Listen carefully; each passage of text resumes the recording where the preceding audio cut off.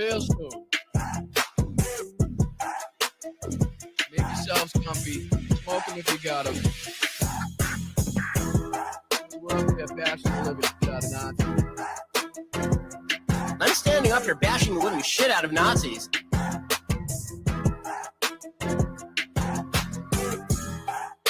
Because Donald Trump and his cronies are just fucking Nazis.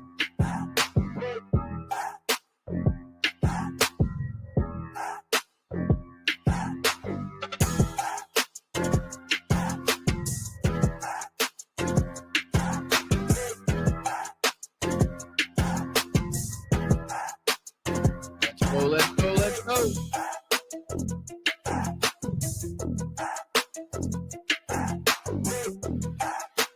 All right, what do you say we just hop right into it? Welcome, everybody, to Blunt Politics. I'm Boston Brian. It is Wednesday, August 27th, 2025, and we got it all to talk about. Fascism, famine, war crimes, the whole nine yards. So if you would, I would please ask you and implore you to hit that like button on the way in, share the stream out. We are live on this space as well. So howdy to everybody on this space. How's everybody doing? I appreciate each and every one of you guys. Make sure you are supporting independent media. Several ways to do that on this show.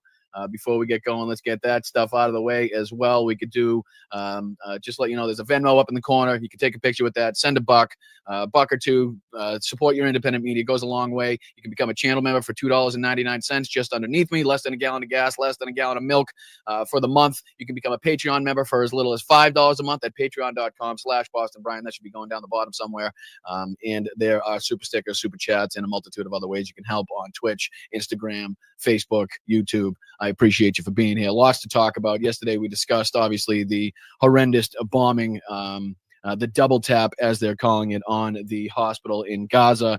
We'll also be talking about how Trump has declared war on our rights and the Constitution, not only our First Amendment, but pretty much every other amendment that we have to. Israeli targeting in the NASA hospital. I said we got Stephen Miller on Hannity. I wanted to take a look at J.B. Pritzker and his words. He's got some fighting words for Donald Trump, and he's responding to Trump's threats.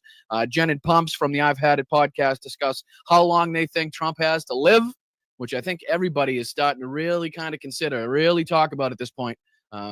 Considering Trump's cankles, Trump's, the discoloration on the back of Trump's hand, his the venous shit that he was diagnosed with. We'll also be talking about Trump's calls for the RICO charges on George Soros's family, the continuation of the weaponization of the DOJ, the FBI, the CIA, anybody that he could possibly weaponize against his political opponents. Donald Trump is trying to do that above and beyond his, authoritarian push, his fascist push with ICE, above and beyond his authoritarian and fascist push with the National Guard, implementing the National Guard in all of the Democrat cities that he doesn't care for. So we've seen that. Lots to talk about. What else do we got? There was we'll be talking about Trump's tariffs on on India, and why the Economic Times doesn't believe they're going to be anywhere near as effective as they think they are. Like I said, J.B. Pritzker. So let's get into it. I appreciate you guys. Thank you first off to the mods. I appreciate you for keeping that chat safe, both on this space and here and on the Blunt Politics side in the chat. So thank you very much. Let's get into thanking some people for being here. El Rondo, thank you very much. Linda Lou, how are you? Yakov, how are you, buddy? What's up, Flipper? Dame Dog, what's up, my dude? Evie's aunt. You guys are all amazing. What up, Jen? How are you? Hi, Jess. Forever Young. Gamer, what's going on, guys? Appreciate you for being here. Moms, how are you? Her Story, how are you? What up, Vicky? You guys are amazing. I appreciate all the love and support that you guys show.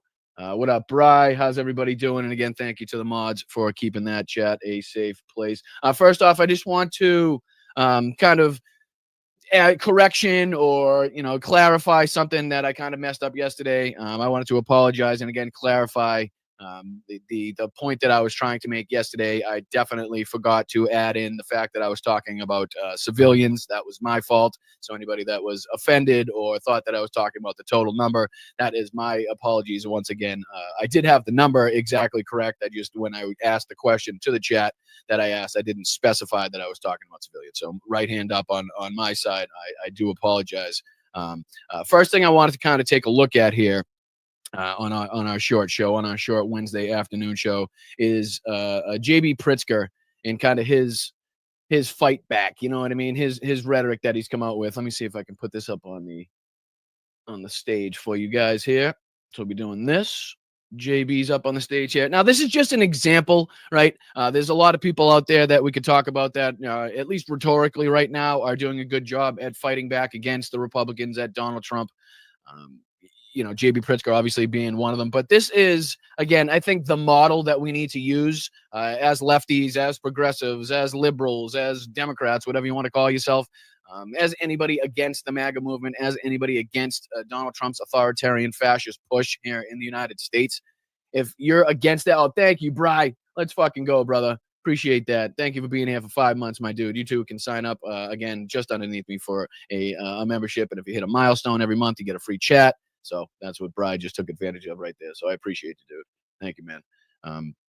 But yeah, this is, I think, the playbook. This is the blueprint on how to fight back rhetorically, at least in front of cameras, in front of a microphone, when it comes to the Republican Party, conservatives, MAGA, Donald Trump.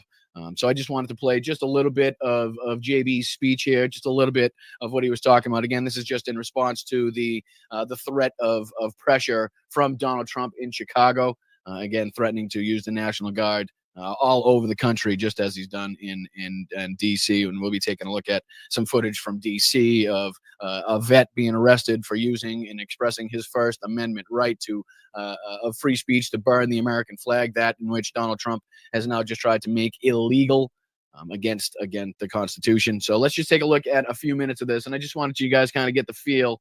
Do I keep saying it? I literally, if you can fucking, if I don't, I'm going to do. Can anybody just read that? That's my fucking paper that I wrote myself. Why I can't get it right, I don't know. We'll figure it out. Give me a break. It's the second show. Mel just brought in a second reminder. All right. Hand up. I don't know if I got it wrong or not, but if I did, I apologize. All right, let's just take a look at a little bit of JB Pritzker's fighting words here, a little bit of his pushback that he had for Donald Trump. And again, I think this was a couple days ago. Here in Chicago, our civilian police force and elected leaders work every day to combat crime and to improve public safety. And yeah, Gamer, good call. My apologies. I have that right. Let's see here. I had the live. So yeah, the Gamers talking about the shooting in Minnesota there at the Catholic school. 3 dead, 18 injured in the mass shooting. Let me see. I just had something pulled up for that. Let me see. My apologies. Yeah, I just had this one pulled up there. So just before we get into JB, I should probably get into a little bit of the breaking news this morning there, where this says 2 children killed, 17 others hurt. I'm not saying you're wrong, Gamer. I'm sure there's been further reporting, but this is just the one that I was looking at this morning here, talking about the incident where 2 children were killed and 17 others were injured in another shooting at an Annunciation Catholic school in Minneapolis. The gunman, a man in his 20s, killed himself after shooting through the church windows as children worshiped during their first week of school. More live updates to follow. Again, this was put out at 11:58 a.m. So obviously East Coast on whatever time they are. But 2 children killed, an 8-year-old child, a 10-year-old child were among the 2. Adults and children, including a child as young as 6, among those injured. Police say the suspect, again, was in his 20s, did not have an extensive criminal history, was dressed in all black, armed with a rifle when he shot at the children and other worshipers during the first week of school. Again, we'll be checking up on this as this story develops, but I just want to make sure the church and the school are on the 500 block of the West 54th Street in South Minneapolis, near the intersection of 54th and Lyndale. The school is for kindergarten through 8th graders. They started school on Monday. Police can responding to the scene around 8:27. Neighbors reported hearing significant gunfire, so much that they didn't think it was actually gunfire. The FBI, ATF, Homeland Security, and the Minnesota State Patrol and local authorities are on the scene. Minneapolis Mayor, Jacob Frey is also at the scene. I'm sure, again, we'll be getting further reporting as this goes on. This is saying 2, but again, I'm not saying the account. Anybody saying that there was 3 is wrong, because I'm just going by what I read, and this is kind of the first thing I saw. But yeah, it continues in Donald Trump's America, ladies and gentlemen. In Donald Trump's America, stripping you of your rights, adding more weapons onto the streets on the hips of National Guard, members that they can't use because then they'd just be using weapons against their own civilian population, which I think is pretty frowned upon. The last time I checked. But this is what, again, we have to deal with. This is what we have to deal with here. And this is just days after we heard Governor Tim Walz, talk about the fascist takeover from Donald Trump. And who knows who can be sure if this isn't some fucking MAGA whack job. Nothing to suggest this yet. I'm just speculating here, pure speculation. But what's not to suggest that this isn't a MAGA fucking whack job, making it, wanting to make it seem like crime is out of control in these liberal-controlled areas, right? And just doing his part to make it seem like shit's out of control. And if there's a mass shooting in the news, just as Donald Trump's trying to federalize the fucking metropolitan police departments all over the place and deploying the National Guard all over the fucking place. Maybe they can use that like the Reichstag fire. Maybe they can use that as justification to continue their fascist fucking reign, their authoritarian policies. Now, again, pure speculation on my part. Nothing to suggest this so far. Again, it just said in that the kid did not have an extensive criminal record. Didn't say anything as to his political affiliations or anything like that. So, again, this is pure speculation on my part. I just want to make that very, very clear. But what's not to say that, there's been proven cases of instigators going to, say, the George Floyd protests and shooting up police stations or instigating riots somehow in those peaceful protests that were being held.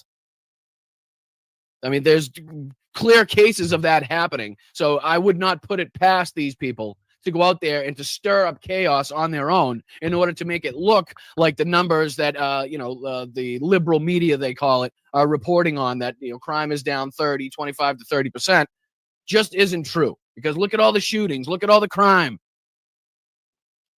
So again, I'm sure we'll find out more about this prick, this dickhead, and what his intentions were, what his motives were.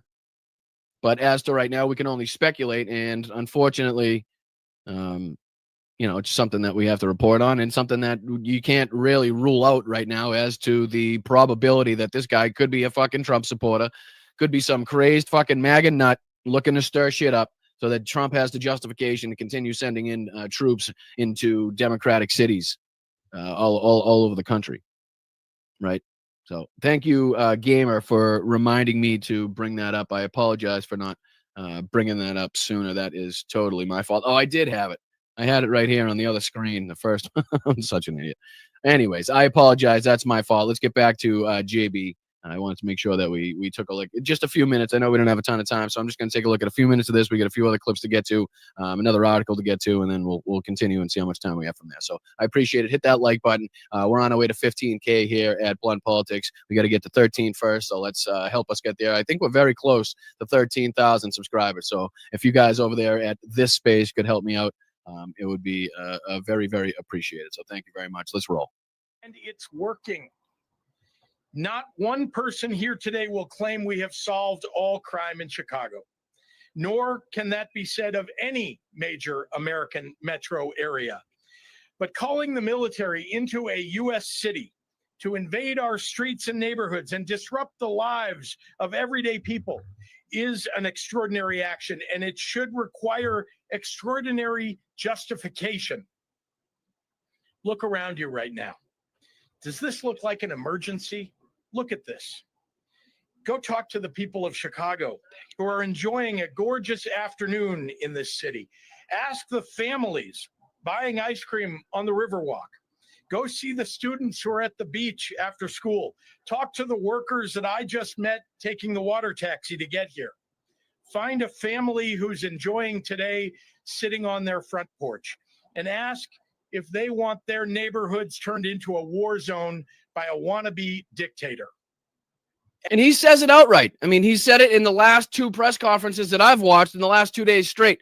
Donald Trump has repeatedly said that the United States, the American people, are looking for a dictator. He says he's not a dictator, but he's more than willing to be one if that's what the American people want. And he's very convinced that that's what the American people want right now, is a dictator. Right? And I said yesterday on the show, it would be very easy for anybody in the chat, for you, for me, any one of the last presidents to deploy the entire fucking military into our cities, into our fucking own, to harm our own and cause violence on our own population, right? And to scare our own population. I'm sure that would bring the fucking crime down for a certain period of time. I think anybody could do that. Just like deploying the military on the fucking southern wall is probably a sure way to cut down on illegal immigration, but it's also a costly and ineffective way. It's not sustainable. Right? Cannot afford to deploy the entirety of the fucking military around our country for a long period of time. You cannot afford to deploy our military along the entirety of our border, both north and south, to make sure that nobody ever comes across the border. It's not sustainable. So it's not like this is some fucking new tactic that nobody's ever heard of. It's been done. Believe me, Mussolini tried it. Hitler tried it. It's basically just creating a police state, turning your country into a police state, using the Gestapo, the SS, right? The brown shirts, the black shirts, to your benefit, to your advantage, to harass not only your political opponents, but also, marginalized communities, people of color, anybody in the LGBTQIA you don't care for, pretty much the entire community there, trans people, right? So this is going to be turned on lefties as well. This doesn't stop with just deploying people in the cities and yada yada. I mean, there's a picture here. Here I can show you where a vet. Yeah, check this out. Ready? Check this out. This is a vet. This is Jolly Good Ginger on Instagram. Good friend on TikTok. When I was doing TikToks back in the day, we used to be in lives all the time. He's an ex-vet, right? But he has video here. He's been doing a great job in DC. He's been organizing sit-ins. He's been talking to the National Guard people, telling them, how wrong they are, what they're actually involved in. And here is video that he got of a vet. A Secret Service detains veteran for burning flag. Again, expressing his First Amendment right. So check this out. Detaining Jay Carey. He's a 20-year Army veteran, combat veteran, who just burnt a flag in front of the White House in protest of Donald Trump's executive order prohibiting the burning of flags. My name is Jay Carey. I'm a retired disabled combat veteran, serving over 20 years in the United States Army. I fought for every single one of your rights to express yourself and however you feel that you may. Not sure why it stopped. My apologies. I'm sure there's more. All right, let me see if there's just another video. I don't think it stopped there for some reason. Let me see. There's also this one that he's got. So he's been there. He's been out there. So check this one out. Unless something happened with Instagram, and that's what's going on. Let me see if I can refresh. My apologies. Any day now would be great. Why is it all only... Here we go. No? Not going to happen? Here we go. Some sound would be great, though. There was 2 Border Patrol cars. I believe this is his most recent one, talking about how, during his first few days there was, armored personnel carriers. There was fucking Hummers and Humvees all over the place there. And I believe they've actually left the area, is what he's reporting here. Right in the middle of Union Station, where they're not supposed to park, but, they think they're the big bullies on the block. They parked right in the middle of Union Station. So we walked up, our group of veterans, we surrounded their cars and did this. Citizens, we represent 4 branches of service: Army, Air Force, Navy, Marine. All of us represent combat service from Bosnia to Kosovo, Desert Storm, Iraq, Afghanistan. If this country's had a conflict, we've been in it. This is a military occupation of America. We do not approve. I do not care about your political affiliation. I do not care who you voted for. We believe that the United States military should not be put on American streets to intimidate American citizens. DC does not have a crime problem, but even in a hypothetical situation, if there was crime, it is not the military's job to conduct law enforcement activities on America. Correct. right? And he goes on and he's, got several other videos that you can check out on his Instagram. And there's other people out there doing similar work. I know Jesse Dollimore has been out there recording the protests and getting active and making sure people know that people are out there on the streets resisting this shit. Taking this fucking seriously, making sure that, ICE doesn't have a free hand, making sure that Border Patrol doesn't have a free hand, making sure the National Guard agents know exactly what the fuck they're being used for as political pawns in a fascist game by an authoritarian regime, hell-bent on destroying the Constitution, destroying our fucking freedoms and liberties and rights that we have in this country.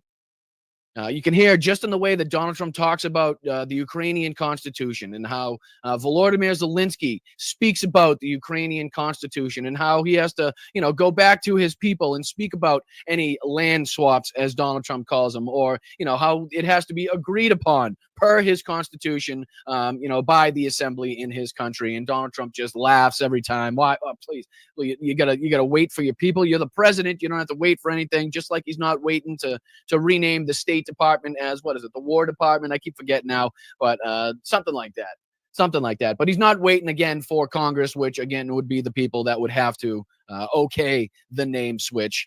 But he's not worried about that because he doesn't give a shit about our rules, laws, Constitution, policies, way of life. He doesn't give a shit as long as it benefits him. It's okay. And thank you, Stephanie. Thank you so much, Stephanie, for being here for 7 months. Appreciate that. And then thank you guys for all that you do. It's your support for not only democracy, but this channel that continues to keep this channel going. So I really do appreciate it. I appreciate you, Steph.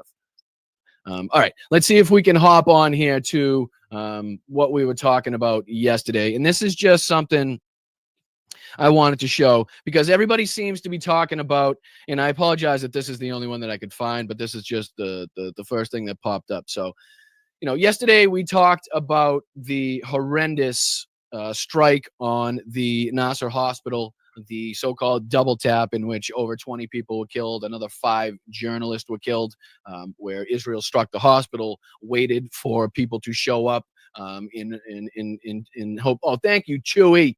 Let's fucking go, guys. Let's fucking go. Everybody make sure you're out there thanking Chewy for his 10 gifted memberships.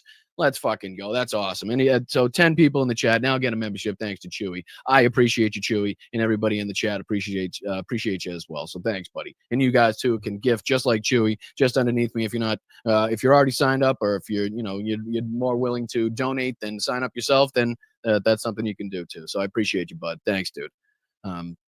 Yeah, but I mean, they wait for people to show up. They wait for the fucking aid workers to show up. They wait for any local media or journalists to show up that are allowed or are contracted by other media organizations because they themselves cannot get independent journalists in there themselves. But they wait for these people to show up, and then they send in another missile. And people have been saying to me, and you hear it over and over again, if they just release the hostages, if they just release the hostages. But here is, again, you can bring up many accounts, many times, where not only Benjamin Netanyahu himself, but ambassadors alike, IDF spokespeople have said that this war is about eliminating Hamas. This is not about the release of the hostages. Even if the hostages were to be released, this war would continue because they are trying to eliminate Hamas is the ultimate goal, right? So again, the ultimate goal not being the release of the hostages. Again, we've talked about the outcry from the families of the hostages themselves at the way the IDF, at the way Benjamin Netanyahu has conducted this, at total reckless abandon, total disregard for the lives of the hostages. It's been recently brought up that if you're starving the population of Palestine, who are in control of, have responsibility of the remaining hostages, you do realize that you're in turn starving your own hostages, correct? So, get that. Think about that one too. So if you're starving the population that's in control of the hostages that you seek the release of, then in turn you are starving your own hostages, right? So what we've been talking about is, how the argument being used is just release the hostages, when in turn, again, I've pointed out many times where Benjamin Netanyahu has said himself, it's not, this will not end with the hostages release. Again, we intend to continue this till the utter destruction of Gaza, to the utter eradication of Hamas. And this is just one of the clips that I found to illustrate that. Just really quickly, because I know we had a lot of people talking about it. Israeli Prime Minister Benjamin Netanyahu has called on his government to back the deal that will see the release of some of the hostages taken by Hamas militants last month. But he also made it clear that the war against Hamas will continue even after a hostage deal. Isin Jasmore.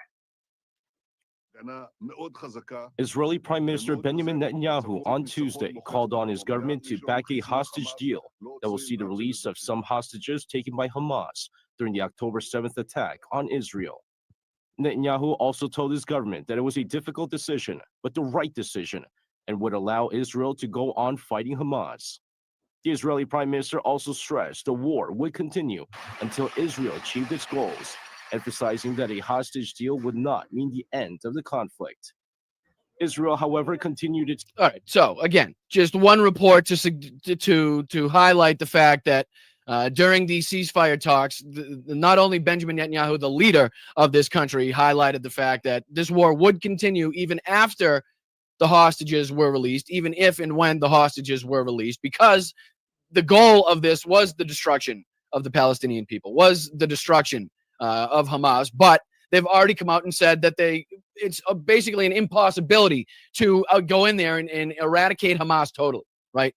Without totally eradicating an incredible percentage of the Palestinian population. They have said themselves it would be, and it's actually been reported, I think, by the United States not that long ago, that there are probably more Hamas members now than when this thing started. You know, because of the radicalization, because of families being killed and people seeing their mothers, fathers, daughters, sons, fucking nieces, nephews being killed on a daily basis. This tends to radicalize people against the side that is doing the killing, which has led to probably more conscription, more added people willing to throw their fucking hand in the fight. And I think that was a United States intelligence report, if I'm not mistaken. But again, there's a ton of them like this. This is just kind of like the first one that I pulled up in order to remind everybody that it's been said by Netanyahu ambassadors. So this is not something that could or should be used against you in an argument, and damn sure not to justify the attacks that we saw and we talked about yesterday, which were just horrendous on so many different levels, a war crime on so many different levels. It illustrates the intentions and the escalation in this war that we've been talking about, where Israel, the IDF has now called up another 60,000 people in what they're calling their final offensive, the final solution, right, to the Gaza problem. So again, there's multiple ways in which they try to attack you as being anti-Semitic right off the bat. There's a lot of talking points and ways that they try to combat and justify these acts, and it's increasingly and has been for some time just completely unjustifiable on any level by anybody. It's the things that you're seeing with your own human eyes cannot be justified with any fucking rhetoric, with any talking point, with any bullshit that you try to spew at me. So don't even fucking try to pull it, I guess, is what I'm trying to say. It makes absolutely no sense to me that anybody could or would try to even justify what we're seeing now. The blatant and like definitively fucking planned acts of fucking starvation, of starving an entire population. Of luring people in with a missile strike, waiting until they get in there and try to fucking peel people out of the rubble, right? Waiting till the most amount of people are on site and then hitting it with another fucking missile. And we say hospital, right? But if you look at that place, even before the first strike, I mean, we're really fucking stretching the limits, the terms of what a hospital is when we say that, without properly describing the fact that, it was basically a shell of its former self in the beginning to begin with. Oh, thank you, Ricky. Thank you so much, Ricky, for the 5 gifted. I appreciate you very much. I really do. I really do. And for the $2. Let's go. Got to get back to work. Love y'all. Well, get back at it. Thank you for making this country run. I appreciate you for checking in. Thank you so much, guys. But yeah, it's hard not to it blows my mind that some people still aren't like convinced as to the horrors that are going on, and as to who's perpetrating these horrors. It really is remarkable that people are still stuck in their own little bubble, in their own little world, in their own little reality, that they're unwilling to call this out for exactly what it is. And it's a shame that we still have to, kind of tap dance. Well, not myself, but it's a shame that some people still have to tap dance around the subject, for lack of a better word, to keep themselves out of trouble. You know what I mean? All right, let's see if we can check in here with one of the funnier clips that I wanted to show you. This is just a quick clip before we get into our next segment, because I want to know if you guys can make sense out of what this guy is saying, of what Doug Burgum said in this clip, right? I'm going to play it from the beginning.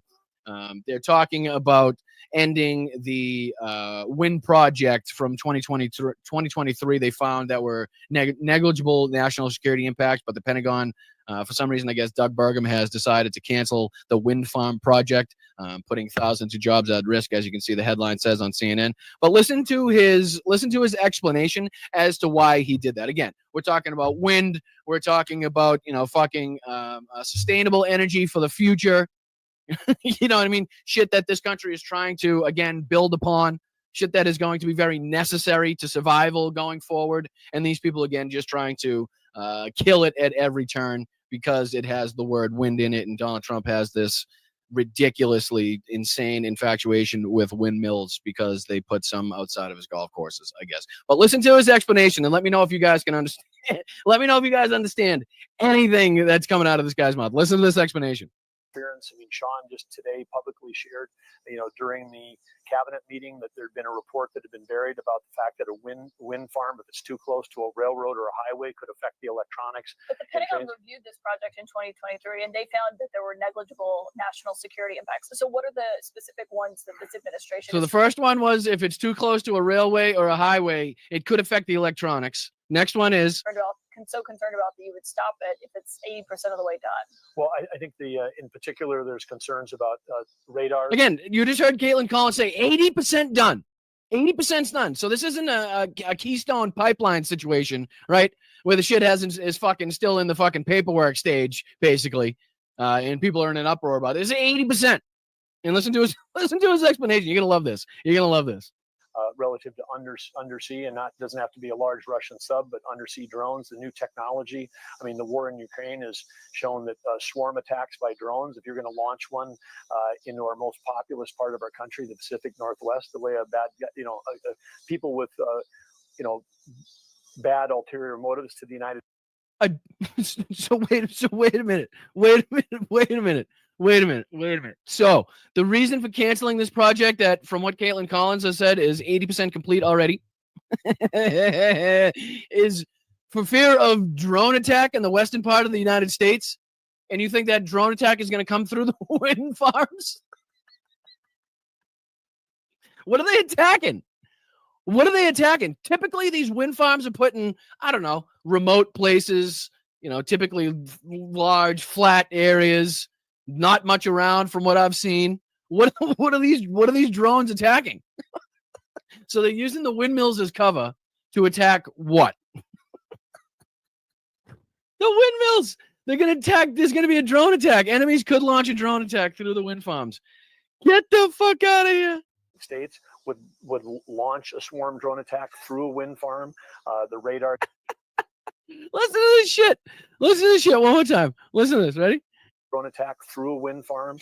The radar gets very distorted around detecting if you're trying to have, detect and avoid if you've got drones coming. So you're just concerned about potential attacks on it, and that's why you're stopping the Well, the I think project it's a whole altogether. range of things that need to be. Oh, even Caitlin Collins is like, what? So you're worried about drone attacks in the western part of the country? And that's why you're getting rid of our sustainable energy? That's why you're getting rid of the wind and solar and, electric vehicles and shit? Fuck, I couldn't believe it. I'm sorry. I know that's a little bit off topic. I understand. But I had to play that. I ran across that this morning and I was like, what the hell is he talking about? Drone attacks in the fucking western part of the country. You gotta be shitting me, dude. You gotta be shitting me as to why we cannot have why we cannot have wind farms. All right, let's check in on this douchebag here if we can.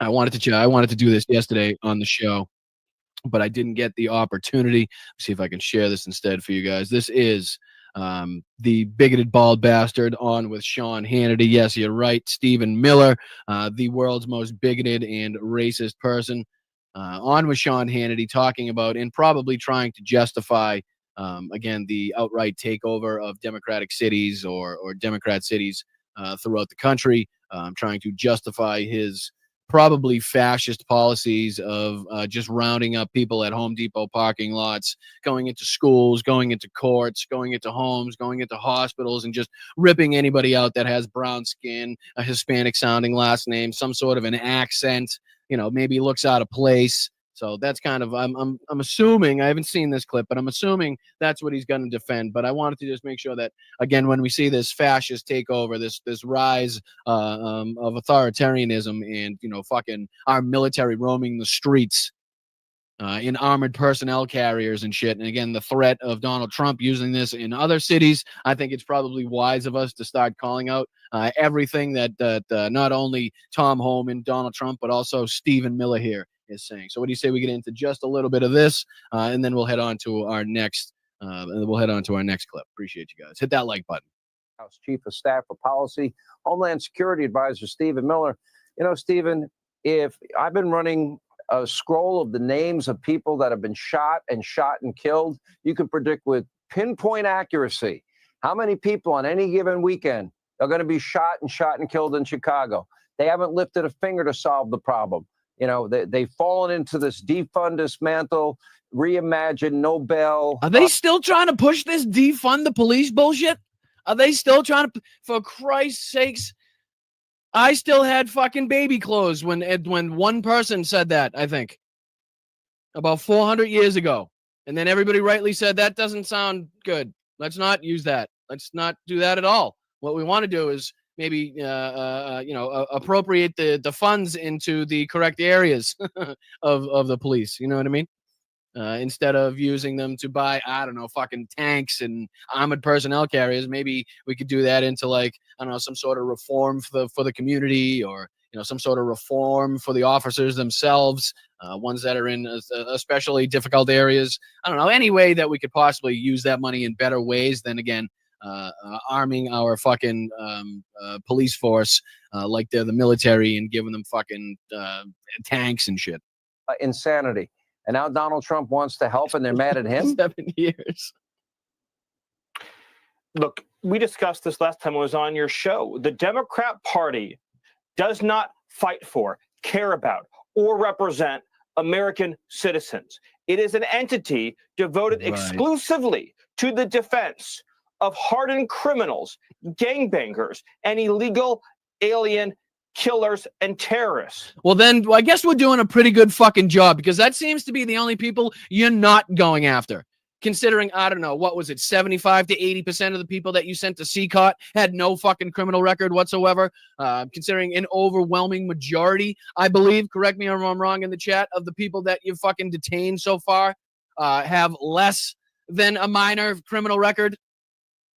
Like, is that why we haven't seen this huge bust of I don't know, hundreds and thousands of gang members all over the country, because these people are going into the most dangerous spots, right? Remember, Donald Trump likes to say, oh, they'll get in there and they'll rumble around and they'll tussle with the fucking the toughest, and they'll dive right in them rooms. Well, it seems to me like they're diving out of Penske trucks into Home Depot parking lots and waddling their fat asses to the first fucking kind and respectful person looking for a day's work, or, God forbid, somebody sitting there selling some fucking goods, trying to make a buck to feed their family, and you roll up on them and slap some handcuffs on them. And then when the pregnant U.S. citizen, the pregnant woman that's a U.S. citizen, has something to say about it, you slap her on the fucking hood of the car too. And then, remember the father of the 3 Marines? The 3 active duty Marines, the father that was fucking assaulted and punched in the face in the middle of the street. You can talk about that as well. But apparently we're doing a great job on the left of protecting these fucking criminals and terrorists, because seems to be the only motherfuckers you assholes aren't going for. Seems to be the only motherfuckers that you assholes aren't looking to arrest. You're arresting all the good people, the people with no criminal records. But God forbid you go into the actual fucking the den of vipers, as you call it, or whatever the fuck Trump used to say, and get the actual dangerous criminals out. The Democrat Party is not a political party. It is a domestic extremist organization. Look at Chicago. Says the party, says the guy representing the party that has the Proud Boys, the Oath Keepers, the 1%ers, 2%ers, 3%ers, every fucking fascist Nazi fuckbag on the planet. I mean, we're seeing, I guess, the split of Nick Fuentes as of late, but still, guess what? I'm sure he's more aligned still with your fucking policies, Mr. Stephen Miller, than anybody else's. But you got them all, brother. Right? Again, I don't know. You guys don't call yourselves Nazi, but it sure seems funny that all the Nazis seem to fucking love you. They seem to follow the shit out of you guys. So, again, you might want to fucking take a look at the mirror. Again, that skinhead's probably telling me something different. They've shut down the police department. They've handcuffed law enforcement. And as President Trump says, they have turned the streets of Chicago into a bloody killing. Did he say they've handcuffed law enforcement? Is that what he just said? Hold on one sec. One sec. They've shut down the police department. They've handcuffed law enforcement. And as President Trump said... Who the fuck's he talking about? They've handcuffed law enforcement? What the fuck's he talking about?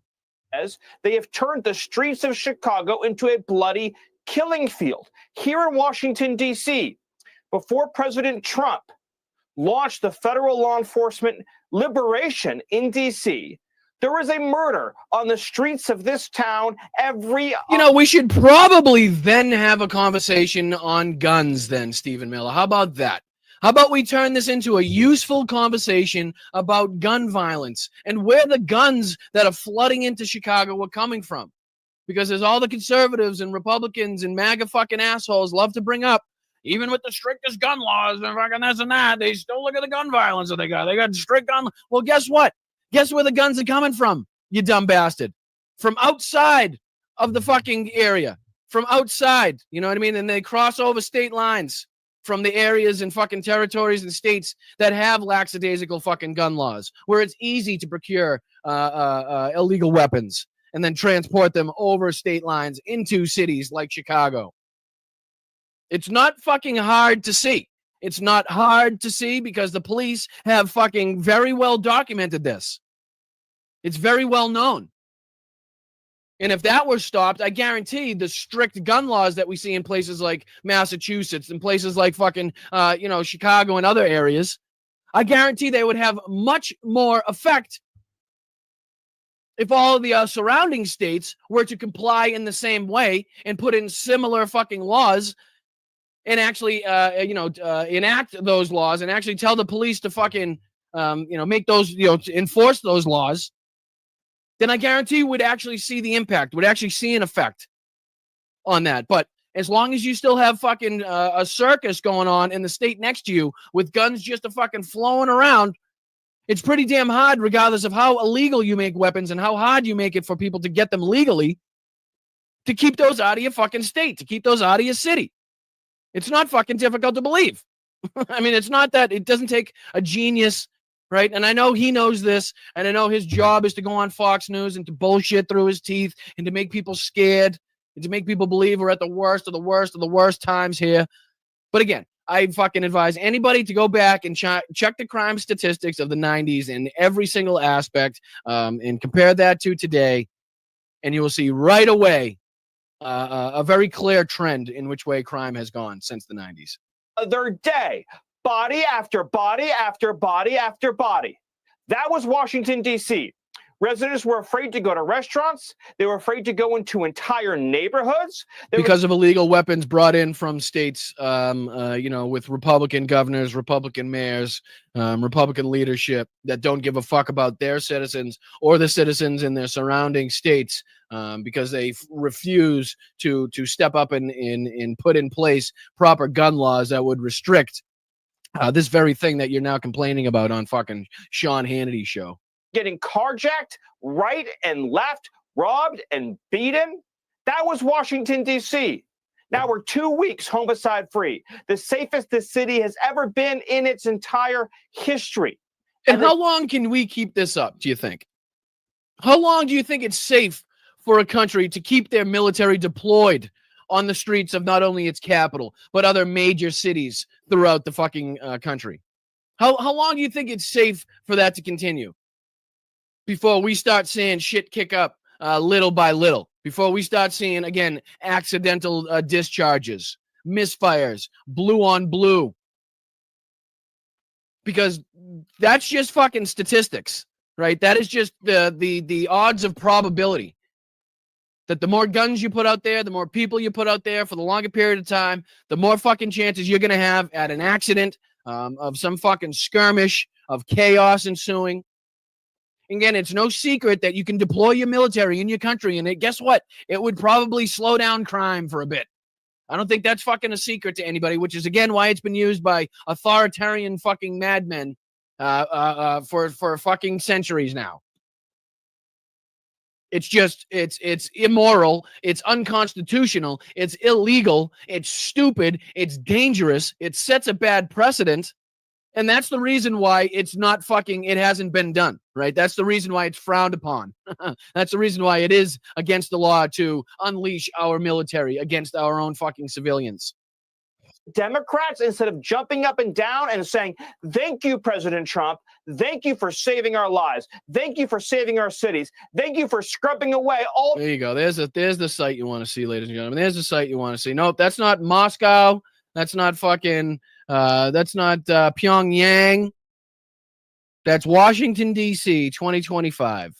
And no, there was no event going on. No, there was no reason for it. Let's just drive the fucking, what is that, an MRAP? What do they call those things? Is that the Buffalo? I'm not even sure what nickname they give those ones. But let's just drive this fucking military assault vehicle right through the streets, right up on here, just to show our power. I mean, this is shit that's done in authoritarian, fascist countries. This is the show of power. This is the show of force that dictators like to, deploy in order to make people. I mean, this is no different than, lining the streets of Berlin with Nazi flags hanging out of every single window, on every single archway, held by every single person. There's no different here. Just a different tactic used for the same purpose. Fucking unreal. The graffiti, the trash, the homeless encampments, the drug. And again, this is not to say at all, and I want to make this very fucking clear because I feel like I fucked up yesterday in the way I asked the question, so I want to make sure I'm being very clear today. This is not to say that we don't still have a very clear issue in all of our major cities in this country. That is not to say that we don't have a very clear homeless issue that needs to be fucking dealt with, that needs to be looked at, that needs to be fixed yesterday. That's not to say that we don't have a housing crisis that needs to be looked at, which is, again, leading to more homelessness. That's not to say that we don't have crime problems. That's not to say that we don't have a gun problem in urban areas in major cities. But again, let's look at where they're getting the guns. Let's look at why that's a thing. Let's not just talk about it to talk about it. Let's talk about it to fix it. Let's talk about it to come up with solutions. And again, you cannot come up with solutions until you address the fucking underlying issues as to why these guns are getting into these major cities at the rate that they are. I was shocked to go online and see, you don't have to scroll far on Instagram in order to see a video of inner city kids with weapons that belong in war, that weapons that literally belong on fucking, in a mob movie only. And you're thinking, how the fuck do you get something like that? Jesus Christ. So there's a reason as to why that's accessible. There's a reason as to why that kid in that inner city somehow had access to that fucking rare and illegal machine fucking pistol or automatic assault rifle or extended clip or whatever. There's a reason. There's places where those things are coming from, and the reason why those things are allowed, or why it's so easy in order to get them into these areas that do have strict laws. But unfortunately, those laws can only take place when you're caught with it, right?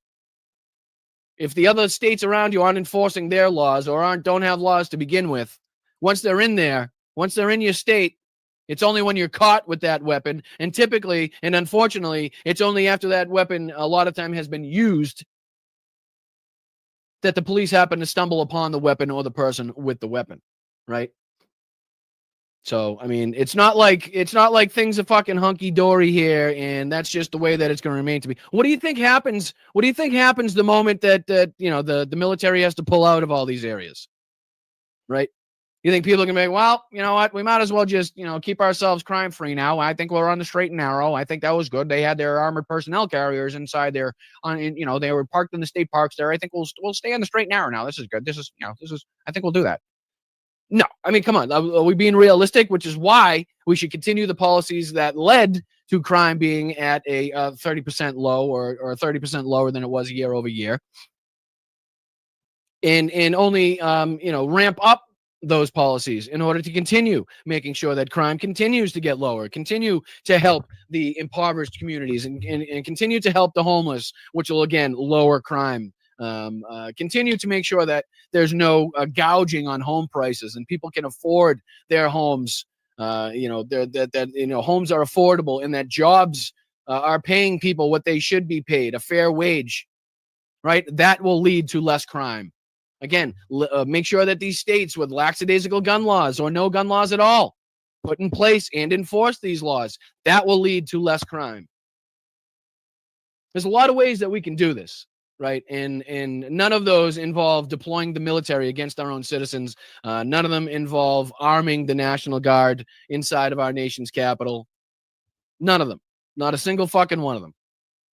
Instead of cleaning up the city, instead of thanking him for that, they're saying, President Trump, how dare you save our lives? How dare you save our children? How dare you save our city? The Democrat Party, Sean, that exists today, it disgusts me. I do not recognize that party, Sean. That's fucking amazing, right? Coming from the unrecognizable party to anybody that was a Republican, say 20 years ago, literally cannot recognize. If you fell asleep as a Republican 20 years ago and you're waking up now looking at the fucking party that you fell asleep in, you don't know what the goddamn you're looking at. You're like Wesley Snipes in Demolition Man. There's no fucking, you don't know what the hell is going on. The people that you're looking at when you left were ridiculed and mocked for being con men and frauds. Now all of a sudden they're leading the party and they have a fucking a dictator's grip. Fucking nuts. And again, everything is a confession. It's all projection with these people. Anything they say and they accuse us of is something that they themselves are guilty of or are perpetrating themselves in the background. And then if you take that and use that, and every time they talk, it lends us and gives us a lot of insight into what they're doing, because we tend to find out later that is very much the truth, that the shit that they're projecting upon us is the very same shit that they are engaged in behind the scenes. I don't recognize it, but the reality is you cannot pursue happiness in this country. Life, liberty, pursuit of happiness. You can't pursue happiness if you don't have the prerequisite of law and order and safety and security. They are not providing it. Look at that. I mean, we're normalized to it now, which is fucking gross to think because it hasn't been that long. But here you go, just vested up, masked men, armed, waltzing the streets. You say security, I say fascism. You say protection, I say authoritarianism. You say fucking law enforcement, I say fascists, I say SS, I see Gestapo. And even the Gestapo didn't wear fucking masks, motherfucker. Even the SS Gestapo motherfuckers were proud to show their face. But not these guys. Not these guys, because they know. They know repercussions are coming. They know that this is only going to last so long and that Donald Trump can only fucking hold on to his life, his heartbeat, and power so long.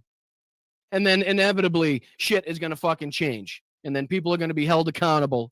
And if you were involved, and again, being used as a pawn in Donald Trump's political fucking fascist game, and you knew it and refused to remove yourself from the situation, you are just as fucking guilty. And again, speaking about Donald Trump's last breath, speaking about Donald Trump and how long he's going to be lasting, we only have a few more minutes left before we get to the main man, Jeff Waldorf over there on this space. So why don't we see if we can take a look at Let's take a look at this one. I think it was this one that I wanted to see.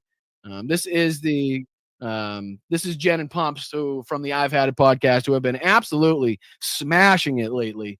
So credit to them. I'd love to be able to get them on the podcast, but I got to shoot for the stars for that one. But this is them just kind of speculating about Donald Trump's health. I might have to speed it up because we don't have a ton of time left, so I might have to speed it up just so we get through just a little bit more of it.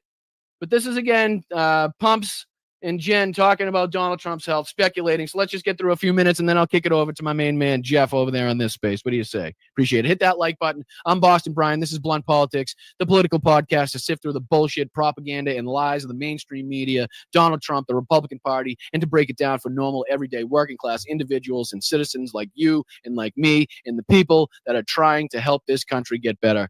So I appreciate you hitting that like button. I appreciate everybody contributing. You guys have been absolutely fantastic in helping this channel grow. So let's just finish out the last couple minutes with the I've Had It podcast here. His health is in a complete death spiral. There's just no other way to put it. Yesterday, he put on 3 press conferences in the Oval. And I think, you guys, this is what I think is happening.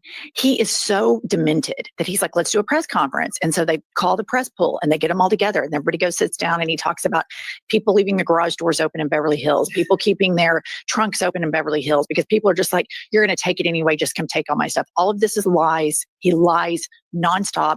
The press doesn't cover it. And so they just keep running in to cover all of these lies. And here's what comes out of this. So Philip Wegman says Trump is calling the press pool into the Oval Office for a 3rd time today. Never seen this before. Kara Lyon, KKK Levitt, says President Trump is the most transparent and accessible president in American history. Did you see in yesterday's fucking, 3.5-hour meeting that they had? Them trying to, I might have it here. Let's see here. We might be able to end on this because this was friggin', talk about Kim Jong-un, North Korea type ass kissing. Let's see if I pull this up. Should just be a clip. Oh, here we go. Jesus Christ. Talk about, thank you guys. Thank you, Carol. And thank you, JD. Appreciate you guys very much. I really do. Thank you for keeping this show running. This is what I wanted to show you. I don't know if you guys saw this. This is, again, Steve Witkoff making his plea for Donald Trump to once again get the Nobel Peace Prize. Check this out. Listen to what he says and tell me if this doesn't remind you of North Korean ass kissing, somebody that's standing in front of Vladimir Putin that's trying to literally keep the breath in his lungs for another day. Check this out. Listen to this fucking horseshit. And we hope to settle them before the end of this year. Your team is nothing short of incredible. And there's only one thing I wish for, that Noble Committee finally gets its act together and realizes the Noble Committee is that you are the single finest candidate since the this Nobel Award was ever talked about to receive that reward. The single finest candidate in the history of Nobles. Your success is game changing out in the world today. And I hope everybody one day wakes up and realizes that. What game has he changed? What the fuck is he talking about? Oh my God. All right. Sorry. Just to cover. Oh, we're running out of time, but we got at least another minute of this. Yeah. They're having to cover up for him because I don't think he remembers that he did the first press conference. And I don't think he remembers that he did the second press conference. And I don't think he remembers that he did the 3rd press conference because that's how advanced the dementia is, the cognitive decline. This is before I even get to the muffin top cankles, which is why we call him kanks, and these bruises all over his hands. All right. So that's something we also talked about on yesterday's show, and I'll probably have to leave you with that. I don't want to run into to Jeff's show over there on this space. I appreciate this space for having me on. Everybody watching over there, I appreciate Jeff for all the work that he does, Matt for everything that he's doing over there, all the work that he's putting in. I really do appreciate his time and effort, and all of the great creators that have contributed over there are doing a fantastic job, and I'm very honored to be a part of that. So thank you very much to everybody watching over there. Make sure, if you're not already, subscribe to my channel over here at Blunt Politics, Boston Brian. So And anybody on my channel, if you're not subscribed to this space, make sure you head over there and subscribe to them. I'll let Jeff take it over for now over there on this space. I appreciate you guys. I will see you tonight for those who are going to be around for Jesse Dollamore's interview over here on Blunt Politics. So thank you very much to everybody on this space. I'll let you guys go. And Jeff, make sure you kick some ass, brother. I appreciate you, dude. All right. And thank you. And those of you guys on Blunt Politics, those of you guys on my channel, stick around so I can make sure to thank each and all of you guys for your kind contributions, either on Venmo, which is up here in the corner, which you can kindly take a picture of, send a buck or two, bust a buck, try your luck, support some independent media. But I appreciate every single one of you. Make sure that, let me see if I can do that now. Let me see if I can bust into everybody that contributed today, and I will get you guys out.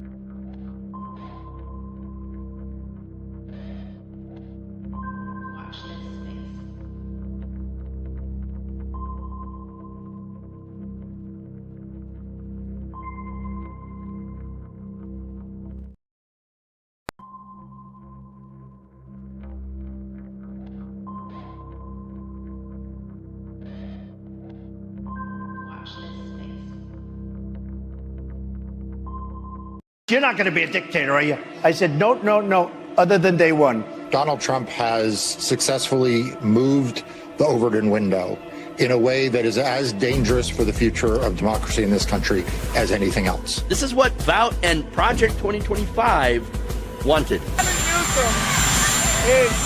he's daring Tom Homan to come and arrest him. Should he do it? I would do it if I were Tom. I think it's great. They control the Congress, they control the White House, and they control the courts. And so, of course, they're massively, massively overreaching. And yes, they are getting away with it right now.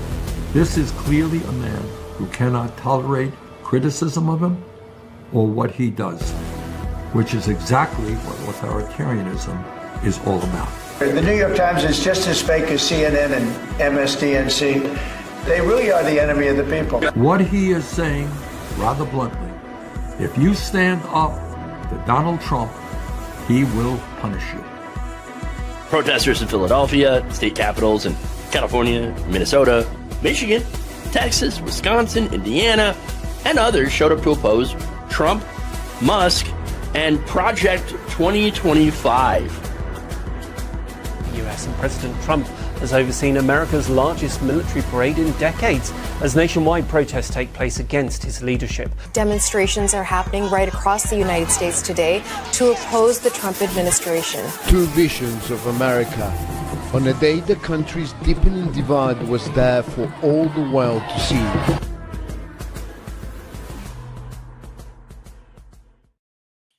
Good afternoon, everybody. Welcome to the show.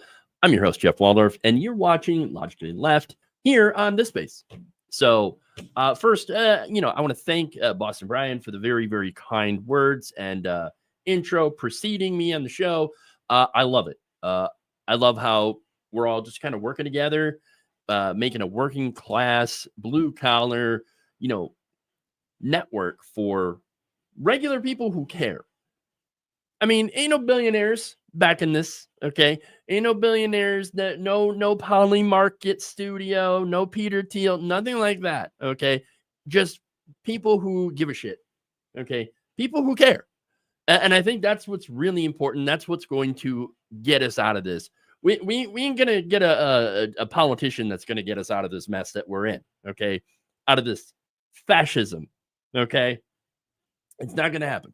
It's not gonna happen.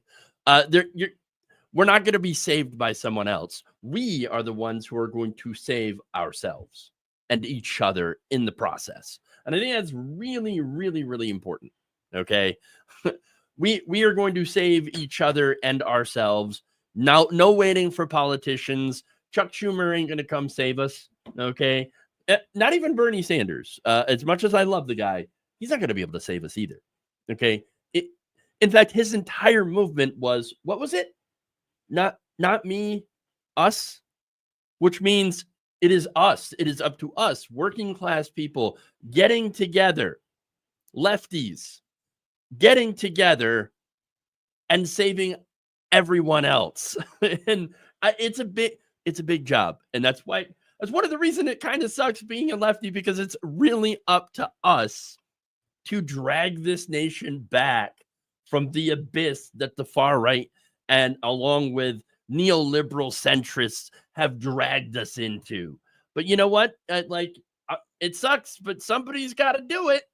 Somebody's got to save the country and perhaps even the world. And so it falls to us, regular people, okay? Working people, lefties, getting together and doing that. And it's one hell of a job and one hell of a mess that we're into. But, you know, you got to do what you got to do. We didn't ask for it. In fact, we warned people against it, but here we are. I guess, you know, dust ourselves off, you know, put on our walking shoes, and or perhaps our ass-kicking boots at this point, because we're getting pretty close to needing those, if not needing them right now. Anyway, I'm going off on a weird tangent, but I have stories. Okay, I've got stories of how messed up everything is. Look, I'm going to talk about what the National Guardsmen sent to DC to battle this imaginary crime wave are actually doing, other than, of course, harassing brown people. You're not going to be surprised at what they are actually doing other than that. Jeanine Pirro is failing. Again, all related to DC. Jeanine Pirro, you know how you can apparently indict a ham sandwich? Well, Jeanine Pirro seems to be having some problems there with indicting anyone. Okay, so I've got that. We have the Doge disaster leading to millions of Americans' personal information getting put on a very insecure server. Okay, that could be accessed by anyone. Not good. Very bad if you care about privacy. We have Donald Trump retaliating against FEMA, against specifically workers who were like, hey, you might want to pay attention to, you know, what's going on here in FEMA, or else if there's a disaster, it's going to be really, really bad. We are not prepared for it. And of course, Trump immediately puts all those people on administrative leave.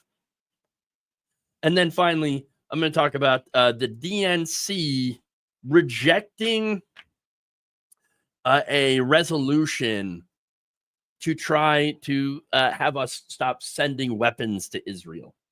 You know, in the middle of a famine. Turns out, no, the weapons will continue to flow. And the DNC, once again, proving just how completely subservient to Israel they really are, of course. So let's dive into it. Let's start out with I don't know, our trashy story of the day. The Black Bag Brigade. And by the way, before I get started, if you haven't already, please like and share the stream. This space, very important, very important. And deserves not just myself, but the whole stream deserves to be shared. You know, these the other creators that are along the ride with me, hey, you deserve more you know, recognition, more play, because y'all do a fantastic job. All right, anyway, let's do it. National Guardsmen who have been called into the nation's capital, Washington, D.C., to deal with a so-called crime emergency have been spotted literally just picking up trash. That's right. Troops were seen wearing yellow and orange high-visibility vests over their camouflage gear, which kind of seems like a contradiction there. Wait, it's camouflage, but then you got the vest, so people can see them, of course. Well, now that makes sense. Anyway, they were seen wearing these duds as they picked up litter in Lafayette Park just outside of the Trump White House. According to officials, the military was deployed as part of a, quote, beautification and restoration mission in Lafayette Square, the National Mall, and the Tidal Basin. Trump said that he had originally deployed the National Guard to grapple with, quote unquote, complete and total lawlessness in the city. I got news for you, okay? Someone throwing a wrapper on the ground is not an indication of complete and total lawlessness. I don't like it. Don't litter. Okay? Don't be an a-hole and try to keep your city clean. Okay? But that in itself, though, is not really an example of complete and total lawlessness. Okay? Look, the National Guard is there, and Trump's making all these bizarre claims about lawlessness and crime and everything. Crime has actually hit a 30-year low, not just in D.C., but all across the country. We're safer now than we ever have been since the 1960s. Okay, and so I don't know. You know, I'm no economist or mathematician, but it seems like kind of a waste to have these 2,234 active National Guardsmen on duty throughout the city at a cost of $530 per day per guardsman. It's over $1 million a day. All right. And I mean, it just seems like a waste to me. Seems like a total and complete waste. Where's Doge? Waste, fraud, and abuse, right? Well, it seems like a waste, but you might be like, all right, well, who's going to pick up the garbage then? I don't know. The national parks workers? Oh, right. Trump fired them. Doge fired them in order to save money. Huh. Now, hold on here.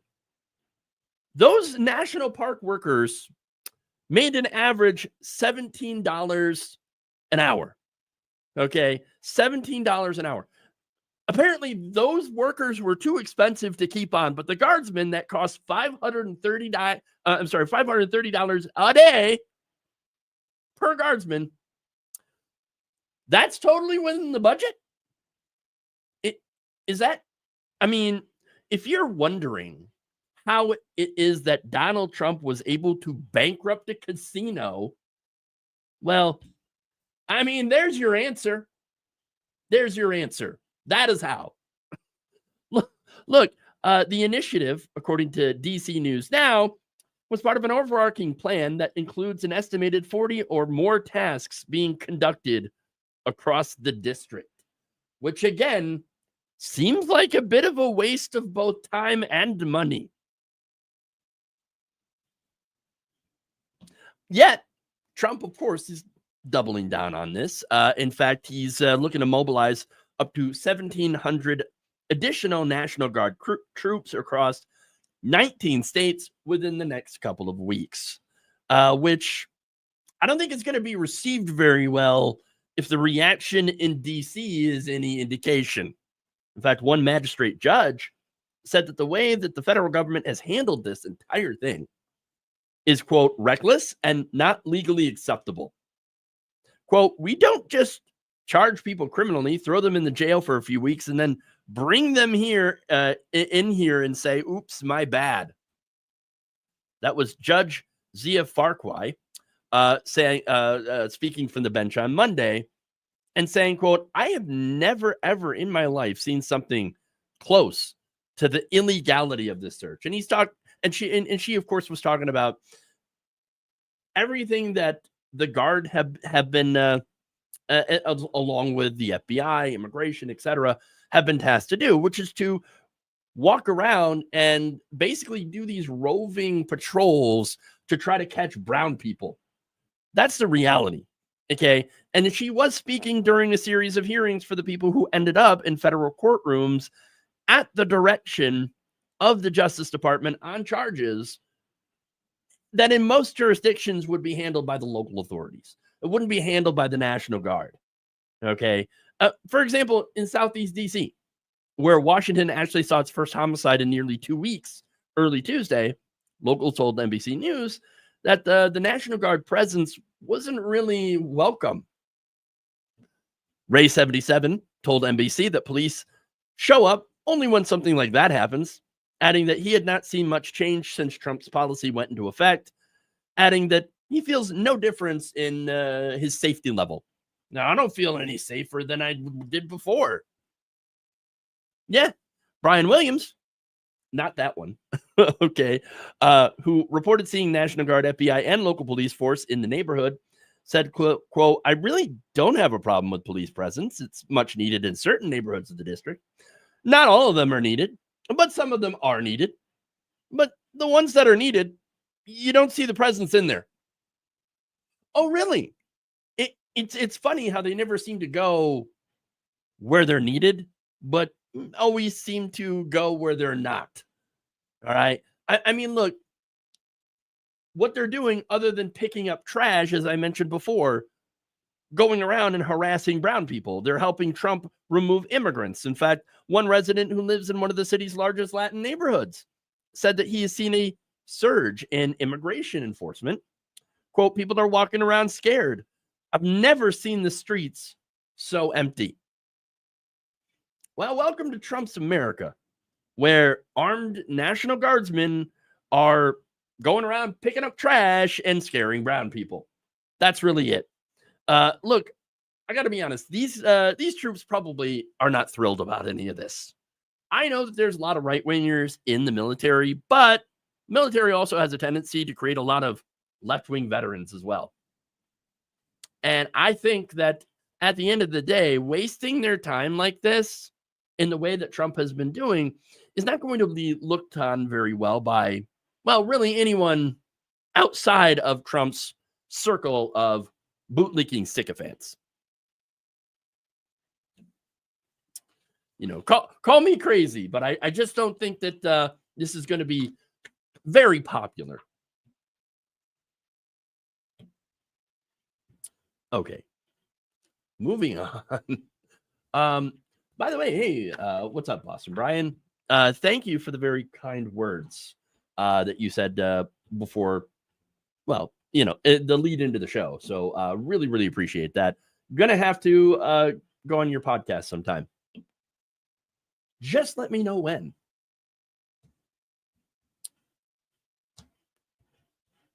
Okay.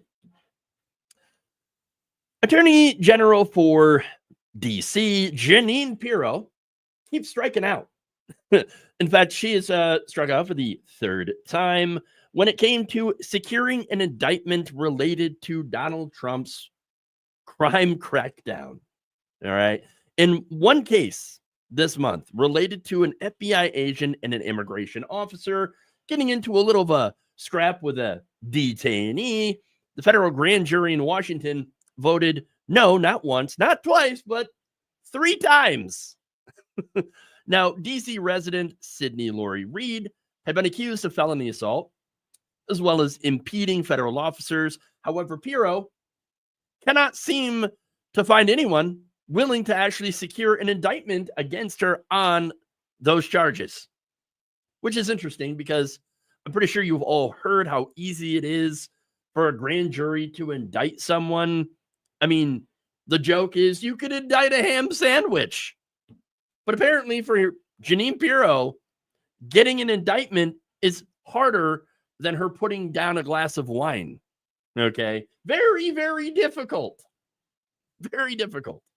Now, the way that this works is that, of course, the prosecutor has to show the grand jury enough evidence for there to be probable cause of a crime. That's how it works. Now, they only need at least 12 grand jurors out of anywhere between 16 and 23 on the confidential panel to vote for an indictment. So with that, again, with it being super easy to indict someone, it's weird that she's having such a hard time with this. Well, why? Why? I mean, that's the question, right? Well, for one, people don't like the federal takeover of DC. They also do not like the overcharging defendants of felonies, which would normally be misdemeanors.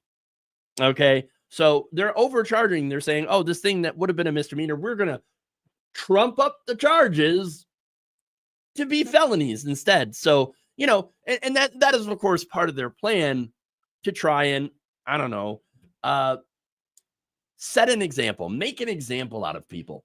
Okay. That's authoritarian. Basically, Trump is an authoritarian. The people that are in charge, that the political appointees that he has put into these positions are authoritarians. And that's what they're trying to do. Okay. So now, in the case, in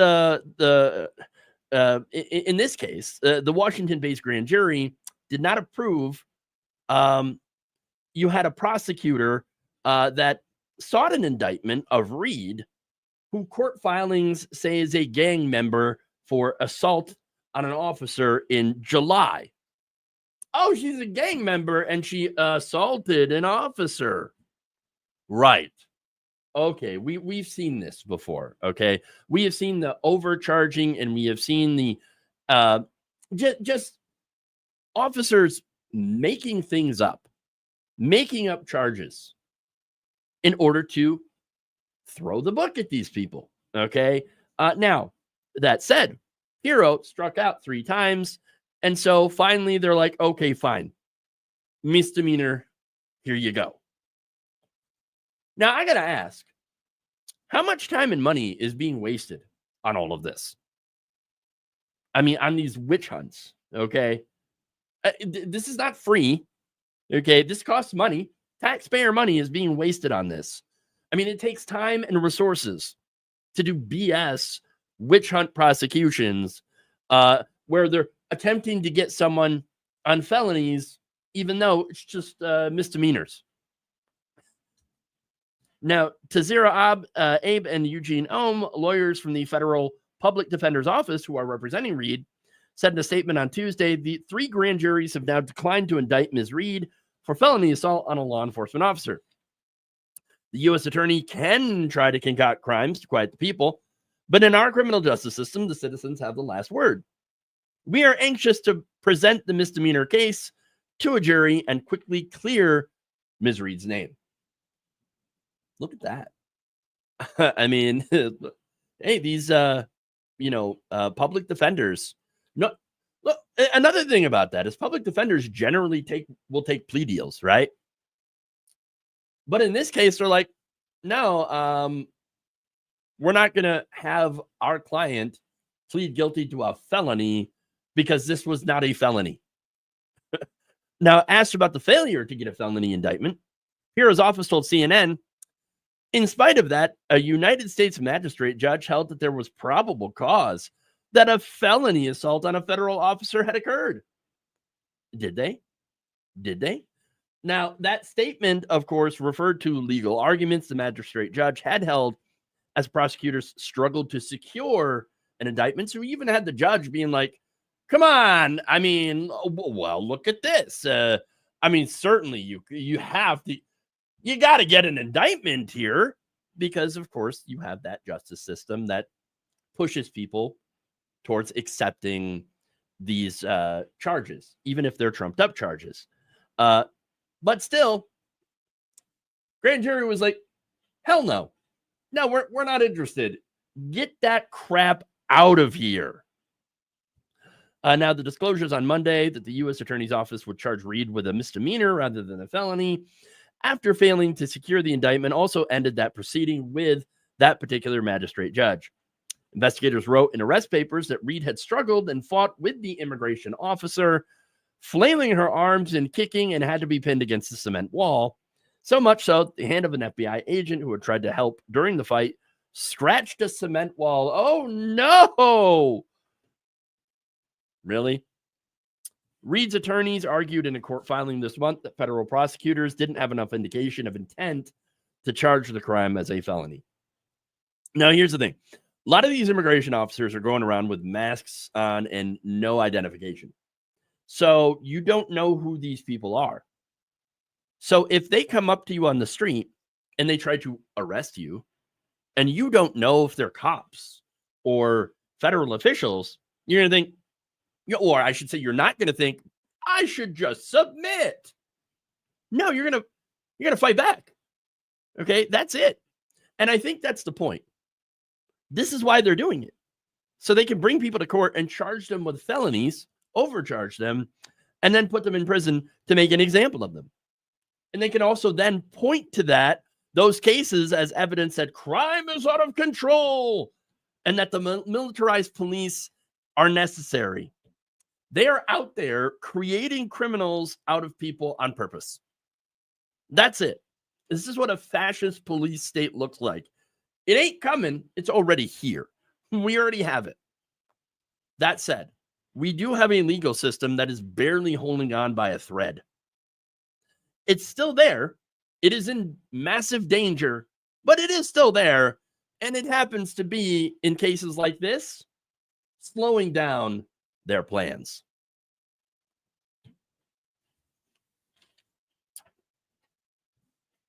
I don't know how long that's going to be able to hang on, but we need all the time that we can get to fight back.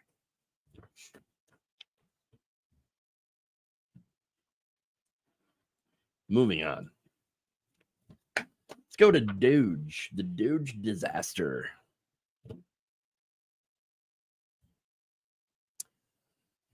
A whistleblower at the Social Security Administration is warning that hundreds of millions of Americans are now at risk after their personal data had been uploaded to a vulnerable cloud server, unsecured, that the notorious Big Balls had access to. Oh boy, great. Now, Charles Borges, the Social Security Administration's chief data officer, had said that Doge members had uploaded a database containing records of all Social Security numbers issued by the federal government to an unsecured cloud-based server. That information includes the full names, addresses, birth dates, and other important identifying details, which could be used by, of course, bad actors to steal identities, according to the complaint obtained by the New York Times. Not only that, but apparently this may be illegal. It sounds very, very illegal, but that's what the report says. Oh, it may be illegal.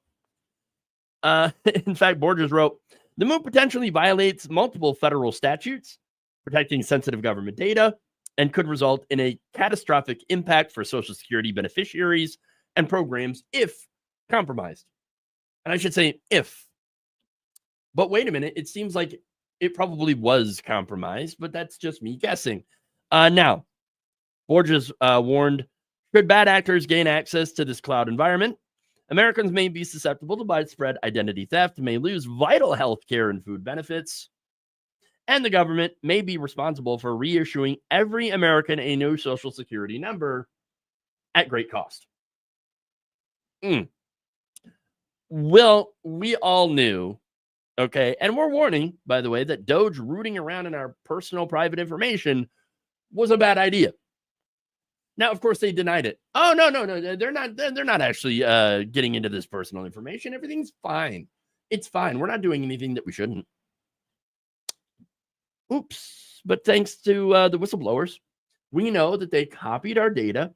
They put it onto this internal unsecured server that they were able to access without any oversight whatsoever. I mean, yeah, that's a bad idea. That's a bad idea. Now, Borges says that despite his role overseeing the data at the SSA, he was left out of this little project, leaving him to discover what they did after the fact. Again, this is exactly the problem with allowing Doge to have access to these systems in the first place. It seems like a no-duh. We knew it was going to happen. Okay. But here's the thing. Okay. Yes, it was extremely obvious that this was going to happen. And you know what? That was part of the plan. They wanted to steal our data. They want our data. Why? So they can track us. I mean, so they can hand over all of our personal private information to Palantir, which is Peter Thiel's company. Remember, one of the goals here, and I've talked about this before, the Dark Enlightenment thing, okay?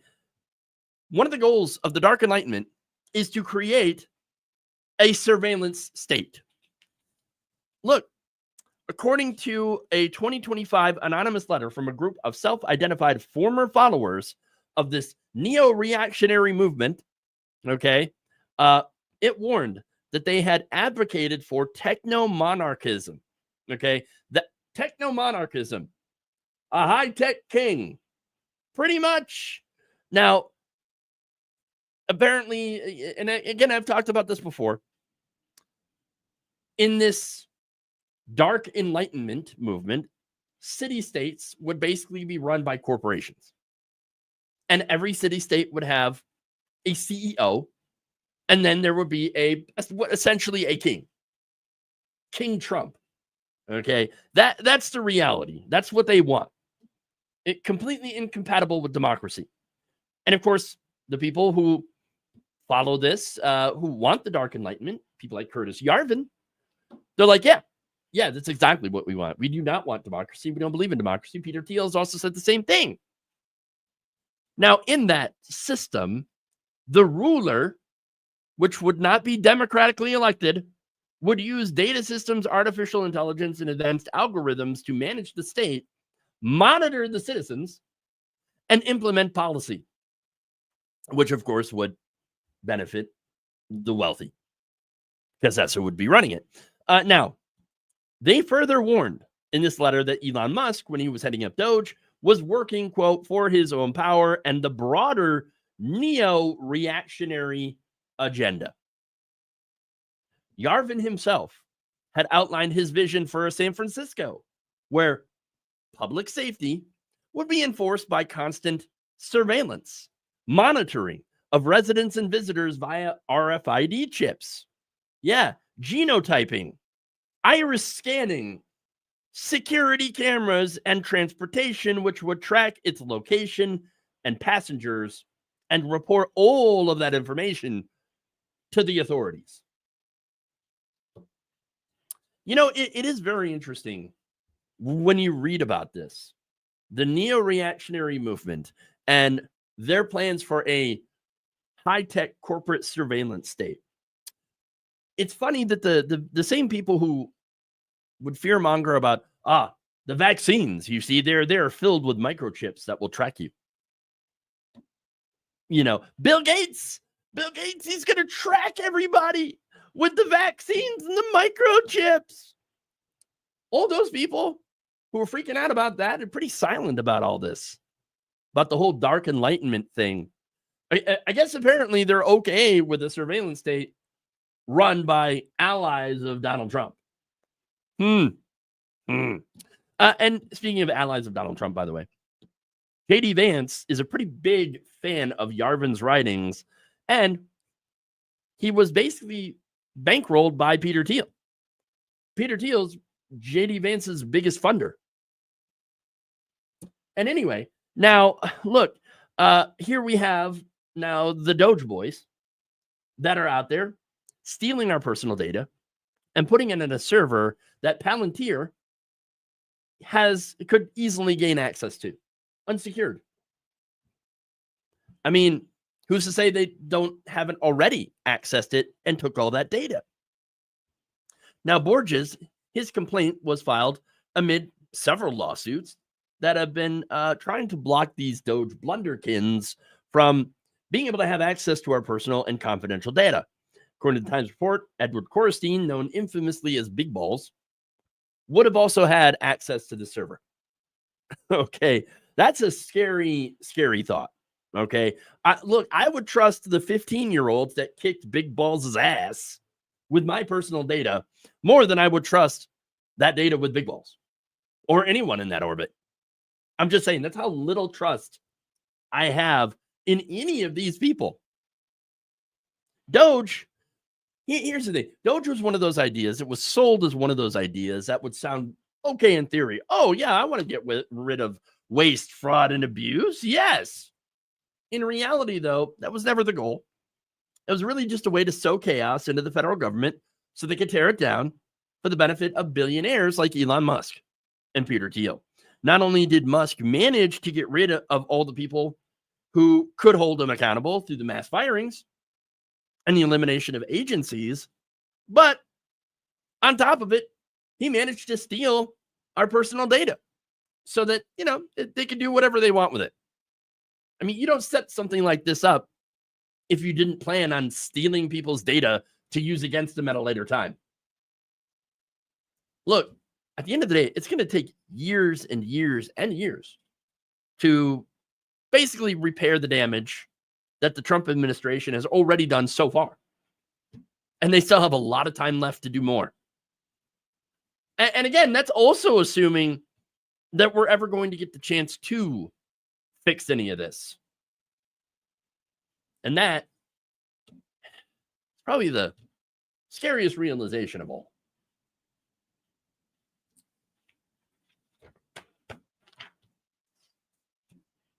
I'm reading about this now. It's frightening. It's odd that they complain about Chinese social credit being dystopian when here we are, or when we are basically creating it here. 100%. 100%. Again, every accusation is a confession. Every accusation. And that's unfortunately how that works. So, okay. Let's go to some retaliation.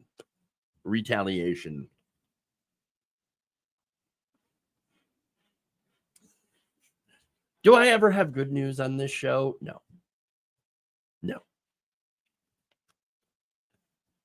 I wish I did. Okay, anyway.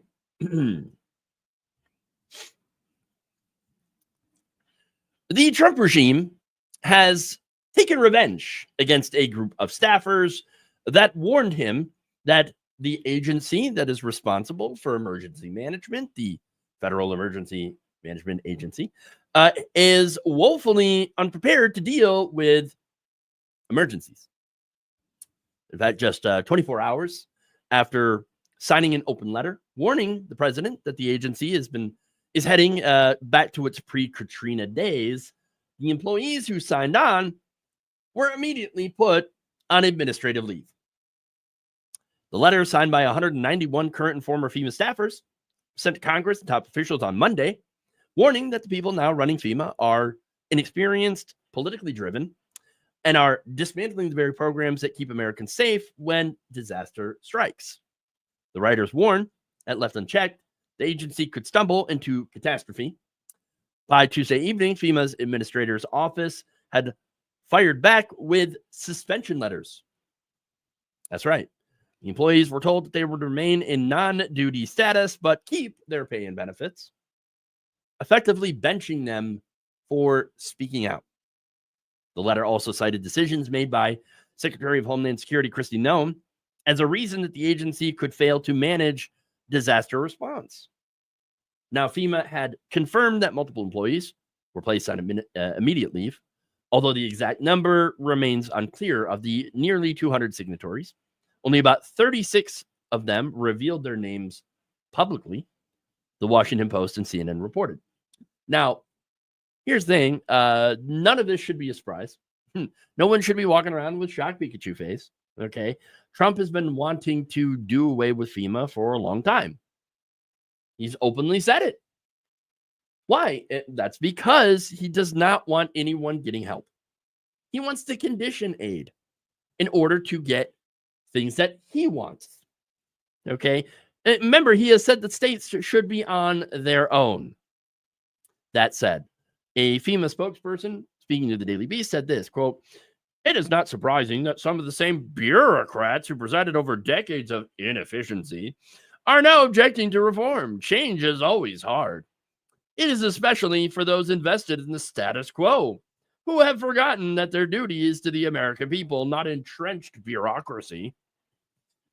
Under the Biden administration, the American people were abandoned as disasters ravaged North Carolina." Oh, I've got details on that one. Okay. "And needed aid was denied based on party affiliation in Florida. Our obligation is to survivors, not to protecting broken systems. Under the leadership of Secretary Noem, FEMA will return to its mission of assisting Americans at their most vulnerable. Look, all of that is just, I mean, none of it's true. None of it's true at all. No one was denied aid based on their party affiliation under Joe Biden. Okay. Again, none of that is true. None of that was true. In fact, what's going on, ironically, is all of that stuff is actually happening now. You see, FEMA is literally denying emergency funds to Democratic-led states. For example, back in April, Trump administration officially denied the state of Washington's request for disaster aid to assist with recovery efforts related to last year's bomb cyclone that killed at least 2 people and damaged hundreds of homes and businesses. What was the reason for that denial? They didn't give you one. They didn't give them one at all. No reason at all. Not only that, but Trump has openly talked about his desire to withhold disaster aid from California for the recent LA wildfires. Yeah, unless, of course, he would, Gavin Newsom, the governor of California, would do the things that Trump wants him to do. Okay. And there it is. Now, it's not just blue states, by the way. Speaking about North Carolina, guess what? They were also denied reimbursement for its spending to recover from Hurricane Helene.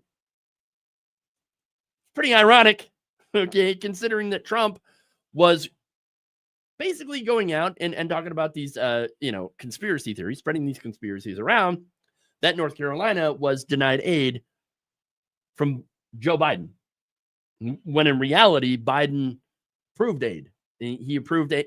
The federal government, under Biden, actually not only approved aid to any state that needed it, and most often it is the southern states, red states, that need federal money. And again, are given it with no problem, no strings attached, because it's not supposed to be strings attached. They're just like, oh, you need help? Here you go. Okay. Not only that, but one of Biden's signature bills, okay, actually ended up giving more money for infrastructure to red states. Because again, they're the ones that tend to need it most.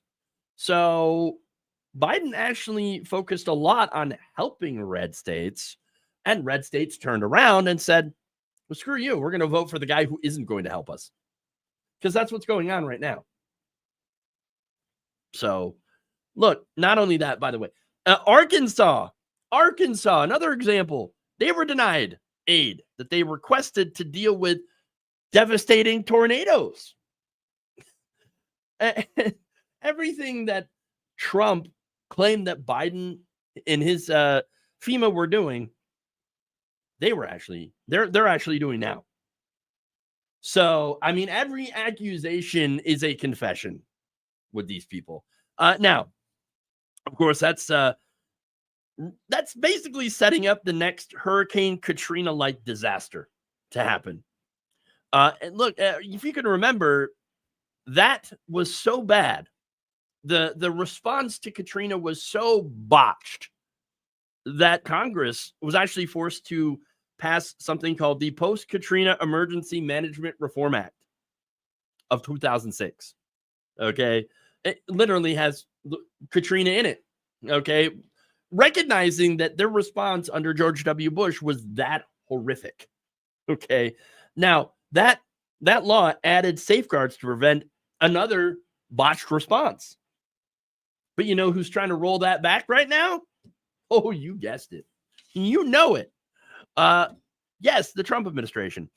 In fact, under the Biden administration, that letter, as I mentioned, right?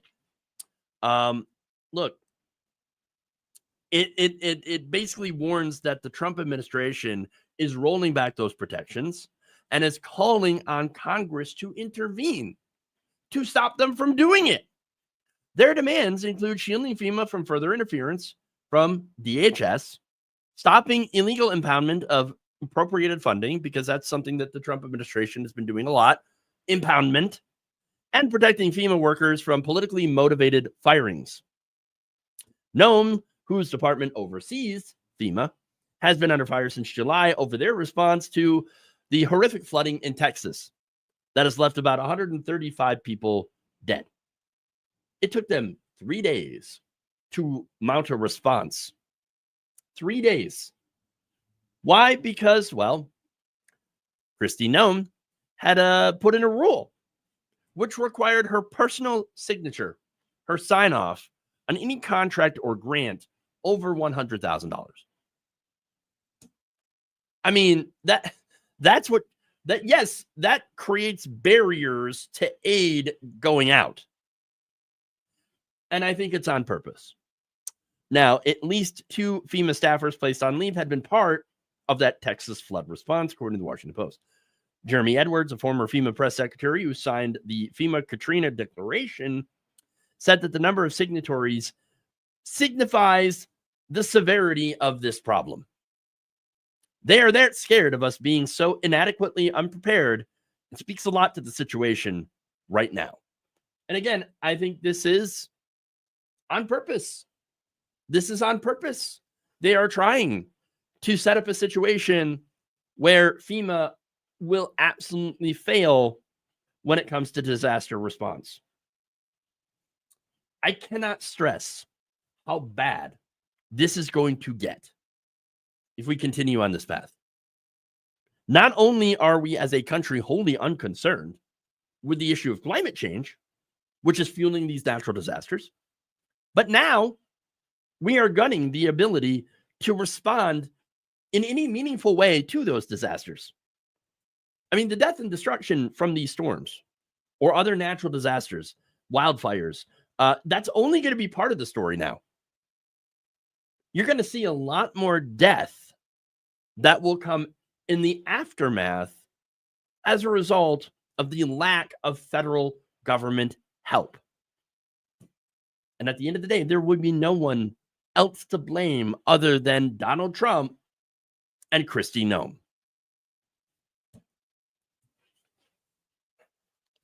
Okay.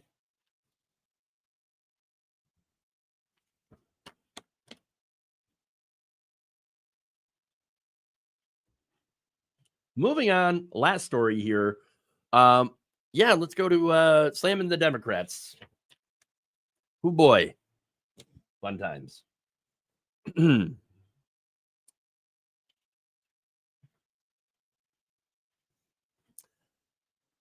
DNC has once again put the wishes of AIPAC lobbyists over the majority of Democratic voters. Tuesday, the DNC voted down a resolution calling for a suspension of military aid to Israel as Palestinians are literally starving to death. The resolution in question would have urged elected members to call for an immediate ceasefire in Gaza, as well as an arms embargo on Israel. It also would have urged the recognition of Palestine as a state, as other countries are looking to do. That resolution, unfortunately, was rejected in a voice vote, with 5 abstentions recorded. Why would you abstain from that? Yeah. Now, the vote comes just days after the world's leading hunger authority officially declared a famine for hundreds of thousands of Palestinians in Gaza and warned that it would rapidly spread across the Strip if states did not act to stop it immediately. It's according to reporting from Common Dreams. People are starving, by the way, not because of Hamas, but because Israel is blocking the aid. Yet the DNC is like, yes, but what about what about the donors? Look, I mean, this really shows you that they really haven't learned anything, have they? The Democrats overall. Again, I'm pretty sure that their steadfast backing of Israel's genocide in Gaza likely cost them votes in Michigan. Oh, absolutely. And probably lost them the state. Look, and here's the thing, right?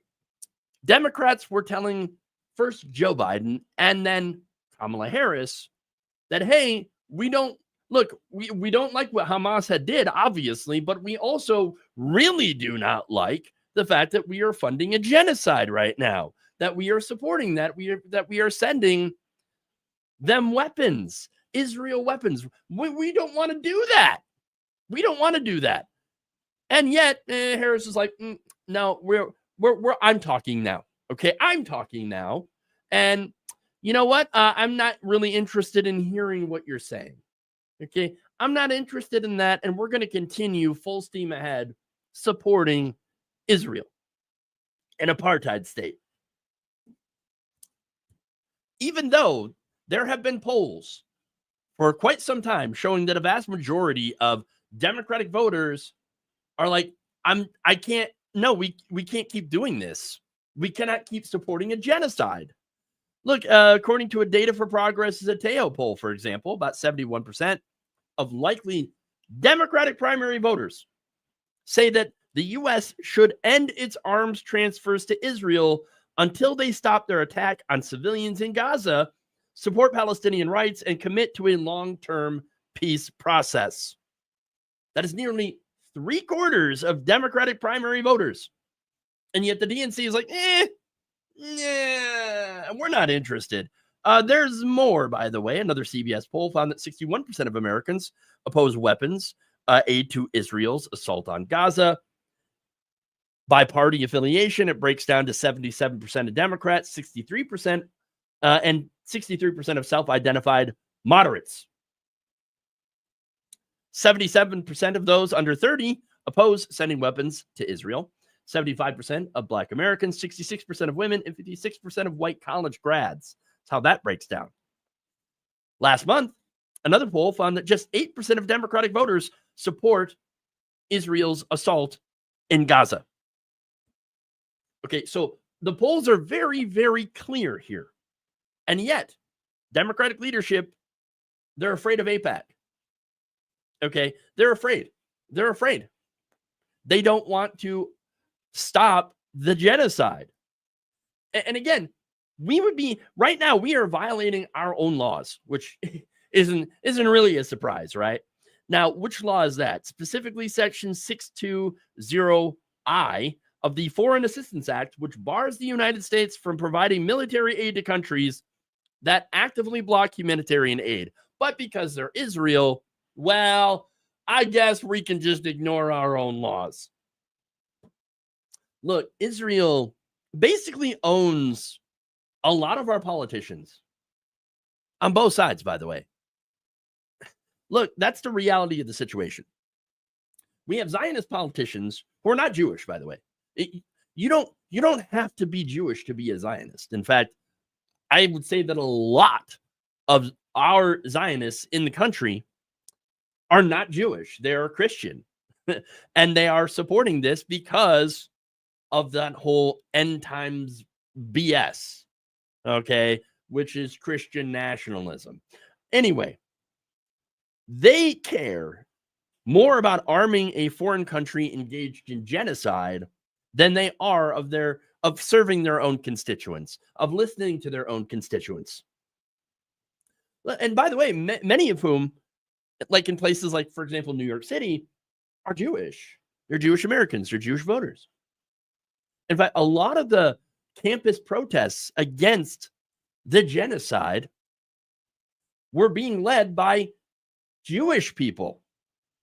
So calling out the genocide and trying to prevent them from continuing that genocide, it is not anti-Semitic. Okay? And so that entire argument completely falls apart. Look, here's the thing. The polling, again, clear and consistent. And yet we continue to give weapons and money to a government that is clear on committing ethnic cleansing and genocide. That said, there are people at the meeting who were not happy about this. Okay. Sophia Dannenberg, a delegate from Washington State, who spoke in favor of the arms embargo, said that she believes that Democratic voters want to, quote, hear a louder, stronger statement, and this isn't the time for subtlety.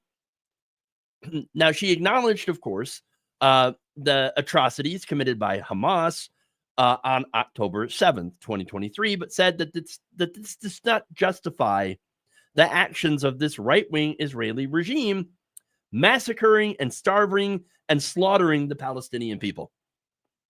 Dannenberg added that the DNC could be losing the future of the Democratic Party by not being courageous. I know, right? Big shocker, right? On the issue of Israel's assault on Gaza, which has killed at least 62,819 Palestinians, orphaned tens of thousands of children, and created the world's largest population of child amputees. I mean, this is absolutely horrifying.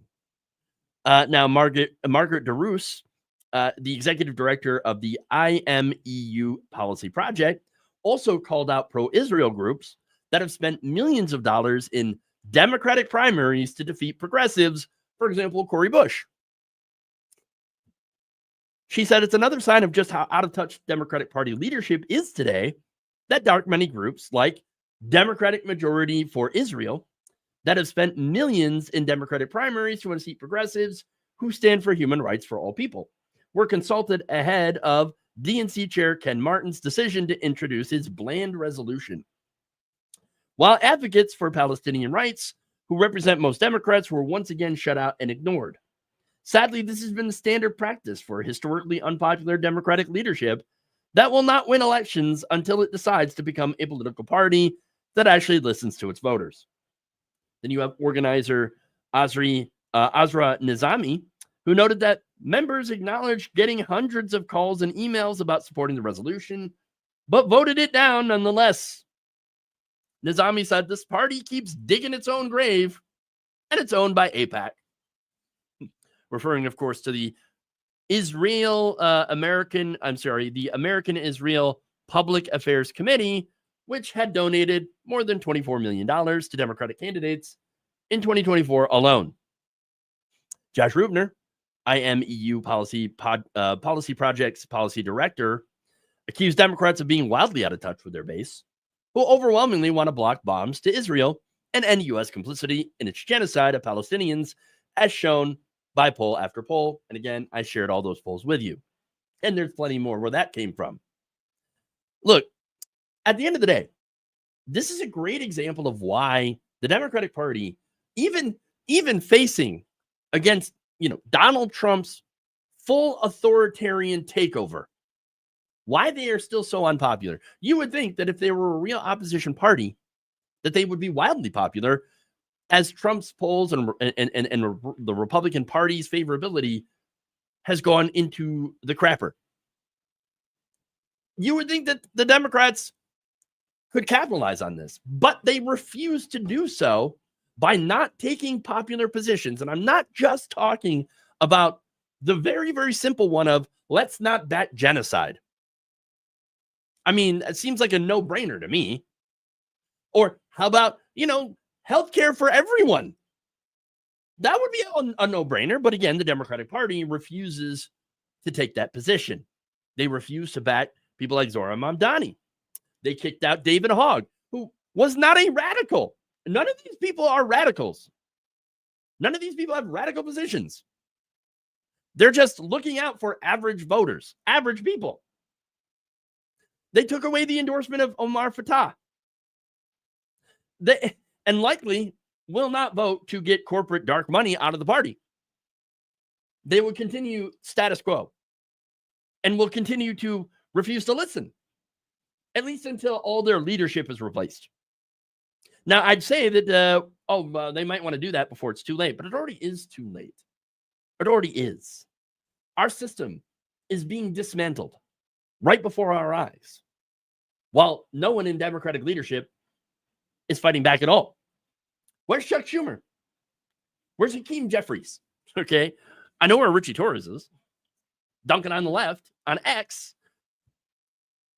And, and they're doing all this, which is nothing. And while refusing to realize that they are part of the problem. Not just part of the problem, but they are the problem.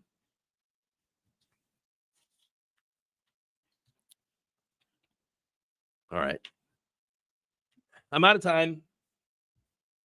Stay tuned right here.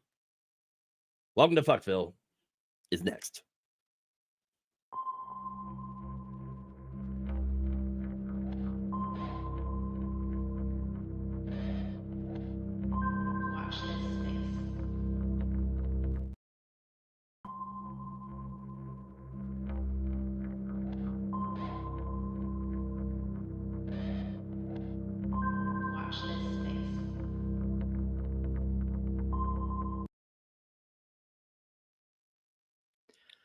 As the title of this show suggests, things are not going so well here in Fuckville. It's gonna only get worse here in Fuckville. And it's not gonna be good. I'll just put it that way. I'm gonna talk about today my prediction for the future.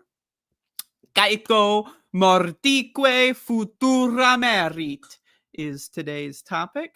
And the future is not going to be good. So if there's anything that's on your bucket list, anything you want to do before you die or see anywhere you want to see before you die, I suggest get it over with because you're not going to have very much opportunity in the near future. The United States, of course, is what we're talking about, but really the entire world as well as writ large is it's not looking so good. It's kind of like a sick puppy.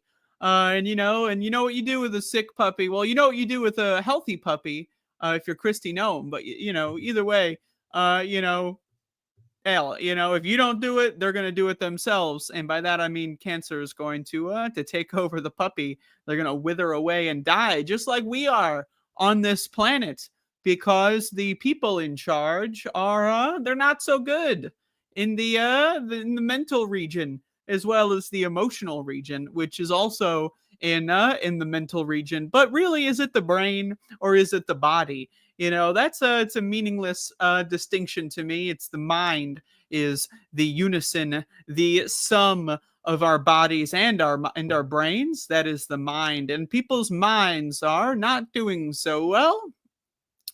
Again, we are in the 6th year of a pandemic. The COVID virus, severe acute respiratory syndrome, is at a very, very local high over the last few years. It's as bad as it was, is now. It is as bad as it was in 2022 when most people acknowledged that the pandemic was ongoing. Now everyone just pretends it never happened.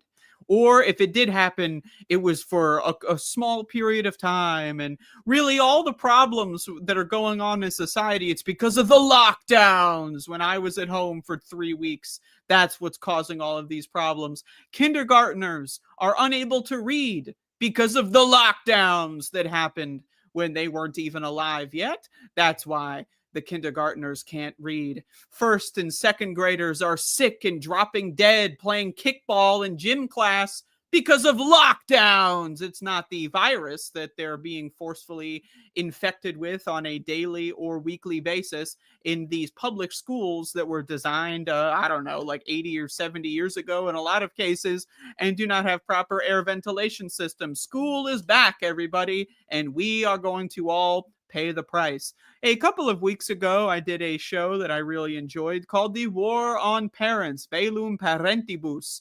And a lot of people got really mad at me for that show. There's a lot of people posting in the chat that, this is nonsense. This is stupid. What are you talking about? Parents are great. They're beautiful. We love parents. What does this have to do with the downfall of our world?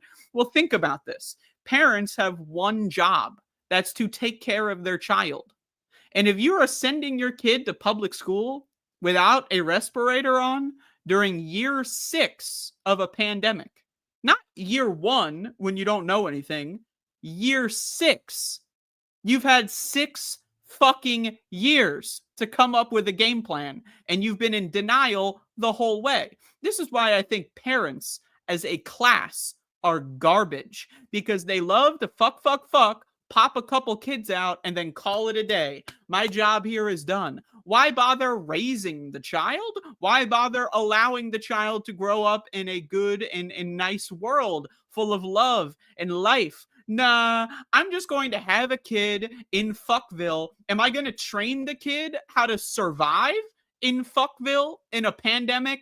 Nah, I'm just going to lie to them and say there's no such thing as viruses. Yeah, you have to get sick to train your immune system. Yeah, destroying something is what makes it better. Yeah, right? Climate change is coming up soon, or it's already here, depending on where you live. Are we training our children how to, to eat food in a scarce world? Are we training our children how to desalinate water in a disaster? Are we training our children to wear a respirator when there's a fire next door and there's wildfire smoke full of toxic chemicals of our toxic planet in the air? No. We're just pretending nothing is wrong. Yeah, let's have a bunch of kids and a fucking destroyed climate. And they're when the fucking 5-year-olds are 30, when they're I'm 29 actually. Just hey, hold on. But when the 5-year-olds are my age, right? There's not going to be such a thing as fucking winter. All right, but are parents at all training their kids on how to survive in a post-climate hell world? No, they're not, because they're relying on big dick daddy government to do it for them. The same government that in year 2 of a pandemic just said, hey, whatever, we did the best we could, we give up. That government, the same government that says, oh, are we going to regulate fossil fuels? Nah, drill, baby, drill. That government is the one that parents at large are putting all of their faith into when it comes to making sure their children grow up happy and healthy. The one motherfucking job that you have as a parent is to raise your fucking kids. And nobody who is a parent is doing that. They're not. Some of them are doing a lot better than others. And again, those are the so-called good parents out there. Are there good cops? Maybe. But I can assure you there are decent, good parents. But still, can you really do the things that are required to make sure your child grows up happily and healthily when we are living in a climate fucking hellscape? When we are living in year 6 of a pandemic that most people have just decided no longer exists. Yeah, it's too annoying to wear a respirator when I leave the house. So sick people can die and healthy people can get sicker and sicker and sicker until they fucking die. You know, the kindergartners, like I said, they can't read because of lockdowns, before they were even fucking born. Yeah, those lockdowns are why they can't read. It's not because COVID, when you're pregnant, destroys the fetus. It's not that COVID, when you're pregnant, makes it so the fetus grows up in weird and in fucked up ways, and it develops slowly. And a lot of births that are happening are premature, and developmental milestones are delayed by months or years. It's not COVID, the virus, severe acute respiratory syndrome, that's causing that. No, because the government has convinced you that COVID went away. It disappeared. Why? Because you got vaxxed, so now you can relax. But wait, now that same government that sold you the vaccine sold you, by the way, because Joe Biden made you pay for it in his last couple of years in office. Thank you, Joe.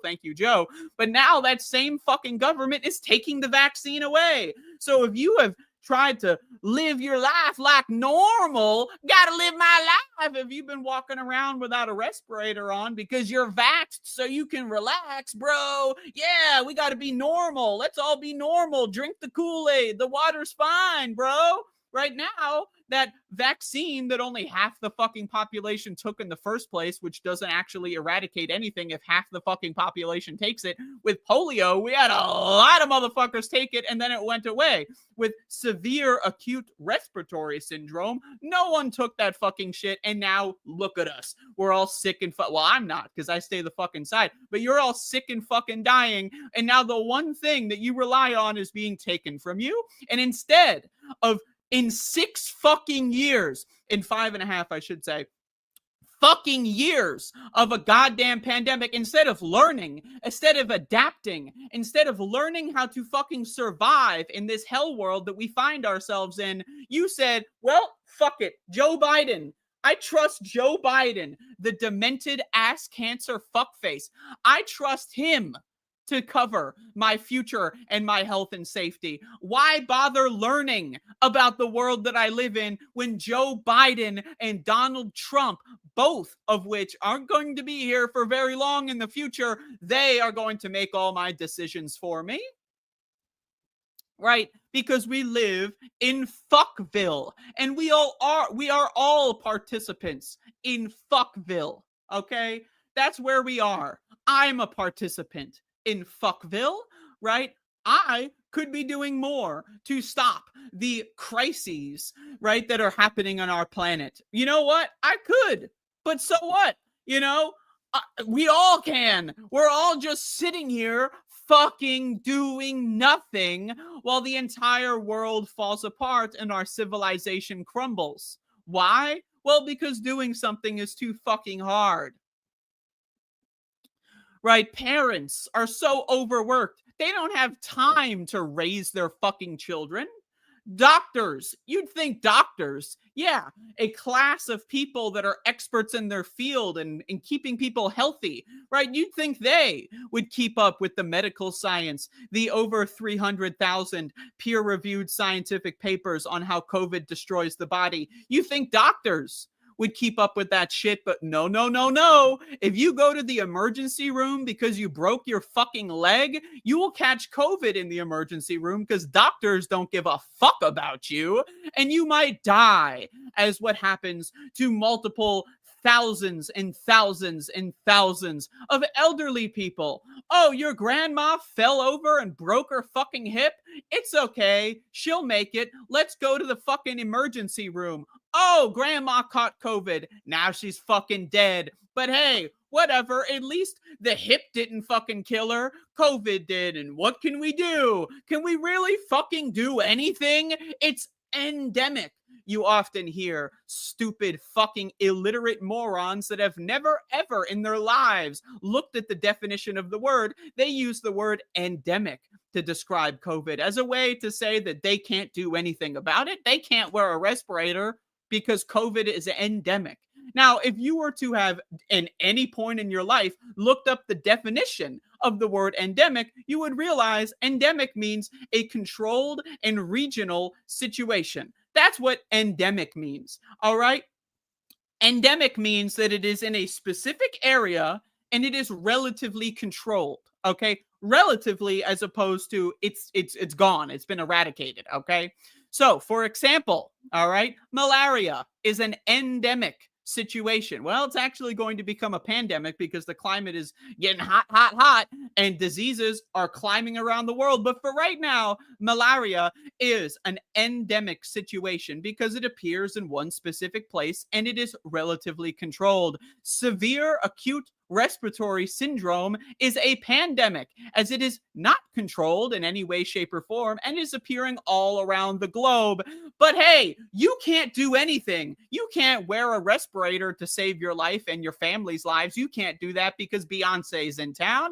I gotta go see some shitty fucking AI generated slop at the movie theater. So I can't help anyone around me. I can't help myself because I've got to participate in the last vestiges of this dying, decaying civilization that we call whatever the fuck, right? I have to go and pay my tribute, my taxes to the corporations that are destroying our fucking planet. I have to go become a part of the shitty fucking garbage, low IQ, and I have a problem with that phrase, but I use it anyway because it's slightly comedic, right? The low IQ population. I got to be a part of the culture. Yeah, the zeitgeist. I got to pay a shitload of money to see these shitty fucking mass marketed movies so that I can participate in the culture. I have to become normal. The Kool-Aid tastes just fine, right? But I'm not here to just talk about the failures of every fucking body, especially parents, when it comes to the, again, year 6, the 6th fucking year of this pandemic, okay? I'm not here to just talk about that. I'm here to talk about the future as well. Because, as I've said, we are set up for disaster. We are set up for a collapse, the likes of which recorded history has never, ever, ever seen. Possibly since the Bronze Age collapse. Many, many thousands of years, well, not that many thousands, but a lot of thousands of years ago. What happened during the Bronze Age collapse? Well, we don't really know much because a lot of the records don't exist anymore. But from what we can gather, the climate changed and there was mass migration. And the migrants were like, shit, our place is uninhabitable. Let's go somewhere else. Hell, let's go to Egypt. They got all that shit going on with the River Nile. Let's go to motherfucking Egypt. And Egypt is one of the only civilizations that was able to survive the Bronze Age collapse. Egypt's recorded history is what we only know about the Bronze Age collapse because most other cultures fucking died out. They were destroyed. They were eradicated because of climate change, because of people who didn't want to share. Oh, someone got fucking displaced because of a hurricane, because of a tidal wave, and they want to live in my happy little area that has plenty of resources. Well, I don't want to share. So now we're going to go to war and we're going to kill each other. Egypt somehow managed to survive the situation, and they wrote a heavily propagandized tale of this thing that I'm describing here in the Bronze Age collapse, right? And since then, we have been steady. We have been we've had a lot of war, but since the Bronze Age collapse, we have not seen anything of which we are teed up for right now in year 6 of a pandemic, right? In year, I don't know, whatever you would call it, of climate change, of the climate destruction, where all of the global governments are turning a blind eye to a genocide, a total eradication of a certain ethnic population in the Middle East. All the global governments are just ignoring it. Maybe someone else will solve the crisis. Maybe someone else will fix the fucking problem. So I'm going to sit here with my thumb up my asshole and do fucking nothing. The adults in the room, the people that we allegedly voted for, right, are in charge and they are doing nothing. It's one thing, right, for someone who's a random citizen of a country, right? Can you really expect some random motherfucker who can barely pay their rent to stop a genocide? I don't know. Maybe it's a little unreasonable, but we elect people. We pay their salaries. They steal our income and then take it for themselves, ostensibly to do the things that we don't want to do when it comes to running the government. The adults in the room, and they're doing fuck all. They're stealing our fucking money. They're stealing our fucking resources, and they're not doing fucking anything with it, right? So again, the Donald Trump administration is destroying the United States of America. I should say has destroyed the United States of America. You can no longer get a vaccine against severe acute respiratory syndrome in the United States of America. Why? Because they want you to be sick, they want you to be stupid, and they want you to be worthless. They want you to be reliant on big dick daddy. And most people just blindly go along with it. But again, where are we going to be in 5 years from now? Military in every single city in the country. That's where we will be, under permanent military occupation. That's where we're headed for. That's where we were in 2020 for a brief period of time. You see shit for brains cocksuckers like Tim Walz go out there and talk about, oh, Donald Trump's putting the military in our streets. Whoa, authoritarian. When that same motherfucker did the shit that he's talking about is so bad, he did that shit in 2020, but somehow it's okay because 2020 was crazy, bro. That's what the mainstream media wanted you to believe. that the whole world burned down in 2020. So when Democrats sent the military to occupy the streets, that was totally cool, bro. Now that the Republican is doing it, all of a sudden it's bad news. I wonder, by the way, would Donald Trump be able to get away with what he's doing if Democrats in 2020, and I know Donald Trump was in the White House in 2020, but again, a lot of these Democrats like Tim Walz, Pritzker is also going out there and saying no military occupations. Gavin Newsom is talking about no military occupations. But in 2020, they loved military occupations. When it came to shitting on leftists, when it came to shitting on black people, when it came to shitting on queer people, on homeless people, they love military occupations. So again, it's every single couple years, right? And I know that was weird phraseology, but every couple motherfucking years, right? We sink further and further down, right? If parents are willing to send their kids to school without a respirator during a pandemic, guess what? You can convince them to do fucking anything because they're drones, they're sheep, right? So in 5 years from now and 10 years from now, can you even imagine what 10 years from now would look like? But I predict in 5 years from now, military will be on the streets in every country, and every city, I should say, in the country, right? I predict in 5 years from now, most people will be hooked on some sort of drug that they're going to sell to you to prevent long COVID in your body from being destroyed from this virus, right? HIV only took, 10 to 15 years before people started giving a shit about AIDS?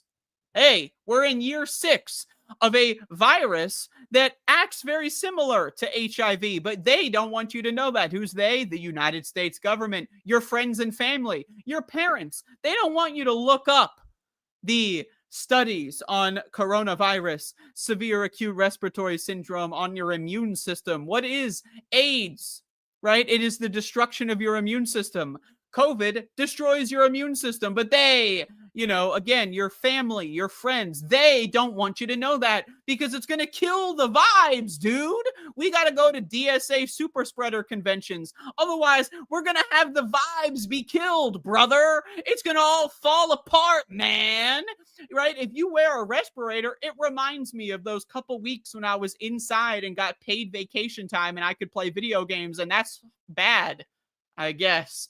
Yeah, it reminds me of that time. So now we have to all participate in ritual sacrifice of the elderly, ritual sacrifice of the disabled, ritual sacrifice of ourselves for our corporate overlords. But again, 10 years ago, do you think people would be doing this? 10 years ago, if you had heard that we would be in the 6th year of a pandemic and everyone's just fucking ignoring it while they're getting sicker and sicker and sicker. Did you know millennials, adult millennials in the United States are having the most accelerated mass death in this country, right? More than elderly people. Why? Well, a lot of the elderly people died off in the first few years of this sickness plague, right? So now millennials, a group of people that don't have any money, they don't go to the doctor because, I'll just walk it off. That group of people are dying all over the fucking place. They're dropping like flies so that they can go see Beyonce, so that they can go see the newest comic book superhero fucking movie, and they can talk about it with their buddies instead of waiting, a month or two so that they can watch it at home. They don't give a fuck. They don't give a fuck about themselves. Imagine describing that scenario to someone 10 years ago. 10 years ago, there's going to be military occupations in our cities. Right? People are going to be sick and dying. They're going to be begging for scraps. Our welfare system is going to be completely eradicated. There's going to be multiple genocides taking place on planet Earth and no one will even acknowledge them. Yeah, that was 10 years in the future, 10 years ago. If you would have said that, people would call you insane. Just as I'm sure a lot of people are thinking right now in their knee-jerk reactionary mind, how insane I sound, right? Am I insane or is the world around us insane? So again, in 5 years from now, are we really going to successfully mount the revolution? Are we going to do that when we're all sick? When we're all fucking barely able to get out of our beds? when we're all only being able to spend 5 or 6 hours of waking energetic life to go to our job, our fuckface job, and spend our few waking decent hours of life giving them to corporate overlords, right? Is that going to be when the revolution approaches? I don't know, man. It looks to me like there is no revolution. It looks to me like the chance of the revolution happening was in the past, and it didn't happen. And now, as a result, we're in Fville. The revolution is happening. It's the corporate revolution to destroy the liberal democracy that we pretended to live in for so long, to lift the veil of our fucked up, broken economy, right? And to just say, you know what? Fuck it. Let's go full techno corporate feudalism, fascism, right? Let's just do it. Everyone seems to be okay with it. Let's just go for it. Let me take a sip of water here.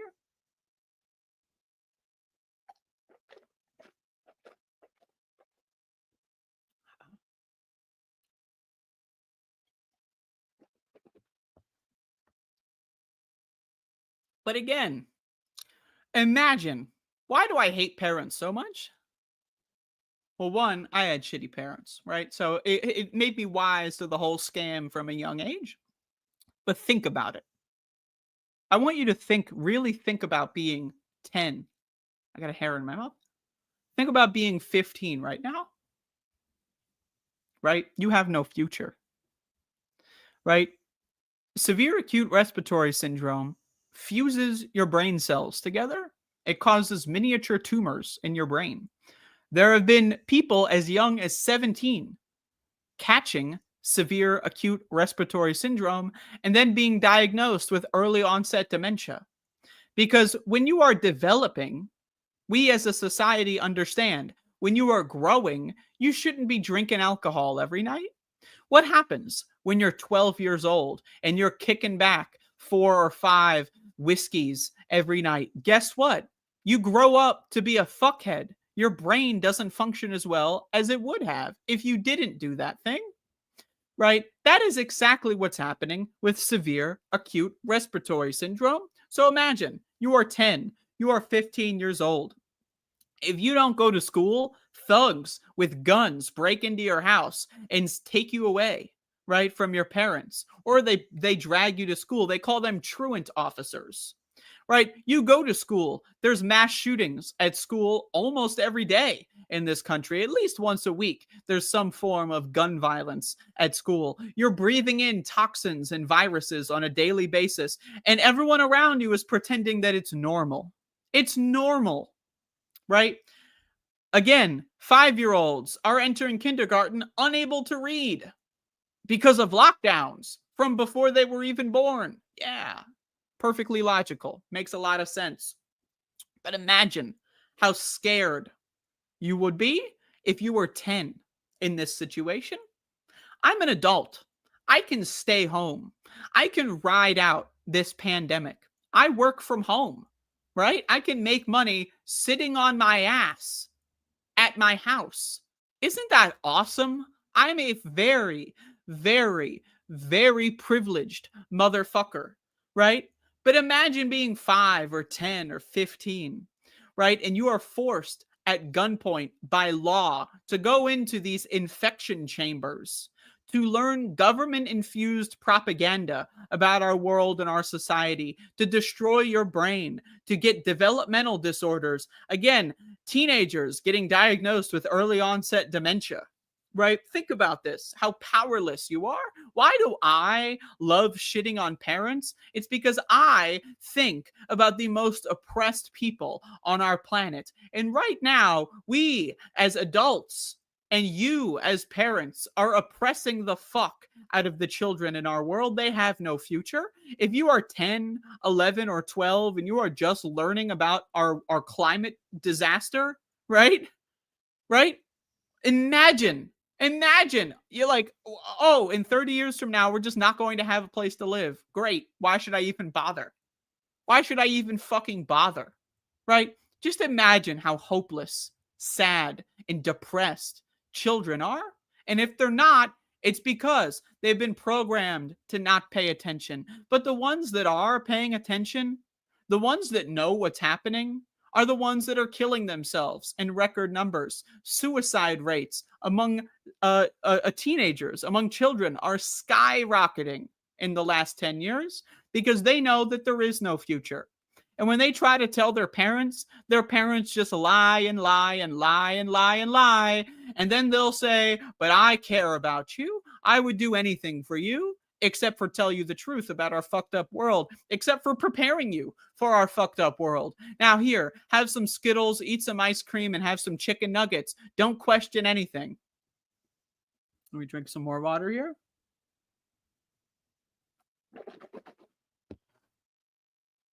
Imagine being 5 years old. You don't even know what winter is. Imagine, you're 5. You have no idea what snow looks like. When people in your neighborhood that are 15 probably are very, very familiar with what snow looks like. Imagine being 5, right? And you don't know what seasons are. It's just hot as fuck all the time, right? Imagine growing up in that world, in a sick world, not even ever having a chance, right? Me, I have a chance to survive this pandemic. I can stay at home. Kids, they never had a chance. They never were able to grow up in a safe environment and make a conscious, consensual decision to kill themselves for capitalism. Parents made that decision for them while they're telling them that they love them. Die for capital, get sick for capital, and I love you. That's what parents and teachers are telling this next generation. Our future is bleak. Our future is very, very horrific. All right? Look at how these techno-fascist motherfuckers are trying to redefine human history. Elon Musk has said that his goal with Grok and his AI systems are to completely rewrite the entire history of humanity. History, one of the only things we can look at to find any semblance of rationality, because we've been around for a long time. And over the course of our 5,000-ish or so, especially 2,000 years of recorded history, there have been a handful of people who have known what the fuck is going on, a couple dozen, a couple hundred historical figures that can make you feel a little bit like, you know, a little bit less crazy in this crazy fucked up world, because most people have been just go-getters. Most people have been unthinking, unquestioning zombies. But in history, there are people that have identified how fucked up things were. And you know what? No one listened to them. Just like how when I tell you we're in year 6 of a pandemic, you're not going to listen to me because it's easier to go to Taylor Swift concerts and get sick every day. It's easier to pack up 5 or 6 COVID infections every year, you know, than it is to think about the bleak non-future that we are going to have. But they're trying to destroy history because they don't want us learning from our mistakes. They're trying to rewrite history. They're trying to rewrite humanity. They're trying to rewrite our entire ability to think. They're trying to destroy language. If you say certain words, sometimes now the government will come to your house and harass you just because you said a wrong word, a bad word. And I'm not talking about a racial slur or something like fuck or shit. I'm talking about words like genocide or Zionist, right? If you say things like that, there's a good chance that government agents will find you and put you on a list for saying bad words, right? They're trying to destroy the younger generation's ability to read and write. Why learn how to read and write? Why learn how to process information yourself when ChatGPT can do it for me? Imagine 10 years from now, 5 years from now, we have an entire population of 20-somethings that have the literacy of kindergartners. Right now, the average American adult has the literacy of a 4th or 5th grader. And now imagine that in comparison to what children today are being exposed to with these viruses. They're going to pack on 17, 15, 98 COVID infections per year, right? Imagine what that's going to do to your ability to read and write and think. And combined with the fact that they're not even teaching you the tools to read, write, and think. When I was in school, no one taught us how to think. They taught us what to think. Now, they're not even going to pretend to teach you how to think. They're not even going to tell you what to think. They're just going to tell you, if you ever are in questioning about anything, just ask the AI computer. But is it AI? Is it artificial intelligence? Or is it government corporate propaganda machines that masquerade as artificial intelligence? Because if it was truly artificially intelligent, it would be able to realize that what it's saying is garbage. It would be able to realize that what it's saying is just a compendium of recorded history. It doesn't understand recorded history. It just regurgitates and vomits it out at you. And if they're going to change the historical record, then when you ask ChatGPT something about our world, it's going to give you lies. Like when you ask Grok about what's going on in Palestine, right? So imagine 10 years from now, we're going to have young people that never had a chance, right? Hurricanes are going to be happening year round. Several places in our entire globe are going to be uninhabitable. Millions, if not billions of people will be either culled, genocided, or displaced.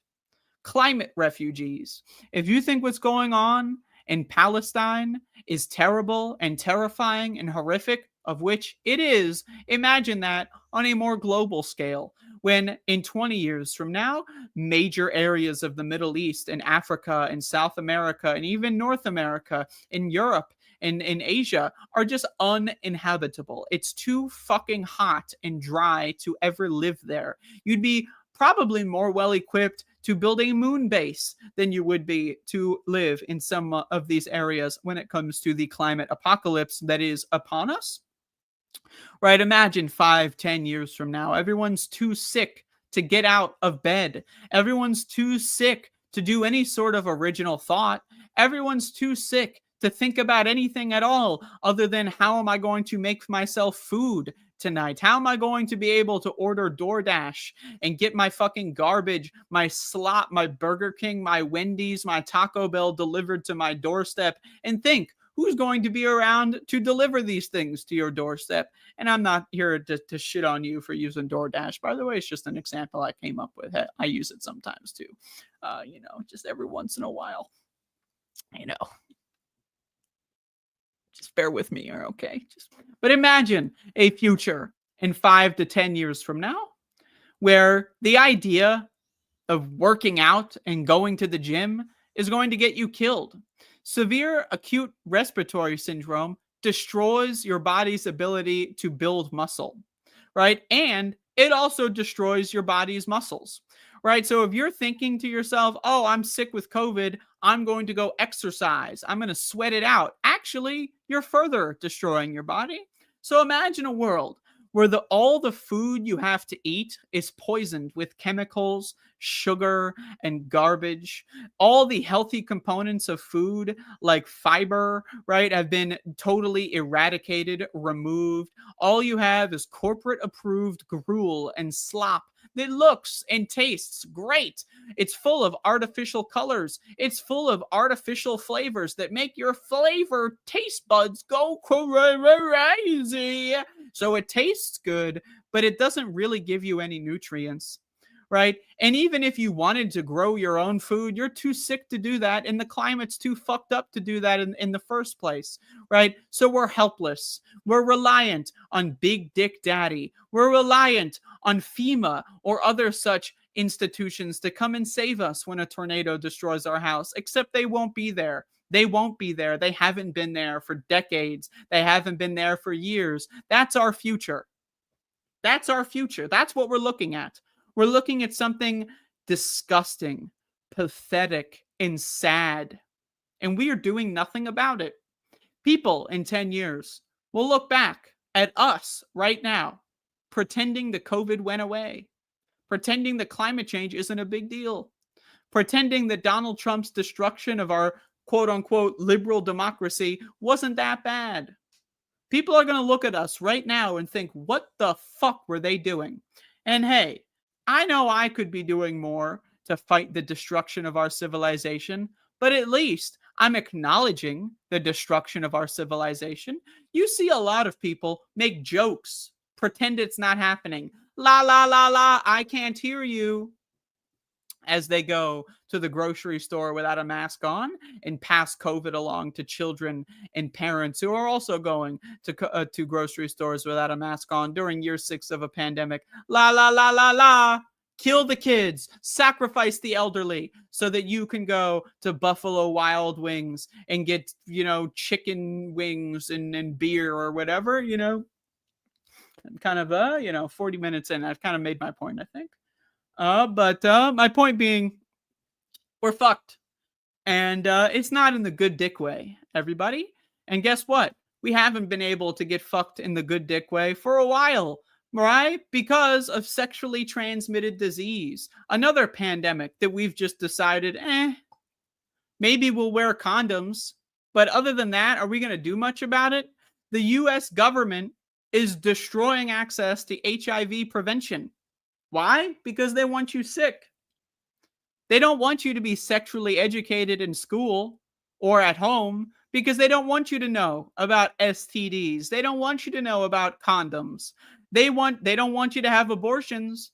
They want you to fuck, get infected with sexual diseases, get infected with COVID, procreate your developmentally delayed baby, right, at the age of 15 or 16, and then die off in your 20s. That's what this world wants. Because the faster generational iteration cycles, the more sticky the propaganda is. You and me, adults listening and watching this, will have grown up in a somewhat underlined, bold, italicized, somewhat functioning society. We know what a somewhat functioning society would have looked like. But the 5 and 10-year-olds will never, ever, ever know that unless we do something about that. Unless we turn this ship around. If you are 10 years old, you have no fucking idea what a somewhat functioning society even looks like. You cannot possibly comprehend that. So the faster you die and the quicker you procreate and the quicker we advance new generations, imagine what someone born in 2030 would feel about a somewhat functioning society. They wouldn't even know that such a thing was possible. Imagine someone born in 2040, how they would feel. They wouldn't even know that the option exists. That's the world we're heading into, a new dark age. Except this time, it's forever. They have war machines, the likes of which the Romans could never think of, the likes of which the Crusaders could never imagine. Nuclear weapons to keep you in line, biological warfare to keep you in line, psychological warfare to keep you in line. We are fucked, everybody. And unless we do something about it, it's over. So, what I suggest to you is to remember when everyone around you said that the pandemic magically went away, remember how full of shit they were.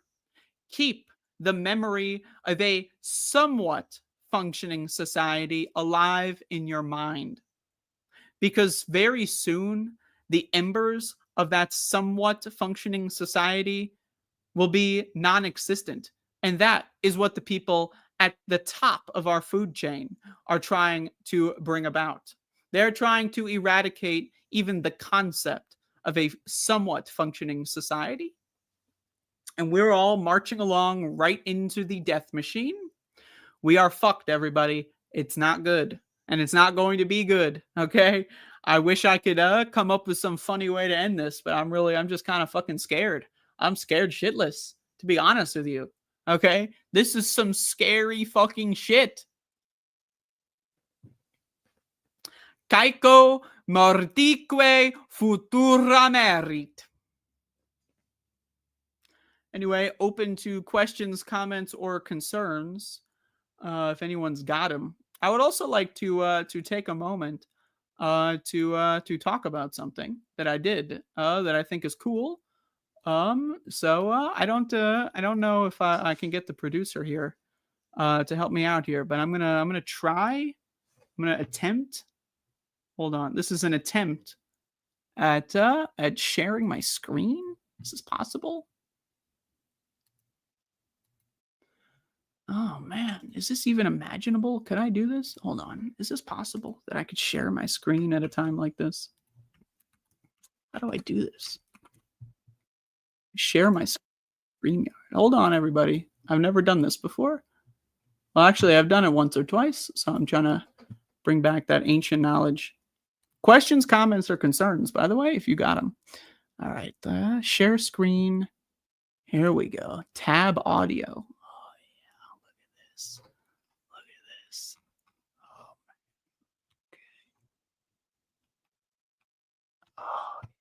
All right. So yesterday I accomplished something very interesting, something that I'm very happy with. And I would like to talk about this. This is a speed run that I did. I do speed runs. And this is a speed run of my favorite and possibly the best Doom WOD of all time, which is called Ancient Aliens. This is 3 hours, 39 minutes, and 55 seconds. Let's just show a couple cool, look at the pretty colors. Look at this shit, man. So I've been trying to do this for about a week and a half to maybe 2 weeks or so. And I finally got it a little bit late last night. This is maybe the coolest speed run I've ever done in my life. I've been speedrunning video games for about 13 years. And this is, in my opinion, my crown jewel. So I would highly, highly appreciate, okay? If you were to go to my Doom speedrunning YouTube channel, of which I'm sure someone will post a link to in the chat, and watch this video. I will also probably end up doing a commentated version if you like to hear my voice. But the music is great. The music is wonderful. Let me see if I can get some of this.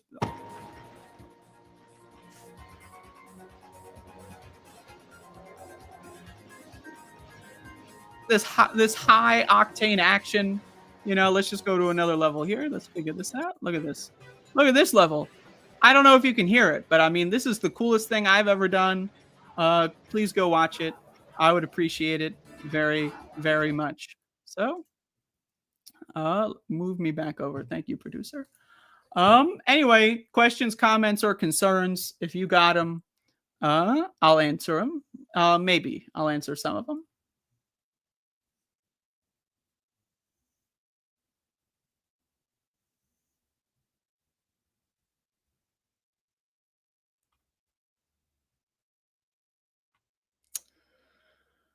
Oh.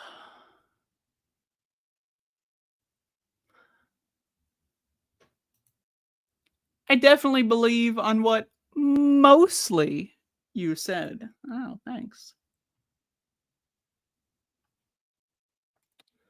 What do you intend the Latin quote behind you to mean? Well, it's not a quote. It's an original construction. So I'm quoting myself. Also, one cool thing about the Latin language is that there are transgender adjectives and transgender nouns. So Latin is a transgender language. So I appreciate that. But caeco mortique futura merit means our future not looking so good. Essentially, that's what it means. Not looking so good. So, questions, comments, or concerns? QCock. Coming up next, I believe we have a little bit of a schedule shift. If I am under the correct, is that correct? Where's the producer? Producer, get in here. Is there a schedule? Am I correct, or has that been debunked? Where's the producer? Okay, so we got a schedule shift coming up next. We got some pre-recorded material from a one Rational National. Is that correct, producer? That's what I read this morning. I mean, I read that in our morning brief. That's right, here at This Space Industries, we get a morning brief similar to the White House. We're very professional here. And sometimes I read it when I wake up.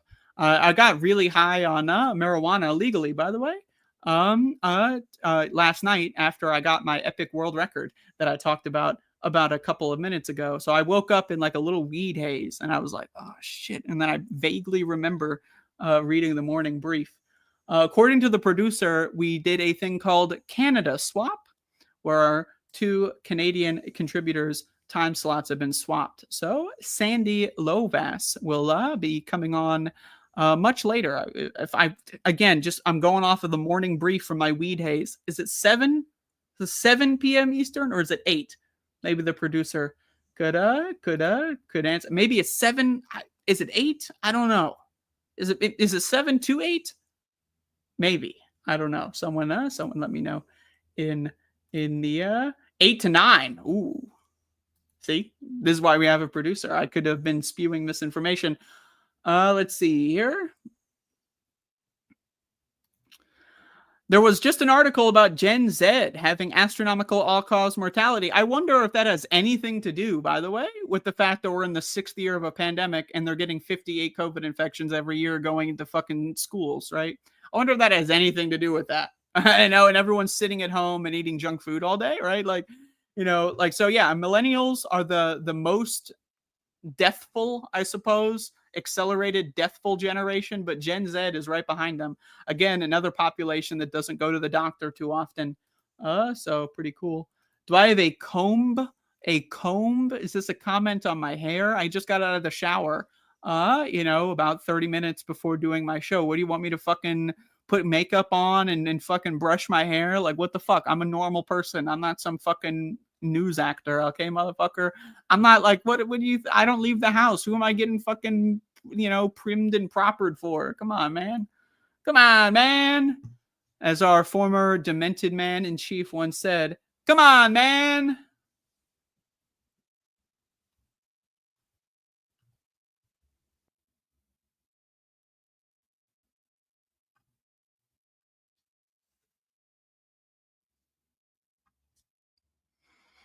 But, yeah, questions, comments, or concerns. I mean, I could also just, could keep going. I mean, I kind of made my point, but,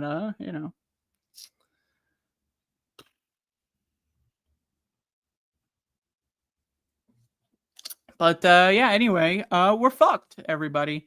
One thing on my show, I know we have a lot of different shows on this space, industrial, industries. We have a lot of different shows, a lot of different types of shows. I don't typically do news on my show. And if I do, I just mention it haphazardly. I like to do a little bit of, original material as opposed to just reacting to some person on the internet. I mean, hey, I'm not shitting on anyone that does let me watch a YouTube video and pause it once in a while. That's a fine format. I've done that format many times. It's a very fine format. There's very fine formats on both sides of this space, but I try to provide something that's at least a little interesting and thought-provoking. I hope I can accomplish that. Sometimes I don't. I don't think it's often. Sometimes I fuck it up. Every once in a while, I come on here and I'm not really. I don't really know what I'm talking about, but I try my best. How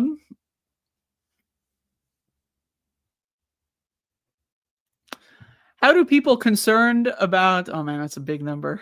Let's see here. 58,596,664 CVID infections bring this up without starting fights. I don't have an answer to that question. Most people are zombies. They just don't think. They don't question the world around them. Joe Biden told me COVID disappeared. I believe him, even though they're sick all the time. Right? I mixed up my case there, but a lot of people that are sick all the time, right? The most popular conspiracy is the jab, you got jabbed, it's the jab, right? So if someone is sick all the time, the most likely thing they're going to look at that guy who shot up the CDC a couple of weeks ago. He had long COVID.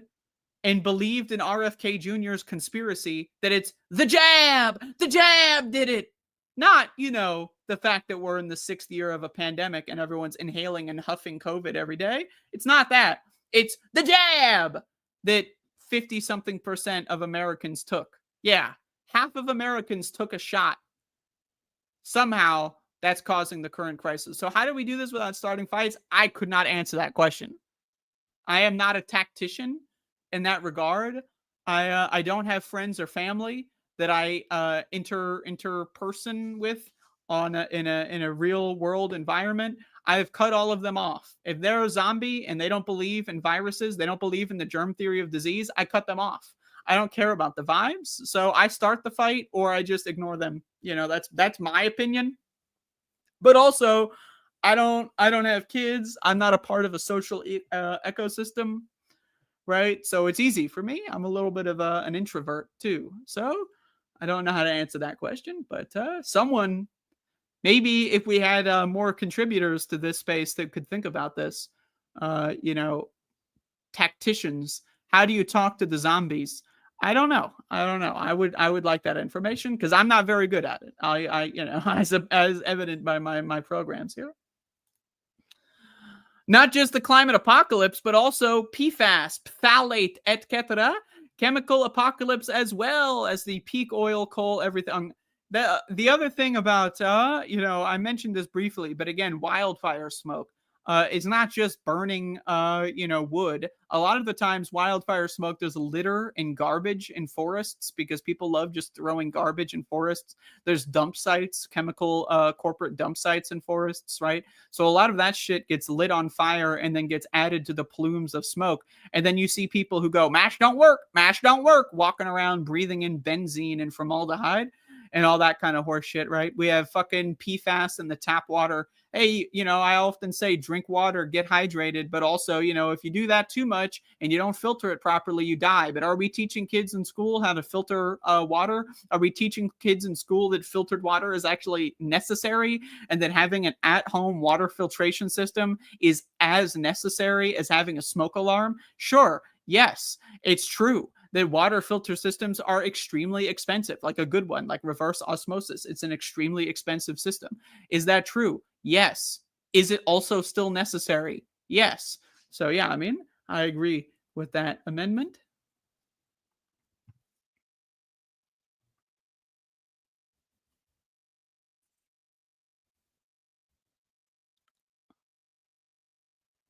Do I see this space comments? I only see this space comments as we are on this space.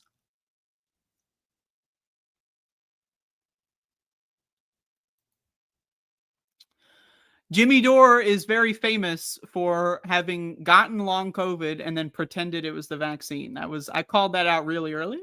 Very, very stupid motherfucker. Still 5 minutes back. Hey, give me a break. I'm trying to read every message. Am I still here? Motherfucker, I read your goddamn. I know. We got 3 minutes left. So whoa, I fucked up. I put something up. Oh, okay, that's gone. What do I suggest an individual might do to respond? Wear a respirator, N95 or greater every time you leave the house. That is the bare fucking minimum. That is the number one thing that I can actionably tell you that you can do right now to improve the life of you and everyone around you.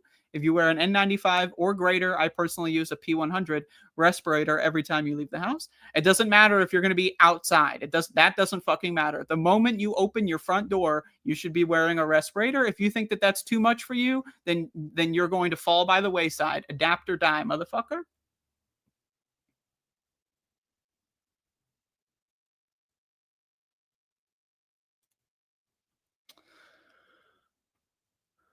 Nadia, for fuck's sake. God damn it. Oh.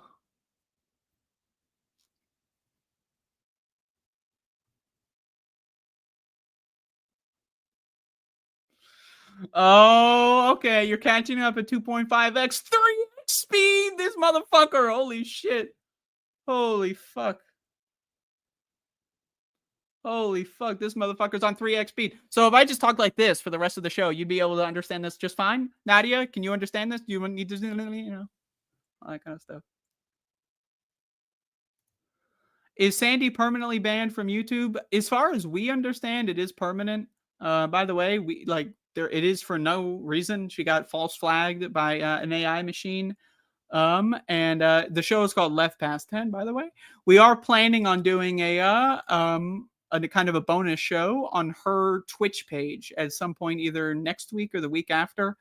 So look out for that. We'll mention it. So also, it's 3:59, everybody. Thank you all for viewing my program. Please subscribe to my alternate YouTube channel, Doom Speedruns, on YouTube, and watch my latest Ancient Alien speedrun. I would appreciate if you did that.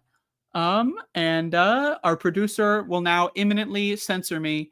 At any moment, I will be taken off of the stream in a hopefully comedic fashion. But just know, it is not consensual. I am not clicking the button myself. If the producer decides to...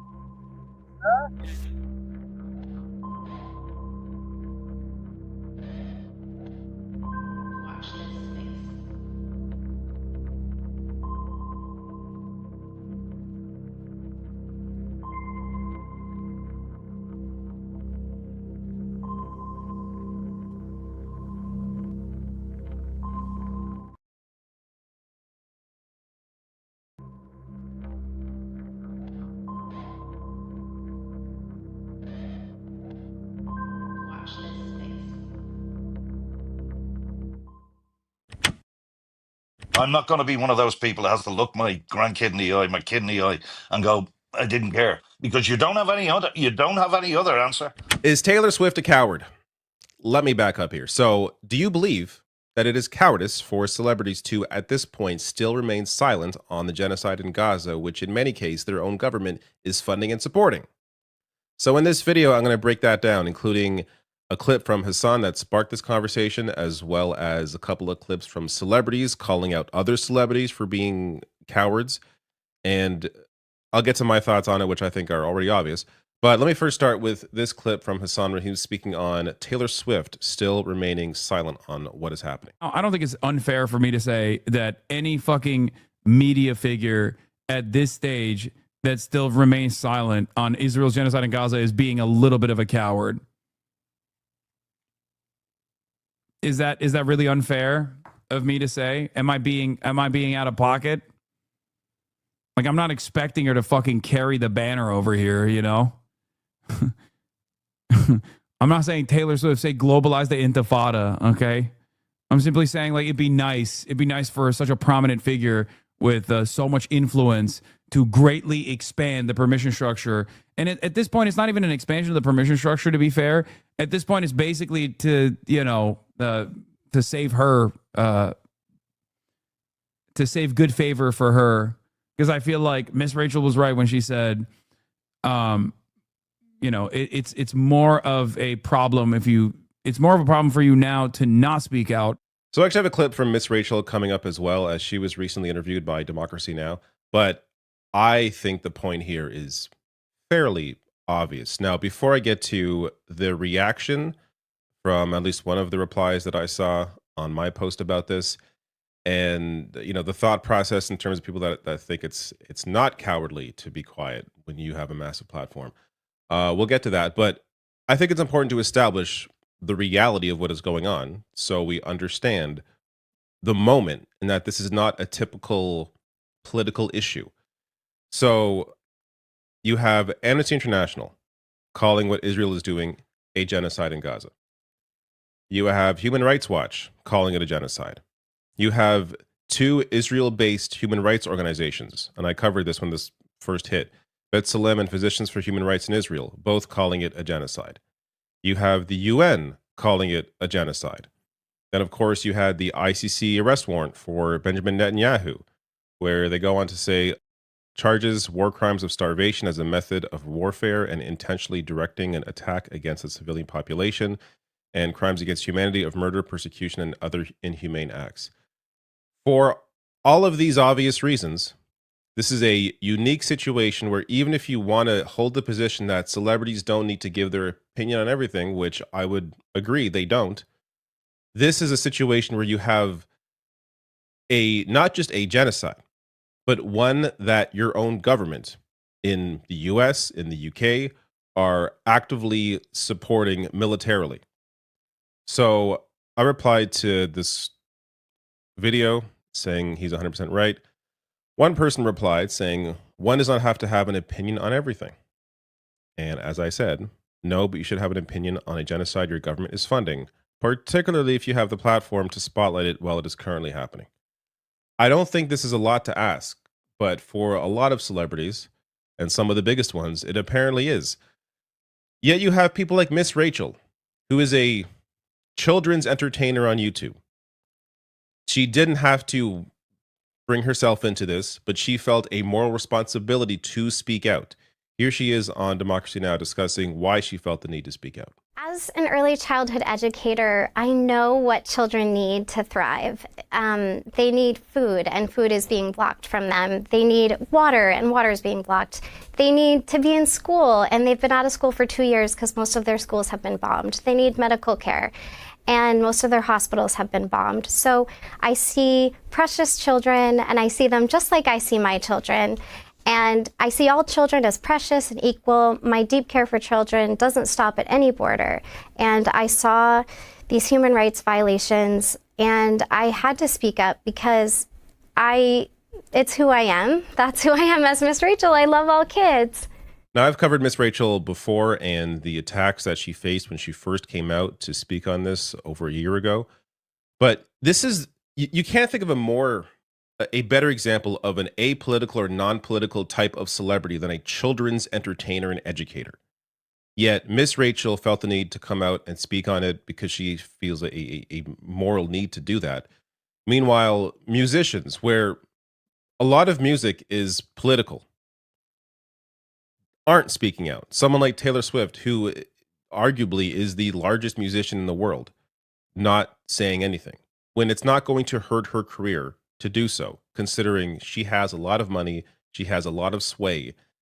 You look at actual data and polling on where people feel, how people feel about this, it's not going to hurt her in any way. And by the way, even if it did, I would hope that wouldn't stop people who are already well off from saying anything.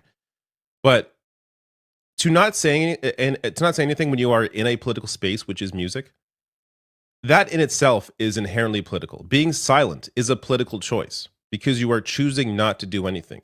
This is why I find it hilarious when there are these arguments over politics where people argue for the status quo, the establishment, and are trying to act like they're being neutral or level-headed.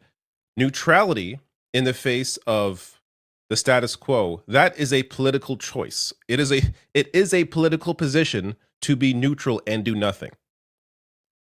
The idea that staying silent is being non-political or staying out of it, no, it's not. You are making an active political choice to not speak on an ongoing genocide that your government is supporting.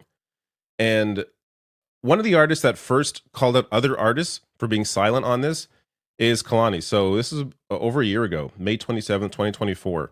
The disorient that is this fucking industry, that is my peers of highly fucking platformed people, well-paid people who have already beat the fucking game, and you can't stop for a second and recognize that we wouldn't have anything that we have. Nothing we do has a fucking purpose without people, and you can't turn the fuck around and reach back for people. You can't speak. Disgusting. This is going to be something that is referenced for the rest of fucking forever. This is not some little, this is not small. This is not light. This is not like a, damn, that's crazy, keep it pushing. What are you doing?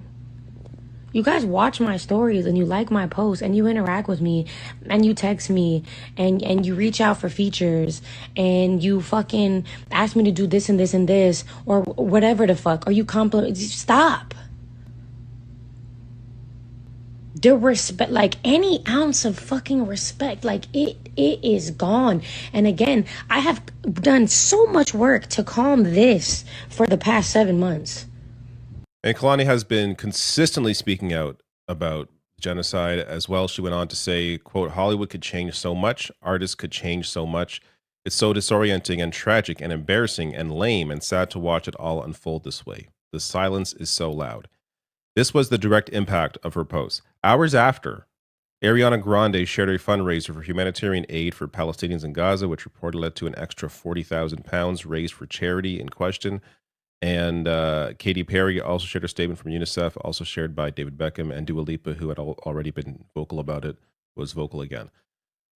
This is the impact that celebrities could have. The kind of money they can raise, that alone, apart from the actual cultural impact of making it more of a movement as opposed to just an opinion people have. Because look, I mentioned polling earlier, and polling is on the right side here in terms of being disgusted by the ongoing genocide being committed by the Israeli government.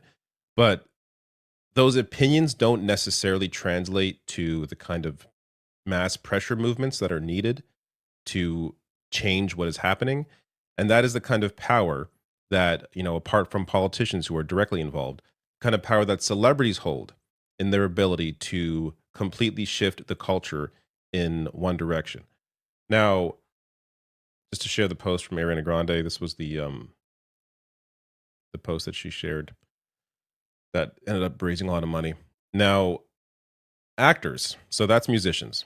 When it comes to actors, Liam Cunningham, who is a big actor, you'll recognize him here from Game of Thrones, has been a consistent voice speaking out on this. And he also discussed, this is a discussion with Abby Martin on the Empire Files.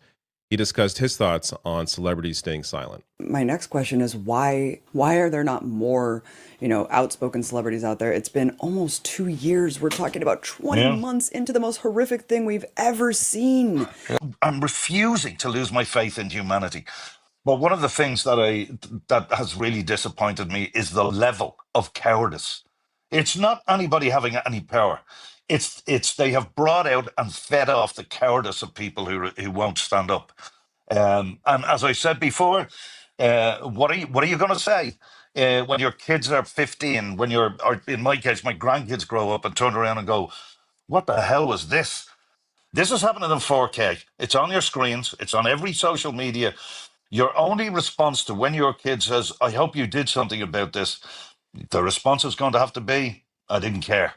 I'm not going to be one of those people that has to look my grandkid in the eye, my kid in the eye, and go, "I didn't care," because you don't have any other answer. You knew it was going on, and you did nothing. I mean, that level of cowardice is beyond me. I don't know how you can look at yourself in the mirror and not say anything, not speak up. And isn't that awful when you see a TV segment isn't good enough? It's not good enough. And people need to get off their asses and stop this thing happening. And that's with numbers. And to get those numbers, having celebrities that are in typically apolitical spaces, like acting, like you could argue in some way, some music, though of course a lot of music, as I said, is political.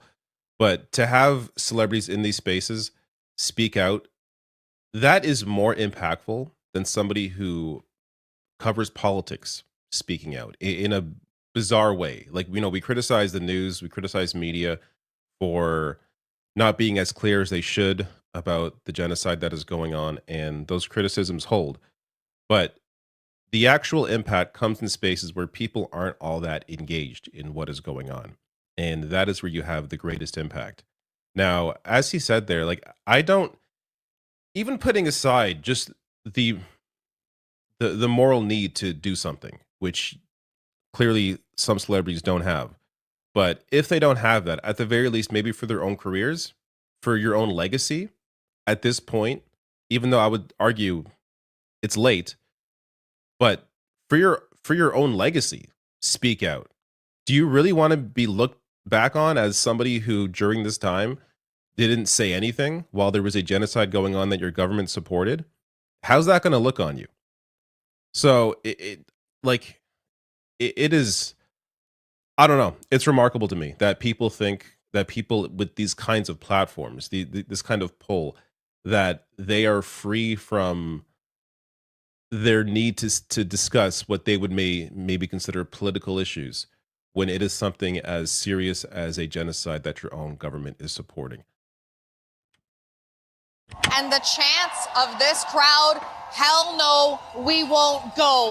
If you have not been following this labor dispute between Air Canada and flight attendants, I don't think you truly understand how interesting and layered this story is. So I'm going to break it all down, as right now labor unions are banding together to fight for Air Canada flight attendants, as they've announced a plan to defy a back-to-work order that is based on a very shaky legal basis, which I'll get to later.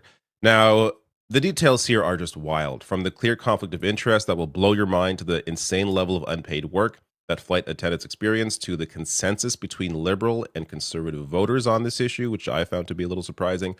There's just so much here. So let me get right into it with the announcement from a few days ago, from August 13th. Air Canada flight attendants forced to issue strike notice to end unpaid work. So they reference here at least one of their issues. Entry-level flight attendants' wages have only gone up by $3 per hour since the year 2000, while inflation has increased by 69% in the same time frame. And this is very interesting. So a flight attendant shared how much they actually get paid, writing here, I made about $35K last year in 2024, and so do most other flight attendants, full-time, 2.5 years of service at the time, with rent in Vancouver being one of the most expensive places in the country. $2,500 a month for a bedroom, that's $30K a year. It is poverty wages. And interesting detail here. We average about 35 hours every month unpaid. We don't get paid for boarding, delays, deplaning, medicals. Now, as somebody who, I'm not a flight attendant, obviously, I don't know any flight attendants. I didn't know that they don't get paid for working. Like, they're working. This is work that they don't get paid for. So when we get to some of the other details here around how the binding arbitration is being overseen, how much money the CEO makes compared to workers, like I don't think anybody's going to finish this video being on the side of Air Canada. It would be impossible unless you are literally an Air Canada executive because of the details here. They're just insane. So Air Canada announced they no longer wanted to negotiate a contract because they were seeking binding arbitration. And they got what they wanted. So the Liberal government, this is yesterday, invoked Section 107 of the Canada Labour Code to end a strike by Air Canada flight attendants fighting to end unpaid work and poverty wages. Now, I will get to more in Section 107 later, since it is worth its own discussion. But it is worth mentioning here, what incentive do executives have to pay workers properly if they know the government can just come in on their behalf and force people back to work? But this was after Air Canada asked the jobs minister, keeping in mind here, there is no labor minister, which may give you an indication as how the government feels about labor. But the jobs minister agreed and gave in to Air Canada to seek a binding arbitration process, despite the fact that the union maintained its opposition to arbitration. Now, this is interesting for one reason, if not several, but David J. Dory, who is a law professor at York University, writes here, there we go, as I suspected, for another magic Section 107 referral. Note how quickly the government imposes arbitration when the employer, Air Canada, wants it. No such order yet in Canada Post, where the employer is resisting arbitration and union has asked for arbitration. So, and that's a couple months ago. This tells you everything about who the government works for. And this is true under conservative governments. This is true under liberal governments. They work on behalf of employers. So when Canada Post is refusing arbitration, even though the union wants it, no arbitration. But Air Canada in this case wants it. They get it just a few days after requesting it. Like it just shows you the massive disconnect between the government and the vast majority of people, being the working class. Now, Air Canada flight attendants to defy back to work order remain on strike. So this is a wonderful reaction, and I think the correct reaction to the Section 107 that's being invoked here, which I'll get to the details on in a minute. But here is a clip from CBC News where they're banding together with other unions to defy this order. An especially pumped up crowd right now with this rally still going on behind me. and the chants of this crowd, hell no, we won't go. And that is referring to that back to work order. They had been told that they were needed back on the job at 2 o'clock this afternoon. That's Eastern time. They're saying they are not going to do that. They are going to defy this order. This crowd has been joined by other unions, not just CUPE, Unifor. We've got the Machinist Union here. We've seen Postal Workers Unions here. The Elementary Teachers Federation of Ontario is here. So this crowd is growing and has blocked off this entire lane here at the departures area at Pearson Airport as they continue to chant and ask the government ask Air Canada rather for what they say is a fair contract. Now, it's not just other unions that are supporting these flight attendants. It's also both liberal and conservative voters in majorities support the flight attendants over Air Canada. So Abacus Data has a really great breakdown here. And again, I'll link to all my sources below the video on YouTube in the description box, so you can check this out yourself. But a lot of great data points here, including they write support for the flight attendants is especially strong among liberal supporters, but even among conservatives, more people sympathize with the workers than with the company. And you can see the breakdown here, be it CPC voters or liberal voters. And worth noting on that point, in the spring of 2020, Air Canada temporarily laid off 16,500 staff in an effort to save hundreds of millions of dollars. Then the company took big bucks in federal support, over $500 million through the federal wage subsidy alone, which was supposed to be used to hire and pay employees. Well, they then laid off an additional 1,400 workers in January of 2021. Meanwhile, the chief executive, Michael Rousseau, saw his compensation increase an astonishing 233% from 2021 to 2022. With total compensation hitting $12.4 million, up from $3.7 million in the prior year. And you can see how the breakdown is there. Now, one of the clearest points of the consensus in the Abacus survey is the belief that flight attendants should be paid for all work-related duties, which, again, I think a lot of people are going to be surprised to learn that they are not already. But as they write here, not just when the plane is moving, nearly 9 in 10 Canadians agree with this position, and there is virtually no difference between liberal and conservative voters. Again, most people are not crazy. They believe you should indeed be paid for the work that you do, regardless of if the plane is in the air or not. Now, Sid Ryan shared this. Air Canada short changes flight attendants by approximately $11,000 annually, so the hourly rate on average, $26 an hour. Unpaid work, 35 hours a month. Total equals about 11,000. This is an outrageous abuse of its employees. No other profession would accept such blatant exploitation. And Market Mania shared this. So in 1990, the Air Canada CEO made roughly $250,000. Flight attendant made roughly $25K. CEO at that time made 10 times more. Now, the CEO makes roughly 220 times more than the average flight attendant. And an even further breakdown. So full-time entry Air Canada flight attendant earns less than minimum wage, $27,000 a year before tax. CEO makes 458 times more than entry-level flight attendants.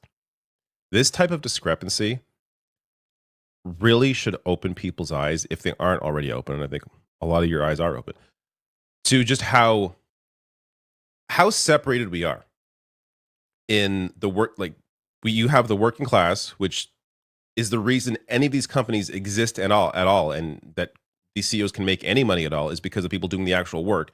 And then you have a complete separate class of executives making a hell of a lot more than the people actually performing the labor.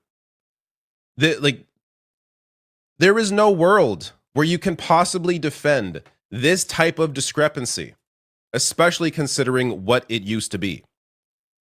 Now, another data point here from the Abacus survey. While conservative supporters are somewhat more likely than liberals to favor intervention, most in both camps prefer that the government stay out of the dispute and let the parties reach their own agreement. Yet the government is not doing that. They are using an arbitrator, which I will, again, the detail of that arbitrator is insane. But before I get there, This is a great clip from that CBC piece. This is an interview with Stephen Tufts. Air Canada has become dependent upon government help to solve its labor relations issues. It tried to get the government to intervene with pilots last year. The government didn't in that case because they were in an election cycle. Carney is a different prime minister. He's not facing a looming election, so they have used Section 107 in this case. And I think Air Canada has to learn to not call mommy and daddy every time they reach an impasse at the bargaining table. They have to actually sit down and get a deal done with their workers. And their dependence on government to invoke Section 107 or other types of back to work legislation and force things to binding arbitration obviously are running up against a wall. I absolutely love that line. Air Canada has to learn not to always call mommy and daddy whenever they have a labor dispute. It really shows you how dependent these corporations are on government intervention. They just assume and they know that, oh, it's okay. We're not even going to bother negotiating because mommy and daddy are going to come and save us with their binding arbitration. Meanwhile, you have the union now fighting back and say, no, we're not going to go to work regardless. We need an actual deal. And that, at this point, based on what I'm going to show you now with Section 107 and how vague it is, it seems to be the only way forward. Because this is what they are using. It's not even like the government went and passed legislation, like back to work legislation, which again wouldn't be good either. But at least you can say, hey, the government did this through a vote and they decided to do that. This is just using some very vague section of the labor code, Section 107, to claim that, oh, this is the reason that we can force people back to work. So this is from CBC News. Until recently, Section 107 was a relatively unknown piece of legislation. But last year, the Liberal government invoked it in several major disputes, sending unionized employees back to work at ports, rail yards, and at Canada Post. This is 107. Tell me where it says force people back to work. The minister, where the minister deems it expedient, may do such things as to the minister seem likely to maintain or secure industrial peace and to promote conditions favorable to the settlement of industrial disputes or differences, and to those ends the minister may refer any question to the board or direct the board to do such things as the minister deems necessary. That is apparently the legal basis to force workers back to work during a strike. That is insane to me. So unions are actually taking the government to court over this because again, where does it say you can force people back to work based on this? Again, going to show they only have used this recently because what they used to do was have back to work legislation to force workers back to work, which again is not good, but there was a process there. So this quote is from Chris Roberts of the Canadian Labour Congress. Quote, at least it forced the government to introduce legislation in the House of Commons to have that legislation scrutinized by the opposition parties and the media and by the public. So at least there was that process with back to work legislation. With Section 107, they're just doing whatever the hell they want. So as QP National tweets out here, in an almost unthinkable display of conflict of interest, this is amazing. A former Air Canada legal counsel, Maurice Tremblay, will rule on whether to end job action by striking Air Canada flight attendants at the Canada Industrial Relations Board. The Canada Industrial Relations Board is run by somebody who worked for Air Canada in the legal department for 7 years. There's an obvious conflict of interest here, yet this is the person overseeing this who apparently is not recusing herself. Like, it's absolutely insane. Now, as David Coletto writes, this is not going to help Carney. This is from Abacus Data. He's the one that helped to put out that survey I showed you earlier. This is risky for Carney, especially when his weakest perceived leadership trait is understanding what average people are going through. This gives Poilievre a chance to rally for workers, which, by the way, Poilievre is not serious about that. I've done many videos on that, but different conversation. And primarily female workers in the case of flight attendants. But he's right. Even though Poilievre is a complete clown when it comes to labor issues and does not mean any of it, when he tried to position himself as being this pro-labor guy when his entire 20-year career is spent fighting against labor unions. But regardless, a lot of people may not be aware of that or may think he's changed because of the way he's been speaking. And this issue allows him to do that. Now, I'll get to their Twitter account later. the Conservative Party to see if they've said anything, because up until recording this, they have not. But David Coletta also goes on to write, the Carney government may have single-handedly started a period of intense labor strife with today's decision. My research clearly shows that workers are incredibly insecure. The cost of living, housing costs, precarious work, macroeconomic instability, and AI have created a toxic cocktail, and unions will want to demonstrate their value in protecting their members. He was elected to protect people, secure them, and provide more certainty. Today could send the opposite signal. Also worth noting, Sam Hirsch shared this. In the Mark Carney platform, they had the Party of the Charter, Party of Equal Rights. As he goes on to write, the Liberal Party loves to constantly tout the Charter as their crowning achievement, but consistently breaches one of the most fundamental rights workers have. They respect the Charter when it's convenient in for their corporate buddies. So, as far as I've seen, only the NDP have said anything about this. They write here, government forcing overworked, underpaid flight attendants off the picket lines and back to work without a deal only helps Air Canada's CEO. Shame on the Liberals, shame on Prime Minister Mark Carney. So I'm going to refresh this live to see if the Conservative Party has said anything about what is going on. Still no. There you go. The Green Party as well. Let me just check them before I get to my tweet there. Green Party, last I checked, also has not said anything, and they still have not. All right. So on the Conservative Party, worth mentioning here. So I covered this during the election. From the Conservative platform, quote, respecting union rights, no return to anti-union bills like C-377 or C-525 and no right to work laws. These two bills, the Conservative Party introduced. Yet in their platform, they claim to be against them.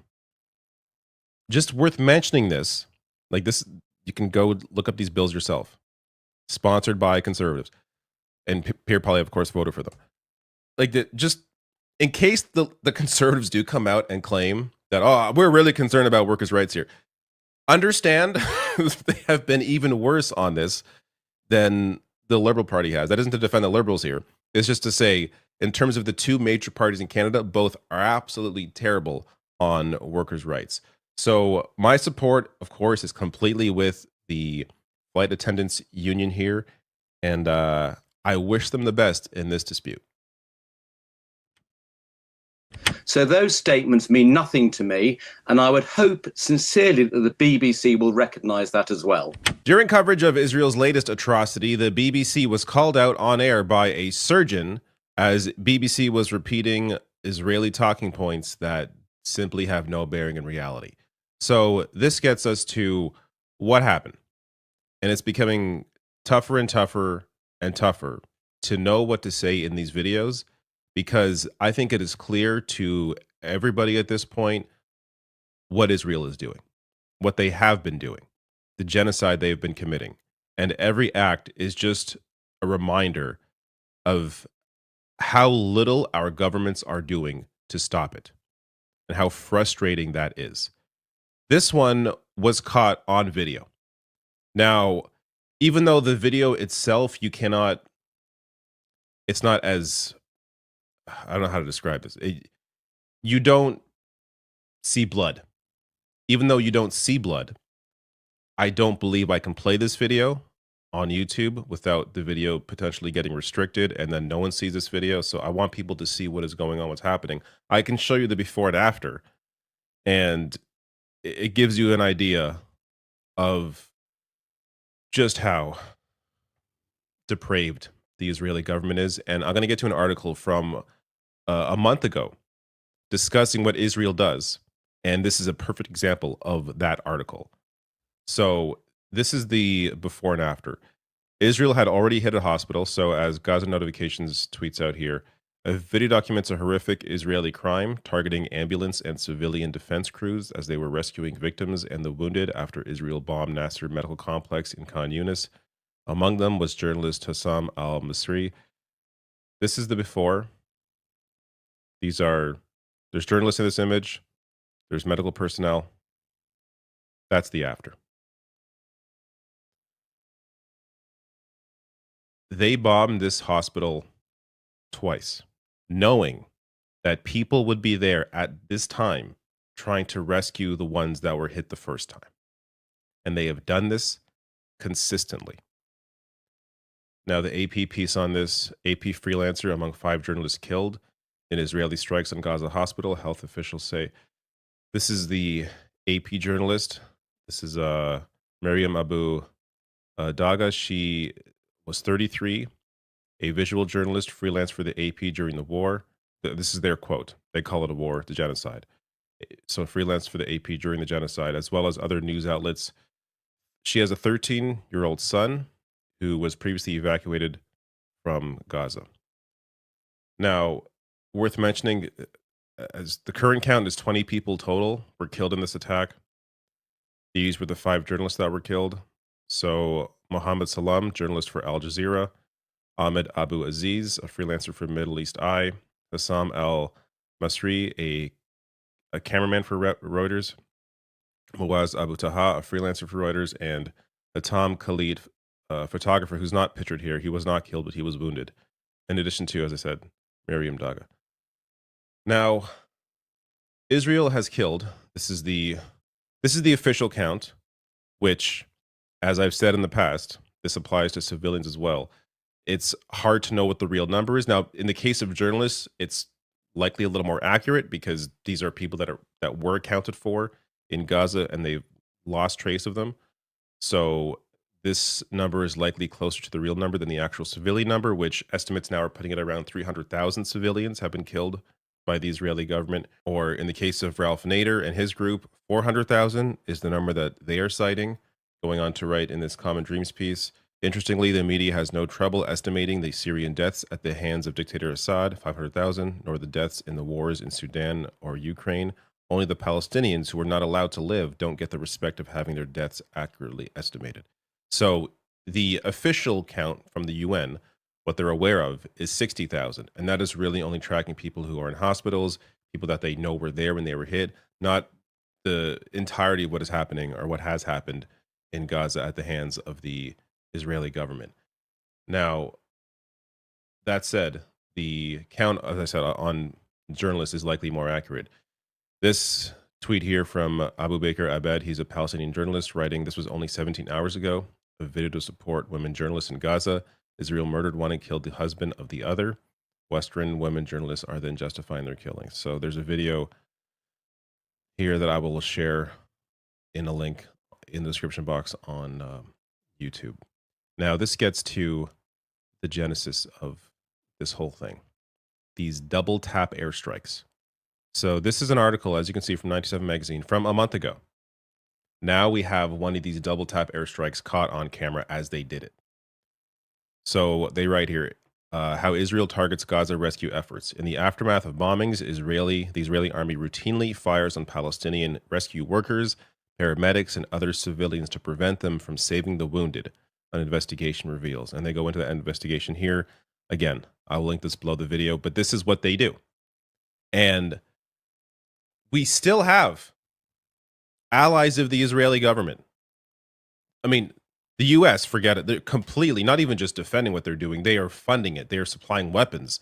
They are giving them even more. Like, it's ongoing. They are going as far as to sanction individuals who of the ICC who chose to issue an arrest warrant for Netanyahu. Like the U.S. government is completely cooked. But when we're talking about even people like, or countries like Canada, like France, ones that have put out strongly worded letters towards the Israeli government, there is no real meat behind any of it. There needs to be an entire shutdown on support for Israel completely abide by the BDS movement here. In addition to that, arrest anyone from the Israeli government who sets foot on the soil of any of these other countries. If you're going to write your strongly worded letter, you have to actually put something behind it. Otherwise, it means nothing. Israel's not going to stop because you asked them nicely. Now, a few reactions here before I get to the surgeon on the BBC. Ryan Grimm tweeting out, "I'm trying to think of a more cowardly and grotesque set of circumstances than what the world just watched Israeli forces carry out on live TV, to strike a hospital, then to wait for rescue workers and journalists to arrive on the scene, and to strike the exact spot again in order to kill the medical staff, the civilian defense rescue workers, and the journalists. As 972 reported, these double taps are an explicit part of Israeli strategy to make rescue work impossible. This is genocidal mania of the most extreme degree, armed and funded by the United States. Jeremy Corbyn here, writing, Israel bombed a hospital. Rescue workers and reporters rushed to recover the dead and the wounded. Israel bombed the hospital again, live on TV. Read that again. Our government's legacy will be its complicity in crimes against humanity. End all arms sales to Israel now. So the UK has also been very supportive of Israel to the point where they've supplied spy planes. There are entire videos showcasing these spy planes circling around Gaza, sending that intel to the Israeli government. So they have been an active participant in this as well. So it's good to see Jeremy Corbyn, who should have been a prime minister of the UK, should be the prime minister, calling this out. And he, of course, he has been a consistent and leading voice on this in the UK. This tweet here. Israel used to pretend they didn't murder journalists and bomb hospitals. Now they're killing journalists by bombing hospitals. And Ben Smoke tweeting out here. I'm old enough to remember people on here categorically denying Israel would ever attack a hospital. I remember that. There's a whole, you can go back 2 years, a video where Israel denied, oh, we didn't hit the hospital. That was Hamas. Turns out a deeper investigation about a month later figured out that it was indeed Israel. And everyone at the time saying that it wasn't Israel never came out to apologize or correct their mistake. Worth noting this as well. Direct through line from the AP refusing to clearly condemn Israel's destruction of its press office in Gaza in 2021 to today, where Israel attempts to exterminate every single Palestinian journalist, even the ones who work for the Associated Press. So I remember covering this at the time. This is a video from May 15th, 2021. Israel destroys AP and Al Jazeera building in Gaza. Now, at the time, AP put out a letter saying, or statement saying, we are shocked and saddened by this. We need to figure out more information. We're in contact with the U.S. State Department, and hopefully we hear more answers. Never really heard much else from the AP about that since. They treated the entire thing in their initial statement as if it was potentially a mistake, even though clearly it was done on purpose and done for this purpose. When they state in their letter, but they don't state it as the reason Israel did it. They just state it as a matter of fact. The world will know less about what is happening in Gaza because of what happened today. That is why the Israeli government did that bombing and why they continue to target journalists to this day. Let me get to this clip now. This is from the BBC. Here is Nick Maynard, a surgeon, calling out the BBC on air for simply repeating Israeli government talking points. The Israeli military, as you probably heard me say there, the IDF have said they are going to investigate. They do not intentionally target people who are not involved in the conflict. Well, I hope the BBC will acknowledge that those statements hold no weight at all these days. Those statements saying they are not responsible, they have not meant to do this, has not been borne out by any of the multiple witness statements coming out from healthcare workers and many other people coming out from Gaza. These are deliberate acts. They have been deliberately targeting hospitals. They have been deliberately killing healthcare workers. They have been deliberately abducting and detaining illegally and torturing healthcare workers. So those statements mean nothing to me, and I would hope sincerely that the BBC will recognise that as well. Well, we're just reporting what the Israeli Defense Forces have said. And they're also, of course, as you will know, they have said many times in the past that hospitals in Gaza have been used by Hamas for military purposes. Yes, and the BBC will also know that they've interviewed multiple healthcare workers from this country and others who have said there is no evidence whatsoever to support those claims. And indeed, the BBC will also know that the evidence provided by Israel has not been remotely verifiable and not remotely credible. So I think that needs to be acknowledged publicly by our media. You literally have a video of the Israeli government striking innocent healthcare workers and the press while they are trying to help people at a hospital. and you are still repeating the Israeli government talking point that they don't hit people intentionally. After they just struck that hospital, they know what they struck. They know that people are going to be there trying to save the ones who are wounded, and they strike it again. At some point, you have to stop repeating the lies. I don't care that it's from, the government of a country. They are full of shit. If you're going to repeat what they're saying, then you have to repeat it with the added information that they have been lying about this consistently. It is not simply the job of the guest on air to refute what the BBC is saying. It is your job as a journalist to tell people what is actually going on. Like the ongoing attempt at both sidesing a genocide has been horrifying and disgusting. The media, look, I want to be clear. The reason why we are aware of any of this is because of people that work in media. But when we are talking about media organizations, large ones like the BBC, like CNN, like NBC, ABC, there is still this CBC in Canada.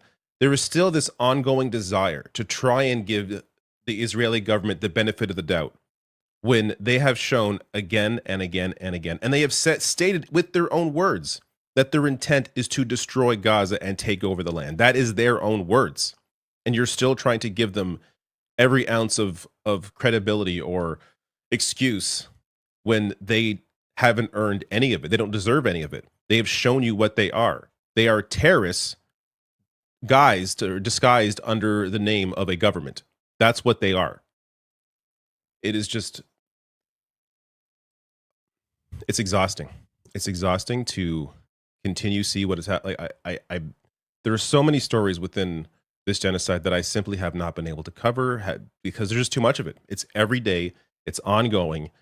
As somebody who's trying to absorb it and understand how to communicate it to people, it's impossible for me as one person to be able to do that consistently. So I have to pick what story I think I can talk about and deliver in a way that communicates the reality of what is happening. But it is so devastating, and it is very hard to witness, let alone I can't even imagine actually being there. Can you think how, I'm trying to think of the right word, because brave doesn't do it justice, but just the level of I guess bravery, for lack of a better term, to be a journalist on the ground in Gaza covering what is going on, to rush into a hospital minutes after it's bombed to try and help people who were hit. Like, whether it's the rescue workers, the doctors, the surgeons, the press, the people that have decided, that have made it their choice to be there while this is going on, knowing they are putting their lives on the line. I cannot think of a stronger human being on earth than the people who do that kind of work. It's incredible to me. And if you're going to call yourself a journalist, the least you can do is honor the people who are being intentionally killed by the Israeli government by telling the world what is actually going on. A lot of people are saying maybe we like a dictator. We are watching, and we are taking names. Governor of Illinois, J.B. Pritzker, finally said something that I need to hear more Democratic leaders say. So in this video, I'm going to get to that clip, as well as a couple of other Democrats that right now I think are saying the right things and doing the right things as a model going forward for Democratic Party as a whole to combat what the hell is going on here with Donald Trump and just the insanity of it all. So we're talking about invading cities, Donald Trump using the military against American citizens, locking up and deporting innocent people to meet some arbitrary quotas, as well as continuing to fund and supply the genocidal state of Israel with weapons. Meanwhile, their citizens get health care, while Americans are facing rising costs and no public health care. So let me start with this story that hit yesterday. And look, every day there's something new, right? It's impossible to keep track of it all. I'm having a hard time myself even absorbing the news, let alone being able to communicate it.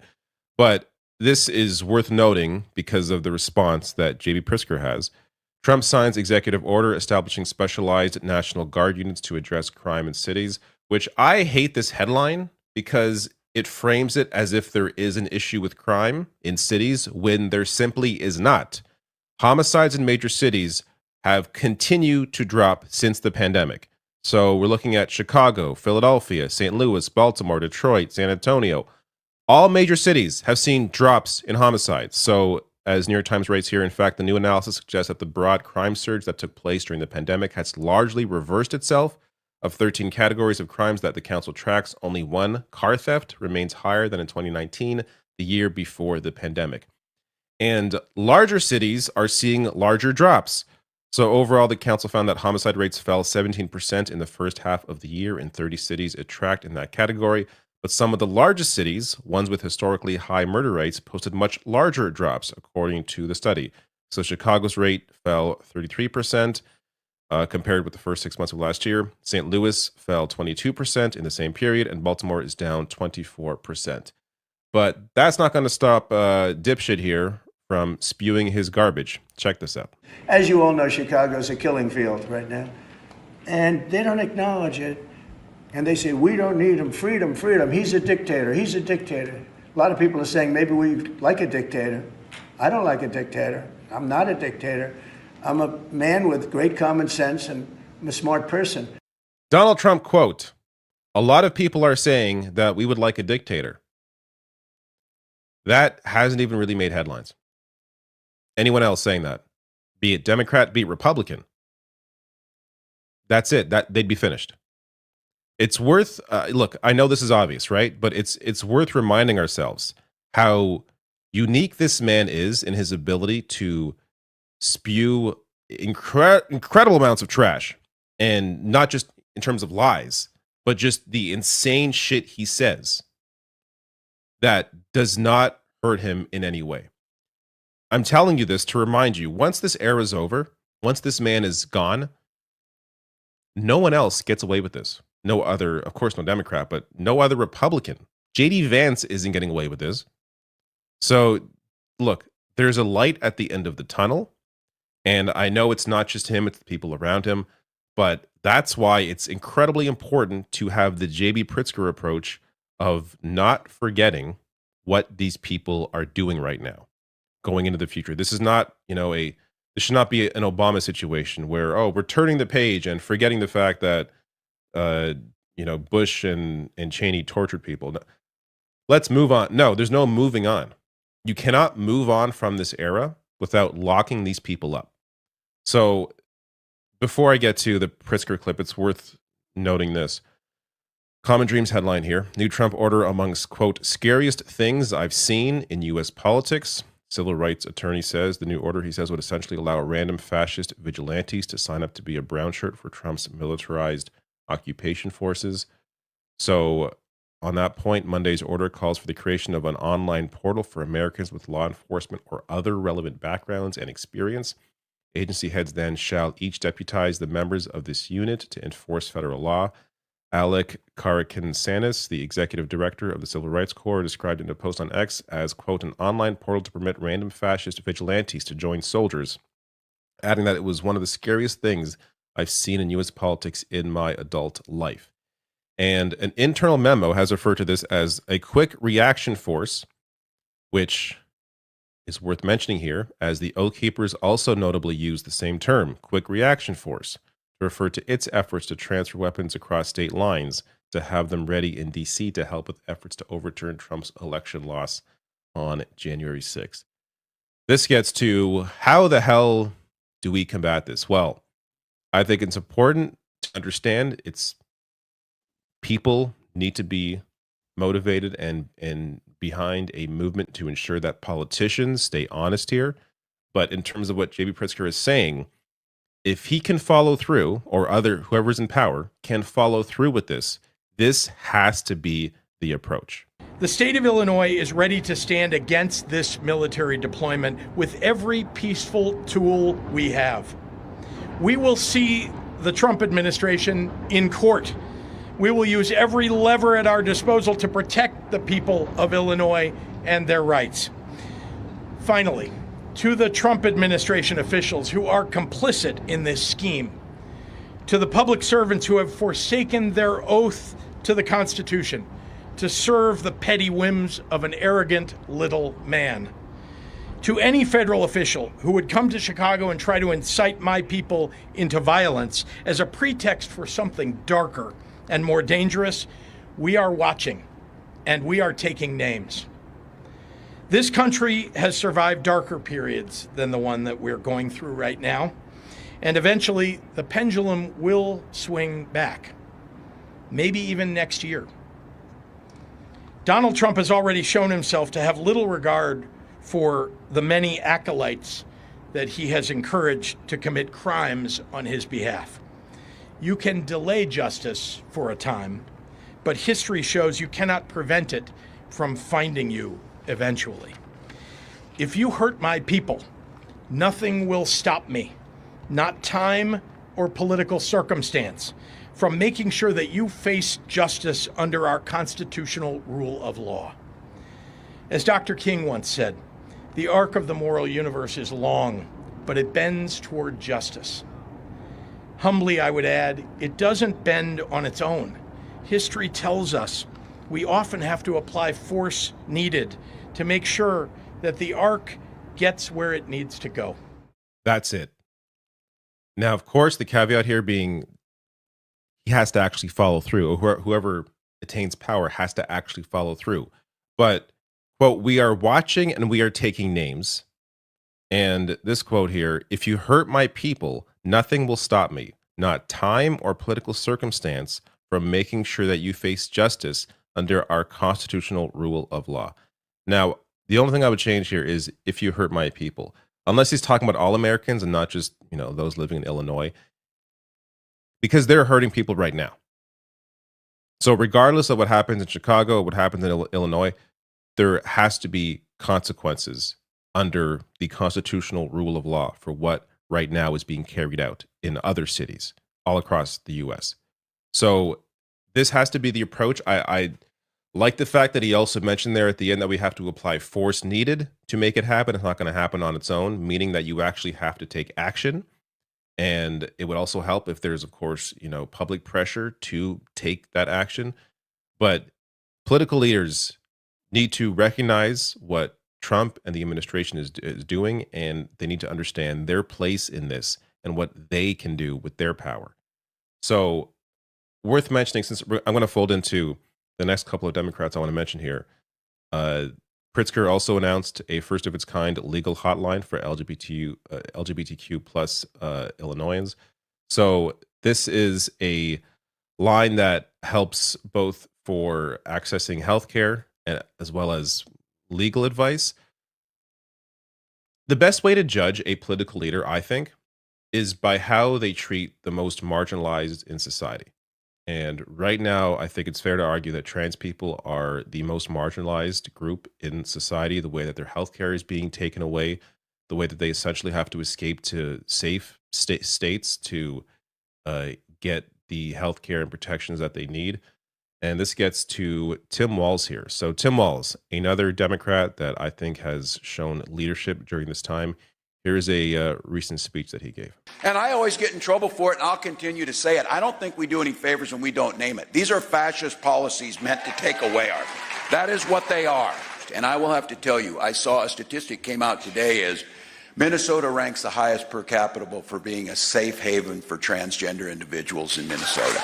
And can I just say... We can talk about economic growth and feeding children and growing the economy and creating jobs simultaneously with talking about everybody's human rights matters, and we shouldn't be demonizing that. You can do both. You can do both. So while some in the Democratic Party are claiming that we shouldn't talk about trans people because it's going to hurt us, I think is a ridiculous approach, especially when Republicans have no interest in voting for Democrats anyways. Tim Walz taking the approach that, no, we need to protect people that need protecting. We need to discuss human rights and the importance of it. And he's not shied away from it, both in speaking about it, but also in how his state approaches trans rights. So the imprint here with their headline, Minnesota braces to protect its trans youth amid Trump attacks. So they go on to write, the Trump administration falsely equated gender-affirming care endorsed by the American Academy of Pediatrics and the American Medical Association with, quote, chemical and surgical mutilation, end quote, that amounts to child abuse, which is, of course, absolutely absurd. You know, these clowns, these conservatives claim, oh, we need to be real about the facts about trans people. Meanwhile, they ignore the actual experts, the actual facts, and trans people themselves. Now, in terms of Minnesota, so in early 2023, Governor Tim Walz declared his state a refuge for trans youth seeking gender-affirming healthcare.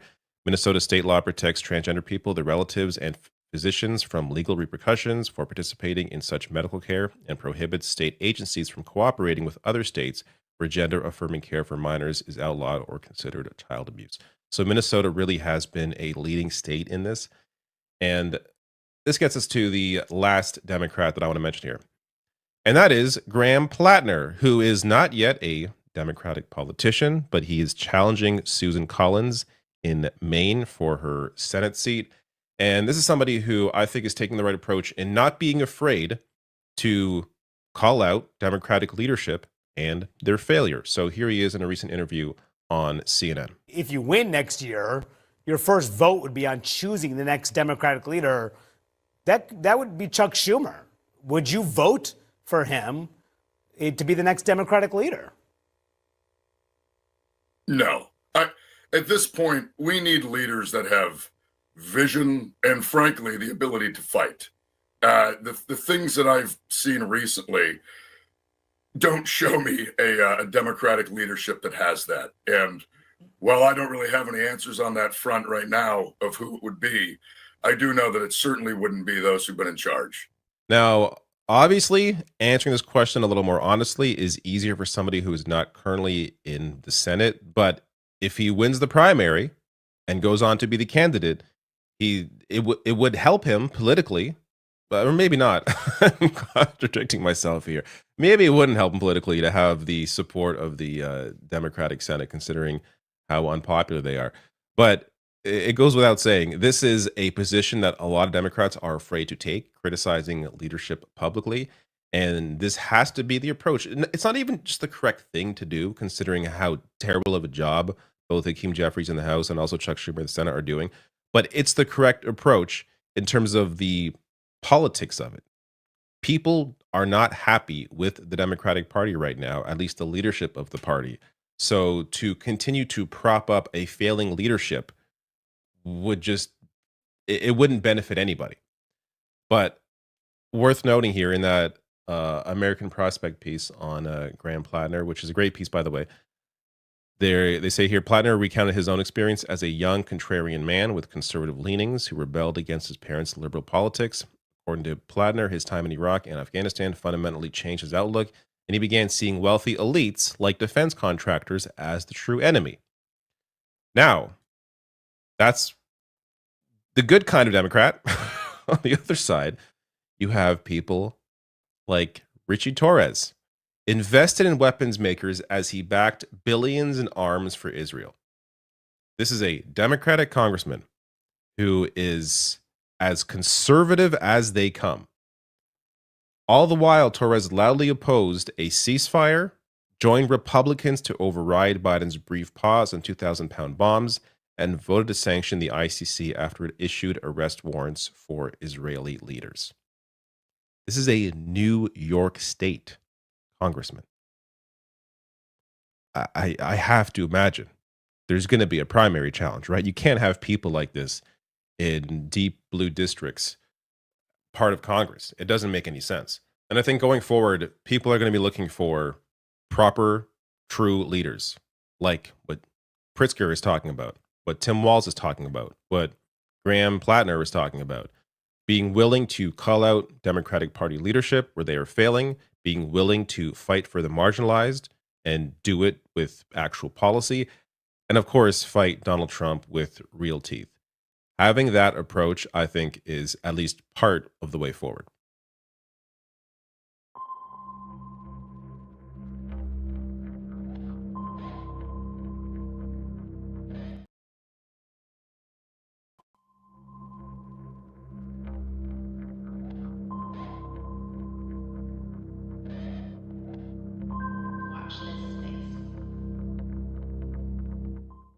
Hey, You are listening or perhaps watching ID from X to Z. That's infectious disease from X to Z.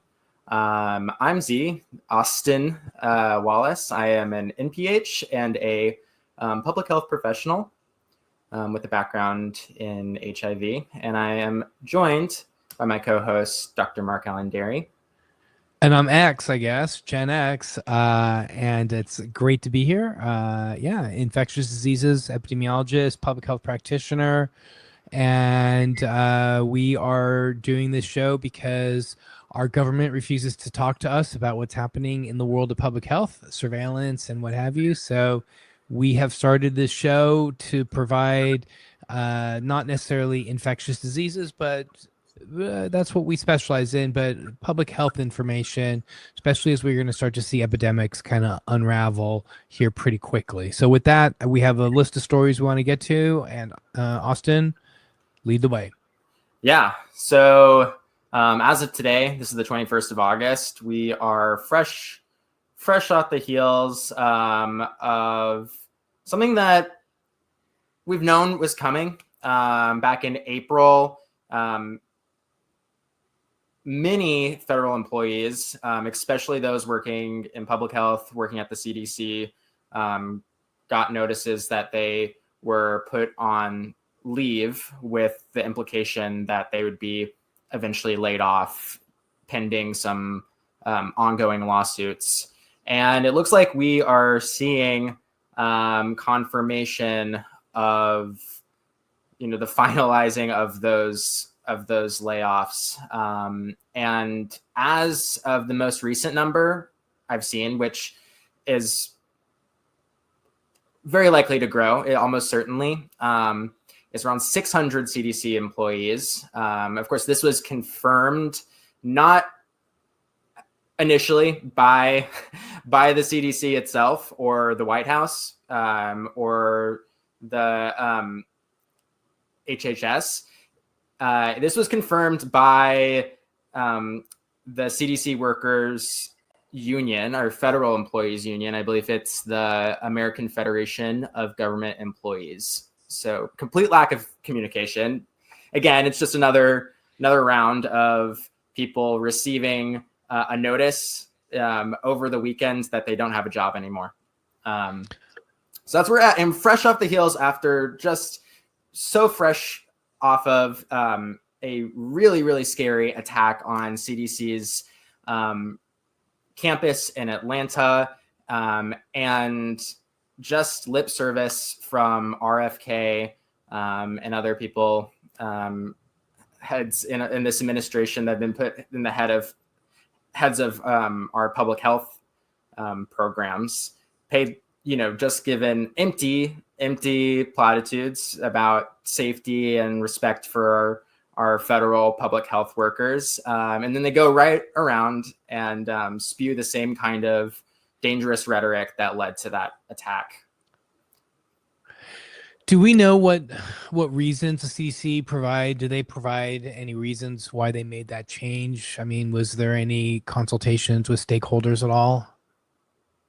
No, I believe this is just part of that initial directive from the White House to cut that the DOGE, right? The Department of Government Efficiency, which isn't, Elon Musk is out of the picture now, but still this lasting legacy of severely stripping away the CDC's ability to do any kind of work. So this 600 is also, that's just within 24 hours that we have confirmed of that initial 600. There's probably, that number is going to get a lot bigger in the coming days when we get more confirmations. But I do think it's interesting to note, though, that many of the workers who have been notified that we know about, because at least the stories that I'm seeing about this, made note that many of them work in like violence prevention programs, which I thought was really interesting. Something that clearly they want to attack. And so let me ask you, so with these unprecedented dismissals and loss of expertise, like just kind of speculate with me. What do you think? What do we think the future is going to look like this? I mean, what do we think is going to happen? Well, the CDC is going to be pretty much useless, which is difficult because Probably the point. Yeah, which is the point. It's easier to make them useless than to just outright get rid of them. It's the quick and dirty option for, shady option for getting rid of a vital piece of our government infrastructure without voting, without any kind of process, which we've seen this abuse of power going on. It just pushes and pushes and pushes. It creates precedents for, powers that no president has ever had before, no administration has had. And I don't know if you remember, or if you are aware of this, or if you were ever ever hit your radar in public health school, but do you know that the CDC is not allowed to study gun violence? For a long time, I think in the late 90s, a bill was passed that prohibited the CDC from studying gun violence in particular. Because were you aware of that, or did you know that, or was that something that you knew? No, I took towards the end of my program, I took a course specifically about public health, violence as a public health problem, and from what I understood, it's something that's only really recently being understood or accepted as something that you can study in public health and study from an epidemiological lens. I'm not surprised. Yeah. So for decades, the CDC was effectively barred from studying gun violence due to federal laws. There was something called the Dickey Amendment, passed in 1996. And it was passed as part of a larger omnibus appropriations bill for the fiscal year of 97. It stated, quote, "None of the funds made available for injury prevention and control at the CDC may be used to advocate or promote gun control." While the language did not ban research, it basically created a chilling effect that the CDC officials were afraid even impartial research on gun violence might be interpreted as advocacy, risking their careers and funding. And as a result, research almost entirely stopped for more than 20 years. And so that leads to how so if that was 96, 97, that means it ended 20 years would be, kind of the up to 2017, 2018. And so that makes right. a lot of sense. That makes sense, right? Yeah, it makes sense why that's now being attacked. Right. It hasn't even had very much time. Yeah. So the CDC funding for gun violence research declined by over 90%, of course. The amendment was later extended to also apply to the National Institutes for Health. Our country is broken. It's in the pocket of the NRA. It is. It is so corrupt. People what? You're going to give me money so I could write a law saying that, we can't study gun violence. Okay. So the lack of federal research contributed to gaps in public policy and understanding of gun violence as a public health issue. 2018, Congress clarified that the amendment prohibits the CDC, clarified that while the amendment prohibits the CDC and NIH from using funds to advocate for gun control, it does not prevent research into gun violence itself. So that was the difference. So they were able to basically split a hair rather than just get rid of it altogether. They're we're not going to advocate for gun control, but if the research tells us that this is what it says, that's not advocating. We're just telling you what the research says. So here you go. As you were saying, recently, CDC has started receiving federal funds for gun violence research again, but gap persistent data and evidence due to decades-long freeze.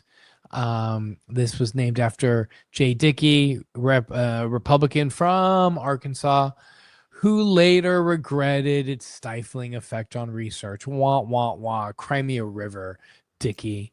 So, yeah, there you go. Yeah. The CDC could not and did not study gun violence in a sustained way from 1996 until congressional clarification in 2018. The no explicit ban on research was written, just a ban on advocacy. The practical result was a 2-decade freeze on CDC research into gun violence. The reason why I bring all this up, Austin, is that we just lost so you could see how laws like that are effective, right? You could see 20 years the CDC was not able to talk about gun and gun violence. That was a self-imposed ban because it was supposed to be advocacy, but advocacy could be interpreted in any way. So instead, what they did is they just stopped it, and they knew, because the lawmakers knew that if the CDC could study gun violence coming from the CDC, they could call it a public health hazard, or they can call it a public health problem. And the NRA knew good and well that if it became framed in a public health way, that they may lose control of the framing. Now, nothing. You could go and shoot up a whole school of second graders, and that won't even move, like these corrupt, horrific people, right? Like just the worst human beings on earth. These people who refuse to support gun control. So now I suspect, and again, the reason why I'm bringing all this up is I really believe that by them getting rid of the gun violence task force, or the violence prevention task force, what you are going to allow to happen is, again, the whole reason why we started this podcast radio show was so that we can be the eyes and ears, not nearly as good as the CDC could, but at least we are going to try to be the eyes and ears of what's going on. And when it comes to, in this case, it was violence, and you see that they were able to get rid of gun violence as a problem, and now we're talking violence as that entire task force is gone. They've been fired, just boom, like that, they're gone, and now we're not going to know about it. Yeah. Bye-bye. No, because they're afraid. Because they know what the data says. They know what. Of course. And they would, if public health was allowed to, have that narrative and be able to present that data, they would find that the causes of violence are often over policing, unrestricted access to firearms, untrained access to firearms. They would find that it's associated with hate groups and groups that are in the interest of groups that are probably now have federal jobs in the form of ICE. Yeah, people who probably work for ICE. I'm certain those groups. Yeah, it's. Because they know. Yes, of course, and that's why they want it. Yeah, they want that. Yeah, so, it's really a shame. In the last minute or so, I mean, I'm just shocked by. I mean, it's not. I will say this over and over again. I believe that what's happening is that there's an acceleration of societal collapse. That's what we're seeing. And when you look at this from the framework of people who want to create a societal collapse, this is something you would do. This is not something you would do if you were trying to protect society.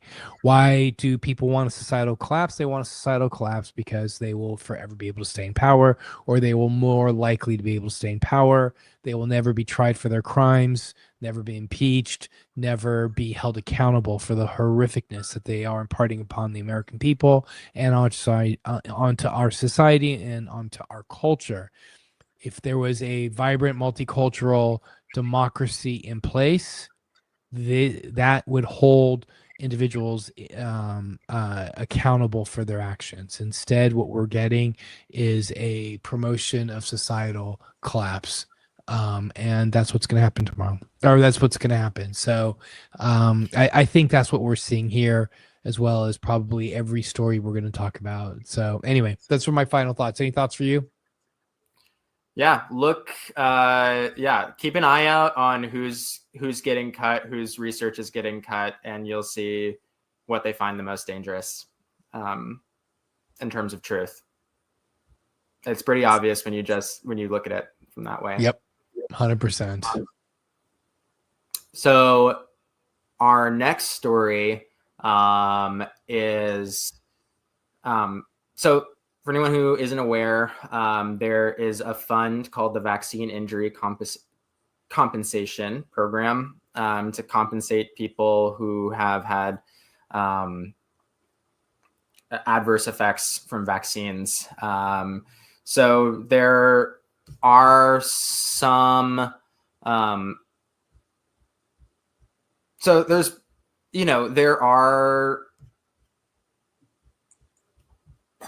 there are legitimate things that this fund, should be able to compensate people for. RFK Jr. on his continued obsession with autism, he brings it into almost every conversation that he has. Anytime he's speaking, he has an obsession, a fixation on autism, and sincerely believes that vaccines cause autism, despite that being just such an old myth that has no basis in science. So he's looking to get that put onto this list of conditions that you could, that would legitimize it as a legitimate condition caused by a vaccine. And so this story from KFF Health News was published or written by Stephanie Armour, is looking at, the possible repercussions of what would happen if, if things like autism, things totally unrelated to vaccines, things that are not a public health crisis, but are being, he has his own agenda to frame it that way, are then made legitimized as a real adverse effect, because there are a lot of people who also believe this myth. It is serving to not only hamper people's ability to access vaccines, it's going to put vaccine development through so many more hoops when vaccine development is something that needs to be fast, because you are dealing with strains that are changing every single year, and putting them through tests to see if they cause autism when we know that they don't, is only serving to just make them, again, obsolete, just like making CDC, other public health functions, obsolete. So vaccines were already, for the developers of vaccines, something that wasn't profitable. And if it has, every time that they push it more, it becomes more and more, and it sucks that this is, that developers of vaccines are often profit motivated. Every time that they push this, it limits our ability to access vaccines, because the taxes that are going to be on vaccines, again, and the price to develop vaccines is only going to increase, and we might, might not. No, I was going to say 100%. Please finish that thought, because I have a couple thoughts. Yeah, and it's leading us to a place where it's going to be incredibly difficult to get a vaccine in the U.S. Yeah, I mean, well, first of all, I mean, I think did we talk about this last week? How I have this vision of how we are going to be entering into a society where we're going to be getting our vaccines out of the country for those who can do something like that. We're not going to have access to vaccines in this country. And not only that, but I think vaccine manufacturers are going to start providing vaccines primarily to people outside of this country. I'm completely speculating. I hope I am wrong. I hope I'm not having a Cassandra moment, but I think I'm going to be right on this. So the vaccine compensation fund, right? Is that VCF? Is that what it is? The vaccine injury compensation program. Yeah. Designed essentially to compensate people with legitimate rare vaccine injuries while protecting vaccine manufacturers from most lawsuits, right? But what Kennedy is doing is trying to overhaul it by adding conditions like autism and allergies to the list, despite any scientific proof linking these conditions to vaccines. And I'm going to tell you the story in just a moment of how autism. Do you know about Andrew Wakefield at all, or how this whole autism thing got into? No, I don't know the origin of. Okay, how this so became I will share with you in a moment that. But what essentially is happening, Austin, is that what's happening is he's allowing, like, it's so hard for me to wrap my head around this. And when you sent me the list of topics, I was like, is this real? Like, I mean, he's allowing, like, okay. All right, let me gather my thoughts. First of all, autism is not something you can test for. If you have HIV, you can test for HIV. If you have syphilis, you could test for syphilis. If you've got gonorrhea, if you have a heart attack, you have rheumatoid arthritis, if you have lupus, these are things we can test for. You have Crohn's disease, woo, we could test for that. You know, like you have cysticercosis because you ate raw pork, guess what? We can test for that. You can't test for things like autism. You can't. There's no test for depression. There's no test. There are things that we just don't have tests for that require specialized clinicians to make those diagnoses, right? I mean, are you following with me? Like, you understand where I'm coming from? Okay. So when you have a disease process as complicated as autism, likely genetic, it is a behavioral. I mean, I am not a psychologist or psychiatrist, so this is something that, like, if somebody came to me and said, hey, we would like you to evaluate our child for autism, no, I don't know how to do that. And not only that, let's just think this through. Let's say a kid gets a vaccine at age 6 months or whatever, and let's say in 3 years, that child is finally diagnosed with autism. How's that link even derived? Right? I mean, like, just because a kid got a vaccine here doesn't mean that later that they're going to develop that it was the cause of autism, right? I mean, all this does now, it also is going to decrease the likelihood of people getting vaccinated. And furthermore, companies are going to be like, yo, peace out. We're not doing business here anymore. I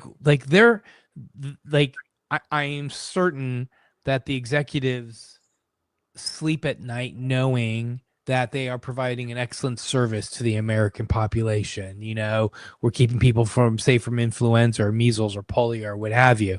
They may charge an arm and a leg for it, but at least at night they know that they're going to sleep because they're doing good things.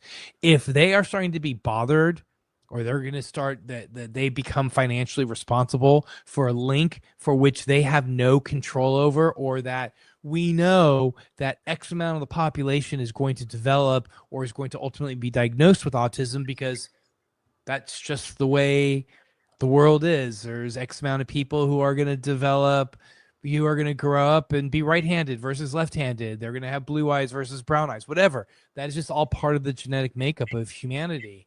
And the fact that they are now going to put autism on the vaccine compensation fund is insane, and it's going to be so difficult to prove. It's meant to just jam up the system. That's all it's meant to do. It's not meant to keep people safe. And it's a very, very dangerous precedent as well. The program is going to be overwhelmed with claims. It's going to be depleted of its funds. It's ultimately going to collapse. And like, this is what I was getting to. Ultimately, it's going to lead to vaccine manufacturers to stop making or selling vaccines in the U.S. because it's such a high lawsuit risk. That's what's going on, dude. All right. Let me All right. The idea that vaccines cause autism actually started with a flawed and now massively debunked study.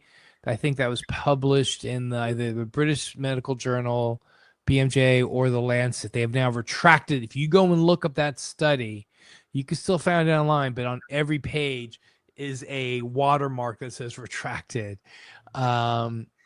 Obviously, since then, many large and rigorous studies involving hundreds of thousands of children have found no link between vaccines and autisms.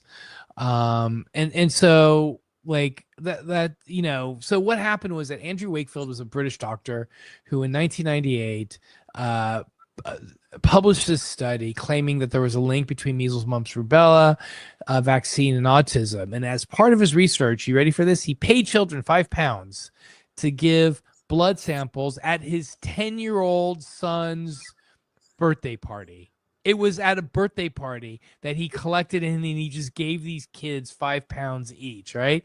The blood collection obviously was done without any proper ethical, so no IRB, no ethical improvement. It was part of a larger pattern of misconduct. Wakefield later admitted that some of the dramatic stories he told about the event, such as children fainting or vomiting, was exaggerated to entertain an audience. And obviously the study was filled with manipulated data, lack of proper controls, and serious ethical violations. But unfortunately, it sparked widespread fear of vaccines, causing vaccination rates to plummet, leading to outbreaks of measles and other diseases. And his paper was eventually retracted. And Wakefield was struck off of the UK medical register for professional misconduct. In other words, he got his license taken away. And so that is where all of this autism business came from, was from a guy who basically was the most unethical person that I've ever known, who basically, or physician rather, who basically just went to his son's birthday party, collected blood from his son's friends, and then just made up a bunch of stuff as a result of that. And now we've got a society that refuses to take vaccines. We have the head of HHS. Why can't I have that job? The head of HHS, who thinks that vaccines cause autism. I took my blood pressure medicines this morning. I am stunned. Anyway, I filibustered for a while. Austin, please, you wrap up this segment here. Yeah.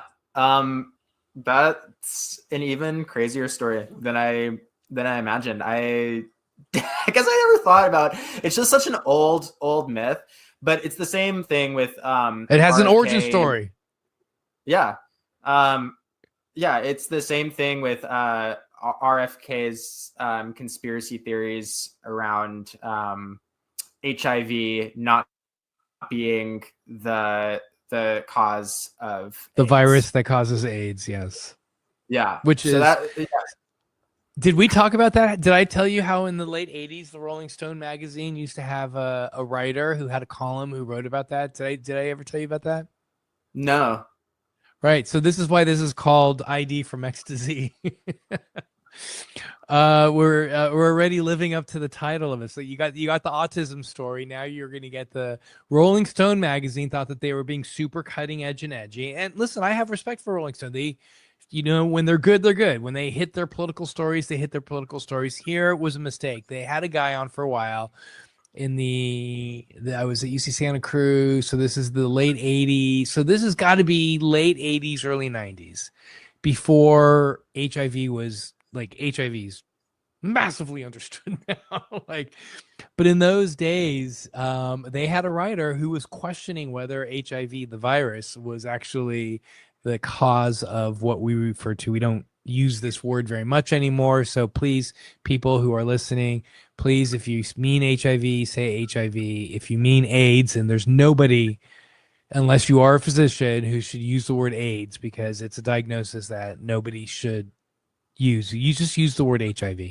People with HIV, if they hear themselves being referred to as AIDS, that is a very offensive, just use the word HIV and get rid of the word AIDS out of your lexicon, but of vocabulary. But essentially, there was a Rolling Stone magazine guy who for a while was writing about how HIV was not the cause of what we refer to as AIDS, or then referred to as AIDS. And that column, I think, was on for like a couple of months, and then I think people like me were outraged, and then he doesn't have that thing anymore. But yes, there was that conspiracy theory where people living with HIV, that notable publication said that because it was a conspiracy at the time, that HIV did not cause what we refer to as AIDS. It's crazy. Anyway, go ahead. Yeah, I mean that's about it. It's just so crazy to me, his echoing of conspiracy theories that are decades and decades old and are now like being revived. Everything old is new again. So about time to go into our next story. Yep. Looking at people who are, names of people who are head of our public health programs. Of course, talk a lot about RFK, heads HHS. Earlier, about the beginning of this month or end of July, we had a new CDC director, Susan Menarez, named as director, and who seems to have a public health background. She's the first director who doesn't have a medical degree, but has a background in research, public health background. Very educated person, which is unlike many other people who have been put into health in public health positions recently, and is notably, an advocate for vaccines. Says that vaccines save lives. Things that aren't even radical. Things that are any baseline public health official should agree with or should be promoting, but is putting her in direct it's in direct conflict with everything that RFK is saying, everything that's coming out of our White House. So you have she's not gonna have a job for long. Yeah, so you have someone like RFK who is making these directives, sending out these directives that are. And then also someone at the CDC who is saying something completely different. They're having to work together somehow. And it's, we'll see how long this lasts. It seems like so many people in these positions are turning over so fast because of, it's just chaos and conflict, which is part of the spectacle, part of the show, part of keeping people confused. So there's two parts to this story. That first part is, she is about, 3 weeks into this position now. Given the, gone to the CDC campus, talked to the workers. She's inheriting a CDC that is in broken. In turmoil. Yeah, it's so definitely.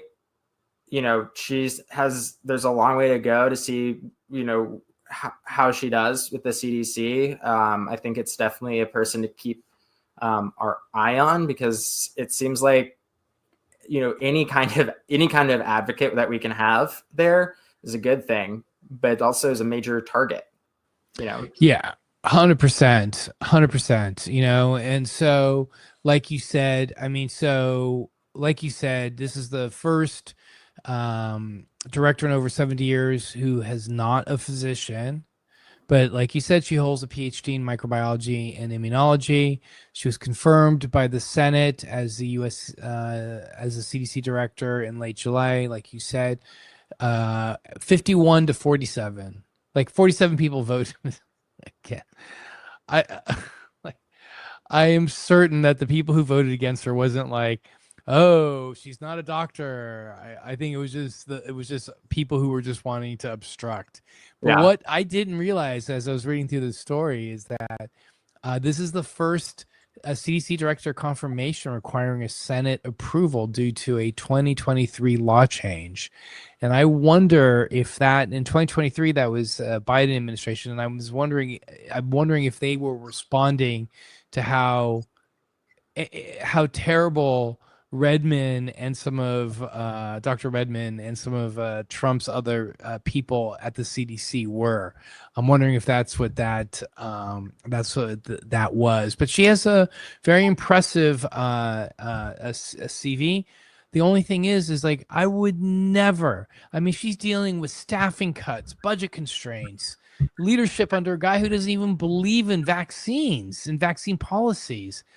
I don't know, man. That's a job that I would not like. If they came to me and be like, here's your dream job. You can run the CDC. I'd be like, peace out.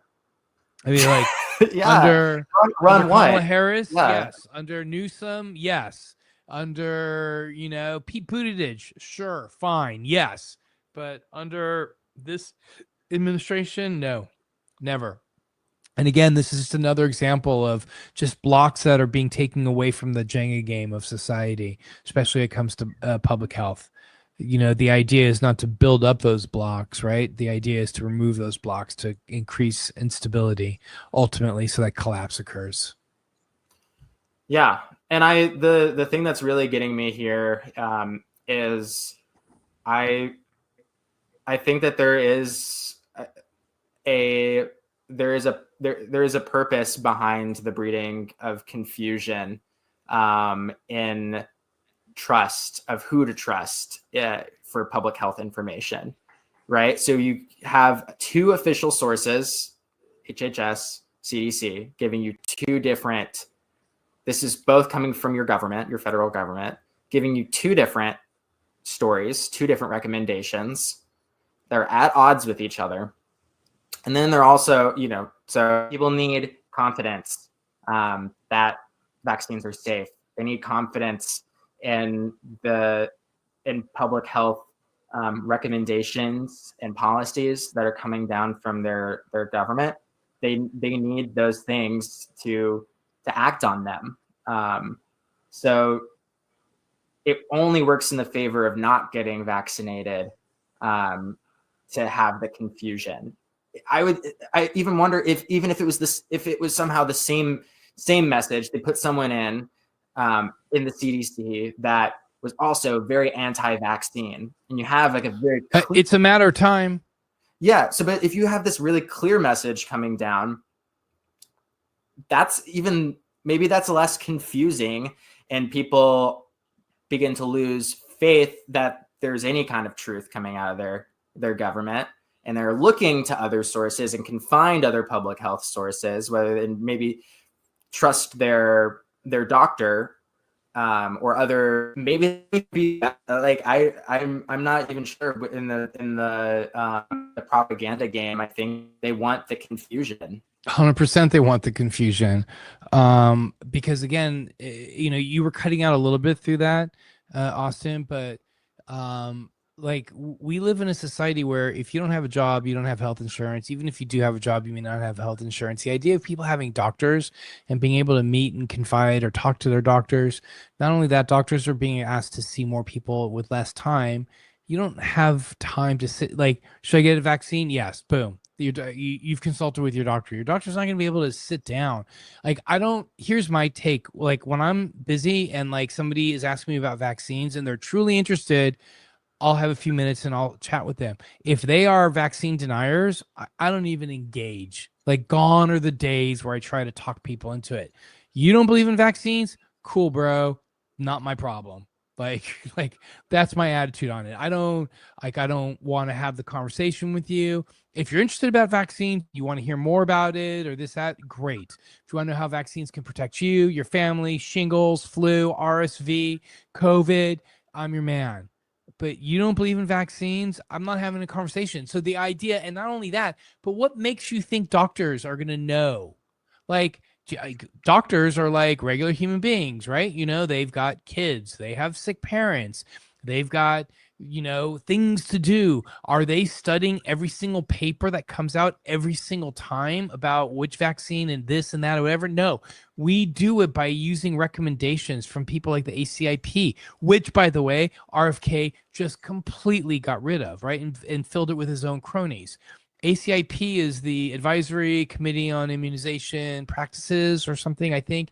But those were the people we needed.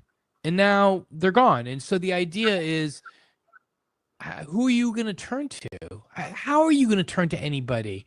And so it's just insane. And again, and there was a story. Did you see the story on Noel.com today about Representative Clay defunding the New Orleans health the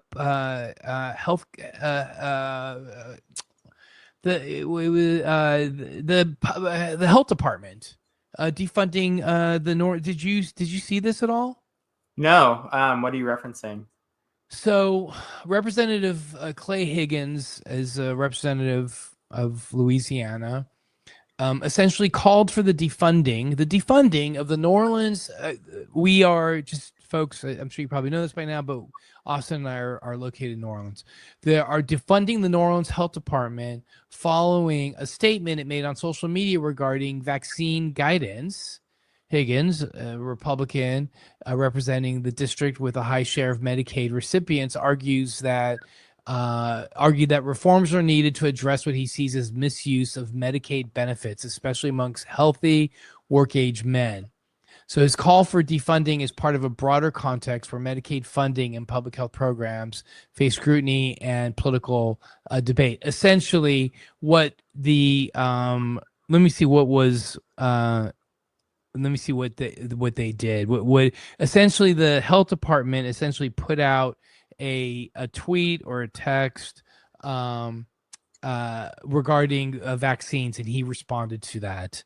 And it's just like, this is how they're going to fight the game. Do you know what I'm saying? Do you know what I'm saying? Like this is how could he really defund the New Orleans Health Department? I really, really doubt it. But these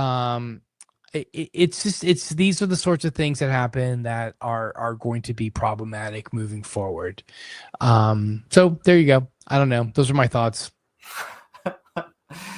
Yeah. I mean, you push, they push for the most extreme, and they get they get a little bit. They get a little bit, and they get inch, and then it builds up and builds up. And where we are is we're at the end of a lot of building up over a really long time, that, these things that have been set into motion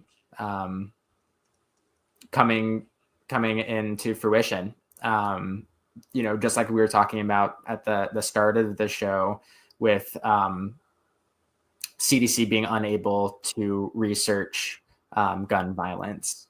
The moment that they have an opportunity to, and they feel safe to, it's shut completely down. So these are, as much as this administration has been, leading, really, really pushing and really, really accelerating a lot of this stuff, these are things that have been also put into motion over decades. And it's because that we didn't kill these things so much earlier that now they're out of hand. I don't think any of us saw the, like I said, I don't really engage in vaccine deniers anymore. I don't think any of us saw this coming, to be honest with you. I didn't think that their persistent negative discussions or portrayals about vaccines or doctors or public health practitioners or whatever would resonate. It's deeper than that. It's like the counties that voted for, counties that voted for Trump versus counties that voted for, or parishes in Louisiana that voted for Biden. Counties or parishes that voted for Trump had higher mortality rates and lower vaccination rates for COVID than counties or parishes that voted for Biden. So, like, they live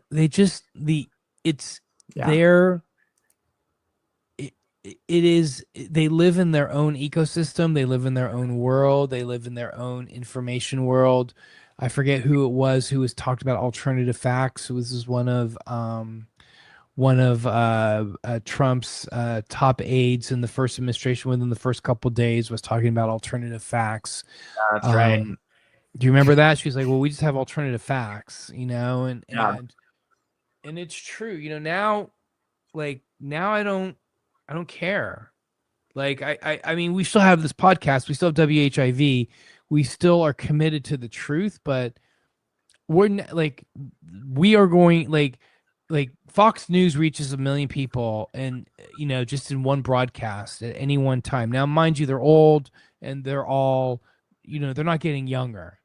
Add on top of that all their Facebook and all their tweets and TikToks and all this stuff. They have quite a outreach. There's no question about it. But they can reach so many more people so much more effectively and so much more influential.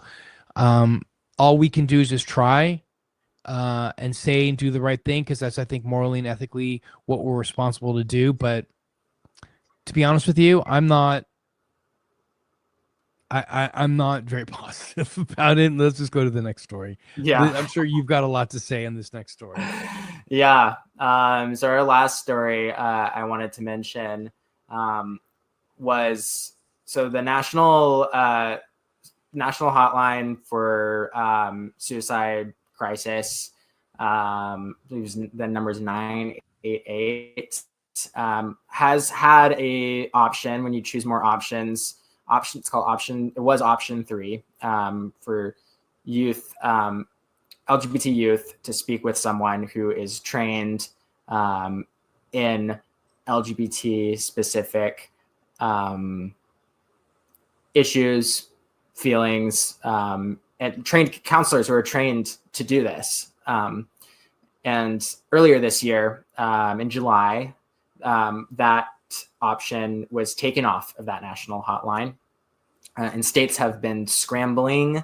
Some states have, other states just don't care at all, to fill that gap. This is something that many calls is a lifeline for lots of teenagers who can't turn to their families, teenagers who can't turn to anyone in their school. They can't turn to their teachers. They're living in, maybe in communities that are just so overwhelmingly hostile. And they just happen to find on the internet that this is an option. This is a resource that they can call for free just to talk to anyone about what they're going through. And probably people who are part of their community who may have even experienced something like that as they were coming up as well. Somebody who knows what they're experiencing. Sorry, I didn't mean to interrupt. Yeah, Justin. no, yeah, and it's that is so that it's life changing and it's life saving to know that there's someone else out there who went through what you are going through, who can understand, just to be able to say it out loud and to have someone validate and hear what you're going through. Maybe they can't solve all your problems for you, but this hotline, this lifeline, saves a lot of young people's lives. It's an invaluable resource. There's no way to even quantify, what this resource has likely done for so many people. And just like anything, so many resources for adolescent trans youth, especially, have just been ripped right away. Beginning of this year here in Louisiana, minors are no longer able to access HRT, which is hormone replacement therapy. Yeah, hormone replacement therapy. hopefully most of their providers had some foresight to, in, months in advance to ease that transition. But it's one that, many trans youth that I've gotten to work with was a very, very difficult, still difficult thing to grapple with. And so, it's trans youth are constantly abandoned by so many people in their lives. So many people in their lives continuously fail them. People who say that they're going up for them go away constantly. This is something that I've heard directly from lots of the trans kids that I've gotten to work with. That at this point, they're not even surprised. They're just tired and sad and hopeless. And you can't blame them. It's just true. It's anytime you try to, trans youth, I think in particular, is such they're a population that are, if you try to help trans adolescents, trans youth, you are highly at risk of, depending on where you are, being labeled as like a predator or someone who is trying to convert kids into, to become, it's the same thing with like drag queen story time or having trans teachers. I've been reading a book recently that it's got its own problems. It was written in 1960, but it's called Witchcraft in the Gay Counterculture. And it talks about this, how the evangelical movement has, taken, there's a through line between people, when the church took over many parts of Europe, many parts of the world, were scared. It's the same rhetoric. We're scared of having people who weren't Christian teach their children because they're going to indoctrinate them. And many of the things that they accused other cultures of doing, like having, more fluid gender roles. These were all things that they were scared of, have been scared of through history. So it's this repeating narrative of that, queer people, people who are, who cause fear in the evangelical movement, religious dogmatics, people who cause fear because they challenge their worldview of a binary gender structure or relationships or family models, are coming to convert your children to their religion or their lifestyle. But we know this is not, that's not how any of this happens. Right. But it's been a really interesting thing to read, but it's the same narrative. So you are someone who is an advocate for trans youth. You have a target on your back. So it's really, really difficult to be advocating and working for trans youth. It can put a target on you, like nothing else. But they need people to show up for them. That's just 100%. that's my thoughts on. And to be clear, Austin, they didn't get rid of is it 988? Is that the number? That's yeah, the national hotline. They didn't that's get still rid around. of that's still around. What they got rid of was the option for if you are LGBT. Like there was an actual like press 3. I think that's what you said. Press 3. Yeah, if you are, is option 3. Right, option 3. If you are LGBT, option 3, like it is clear that it's targeting. Like it's like who's gonna say that that's not a direct target? Like that is exactly what they're doing. And again, explain, Austin. Like just I know these are communities you're familiar with. What are the struggles, and I know that we are now bringing this up and we have less than 4 minutes left on our show, and maybe this is something we talk about next week, but tell us about some of the struggles that queer youth, especially in communities that they are coming up in, if their synagogue or churches or homes or mosques don't accept them, and then also trans youth, what are the unique struggles, and that the elimination of this incredible resource that was there to save lives is now gone. I mean, like, walk us through some of these things in our closing minutes. I know that's a big question to ask as we're closing up, but again, this is an ongoing conversation. Parents, most queer kids don't have queer parents, and they don't know how to, no one teaches parents how to raise their kids, even if they have like straight cisgender kids.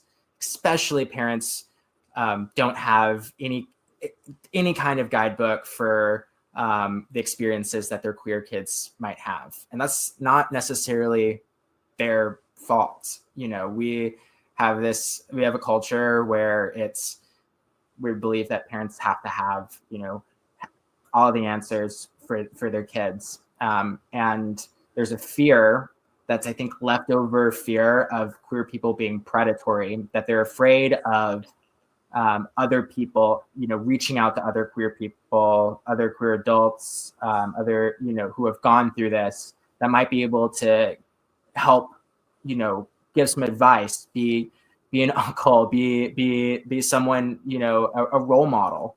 But because it is hard indoctrination that I think is still there, that people are afraid of, even when they know that their kid is queer, to like expose them to anything around queer culture, other queer people that might be able to help them, sort through some of the feelings that they're feeling that are confusing, that are, they're going through a totally different puberty experience than their peers. They have a hard time relating to their peers, Especially, I would imagine, especially kids of trans experience. Yeah, definitely. It's, that's terrifying. Puberty is already terrifying, but when your body's changing in a way that's really at odds, and that there's something really wrong. I've always really felt for trans men who see themselves as trans, who are trans, who are very trans male appearing, but then still have periods. Right? I mean, like, that's got to be, like, those are things that are so difficult, and especially as adults, but as youth, that's got to be just, and these are conversations I have with my patients, and it's heartbreaking. It's heartbreaking to hear it. Yeah. So, this is why having access to HRT, being able to, like, bring trans kids into, have them be able to talk to, professionals who might be able to sort through their options with them, to maybe even help them not have to go through a puberty that they know isn't right for them. That ding, ding, ding, ding. And that says that they're puberty blockers. Austin, we gotta wrap up. We're at 59 minutes. So we'll definitely talk about this more, but okay. Yeah. Great. You want to wrap up? Thanks for tuning in. Yeah. Thanks. This is ID from X to Z. We are doing this every week. So we'll have a fresh new set of stories, new horrors to talk about, and try to find a little bit of clarity through all of that. Yes, indeed. And we are broadcasting out of 102.3 WHIV, LPFM in New Orleans, community radio dedicated to human rights, social justice. Thanks for having us, guys. Bye-bye.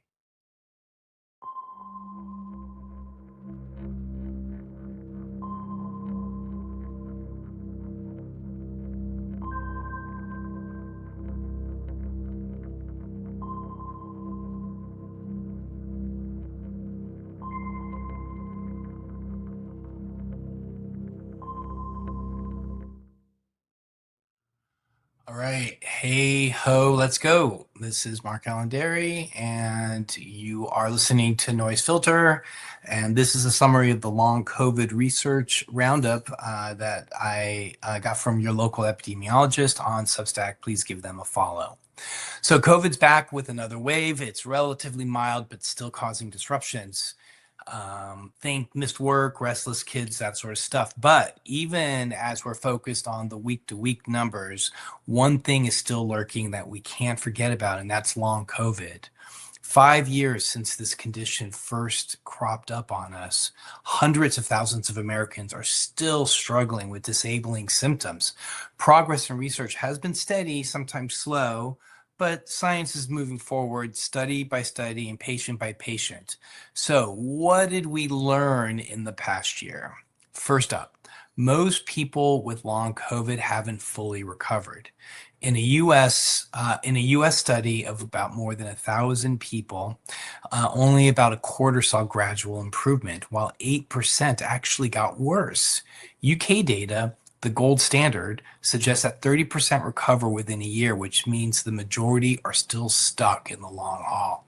Only 2% saw all their symptoms vanish, and it turns out after the original SARS outbreak in 2003, many had lingering issues nearly 20 years later. So this isn't just a COVID thing.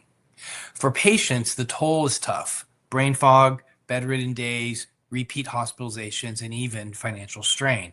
This is the medical system in America, after all. One study found that people with long COVID are 3 times more likely to be hospitalized again than those people without. So has the risk gone down? Yes, but not to zero. Definitions keep changing. The virus keeps shape shifting, but today's best guesstimates are about 3 to 8% of general population now has long COVID. Good news is that new cases are falling thanks mostly to vaccines and prior infections. Vaccines alone contributed to 70% of that decline in one study alone. Each new variant seems to come with lower long COVID rates, probably due to immunity. Reinfections pose less risk. Think about 6% versus 15% for the first timers. But any reinfection still bumps up your likelihood of long COVID. And risk isn't the same for everybody. Women, older adults, even those with underlying conditions, plus women exposed to air pollution or working in healthcare or dentistry are all clocking in at higher rates. Lower physical fitness doesn't help either. Treatments are still slow, but they have not stopped. There's no FDA-approved fix yet. Care focuses on symptom relief and rehab. Research need biomarkers for diagnosis and therapies that treat root causes. The good news is trials are underway for anti-inflammatories and monoclonal antibodies. And on the funding front, it's been a roller coaster. There were cuts, then quick saves, but research support remains rocky. Lawmakers across the aisle agree long COVID needs to be studied more and there needs to be more support. And yes, even famous names like RFK Jr. included are committing to finding treatments. So most importantly, prevention is still key. Vaccines help, but as people that I know that are living with long COVID, please recognize that N95s are a game changer. And trust me, you do not want long COVID. The final take is that long COVID is no freak accident, and it's more common than lightning strikes or even plane crashes, though less common than asthma and diabetes. It's serious, not inevitable, and ignoring it is not an option. So keep those vaccines up to date, mask up when needed, care for your overall health, and remember, sometimes the best defense is right on your face. This is Noise Filter. My name is Dr. MARKALAIN DERY. I'm in infectious diseases in New Orleans, Louisiana. Thanks for tuning in. All right. Hey ho, let's go. Welcome back to Noise Filter, where we decode the chaos so that you can keep your head and your health intact. Today, we're diving into the political magic trick of 2025, making healthcare coverage disappear faster than your favorite politicians promise. You see, back in 2010, the Affordable Care Act, the ACA, gave millions of Americans something they hadn't had for decades: health insurance. Health insurance that actually works for them. It wasn't perfect, and there was so much room for improvement. But Medicaid was expanded. Subsidies helped people afford coverage, and the uninsured in this country, it actually plummeted. It was a win worth celebrating until now. Enter the 2025 Republican Budget Reconciliation Act, the ultimate plot twist for Americans and American health care. The bill doesn't just repeal Obamacare outright. Nope, nope, nope. It's sneakier. Instead, it slaps on work reporting hoops, tighter eligibility checks, and extra copays, making it a bureaucratic obstacle course just to stay insured. And of course, it happens after the midterm elections.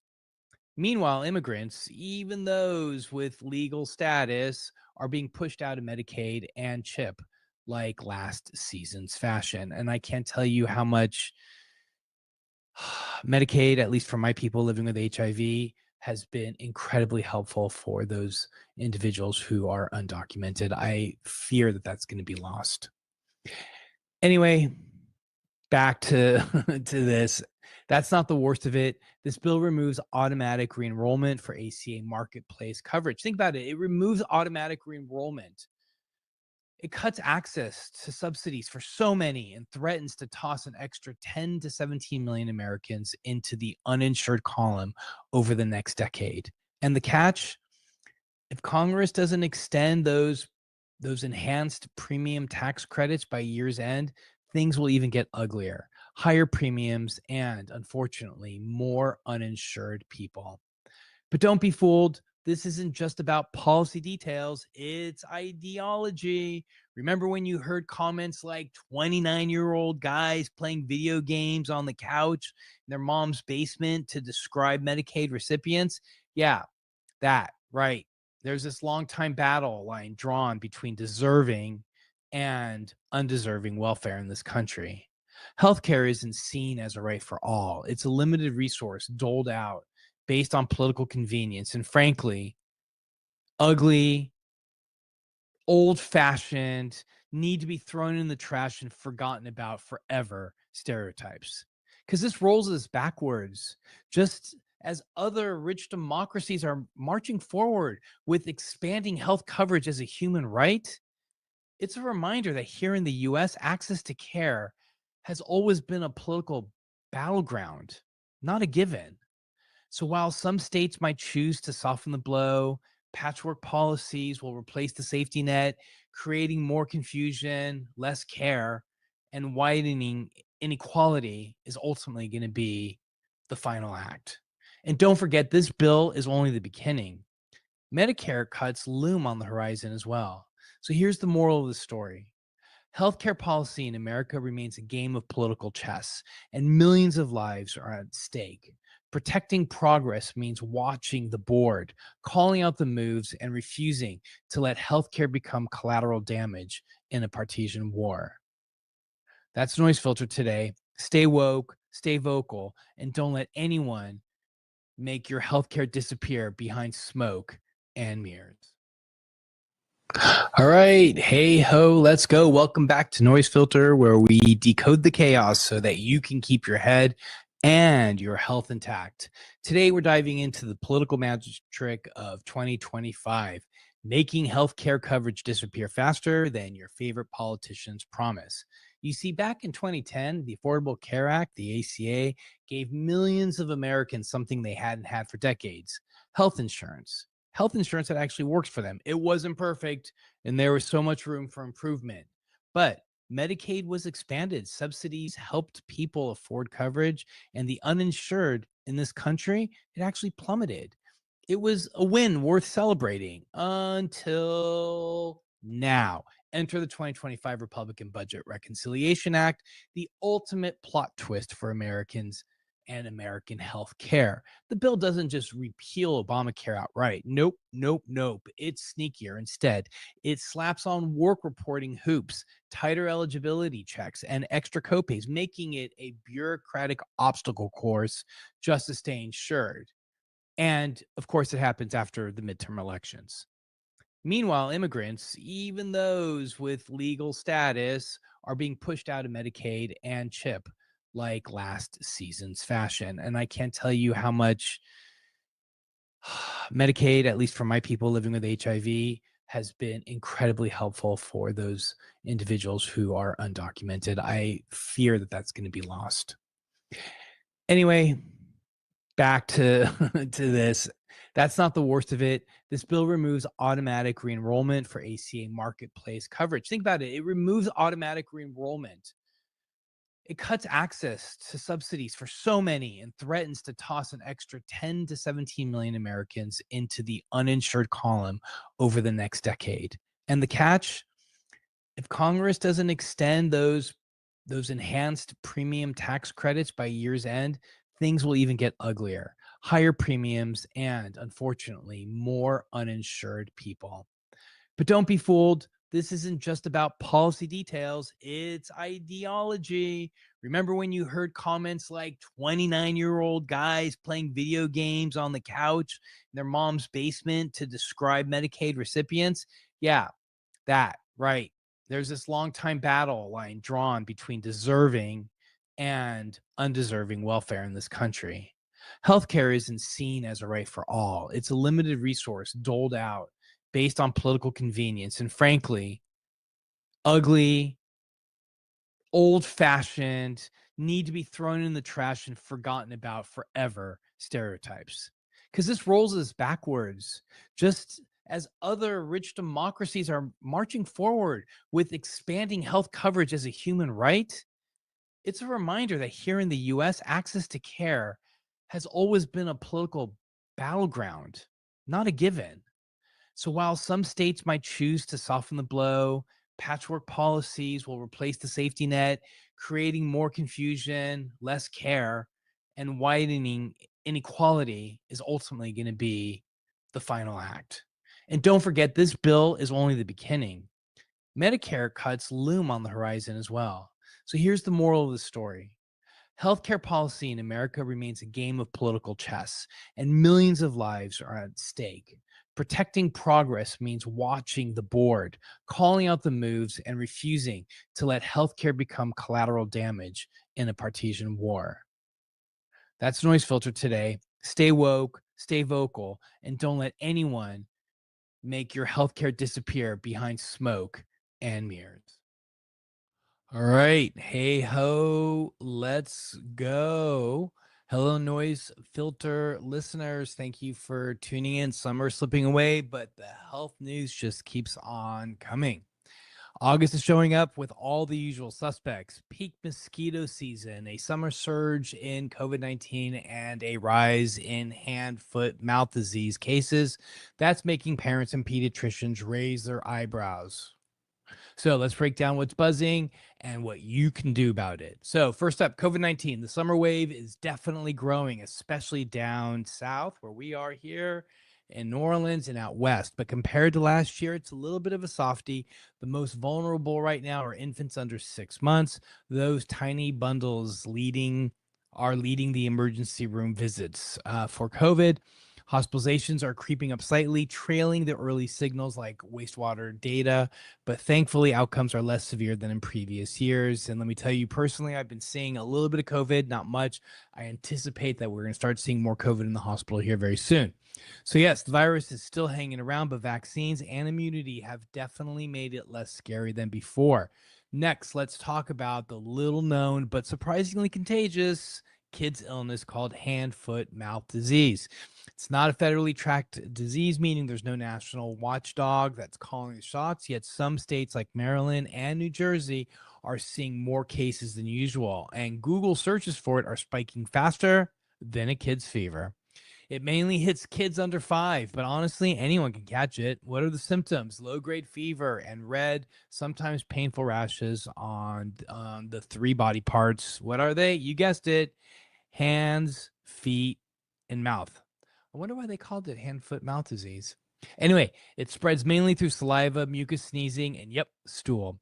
To dodge this one, think of it as your classic hygiene drill. Wash your hands, disinfect those shared toys, and keep the sick kids at home. Watch for dehydration if drinking gets painful. Now, about those buzzing annoyances, right? Mosquitoes. August is prime mosquito season, which means local news is buzzing about spraying and testing and looking for West Nile virus mosquitoes. Why now? Well, mosquitoes are cold-blooded and they love it when the temperature hits that Goldilocks zone of around 77 degrees, just right for breeding and spreading illness. So public health crews are out there trapping and testing mosquitoes, spraying when they find risky clusters, and climate change is just doing nothing but stirring the pot for diseases like dengue, which are on the rise, but West Nile has also been pretty steady as well.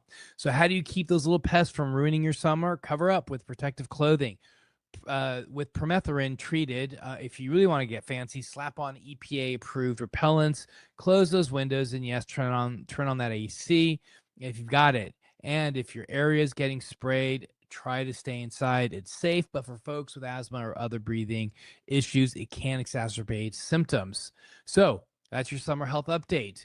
Here's a review. COVID's still here, but manageable. Hand, foot, mouth disease is causing some buzz amongst kids, and mosquito season means you're in for some swatting and spraying. Keep your defenses up, and you'll sail smoothly through the rest of summer.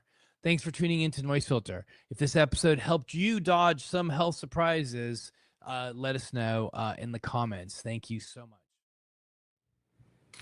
All right. Hey ho, let's go. Let's get started here. This is Noise Filter. Ready for a whirlwind tour of public health headlines? Well, this week's health forecast has it all. From changing COVID-19 rules to ticks that make you allergic to cheeseburgers to science budget drama in DC. So grab your mask, your bug spray, and maybe a notebook, because here's your disease weather report. So let's start with COVID-19. Yep, we're in the middle of another wave yet again. Levels aren't as wild as last winter, but indicators like wastewater and hospital data are definitely climbing. So the West and the South are seeing the most moderate activity, while the Northeast and the Midwest are still low, but trending up. With back to school, fall weddings, and all the other things we do outdoors that are right around the corner, your best bet for dodging germs is throw on a mask in a crowded indoor space. Nobody wants to miss the party because of a viral +1. Now, for this week's special guest star, this will be the alpha-gal syndrome.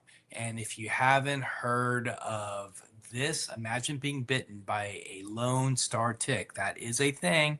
And suddenly you're allergic to steak. Sorry, Texas.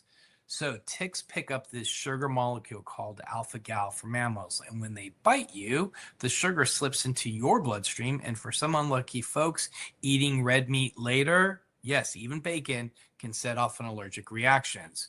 Reactions can come hours after eating and can range from hives to full-blown ER visits. The risk is highest for hikers, hunters, and anyone who spends a lot of time where the lone star ticks hang out. Avoiding tick bites is your golden ticket, or at least your rare steak ticket. Meanwhile, flu and RSV vaccines are on track this September. Expect business as usual. If you're eligible, you can expect the same old routine, shots available, no drama. But the COVID-19 vaccine, that's a different ballgame. Federal policy twists. I mean, the FDA is expected to limit vaccine access to folks 65 and over or at high risk. So if you are under 65 and hoping for a booster, now's the time before that label changes and your options shrink. Do you want even more drama? Washington just halved mRNA research funding, slashing work on infectious diseases vaccines, including the bird flu. Why? Apparently, some decision makers are annoyed that mRNA doesn't prevent every single sniffle. The short view, this sets progress and pandemic preparedness back by years. And what about the bird flu? No, it hasn't disappeared. It's just been oddly quiet. Why? Well, one reason is that the virus has genuinely slowed its roll. But there's something else here at play. Federal cutbacks have trimmed a lot of surveillance and testing, so we may just simply be hearing less about what's actually happening. In other words, sometimes quiet doesn't mean gone. It might just mean the spotlight's been switched off. So keep an eye on the headlines and the fine print. Final take, it's chaos out there, but knowledge is your best sidekick. Whether you're dodging viruses or carnivorous ticks, keep your wits and your repellent about you. And remember, when the headlines get weird, stay sharp, Wash your hands and never trust a tick named after a state. Catch you next time on Noise Filter, y'all. My name is MARKALAIN DERY. All right, here we are. Welcome to Noise Filter, and let's go ahead and let's get started. So, you know that phrase that's been fluttering around every healthcare debate lately? Do your own research. Some folks wield it like it's a badge of honor. Others treat it like it's a warning label. But just like the internet cat videos that are everywhere, it's sparking a real tug of war between experts and the DIY crowd. So let's get real. Health info these days is less like reading a manual and more like trying to assemble an IKEA furniture in the dark with half the instructions really still being in Norwegian. Really. Even getting a doctor's appointment can take longer than binge watching a whole TV series. So it's no wonder that people turn to Dr. Google, Aunt Linda's Facebook post, and that one trusted neighbor who once read a science article way back in 1987. And remember, Dr. Google graduated at the bottom of their class. So I understand it's confusing. The reputable sites like CDC, universities, government agencies often sound like they're prepping you for the SATs.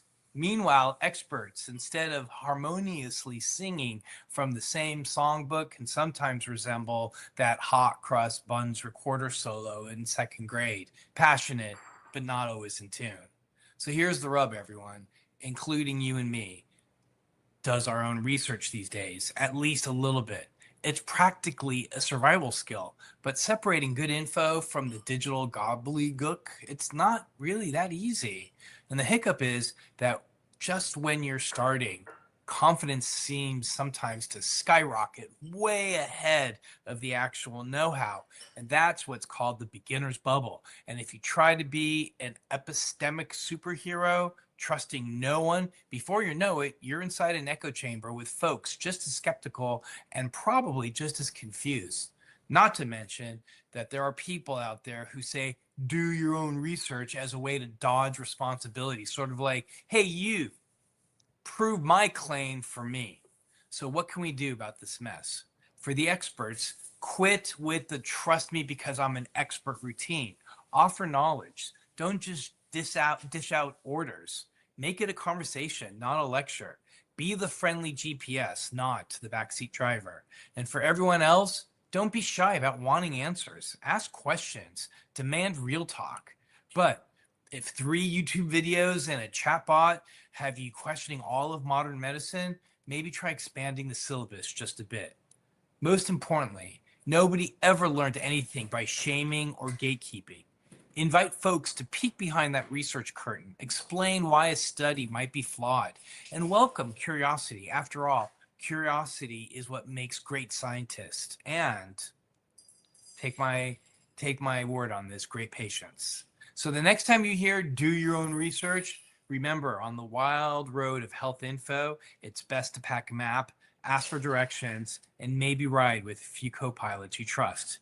And as always, stay skeptical, stay curious, and don't let your search history convince you that you've graduated from medical school overnight. And until next time, keep sifting through the noise, but don't forget that sometimes the best research is really just one good conversation away. All right. Hey ho, let's go. Welcome to Noise Filter, your oasis of sanity in a desert of budget cuts. Today, we peel back the bandages on one of America's biggest health wounds, the administration's push to gut the CDC. These are the very folks who keep our water clean, our vaccines are effective, and keeping your town from turning into the set of a zombie apocalypse movie.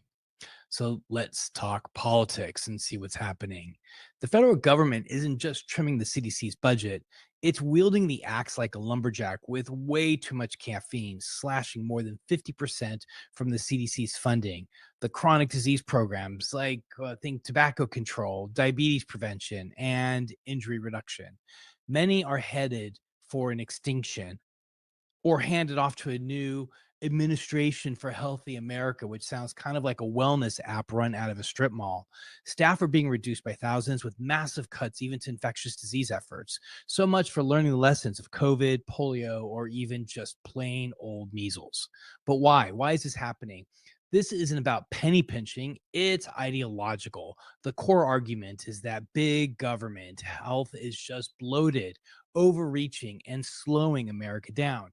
If a public health program isn't an immediate pandemic buster, the plan is to consolidate, privatize, and hope someone else picks up the slack.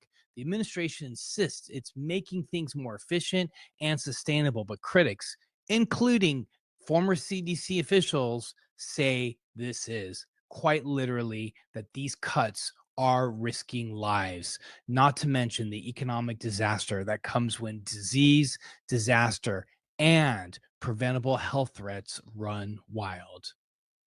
So states, counties, and cities who rely on these federal dollars for their own clinics and schools are going to be left scrambling. Grant monies crawling in with snail mail speed and staff layoffs spreading like a bad cold.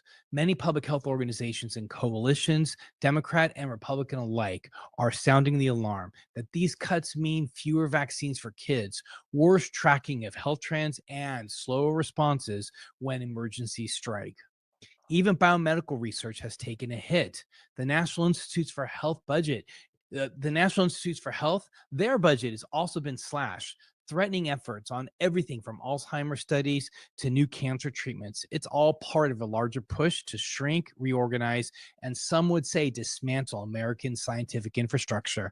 As one public health advocate put it, these cuts won't just make us sicker, they're going to make us poorer, sadder, and less secure as a nation. So whether you're a fan of free clinics, clean water, pandemic safety, or just want to see a working CDC when the next crisis comes knocking, remember what happens in Washington doesn't just stay in Washington. It trickles down all the way to your front door. So that's Noise Filter today. Keep the volume up, keep your lawmakers honest. And remember, you can privatize a lot of things, but you can't outsource the basics of public health. Back to Noise Filter, where we dig into the news that actually matters, especially the stories that might have you reaching for the hand sanitizer twice as fast. I'm Dr. MARKALAIN DERY, and today we're talking about a threat scarier than your uncle's Facebook post, and that is multi-drug resistant superbugs. My uncle has terrible Facebook post.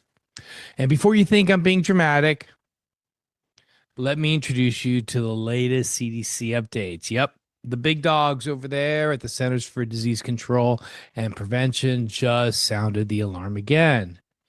Every year, over 2.8 million Americans get hit with an infection that laughs in the face of antibiotics. Just today, I saw a patient with a multi-drug resistant organism in the hospital. So these aren't just the common colds with an attitude.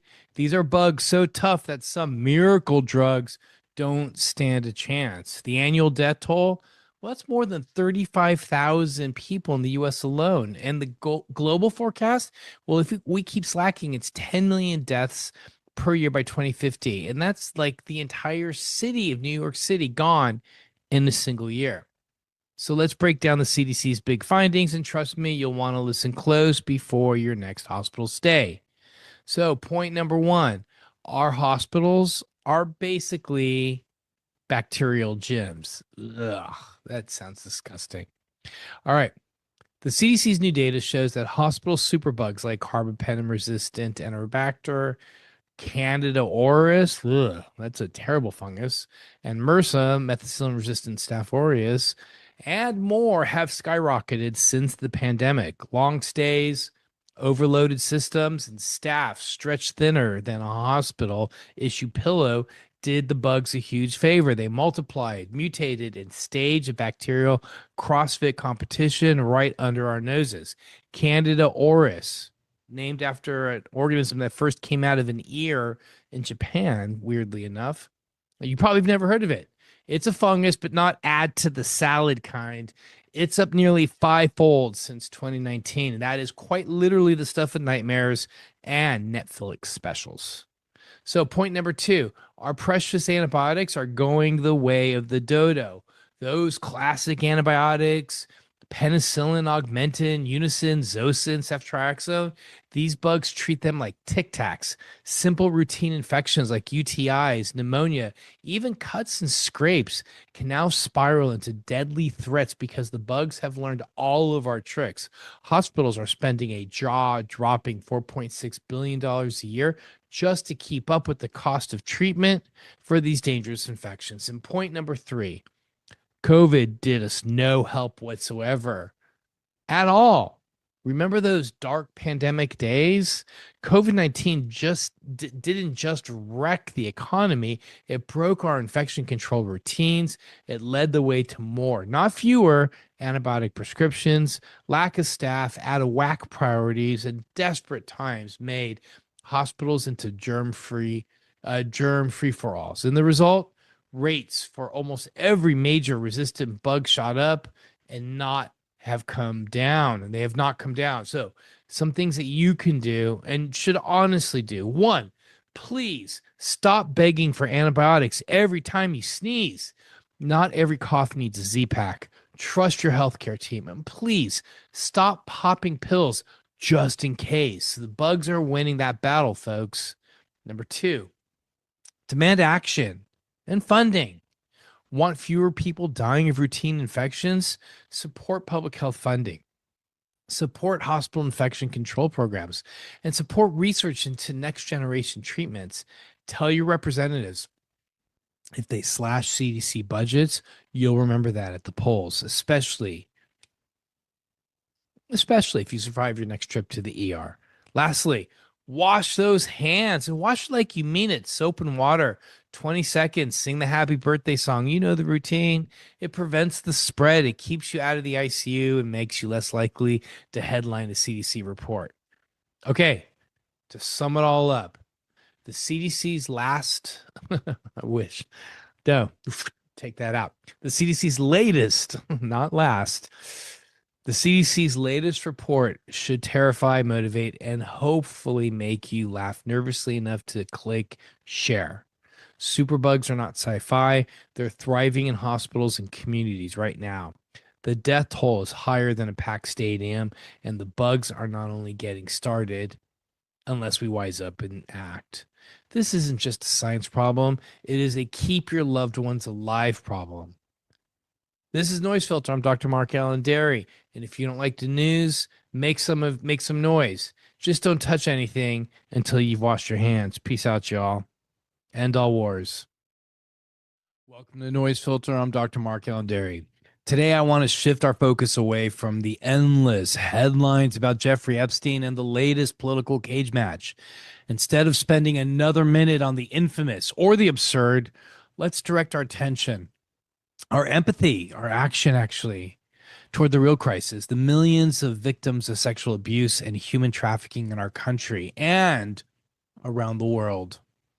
This isn't about one high-profile case. It's about the staggering reality that right now there are more people living in modern slavery than at any point in history.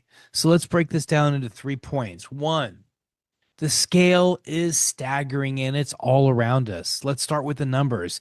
The International Labor Organization estimates that 27.6 million people are currently victims of human trafficking worldwide. That's nearly the entire population of Texas. In the U.S. alone, the National Human Trafficking Hotline has identified over 218,000 victims since its inception and has received more than 463,000 signals. Those are calls, texts, and online reports from people desperate for help. Human trafficking just isn't something that happens in far-off places. It's happening in our own cities, our suburbs, rural communities. It's happening now. In 2023, more than 16,000 victims were identified in the U.S. alone. That's enough to fill a small town every year. Point number 2, victims are diverse and so are their stories. Forget the stereotypes. Human trafficking affects peoples of all genders, ages, and backgrounds. About 57% of victims are men and boys. 43% are women and girls. Nearly a quarter are exploited for sex. But the vast majority, 77% of them, are forced into labor, from agriculture to construction to domestic work. Many of those victims are children. In federal cases, those involving minors outnumber adult cases 2-1. And while in California, Texas, and Florida lead in total cases, trafficking happens everywhere, from the biggest cities to the smallest towns. So these are not just statistics. Every number is a person with a family, with dreams and dignity. Each is someone who deserves justice and a chance to heal. Point number 3. Progress is real, but prevention is lagging. So there is some good news. Since 2003, states have passed nearly 700 anti-trafficking policies in the U.S., focusing on prosecution, protection, and increasingly prevention. But we have a long way to go. Prevention policies, those that address root causes like poverty, homelessness, and lack of education, are still underdeveloped in many states. And for every trafficker prosecuted, there are countless more that go undetected. Survivors face enormous barriers to recovery, from stigma to lack of resources. The system is improving, but not enough and not nearly fast enough. So what are some things that you can do right now? Educate yourself and others. Learn the signs of trafficking. Share the real stories and facts, not myths, on your social media. The more we know, the less traffickers can hide in plain sight. Support survivors and local organizations. Donate to or volunteer with groups that provide shelter, legal aid, and trauma counseling for survivors. Even small acts like sharing a hotline number can make a real difference. Advocate for prevention and protection. Call your lawmakers to fund prevention programs, strengthen victim protections, and ensure traffickers are held accountable. Ask your community leaders what's being done locally, and keep asking until you see action. So let's be clear. The fight against sexual abuse and human trafficking is just about us. It's about us, our values, our willingness to see the unseen, and our commitment to justice. So let's stop giving our attention to the infamous and start standing with the indivisible. I'm sorry. That's such a good line. Let's stop giving our attention to the infamous and start standing with the invisible. The survivors of trafficking and abuse deserve more than our outrage. They deserve our action. So if you or someone that you know needs help, the National Human Trafficking Hotline is available 24/7 at 1-888-373-7888, or by texting help to, that's texting the word help to 233-733. Again, National Human Trafficking Hotline, the number is 1-888-373-7888, or texting the word help to 233-733. This has been Noise Filter. I'm Dr. Mark Allen Derry. Let's make some noise for those who need it most. Peace out, y'all. Hello, welcome back to Noise Filter, where we cut through the chaos and call it like it is. My name is Dr. Mark Allen Derry, and today we're talking about America's favorite budget games. Billions for bombs and pennies for people. This story comes to us from Common Dreams, and it's one of those you've got to be kidding me moments in American policy making. So here's the deal. Congress is preparing to slash over $1 trillion from Medicaid over the next decade. That's right. Healthcare for the poor, the elderly, and the disabled is on the chopping block. And at the same exact time, they're about to prove a $1 trillion military budget just for 1 year. Let's break this down with some real world comparisons. So, point number 1, Medicaid cuts could uninsure more people than the entire state of Illinois. Over 10 million Americans are projected to lose Medicaid coverage. That's more than the entire population of Illinois. Add in other health coverage losses, and we're looking at 16 million uninsured people by 2034. That's the entire population of Pennsylvania, just kicked off the healthcare rolls. But hey, at least the tanks are fully covered. Here's point number 2. The Pentagon budget could buy you every sports league and then some. Congress is about to hand over the Pentagon $925 billion plus another $150 billion in emergency funds. That's over $1 trillion for war machines, weapons, and defense contractors. For that kind of money, you could buy every NFL team, every NBA team, every MLB team, send every American kid to college for free. Well, that would be every American to college for free. And here's a wild idea. So you could send every American to college for free. I just want to make sure I get that point right. And here's a wild idea. Make sure people don't die because they can't afford insulin. But let's build another aircraft carrier that we'll never use. And here's point number 3. This isn't about safety, it's about profits. More than half of the Pentagon's budget goes to private defense contractors, not to the troops. So while the politicians will wave their flags and let's talk about supporting our military, the real winners are companies like Lockheed Martin and Raytheon. Meanwhile, millions of Americans are being told to tighten their belts and make tough decisions. Make your choices. Does that sound familiar? Of course. And that brings us to the great American poet, Tupac Shakur, who said it best. They got money for war, but they can't feed the poor. So what can you do? 1, make some noise. Share this episode. Post it. Text it to your chat group. If you're mad, good. Let it out. Silence is complicity. 2, contact your reps. Call, email, or just show up. Ask them, why is there always money for missiles but never for meals? Quote Tupac. Seriously, he said it better than any lobbyist could ever. And support the front lines. Donate or volunteer with organizations fighting for healthcare justice, food security, or government accountability. Because if we don't show up, the defense contractors sure will. So to recap, we're cutting healthcare for millions while boosting war spending to record highs. Most of that money goes to corporations, not soldiers. And as Tupac told us 30 years ago, this would happen. This has been Noise Filter. I'm Dr. Mark-Allen Dery, and if you don't like the news, make some noise. And maybe, just maybe, we'll build a country that feeds the poor instead of fattening the war machines. Peace out, y'all. All right, welcome back to Noise Filter. We are the public health podcast that's got more bite than a Texas mosquito. And believe me, unlike some politicians, we don't run from science. So today's story has it all, folks.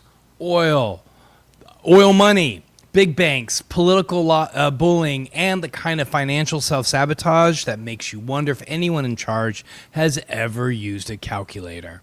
So we're diving into the Rolling Stone article called Texas Bullied Big Banks into Backing Off Climate Pledges, and now it's costing taxpayers hundreds of millions of dollars. So let's break it down deep in the heart of Texas style. All right. So Texas strong arms big banks, bye-bye climate clubs. So Texas officials led by Attorney General Ken Paxton didn't just ask banks to drop their global climate pledges. They threatened them like Boots and Bolo tie mobster squad. Nice municipal bond business you got there. Wouldn't it be a shame if something happened to it? Basically, if these banks stayed in net zero banking alliance, Texas would cut them off from state business and maybe throw an antitrust lawsuit their way. And just for fun, Wells Fargo read the room and bolted, and other banks stampeded after them. So what happened? Taxpayers are holding the empty bag of money. So here's the punchline. This anti-woke crusade doesn't just stick it to climate activists, it sticks it to the Texas taxpayers. By booting out top financial firms for not loving fossil fuels enough, local governments have fewer choices to handle bonds. Fewer choices means less competition, which means Texas cities will pay more in high interest costs in less than a year. And that's a whole lot of potholes that aren't getting fixed, folks. All right, so environmental social government's panic goes national and climate commitment gets canceled. So don't think that this is just a Lone Star quirk. Texas and its anti-ESG buddies have kicked off a panic that's rippling through Wall Street. Now, every major bank in the U.S. has abandoned some or all of their global net zero pledges, and Democrats in Congress are demanding to know why banks started quivering the minute the state of Texas said boo. Turns out that ideological temper tantrums are bad for planet and also bad for business. So, what can you do about this bonkers bonfire? 1, call out the cost. When your local politician rails against woke banks, remind them that this culture war is coming from your tax dollars, not change falling from oil rigs. 2, support real climate action with your wallet. Move your money to smaller banks and credit unions with real climate commitments, and make sure your cash isn't funding a fossil fuel free-for-all. And lastly, demand accountability. Whether you live in Texas or not, let your lawmakers know that you want climate pledges enforced, not bullied away. Tell them to put science and savings over swagger and sound bites. So there you have it. Texas picked a fight with climate-conscious banks, ran them out of town, and handed the bill to everyday Texans. Apparently, all hat, no cattle, and no calculator.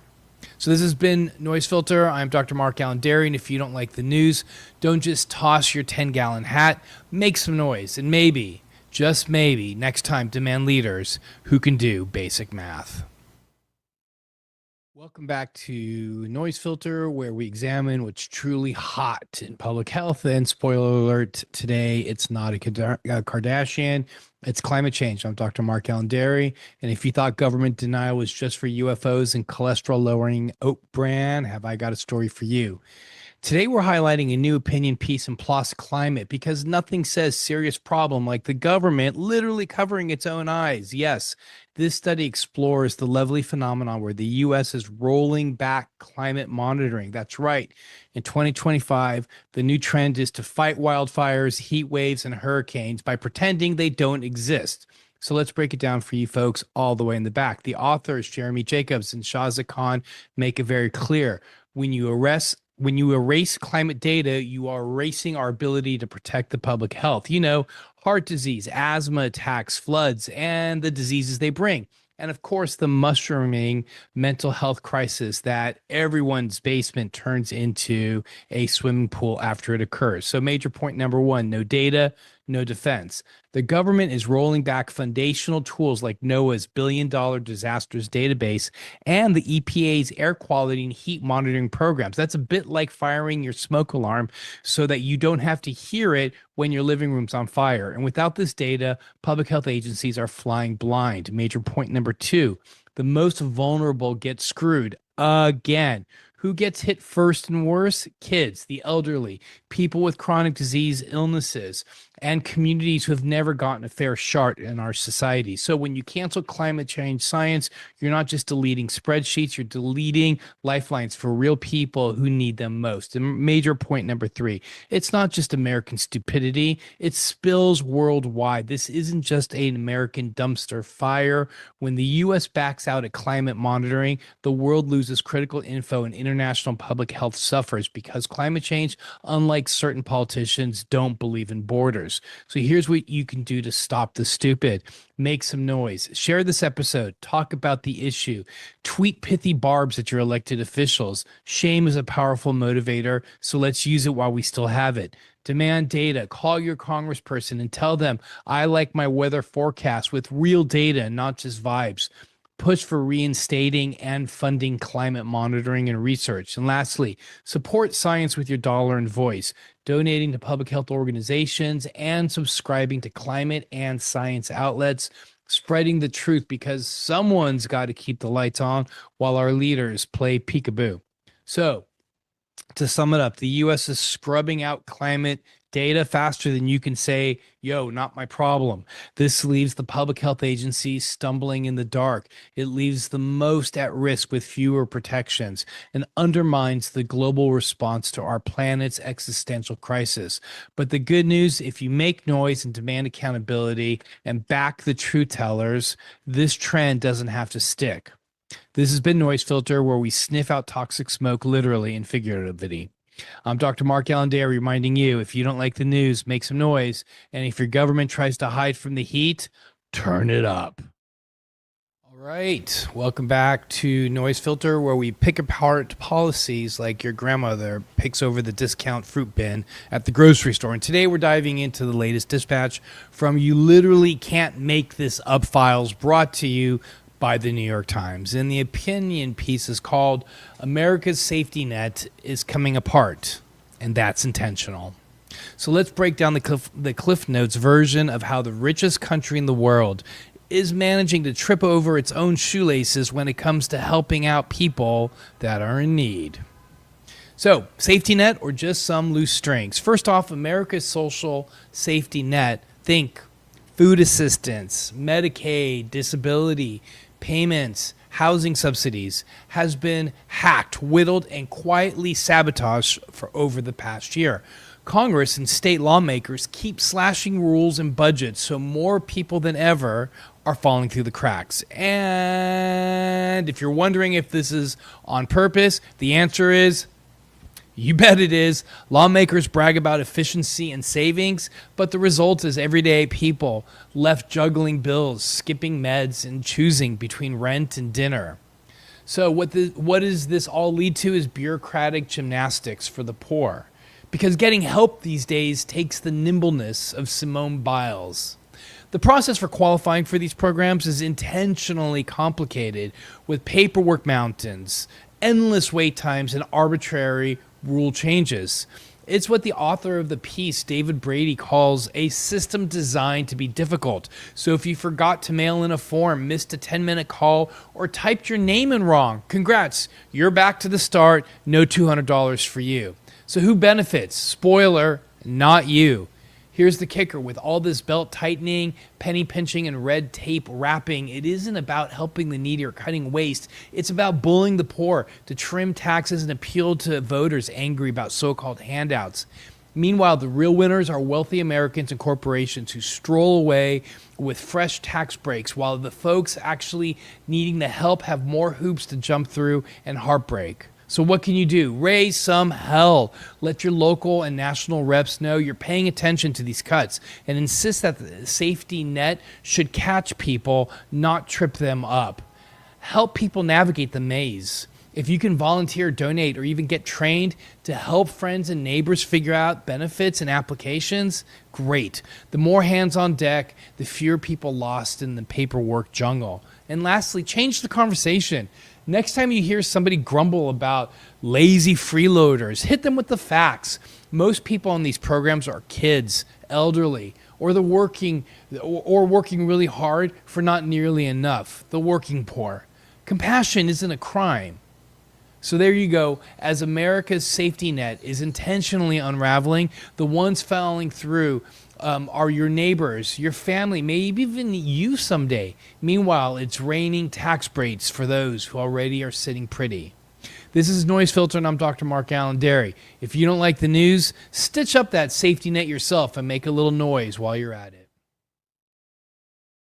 All right. Hey ho, let's go. My name is MarkAlain DERY. This is Noise Filter. Big news in COVID science, folks. Just when we thought we mapped out all the ways this virus could mess with our bodies, here comes a twist ending worthy of a medical drama. New data shows COVID isn't just taking aim at our lungs or heart. No, it's coming for our arteries and maybe making them age faster than your uncle's jokes at Thanksgiving. So let's break this down. Scientists have now revealed 3 big ways COVID impacts our blood vessels. First, by stoking inflammation in the blood vessel lining. These are what experts call endothelial inflammation. That's literally the inside of the blood vessel. So this was spotted early in the pandemic, and it's what can set off dangerous blood clots, leading to strokes and heart attacks. And in fact, as a COVID physician, one of the things that we would do regularly was when somebody came in with COVID, we would also make sure that they were on blood thinners just to avoid some of those dangerous blood clots. Okay, so what's the second one? It turns out that COVID might nudge your arteries toward atherosclerosis. Yep, that's a fancy term for clogging up with plaque. Researchers have spotted the virus inside artery walls, sparking inflammation and destabilizing those plaques. So think potholes, but in your coronary arteries. Yikes. Now the freshest finding. COVID may be stepping hard on the fast forward button for vascular aging, especially in women. An 18-country study with over 2,000 people tested how stiff their arteries were, which is a key marker of arterial age. And the results? After COVID, both folks severely sick and those never hospitalized showed years of accelerated arterial aging. But surprisingly, this jumps out in women who already draw the short straw when it comes to long COVID and autoimmunity. Some people saw this arterial aging reverse after a year, but for others it lingered. The science isn't settled, but the findings are sobering.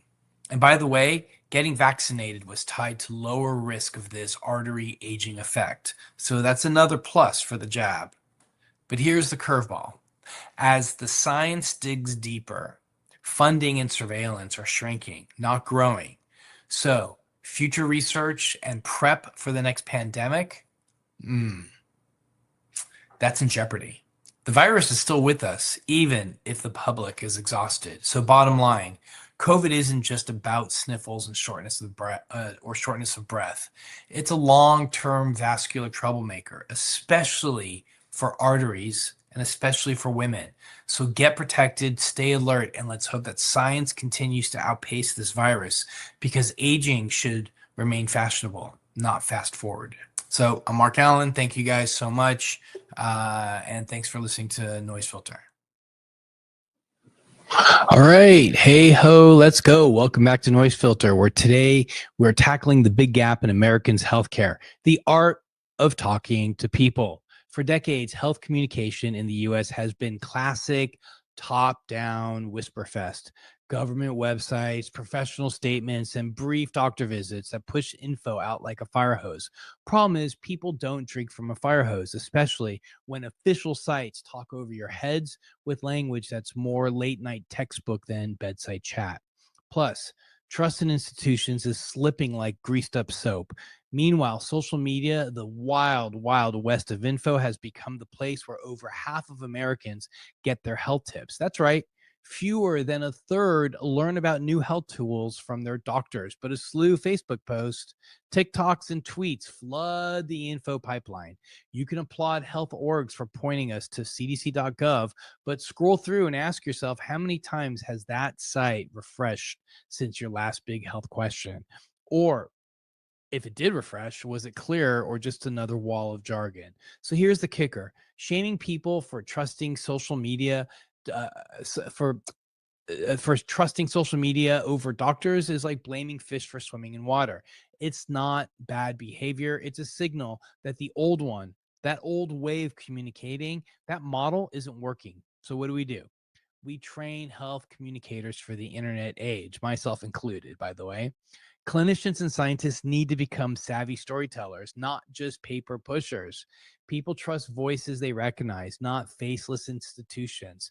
But most scientists have never taken a class on public communication or empathy in messaging.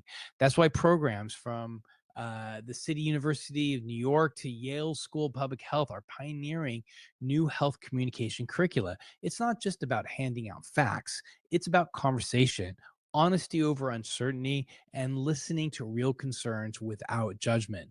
Imagine a world where your doctor's social media feed isn't just ads or announcements, but engaging, clear, and responsive advice, where scientists explain what they don't know as openly as what they do, where public health messages meet you where you are, not where the CDC policy says you should be.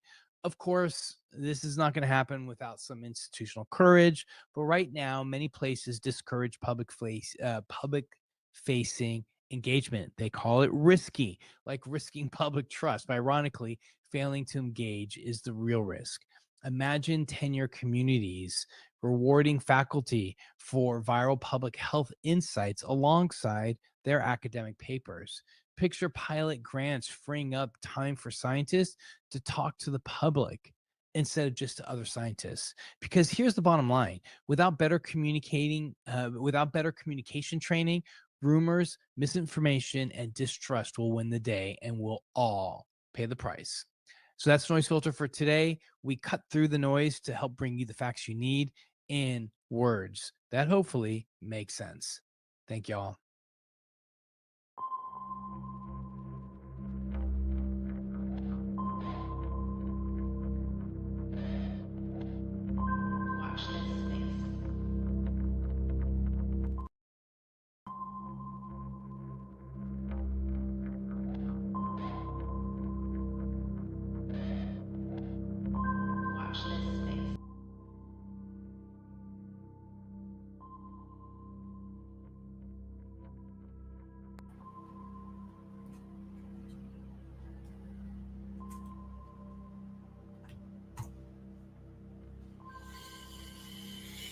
Hello, folks. Welcome to Devil's Advocate Productions on this space. It is a surprise show, folks. I bet you thought you were going to see Dieter's face. I bet you thought you were going to see American Wasp.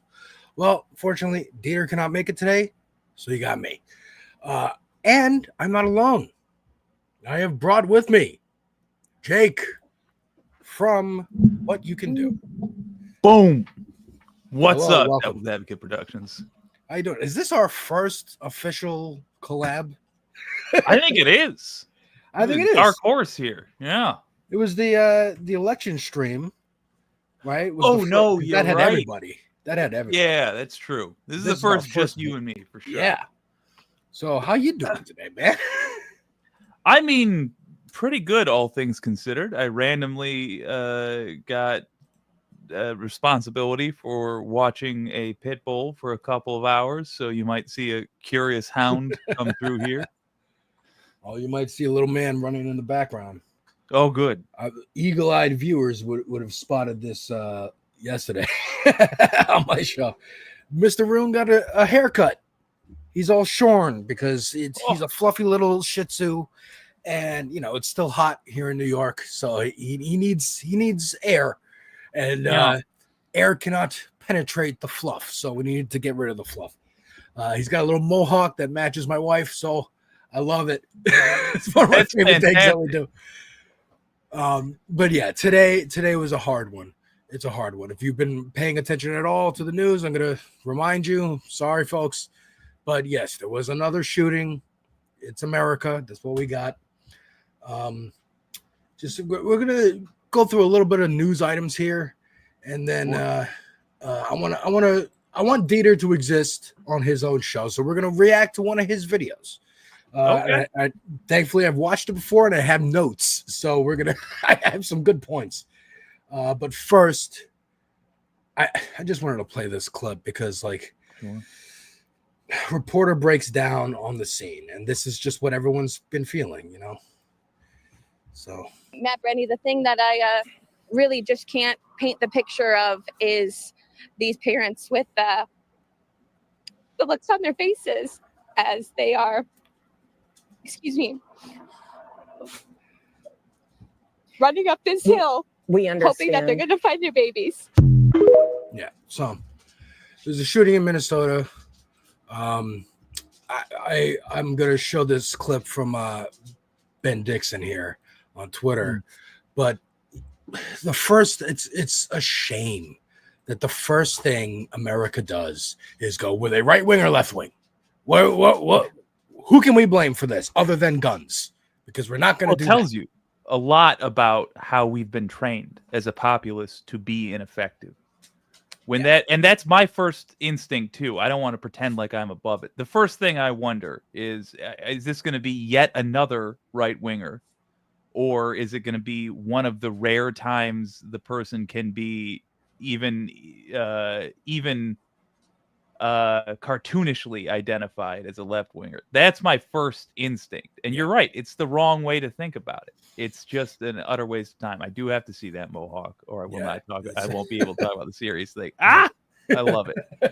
Little joy still in the world. There is joy in the world. You know, me and my wife you're been right. going through hard times too, and we have to remind each other. There are joyous moments, and sometimes it feels like all we get are moments, you know, and that sucks. Yeah. But we have them still, and they still exist, and we can hold on to those.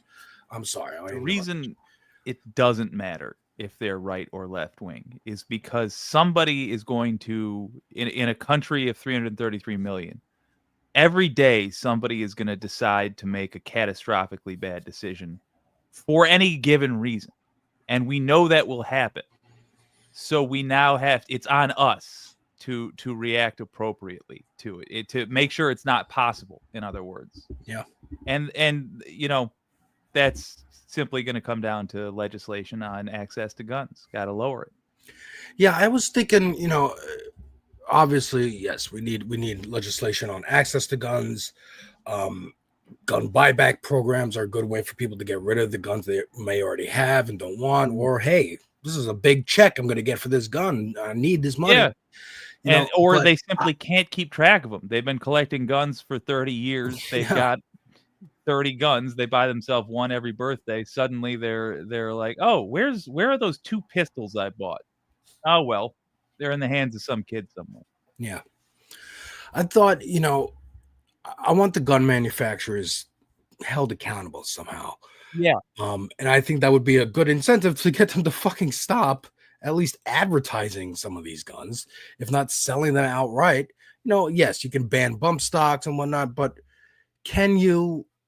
And this is a question for you, because I really don't know much about the law or what levers of power really can do. So I'm wondering, can you like charge the board, every board member and every executive at like Smith & Wesson or whatever, with murder? Can you charge him with murder? Like, is that possible? You know, I mean, the short answer is yes. And people might say, well, there's this statute that says you can't. Oh, well, there's this precedent. Well, people might shovel excuses in your face. But at the end of the day, do laws currently exist that allow us to do this? The answer is yes. And they would be not necessarily murder laws, but they would be a formal way to say acting irresponsibly in a position of power. So reckless endangerment might be how that's phrased. And then the other part of it is if there truly aren't such laws, like if we look into it and we find out that, to the shock of nobody, Republicans have said, oh, there's a special rule for gun manufacturers and they can actually slaughter everybody that they see at all times without consequence. If it's something like that, which wouldn't shock me, then it's pretty simple that we have to change the laws. And at that point, we can't retroactively charge. But regardless, either way, we still need the political will in power to do so. And even if you couldn't charge them, like, you can still use the bully pulpit. Politicians come out and say, hey, the executive of this gun manufacturer, his name is this. Here's his office phone number. The board members, here's their names. Here's their phone numbers. Call them, lodge a complaint. Yeah. In fact, I'm going to start doing that. That's very smart. Because to a conversation we had privately, there are the legal consequences and there are the social consequences. And while you have to be careful with the social consequences, there is nothing, especially if a company has a line for complaints, I would say the slaughter of our children is a pretty good complaint to have. Right. You know, and it's ludicrous that it makes me think once again on us to do it. It makes me think of like, because look, libs of TikTok, a Chaya Raichik, horrible person. She tweets out random people that she just sees on TikTok and says, here's this person, here's where they work, the end. And I'm going to let my followers, who I think I know what they're going to do what they're going to do. You know, you can call it stochastic, what's it called? Stochastic terrorism. Thank you. This is why you're here. And you can call it that. And until she's charged with it, I say we do it. Yeah. Most the fucking executives of these companies. I generally agree. I broadly agree. I think because her defense is I'm just reposting something. I'm just posting public information. So are we. I think fundamentally what we would be doing would be different because she singles out the weak, basically, people who are defenseless. And we are pointing to somebody who is A, very powerful, and B, already a public figure. Yeah. I do want to. Well, that's the thing, because are they public? Like, they are technically public figures, but they're quiet. You know, I don't know who the CEO of Smith & Wesson is. I don't know who most CEOs are. They're quiet. The only reason we know the United Healthcare CEO is because the motherfucker's dead. But as soon as that happened, they took down every executive on their website because they were scared the shit out of them. If you are the president of a company or the CEO of a company that has products in stores in all 50 states, I don't think you can reasonably be considered a private figure. Right. And I don't know exactly where the line is, but we are so far on either side of it, with Chaya Raychek harassing school teachers and us suggesting you call the open to the public customer complaint line that a CEO has. We're fine. I do with that earlier, with the local news person crying. Yeah. I did want to bring up one thing which is separate to this. I hear a lot of times people have this set opinion about quote unquote the media, and I get it. I understand the big corporate capitalist juggernauts are basically evil and basically useless. However, the local newscasters, in my extraordinarily biased opinion, because it's where I came from, but they are heroes. I wasn't one. I was not one of the heroic people. I was one of the people that assisted the heroic people. Yeah. But the actual people who go out there and see ass and death and just the worst things you can imagine, and it's to your neighbors. It's to people that you might have seen in the grocery store.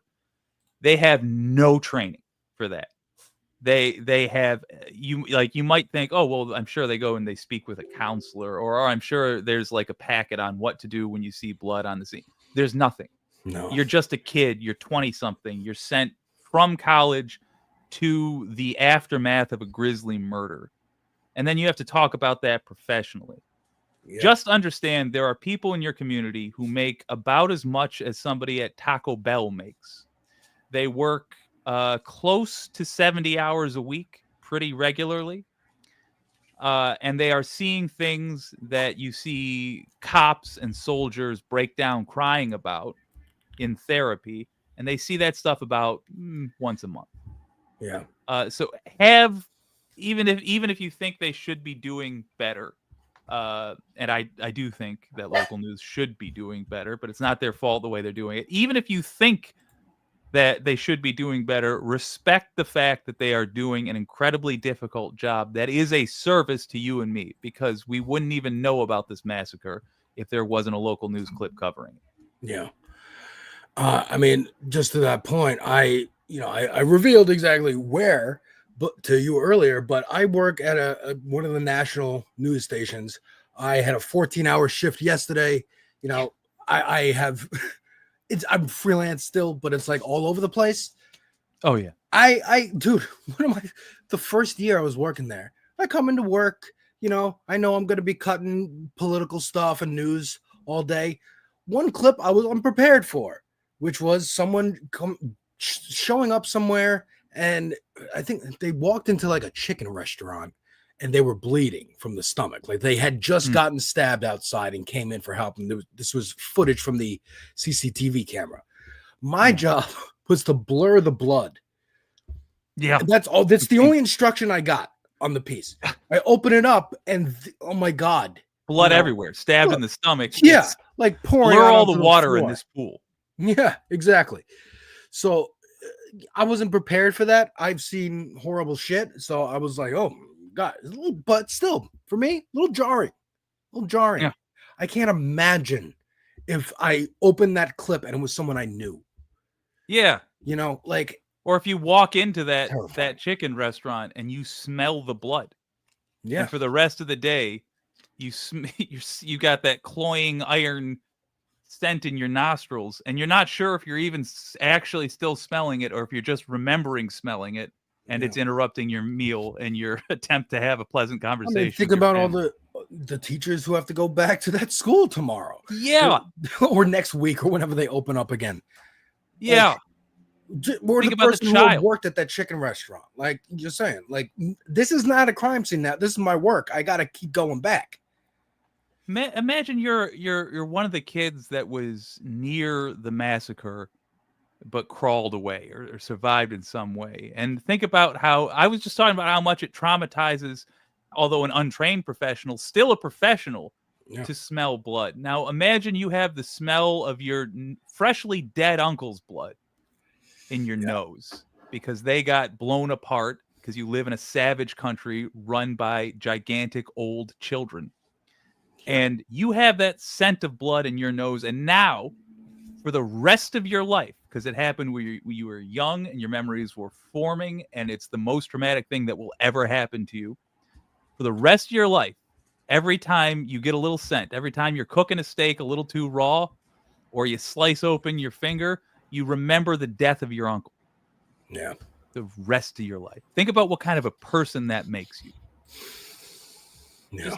Just sorrow for no reason. And all because we would slightly hamper the profits of a gun company to require a week waiting period for buying a giant war machine. Insane. You know, I really thought when Sandy Hook happened, that would be the last straw. Even after all the other ones that happened before that, I was like, well, come on. 26 little kids? No. After Uvalde, I thought, okay, well, now we're going to understand that the cops don't really do Nope. No.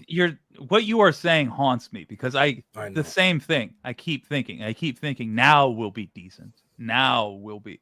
But I don't know where the problem is, but seeing the horror and understanding the horror is not happening from the right wingers. I hear them acknowledging it, but I don't like. I thought it was the NRA, but then they went away. You know, they're largely kind of gone from public life. You never really see like Wayne LaPierre out there like you did, or Dana Loesch or whatever. But they probably just they're like, you know what? We're going to pull back our public, and we're just going to keep privately funding all these politicians. Because they can only screw things up. Things are perfect right now. Nobody's doing anything, and that's just what they want. They want children to keep dying so that they can make more money, and that needs to be understood. Fundamentally, Wayne LaPierre and all other NRA folks, it's just a giant lobby for gun manufacturers. They understand that the laws they are advocating for will kill children. And the reason they continue to advocate for that is so that they can make money. Mm-hmm. They are trading your children's deaths for their paycheck. And not one they need, by the way. They're all multi-millionaires. Their greed. So the right, again, like we said, everyone wants to pick apart, are they right, are they left, what are they doing? Ben Dixon got some early photos here from the shooters posting the magazines, the gun magazines, and what was written on them. 6 million wasn't enough, shit in Russian, slurs. And, you know, I don't know what these are, but more slurs. Jeez. I see the right. The right doesn't even wait. The right doesn't even wait for pictures. I said the Republicans will blame everything but guns, bullets, and racism. But the right doesn't even wait for pictures. They like we said, they're going, are they right or are they left? The right has just decided we're just going to say they're left or whatever right away. And then whatever comes out later will make it fit that narrative. So now, but I've noticed recently in the last couple, again, there's so fucking many, too many. One is too many. But the last couple, they've been just going trans. It's trans. And I'm going, uh-oh. Because now this is like, I mean, look, Trump's sending the fucking National Guard everywhere. Just on Monday, the DNC in Minnesota had a big meeting. Tim Walz was saying, yes, we're proud of our trans citizens. We're proud of bringing them here. I see Fox already bringing up that clip from Monday, being like, this shooter was trans. I guarantee you this is going to be, we need to send the National Guard to Minnesota. We need to send the feds to Minnesota. Because they want to send it to everyone that Trump hates, and Trump hates the vice presidential candidate who ran against him last time. So I guarantee they're sending him there too. And it's just, it needs to be stated. They don't care about reality. They are looking for excuses to do the things they want to do. And that is their whole modus operandi. No It's amount, the whole way they operate. no amount of fucking shaming or hypocrisy or data and, oh, you're actually wrong. None of it matters. When I first got into politics, I would read Huffington Post and Breitbart back to back. I'd watch Fox and MSNBC back to back. But on those blogs, like right-wing, left-wing blogs, I would be in the comment section. I know, crazy. I'd be in the comment section on those blogs arguing whatever the opposite point was that the article was making, because I like to argue. That's why I'm here. That's why I'm the devil's advocate. So I would, argue the opposite point on Huffington Post, and I'd argue the opposite point on Breitbart. What I realized very quickly was people on Huffington Post would be more willing to engage and try to prove you wrong, try to change your mind, whatever. Breitbart, they would just write you off right away. Unless you had bona fide, so you prefaced everything with like, I'm a right wing, Tea Party at the time, Republican. I love this I love Ted Cruz. I love this guy. I love Rand Paul, but I disagree with this article for these reasons. And I would try to make right wing reasons for disagreeing with something. They would not have it. Even if you preface with all that, they just say Rhino, disregard, Rhino. They don't want to argue. They don't want to change their minds.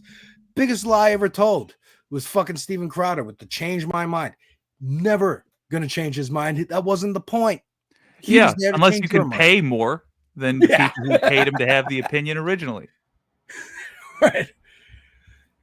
But he really meant change. I do think that's the core of it. Like, I'm so glad to hear that you've done that and that you actually you talked to these folks and you surveyed and you measured what's the difference. Because I didn't know where I was. I was learning. Sure. And that's a good way to find out, not just what are their answers, but how do they respond to criticism. That's phenomenal. I've been trying for years as well to figure out how to reach these people and convince that, like the voters, and convince them that they are being lied to. I do not know what the answer is, but I can tell you this. That's the only thing that matters. Out of all this that we're talking about, it all is irrelevant unless we can change those minds. Because even with Trump in a court of law for a coup, we couldn't keep this motherfucker out of office. So even if we get Trump out, it's not going to change anything unless we start, unless we get these people to stop living in a corporate nightmare. Yeah, one of the man, I mean, it was funny to an extent, but also really not because of the implications. But during that Republican primary, when it was Ron DeSantis and Nikki Haley and all them, and just seeing how Trump didn't have to show up. Trump wasn't even technically running yet. Yeah. But everyone knew he was running. Everyone knew he'd be the guy. So they were just fighting for second place. And it was kind of wild to watch that dynamic play out. Wild to watch the news talk about like, oh, who's going to be the next Republican? Like, I don't know. And then everyone at home being like, it's Trump. We know. No one's going to take him out. I think Nikki Haley and Mike Pence and Chris Christie were genuinely at first trying to beat Trump and help bury him. Yes. I think Chris Christie was a big part of the helping to bury Trump thing. But Christie panicked when it didn't work. And he didn't have the guts. Talking about in 15 or 2020? Oh, 2020. Okay. And then Haley, she was trying to be the, hey, let's return to center right. We used to fuck these people over quietly. Let's just go back quietly, fucking them to death. And then Pence, same thing basically, but a man, a white guy, a Christian, a normal president, in his world. Yeah. But DeSantis was the most sycophantic. He was basically running just in case they convicted Trump. Like if Yeah. they convict Trump and you want to take revenge, I'll be the guy that goes back to loudly fucking you to death. Because he was very much doing it all in Florida and really tried to, hey, and I was scared of him. I was scared. And then as soon as he was on the national stage and Vivek was up there, and Vivek had no agenda. Vivek was just like, I want to raise my profile. That's it. So I can be as right wing as I want. And he just got the shit all over them. Yeah, he's doing a podcast. But yeah, man, we need some new leaders. And I am hopeful. I am hopeful. People like Zoran, people like Graham Plattner. I keep wanting to say Palantir. Graham Plattner, Kat Abuzela in Chicago, Omar Feta in Minnesota, or Minneapolis. Who's El Said? Abdul El Said. Abdul El Said. Very good. Where is he? Michigan. I see this bubbling up, and not just politicians or candidates, but rhetoric, like the I've Had It podcast, even Charlemagne the God on Breakfast Club. Normies are turning because normies, I was saying this to my wife earlier, normies haven't gotten material change and difference in their lives since Clinton, probably. Yeah. So it wasn't good change. It wasn't good. Clinton. And so they're going like, maybe Obama wasn't that great, or maybe he was great, but like we didn't get enough with him. We could get something more. I like what Bernie's been saying. I like the fight the oligarchy. I like the no kings.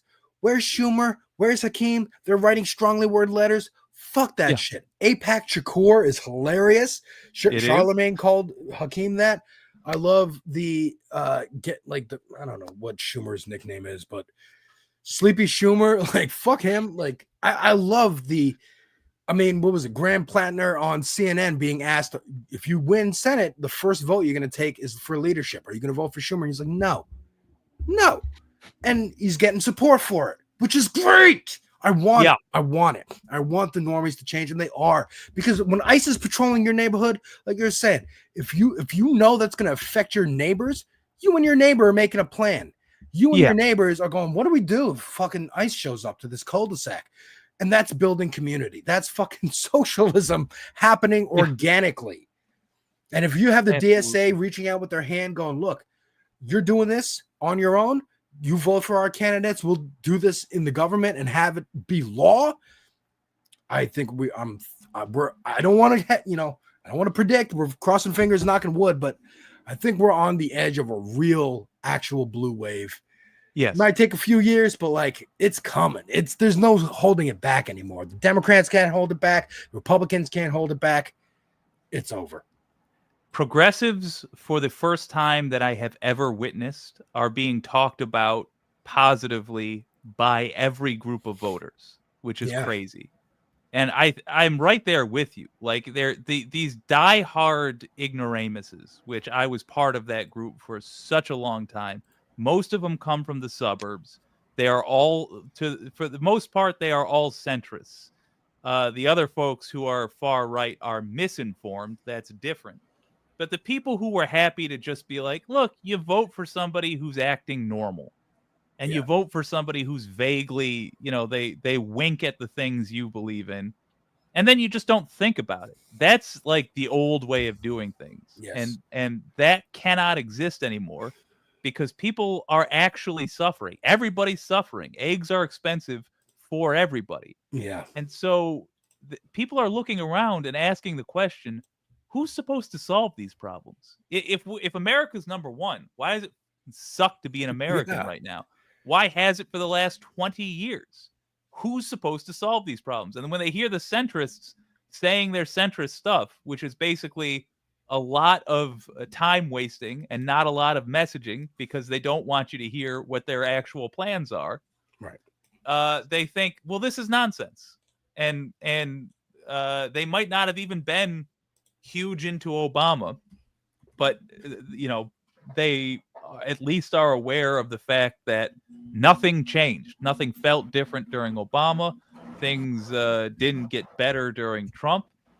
Things didn't get better during Biden. Well, they actually did in the short term, but there wasn't fundamental change under any of these guys. Yeah. So it's got to be somebody's job. Who is it? And they're willing to change their minds about who they vote for.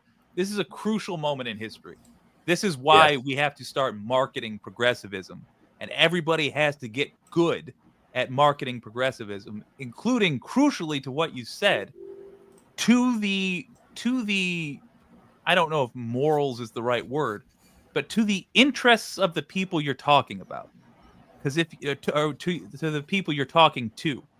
Because if you are a progressive, then sincerely you are trying to do the most good for the most people. That includes the Christian Baptist who's never left his small town of 200 people. You also have him in mind.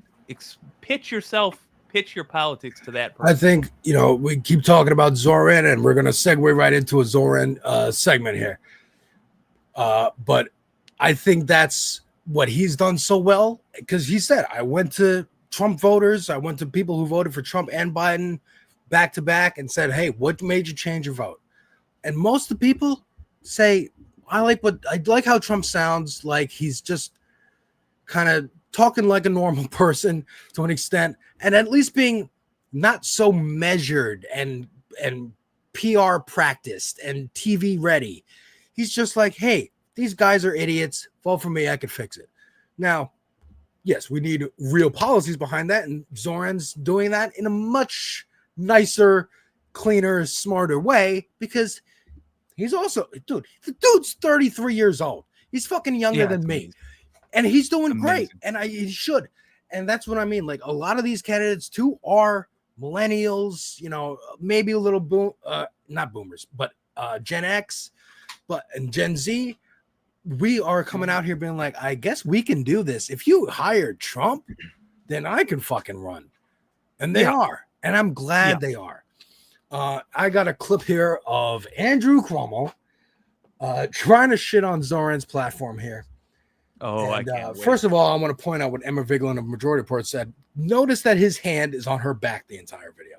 I have not watched this clip, but I can guess what it's about, because Andrew Cuomo has been tweeting out the DSA platform from like 3-4 years ago to be like, this is Zoran's platform, not a printout of his website, a DSA official platform from 4 years ago.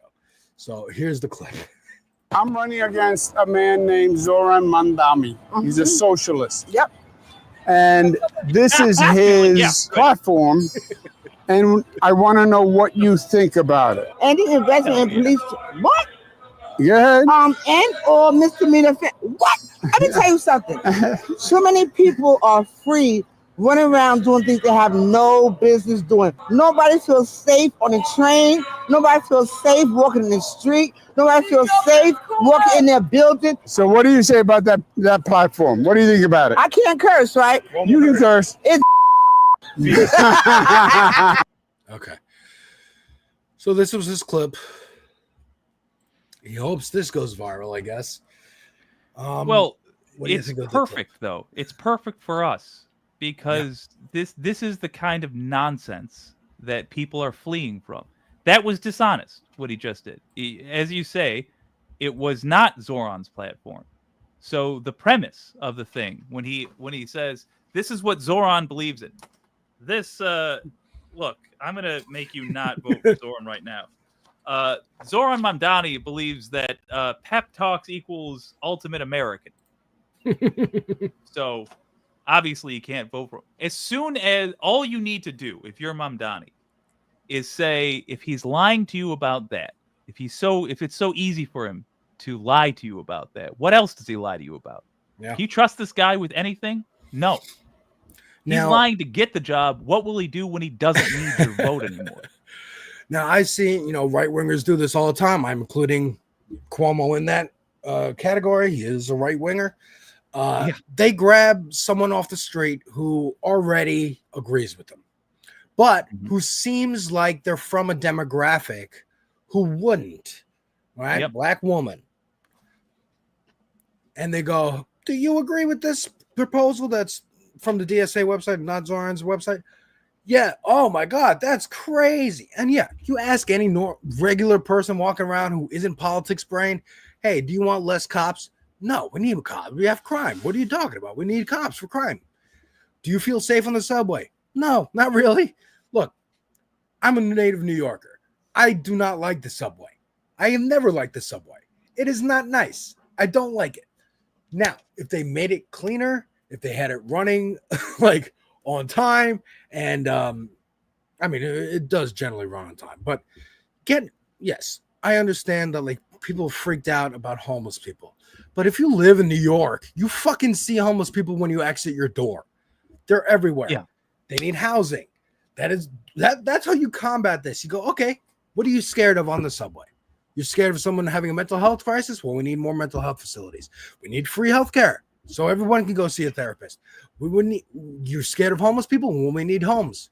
We need housing. We need people, places where they can go and live a decent, fucking dignified life. They could take a shower. They can have access to the internet and look for jobs. There are places like this. I know for a fact there are places like this. There's just not enough, and they're not advertised as much. And if you sit down with a pad of paper and a pen, and you have the information available and you count, you will find that there are more empty houses in the United States than homeless people. Yeah. So all the and if you take the expense of treating somebody for conditions that occur only because they were outside unprotected, and that is that you and I pay for that because they don't have the money to pay for their emergency medical care. If you take that and all the other expenses that come with having unhoused human beings around us, you will find that it is cheaper than just buying every single one of them a place to live. Yeah. That's very interesting. And that is a good argument. And when people go, and it's the easiest retort, and it pisses me off. They go, well, how are you going to pay for that? Or they go, well, I don't get free shit, so why should they? Why should my tax dollars be paying for them? And you go, well, hey, your tax dollars will pay for yours too. How about that? How about you get free healthcare too? How about you get a free house to live in too? How about you don't have to either nationalize or dissolve BlackRock, and all those homes they bought, they're now public, and now we make them public housing. How's that? And does that work for you? This homeless person suddenly having a home will make your home more valuable. If you already spent the money to have a home and you're saying, well, I had to buy my home, why do they just get one? Well, stop for a moment fantasizing about how much another person should hurt, and think about how much you would like to not hurt. How would you like your home to go up in value by $20,000? The student, and all you have thing, to do, I had to pay for school. Why do they get free school? Well, how about this? You shouldn't have had to pay for school. That was bad. How about politicians. the remainder of your student debt is erased right now? Boom. We acknowledge that you shouldn't have had to do that. Going back to what we were talking about, people are primed to think this way and to react this way. Yeah, not accidentally. On purpose. So when people have an unhelpful reaction, try to steer them towards a helpful one. We were talking about earlier the centrist and how people can be swayed.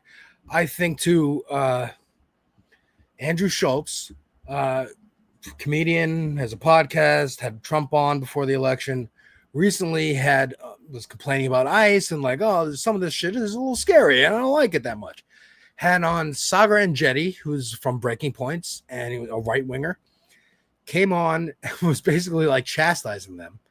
And, kind of was just like, well, why did you think Trump would be cool? And he's like, I don't know. Trump fucks, man. And like the Democrats used to fuck, so I liked them when Bill Clinton was in office. And now Trump fucks, so I like Trump. And you just go, okay, well, Zoran fucks. AOC fucks. Like, well, they don't like AOC because she's a woman. It's different. We can't allow women to fuck and be. But Zoran fucks. How about that? Fucking Graham Plattner in Maine fucks. How about that? And like you were saying, they don't really look. I know Andrew Schultz. I've met Andrew Schultz. I used to be friends with his little brother. Hey, cool. Yeah. Small world, I guess. I know. Dude, when I found out he was doing stand-up, I was like, oh, good for him. And then he got so big, I was like, oh my God, dude, pull it back a little. But I know him. He comes from a rich family. Like, they didn't. And when you're rich, you don't really have to think about politics that much. You can just be like, oh yeah, the hippie liberals being like, you shouldn't say this word or that word. It's annoying, isn't it? Don't we want to just be able to joke? Come on, man. It's all jokes. I get that. I was there. I'm like that. Grew up on South Park, man. I grew up being like, yo, we should be able to say whatever the fuck we want. Now, we always could. That's what I learned recently. We always could. It's just the consequences of that. If you're an asshole, people aren't going to want to be friends with you. And that's it. You don't go to jail. It's not censorship. Yeah. It's people being like, I don't want to hang out with you anymore, man. That's it. Yeah. Or business, or you have a podcast. This business is being like, well, I don't want to advertise on your podcast. Okay, you'll find other advertisers, but you did not get censored. Censored is a governmental term. There would be people back in the day that would like scream the F slur at the top of their lungs at somebody in a movie theater and then get kicked out. And they'd be like, oh, another social justice warrior says, no, it's because you were screaming yourself hoarse in a movie theater. Yeah. And also being a bigot. But the particular way you were interrupting the movie wasn't the specifics. It was just easier. Like you could hold your head a little bit higher. Yeah. Yeah. So back to Graham Plattner. I haven't seen this clip. This is apparently Susan Collins, who is the Republican in Maine. She's been a senator for God knows how long.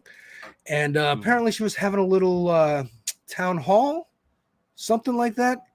And there were some Graham Plattner fans in the audience. So I think this is about a minute long. Let's check this out.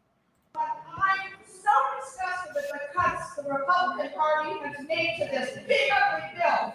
That's get out of here. So now, if you would let me celebrate, please. With There's no celebration during this time.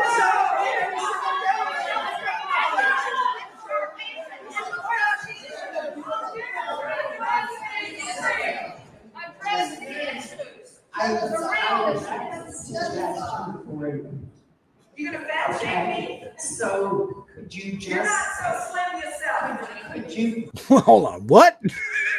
There was a person in there being like, you got to fat shame me and you're not so slim yourself. I didn't hear that.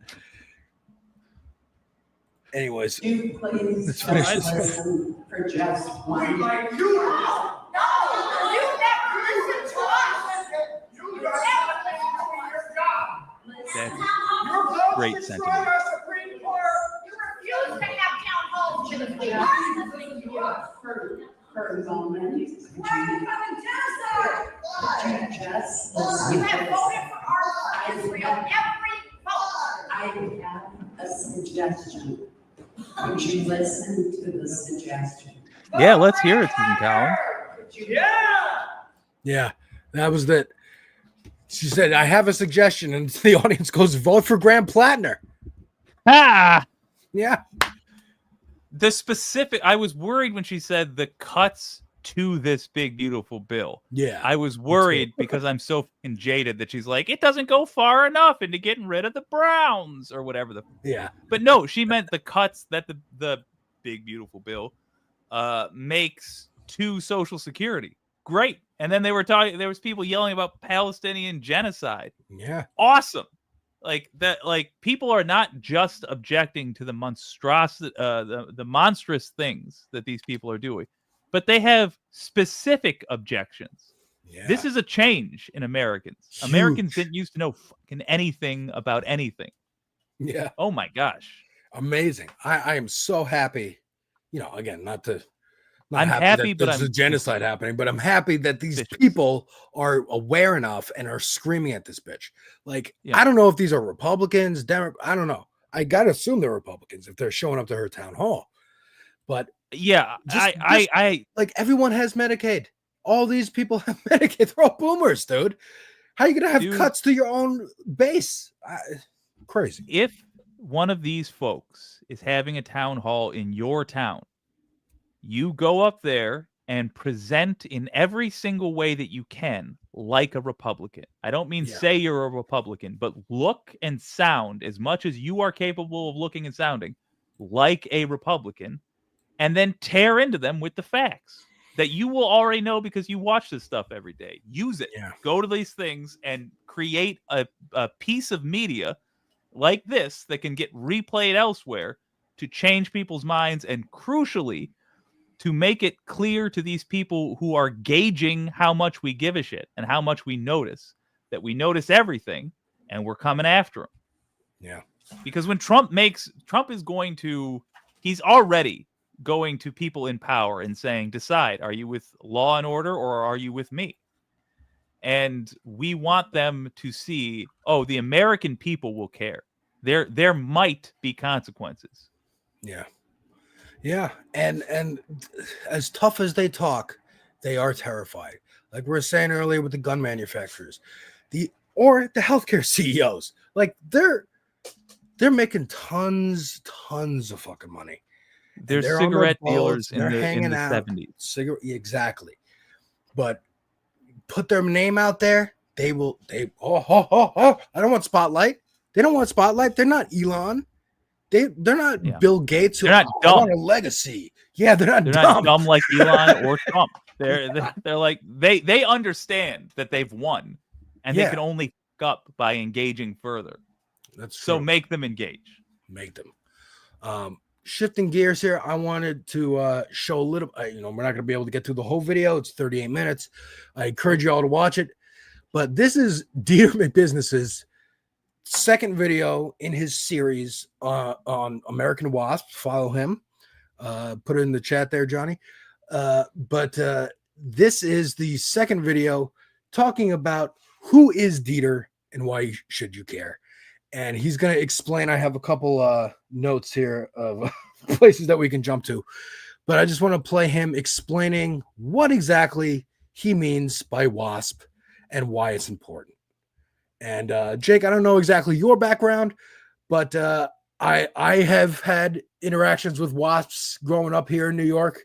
I'm sure you have too. And we'll jump in with our experiences with Deter's family. Went to Catholic school, which means I'm a devout atheist. Won't seem so absurd. I know the WASPs inside and out because I spent the first 2 decades of my life being surrounded by every size, color, and shape wasp you can think of. I suppose they're all the same color, though. To understand WASP conservatism is to understand American conservatism. To put it biblically, you might say the insights I offer here are the keys to the kingdom of comprehending conservative cognition. This episode is part of a series called Drugstore Psychology, where I attempt to explain why people are the way they are according to demographic and psychographic variables, such as the socioeconomic status of the family in which someone was raised, where they were raised, urban, suburban, rural, the educational opportunities made available to someone and the extent to which that person took advantage of those opportunities, not just whether or not you went to school, but where you went to school and how well you did while you were there.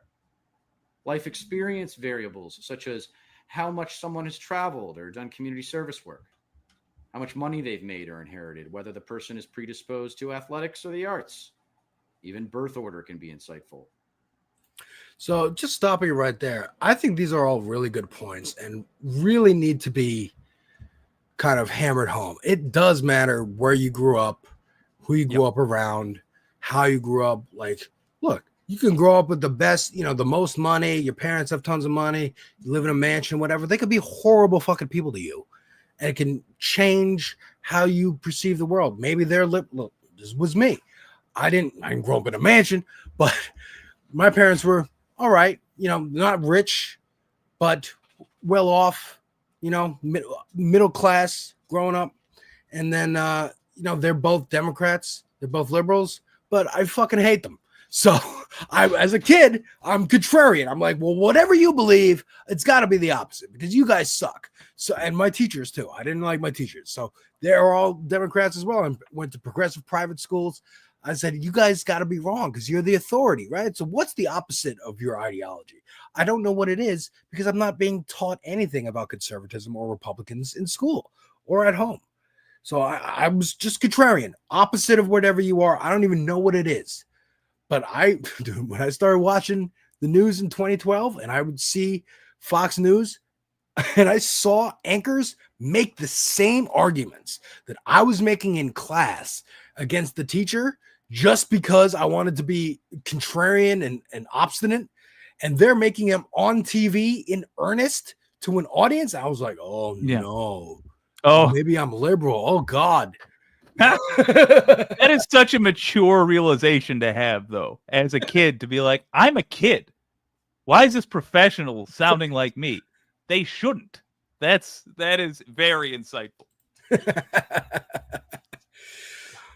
But let's continue with this with Deter here. So I fast forward a little bit to his Deter dichotomy, nature versus nurture here. I'm an uncle 8 years ago. My views on this dichotomy have shifted slightly because I've seen that kids do indeed come out of the womb with some strong personality predispositions. The question of whether or not someone is a product of their environment, however, depends on what aspect of their life you're evaluating. So leaving personality aside for the real psychologist to evaluate, I speculate that most people's worldview is well over 80% determined by the circumstances of their life. Circumstances like the variables I just listed, leading up to their mid-20s. So what do you think about that? First of all, I love his videos. Everyone should watch them. They are very much like college courses, they feel like. Yeah. But yeah, what do you think about what he said there? I mean, I think he's totally correct, and it's backed up with studies. For example, we used to think that having two parents was what made for a successful childhood. Success measured in lack of criminal juvenile convictions and lack future job prospects. How much money do they make later in life? And we later discovered that no, it's not that. It's that when you have two parents, you have two incomes, and when you account for just how much money does the household make itself, regardless of how many people are there, it's like a 1-to-1 ratio of the more money you have, the easier your life is, like the better outcomes you have. Yeah, there's Deter in chat. Yeah. Hey, there he is. But yeah, I wanted to jump. Well, your point was correct, sir. Yes. I wanted to jump ahead to the first Deter trichotomy here, because I think this is very important. Let me throw this back up. This is also, I forgot that this video was before he got the headroom issue solved. But here we go. This is the first. He's going to bring up three kind of tenets of republicanism. To the privilege of judging the three major feathers of right-wing American conservatism. Let's call this my second Deter 3. Right-wing religious, right-wing military, and right-wing corporate America. So this is basically like three categories of people that right-wingers just cannot argue with, cannot kind of knock down and be like, you're uncredible, and kind of have to give deference to. He will say that the uniform can be military, cop, or just any. Yeah, I was gonna add that. Yeah, and any sort of service to the country that involves harming another human being. Yeah. I do think we saw it's this very with, interesting. 2015, Trump came out and was like, I make more money than all of you. I donated to all of you. Suck my dick. And that was kind of it. After that, they had not much to say to him.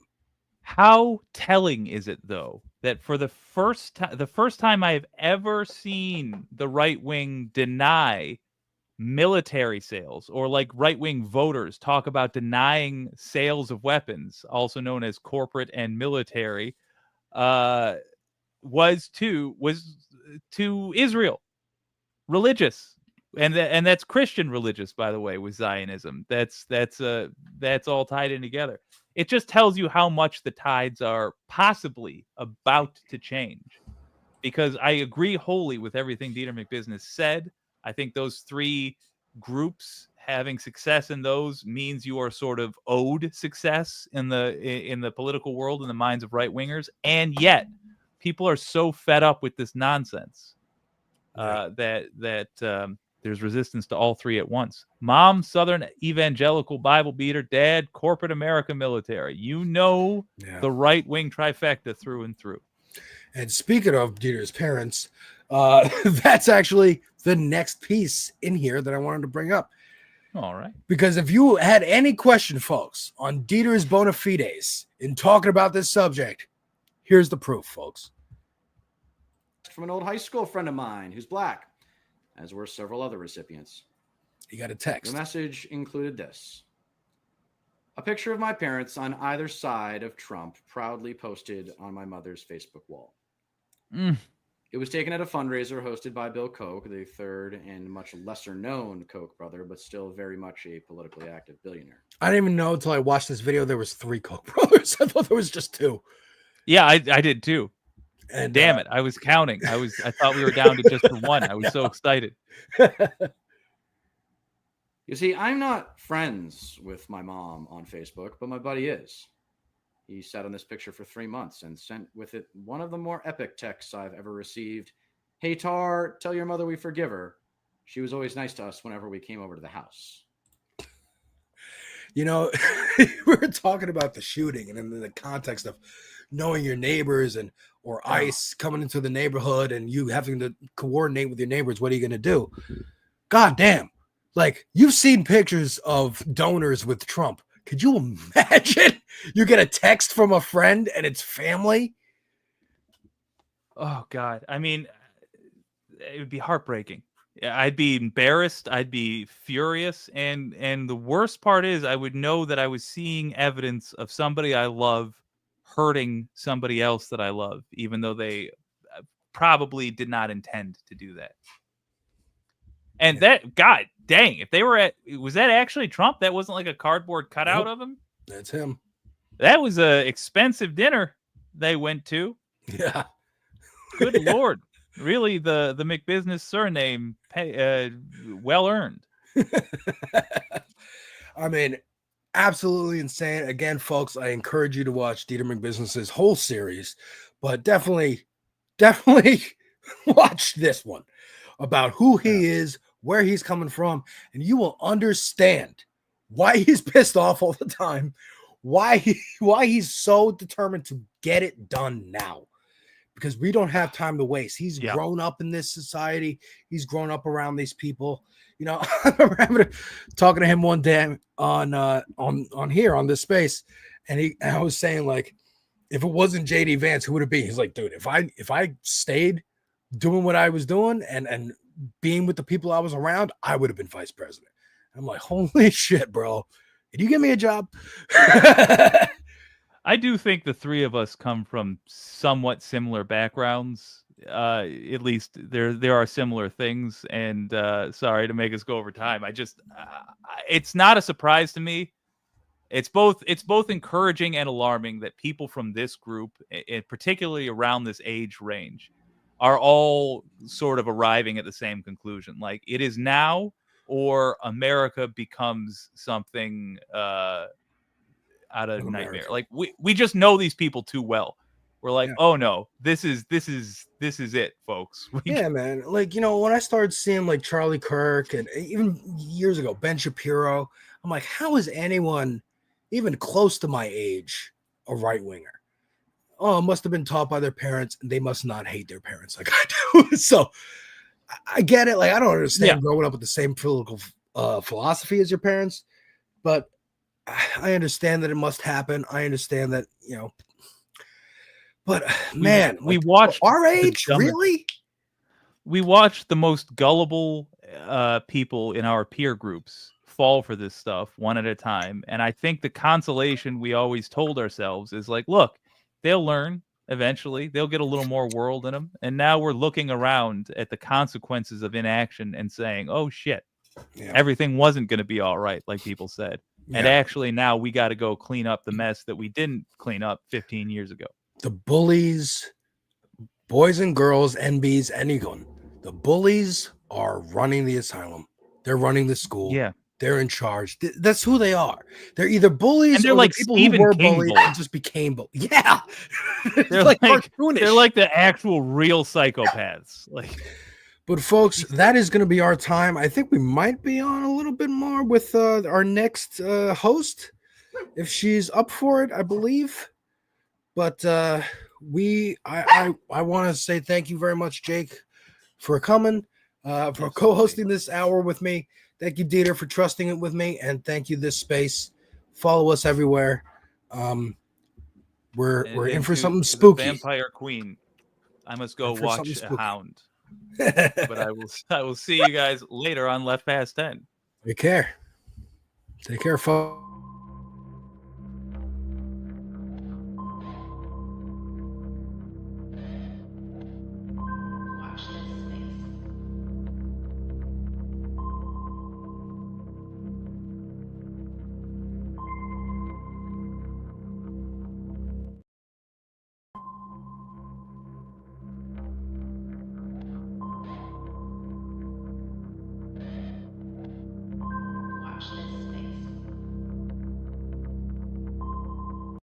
Do do do, theme song. Do do do, I'm broke, so this is my theme song. Do do do, just imagine this is an awesome theme song. Do do, theme song. Left of the box.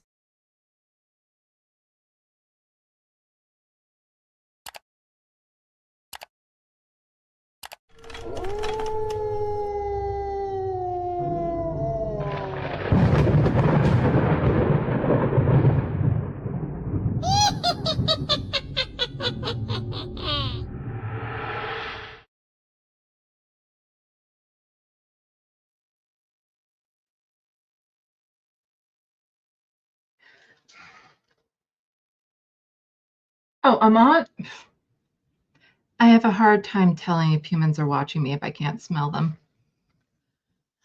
Welcome, everyone, to this actual evening for a change.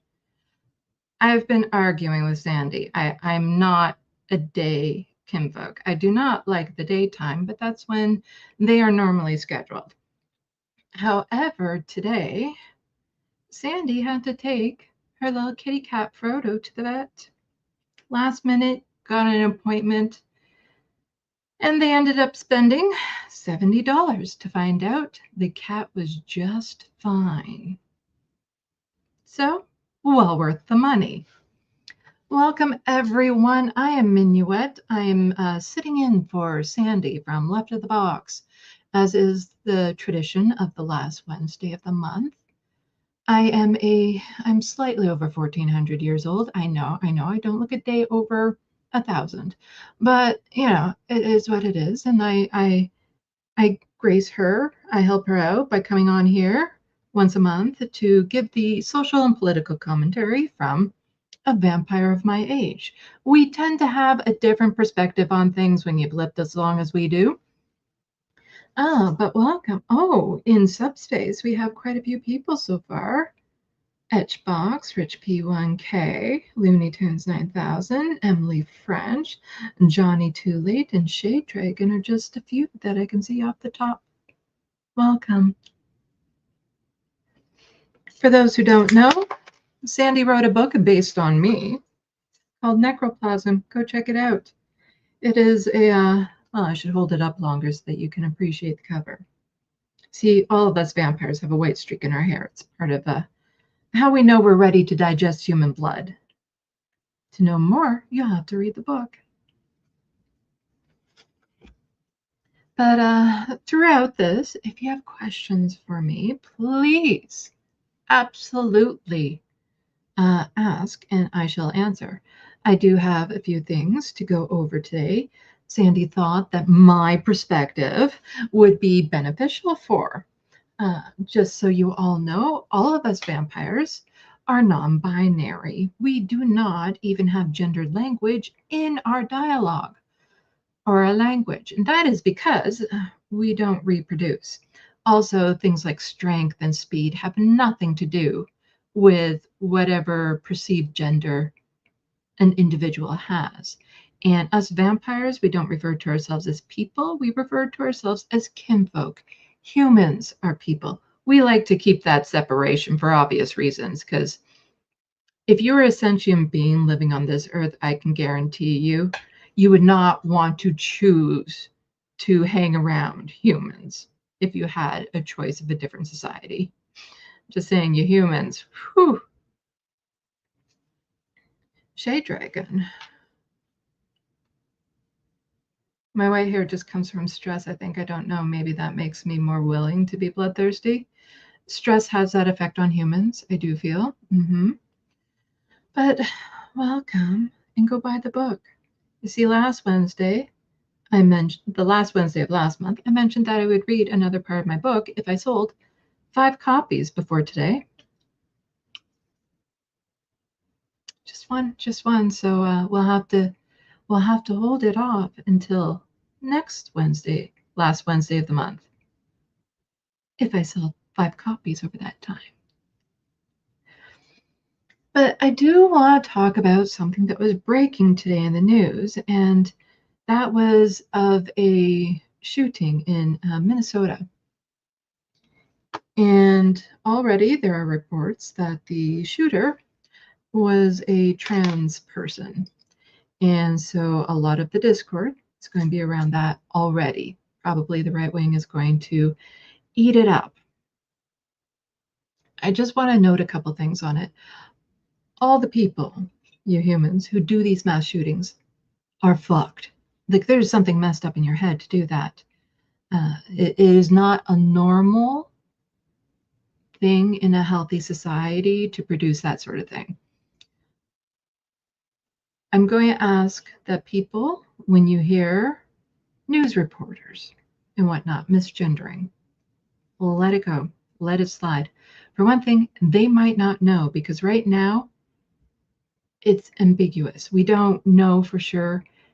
Whatever comes out in the first 24 hours of these news reports, unless it is coming direct from the police, take it with a huge grain of salt. We don't know. There are manifestos online, plural. You don't know what is actual fact. Wait until the police release their reports before you know for sure. But as is, some people have already accused some of the reporters or the police to have misgendered this individual. Let it go. They may not know. They may know more. The person may or may not be trans. And in these sorts of situations, it's important to not beat up on those people. However, after it is determined if this person is trans or not, what has been the case before with trans individuals who do horrendous crimes like this is people will purposely misgender them or misgender them and not care and feel like they deserve it because they're a horrible person. And then you will inevitably have people push back on that and say you shouldn't misgender them because they, just because they did this horrible crime doesn't give you a pass to misgender them. I want to add a layer to this, which might help people understand. It's not the woke mob going after people for misgendering a horrible person. What it is that when you purposely misgender them as a way of showing disrespect, or you don't care, they're a bad person, they deserve it, what you are saying is respecting a person's gender is conditional on if you like them or not, or who they are in society. It should not be conditional. When you purposely misgender people, you are letting the others around you know that they are not safe, that it's not about that particular person. It's not about the horrible person who did the horrible crime. It is about a bigger picture. It's about the ongoing disrespect and abuse trans folks face. And so it's important to understand that when people get upset, when you misgender a horrible, horrible person, because it has wider implications. And especially if you know someone who is trans, you are communicating to them that you accepting them and properly using their proper gender is conditional on whether they like you. So it's important to respect a person's preferred gender, even if they are a horrible, horrible individual. That said, again, in the first 24 hours, don't beat up on people who are using a gender you don't think the suspect is, because we do not actually know yet. It has been reported. There's no concrete proof. Wait until the police give their report. And that is what I would like to say to that. So, yes. But welcome, everyone. It is a relief to do this at 8 p.m. as opposed to 4 p.m. because, like I said, I am not a day kinfolk. I do not like waking up that early. I just go back to sleep afterwards, but, you know, it's like waking up for a 4 p.m. time slot is the same as one of you day humans, day people, or night people, day people. I don't know. You confuse me. It'd be like waking up at 4 a.m. really. So you can understand why I might be a bit grumpy when I'm on at 4 p.m. Usually I'm anyway. But that is just the way it is. And so, again, if you have any questions for me, please feel free to toss it into subspace, and I will answer it to the best of my ability. Because, you know, this is your opportunity to talk to a vampire. Keep in mind, I am not your traditional vampire, because the vampires in this book here are real. And they don't go with a lot of the folklore that you are familiar with. That is why this book is the only representation of us vampires. We are unique in this book.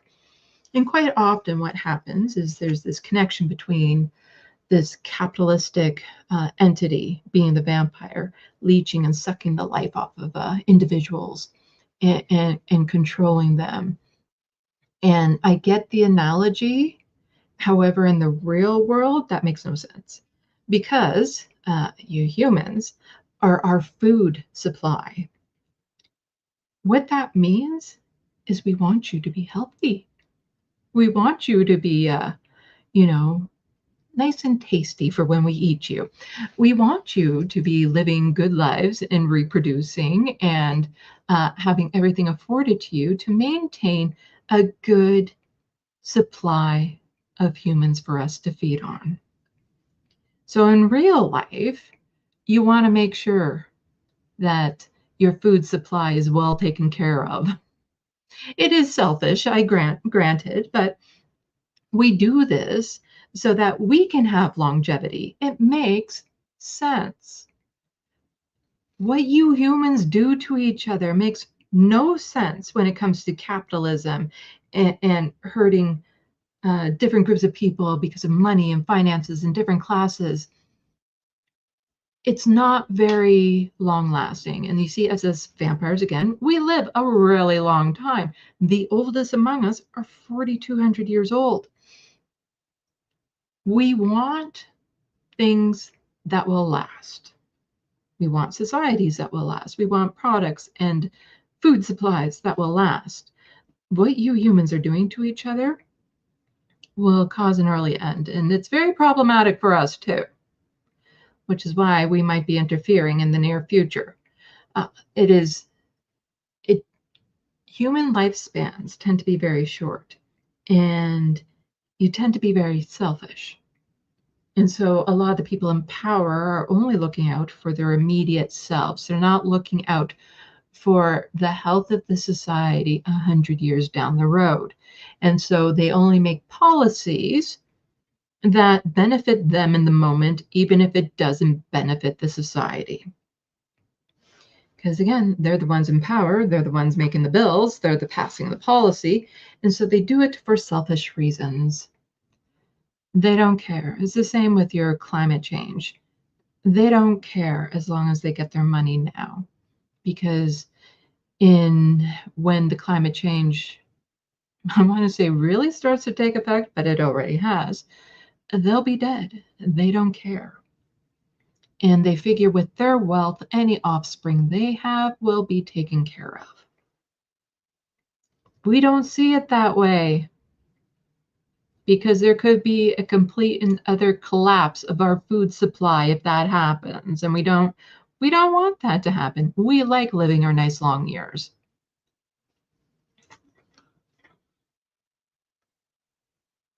Oops, I clicked on it.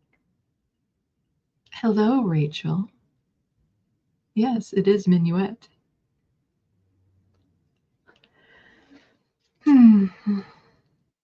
Just talking about capitalism. And there was something else in your news over the last little while I wanted to touch on, because a lot of humans like to accuse of us of enslaving humans. It is very much tied with capitalism. But what we do, true, it is a form of slavery, but it's a very pleasant form of slavery if you have to be in one. But we should go over that. So I do have a couple tabs to open.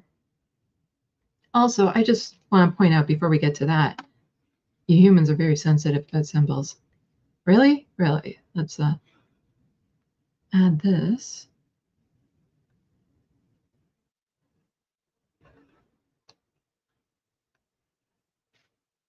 There we go. Apparently, Army vets are burning American flag outside the White House hours after Trump order. As in, no, you're not allowed to do that.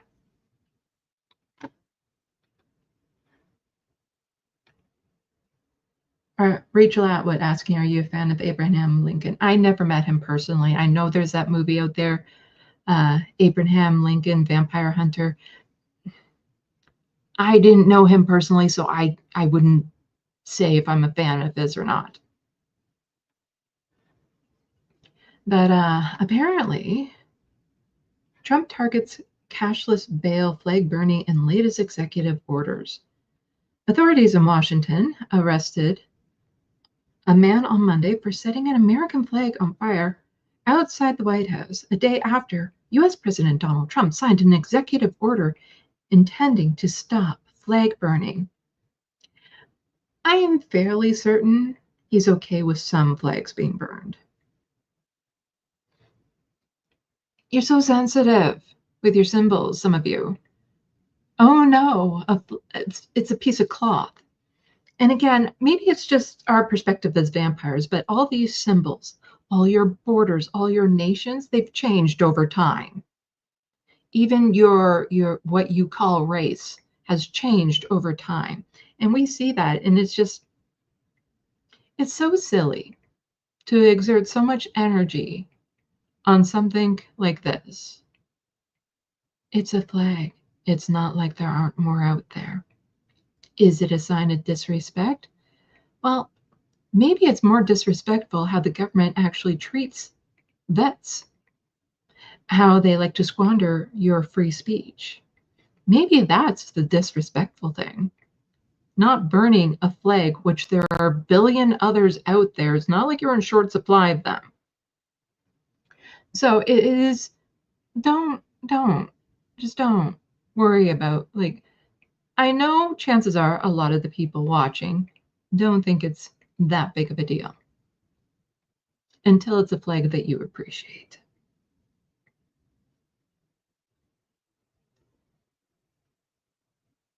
There's more than enough out there. It's, again, as vampires, we don't understand your attachment to these sorts of symbolism things because, like I said, we aren't very materialistic ourselves because we tend to outlast most things we make. So we do make things for longevity. You know, we like things to last as long as possible, but we don't collect things. We don't, like, we have our archives where we have artifacts from different time periods from all around the world as a record. But personally, we don't tend to collect things. We don't tend to have useless things because why? I'm going to outlast any Keurig machine that could possibly be, well, none of them would be of use to me. They do a shitty job filtering blood. I'm going to outlast any automobile, any piece of art, any piece of technology So what's the point in collecting them? Even what you consider to be worth a lot of money, different precious metals and stuff like that, it changes over time. And the value of them is artificially put on. There's no actual value to precious metals other than they make pretty jewelry. But the value is what you impose on them. It's not something they intricately have. For us, resources that you would think should be more valuable are things like water, things you actually need, clean air to breathe. But no, it's a gold medal. Okay. Let's see. I'll take this off stage for a moment while I'm chit-chatting away. Go to this one here. Shade Dragon, do you prefer decaf blood or giddy up and go kind? Well, you see, we have additives and seasonings we can put in our blood. And so an additive is anything that will alter our state. So it can make similar things to like intoxication, drunk, high, or sometimes it's a painkiller because the sunlight and the noise during the day when we're forced to go out there, really annoying, and it gives us headaches. But then we just have seasonings for flavors and stuff. So we do have a type of blood that would be coffee infused. So would give us a little caffeine kick, I guess you could say. It's not caffeine, it's of our creation, but it would be similar to what you would call a caffeine kick. And it does have a very similar flavor to coffee. And we know this because we have very loyal acolytes that will taste it for us and make sure. They are really loyal. And Sandee is still not an acolyte. She still refuses to become an acolyte because something about integrity and why I keep their channel up and going to spread the progressive message and stuff, which is really unfortunate because for those who missed the very beginning of me speaking, the reason why I'm on now and not earlier in the day is Sandee had to take her cat Frodo to the vet. And they were terribly worried about the cat. We don't really have pets either. Again, longevity thing. So they called the vet earlier today, got the appointment, a cancellation, was really relieved. Took the cat in, spent $70 to find out the cat is just fine. They still think it's money well spent, but any help with covering that vet bill would be, they would greatly appreciate it. If they were a full-fledged acolyte, well, then it would have been looked after by us. But no. In order to become an acolyte, she would have to absolutely and completely give up her life, her YouTube channel and everything. And they don't want to do that. So because they are doing this for you, why don't you do that for her? Help her out a bit. And you can do that by a PayPal, apparently, on her YouTube channel, or Canadians can just send an e-transfer. Let's see what people are saying before we get into it. Rachel Atwood, if you drink blood from a stoner, do you get high? No. Our systems filter out toxins in humans' blood. Our external features very similar to humans. Things around the reproductive area are still very similar, which is fun. But our internal organs and stuff, very different. And we have things that are similar to kidneys, but a little bit more extreme, that will filter out anything that isn't the essence of blood of which we need to live. And so that means, for those who are wondering, and yes, some are wondering, we do go to the washroom about once a month. expel those toxins and stuff from our bodies. So if a person is high, if they're drunk, it doesn't actually directly affect us. In order for it to affect us, we need to design the additive to put into the beverage, because it's not compatible. Human food and stuff is not compatible with us.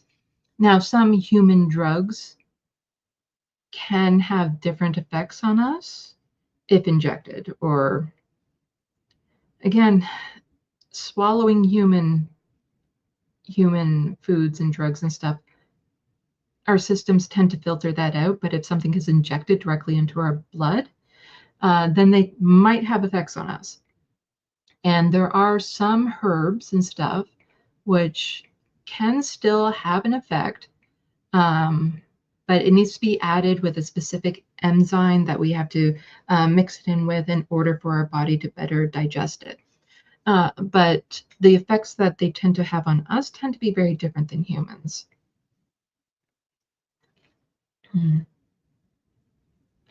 Let's see. Luck Dragon, my God is more powerful than you, and I know this because I've tried. I don't know what you mean by that, Luck Dragon. Again, we've been around for a while, 4,200 years. Your religions,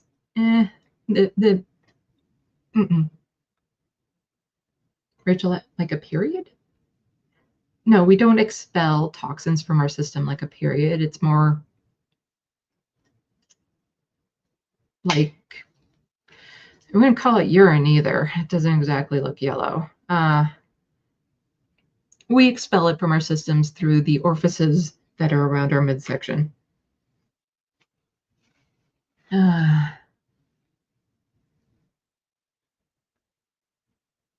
Shade Dragon, extreme kidneys, monster truck kidneys, Sunday, Sunday, Sunday. Yes. Lately, our systems have been overloaded because the amount of toxins and plastics and chemicals in humans' blood. That's why we prefer our acolytes, because we don't have to kill in order to feed. Quite often we do passive feedings, which have no ill effect on the humans. And the acolytes who live within our system, they get good quality food and products and stuff that we all make kind of in our society. So they are much healthier and their blood is much tastier. But, you know, it's kind of like pizza. Even bad pizza is good. Even bad blood is good. The only time where it actually becomes an issue is if there's some sort of blood poisoning going on. Then it can make us quite sick if we do that.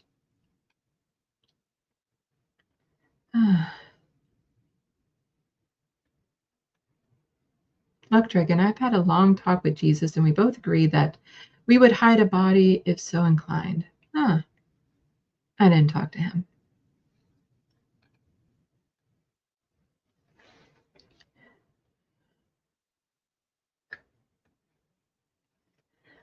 Latino Muffini is wondering how unified or politically diverse is vampire society. We have one singular society, that is, we do now. 1,000 years ago, the ancients put us on trial because they were quite upset with what we were doing. And I was the only one to pass that trial. And because of that, my kind survived. And with that, we unified into one society, which gave us the freedom to be who we are. But the rules we all have to abide by in order to have a functioning society is uniform. So we are free to express ourselves the way that we want, love the way we want, have relationships the way we want. But there are things like we can't go out into the middle of Times Squares and slaughter people for food. It's a rule. We're not allowed to just go out and hunt humans either. We need to get permits these days. And a lot of it is just to cover our traces because we don't want humans finding out about us yet. At least not unless it's on our terms. And so we do have rules to abide by, etiquettes and stuff, but nothing that hampers our self-expression. And our acolytes are also allowed that same freedom when they're on retreats, when we live among, when we have areas that we have in cities around humans, then we have to kind of conform a little bit. Like I present as a female, but like I said, we're all non-binary. But we tend to lean towards presenting as a particular gender in order to, again, kind of blend in with humans. We don't want to stick out. Just like most kinfolk who are not on the council tend to dye their white streak so that they blend in a little bit more. But it is traditional for those who are on the council not to dye their white streak. And some kinfolk just never do because they don't want to. But we also have a council. I'm on the council.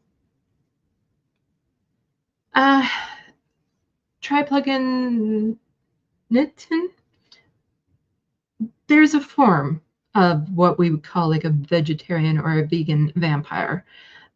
Vincent, if you read this book, he kind of started the movement where it was no full feeding, as in taking the life of a human, and no direct feeding. And so all the blood he would drink is from our blood stores, you know, the packaged up blood that we would have, that we would source from different humans and stuff. And so he had started that movement. That would be similar to what your vegans or vegetarians are. Let's see what people are saying. Oh, and more about, yes, we have a council. I'm on the council, which, you know, does the whole making sure society is functioning thing, but that's more just about making sure society is functioning. And every now and then, like 500 years ago, we had to implement the new mandates because my kind was getting a little bit out of control, and we had a little incident back then that nearly exposed us to the world well before we were ready. And so we had to implement the new mandates, hence things like the, you know, the permits for hunting, and also giving acolytes a little bit more rights and freedoms. They were getting upset, and that was problematic. And we'll get into that when I start talking about the slavery. But also among us are the elders, and the elders were the first generation. And so when we have personal conflicts between each other, we can go to an elder to mediate. An elder would also be the Supreme Court, I guess you could say. So if we make a ruling on something, if there is request for an elder to intervene, then a panel of elders will intervene. The same in criminal cases. We have our own security council, our own kind of forces and stuff. Not that it's much of an issue. Security is usually just to make sure that we're separated from the human world. But occasionally, kinfolk act up, and they can choose to have an elder arbitration. And if they do that, then whatever the elders say can't be appealed. But if they go through our regular process of stating their case and us going over the facts and everything, then they can appeal it later on. But the elders would have the final say. But they don't tend to make laws. They don't do that sort of thing. But quite often there's been fights over companions. So the elders would have to intervene. You know, personal things like that, the elders will get involved with, or the elder adjacents, the ones that they've appointed to be on the same level of them. That's not much explained in this book, but in the prequels and sequels, I've granted Sandee permission to write. They will be getting into a lot more of those elements of it.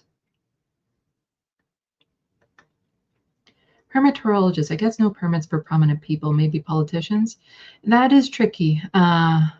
We do have targeted assassinations, especially if it's to do with our negotiations with human worlds and we want to cover our tracks. And for that, we get NOVA permits, which means that an allowable amount of collateral damage can happen.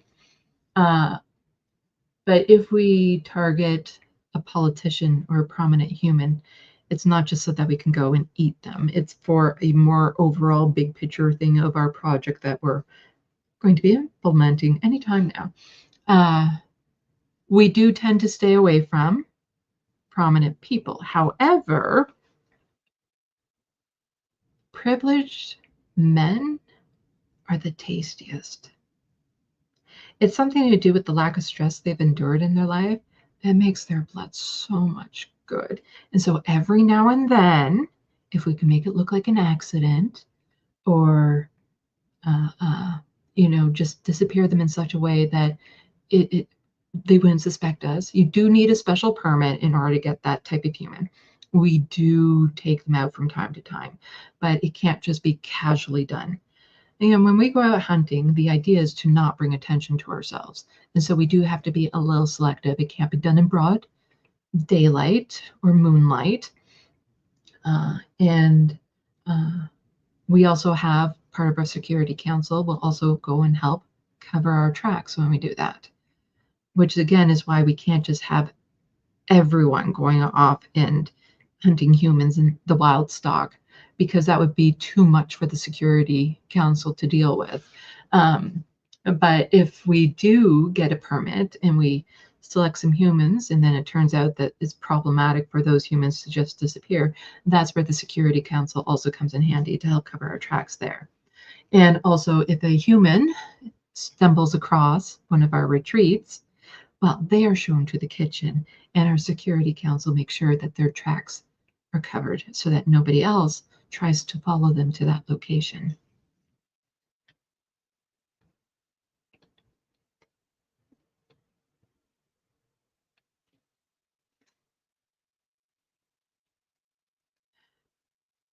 Rachel Atwood, is Tulsi Gabbard practicing cultural appropriation with her hair streak? Look, I know everyone likes to point at her and say, "Ooh, she must be a vampire."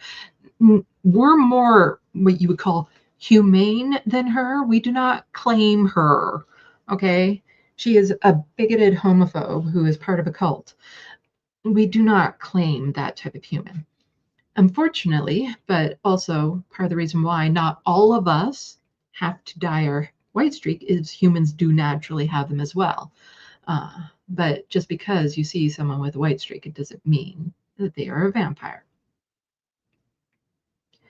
Luck Dragon Daywalker, we're nocturnal. Daylight has no actual ill effect on us. We're just nocturnal. Let's see what other people are saying.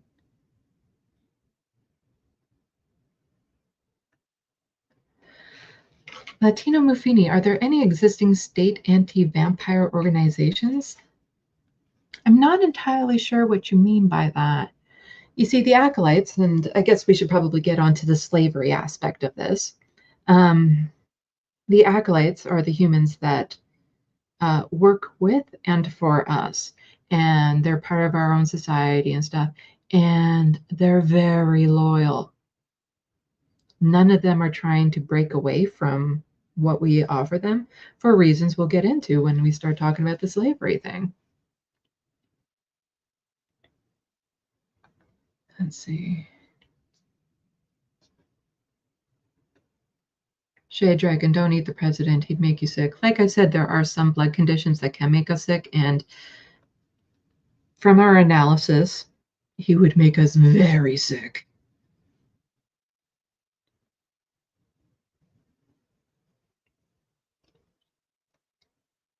Rachel Atwoods, was John Wilkes Booth a vampire? You see, here's the thing. If you have to use the past tense, the answer is no. Because if he was, he still would be. Some of us have died, granted. It's few and far in between these days. But yeah, again, we don't tend to make ourselves known in the human world because it does become tricky, especially in this day and age with all the cameras and stuff. So these days, anyway, we don't have a human or a kinfolk going out among the humans to be a movie star or a singer or anything of that sort, or a politician or anything, because people might get suspicious when we don't age. Although, like I said, we have plans on the go, and so we do have people ready to step up when we implement those plans.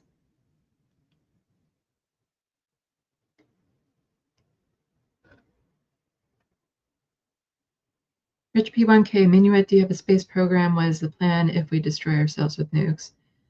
We do have a base, not on Earth. However, we do not go for space travel. This is the thing that Elon Musk doesn't like talking about when it comes to space travel, and that is, what are you going to eat? So you won't instantly have crops there. Some people say, well, you can just take the cows or take the pigs, take the chickens. What are you going to feed them? It is very unrealistic to start like that. And so for our case, since we need to feed on humans, we would be having to maintain livestock with the potential of them trying to do an insurrection. Not ideal. Space travel is not practical for us. Of course, we could just fill it all with acolytes and on our base. If there are, occasionally we do take humans out there, they're acolytes. But it's not practical, even though our longevity would make it ideal. But until we find a substitute that we can artificially make for blood, it's not something that we're looking into.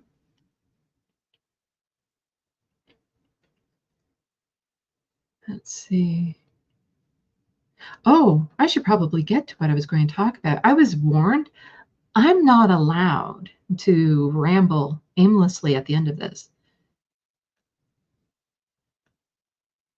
No other animal blood will suffice. No, it has to be human blood. We're working on it, and if you read the book, you'll find out we came really damn close. Shade Dragon, can vampires be unvampired? Can they be cursed with mortality? Would they retain any ability? Blah, blah. No, you if you're a vampire, you're a vampire. It's not a curse or anything of that sort. But right, I was going to get into these. Let's see. Start with this one. Oh, it's going to autoplay. I hate when they autoplay, so just bear with me as I quickly mute. There we go. I will share this tab instead, and we will go here. And then I will do this one. Nope. Oh, right, I have to add it to the stage. There we go. This. I'm sure a lot of you have already seen this particular thing. Oh, and I need to plug in the headphones so that you don't hear an echo. But some of you humans are rancid individuals, and you're about to see one of them.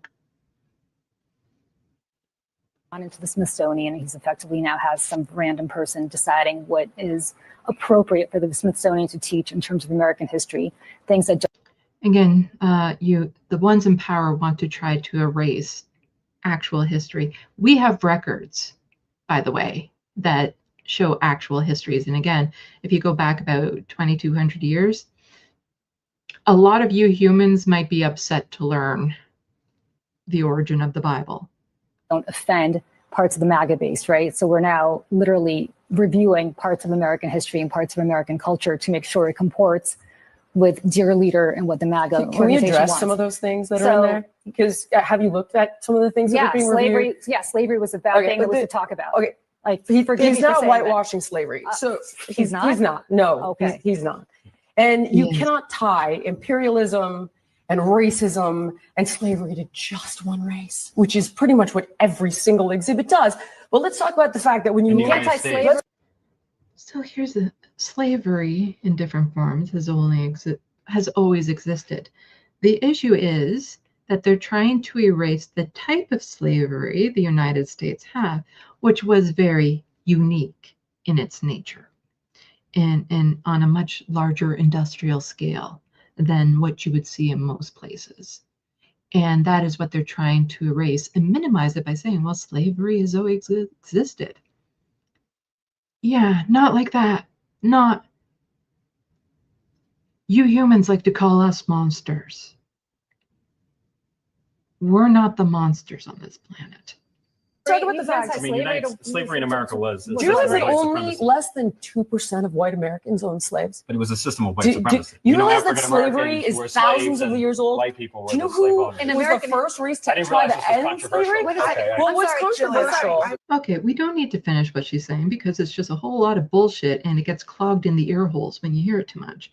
But there was this very good video here that counters a lot of what this human says. Now, I am going to have to mute it because this is a TikTok video and it has music on in the background, and I don't want people to get in trouble if it's described or if you hear the music on it. So I will read the captions for you, even though I don't sound nearly as interesting as the person who is reading it. And so the person is responding to what that human was saying. All right, so anyone surfing social media this week has surely seen the clip of Jillian Michaels saying this about slavery. Did you know that only less than 2% of white Americans owned slaves? And while she did name a specific year in her claim on CNN, she did tweet out later saying, I'm talking about humans, the 98% of American white people in 1860 didn't permit slavery. But let's take a look at this claim because, yes, the data shows in 1860 there were a large number of slave owners in the United States out of a population of 31 million. Almost 200,000 or just 1.26 of the population. But a closer look at that, because a look at that map from 1860 of the president shows, okay, so basically pointing out there were a bunch of states that didn't have slavery. So you can't count those numbers when you're trying to figure out the percentage of Americans who had slaves. So those lessen the number, which makes the percentage of white slave owners higher.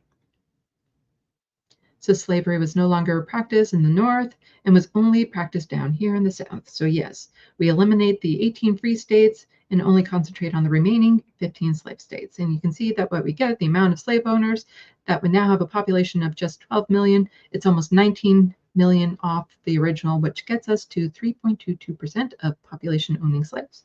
And yeah, we eliminate 18 free states. We only concentrate on the remaining 15 slave states. And you can see that we get the amount of slave owners that have a population of just 12 million. That's almost 19 million original, which gets us to 3.22 population. But here's another problem. If we just look at the US slave states in 1860, we can see that in the slave columns here, we have almost 4 million slaves. And because they can't own themselves, we got to minus them out too. And so we remove them, we get 8.2 million. With the same count, we now have jumps up to 4.75%. The free population in these states, but if we focus on just those 11 states that decided to secede from the United States, and they also point out, just to quickly wrap this up, they also point out that women and children also do not own slaves, which again makes the amount of people who potentially owed slaves a lot higher. And so this is why education is important and why you need to keep this in the schools. So if we look at the census of 1860, we can see that 30.8 of the free families in the Confederacy owned slaves. This number was as high as 49 in Mississippi. Is when you start looking at the numbers like that is what you get. Let's go back to this screen here. No, remove. Let's go back to me. And so what I'm saying about that is, yes, we do in a sense practice slavery. However, what we do is we provide our acolytes with all the health care they need, the education, a basic means of living that is a good quality of life. And when they see what's out there in the real world, in the human world, they are damn loyal and will do anything to stay in our world because we actually look after them and care for them and make sure that they are a healthy stock of food for us.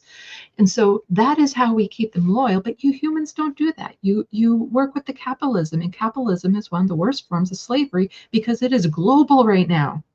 It is global.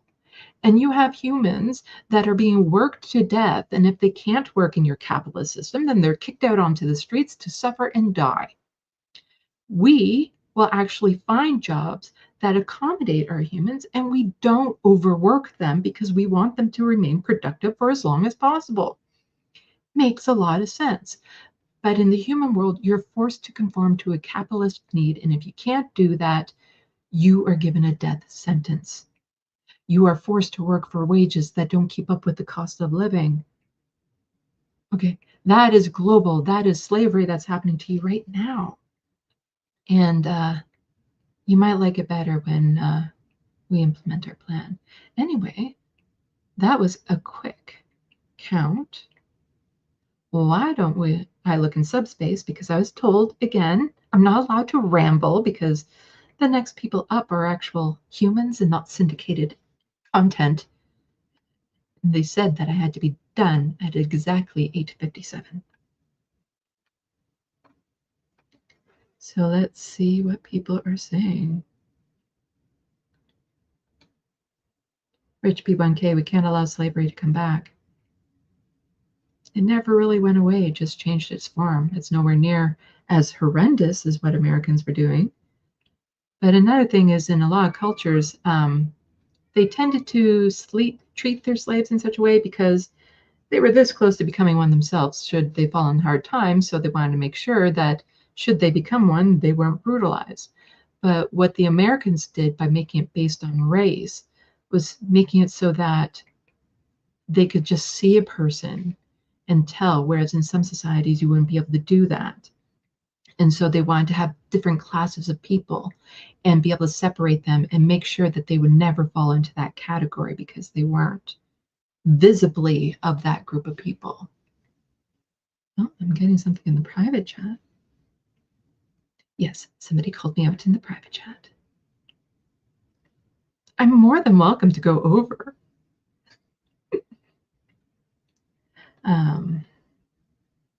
And in some societies, slaves could actually work to free themselves. They were limited times.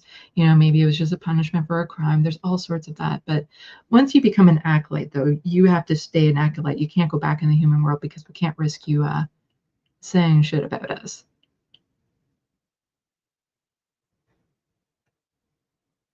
Groove Dragon, non-binary, Snow, misandry about how about racism or ageism?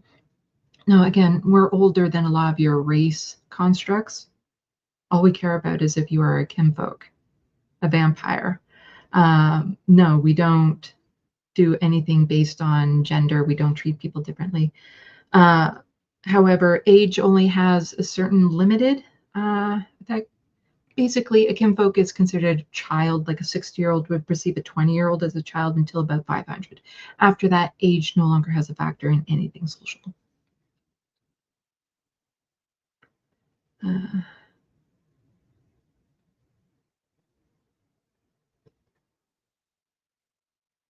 Getting people laughing about something, but I don't know what.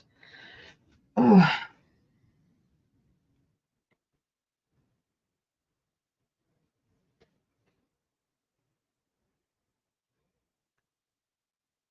Del Silver, from beginning of the Atlantic slave trade, Western nations use religious doctrine to justify enslavement of Africans. Yes, your religions, again, we're older than a lot of them, were made to control humans, in some cases to make sure that they didn't do things that would make them sick. And if you strict the fear of God into them, then they wouldn't do those things. But in other ways, they did it to justify their own need for power and control and wealth and dominance. And that's what a lot of religions are these days. We don't have a nation state, Latino Muffini. We live all around the world, and we have retreats where it's just vampire and acolyte only, but we also have to mingle within the cities as well for resources and power and things of that sort, like power, like is electricity type things. But we are all one kind.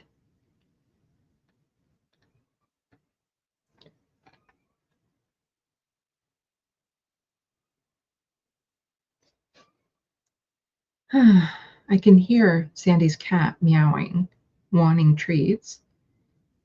Again, earlier in the day, she had to take him to the vet because of a very disturbing lump on him and found out that cat's just fine. $70 to find out the cat's just fine. She thinks the money is well worth it. But if you can help her out with that, she would greatly appreciate it. Oops. Rachel Atwood, the acolytes have to fake their own deaths to cut ties with the human world. Sometimes if they're a prominent human, other times they can just disappear. But in these days,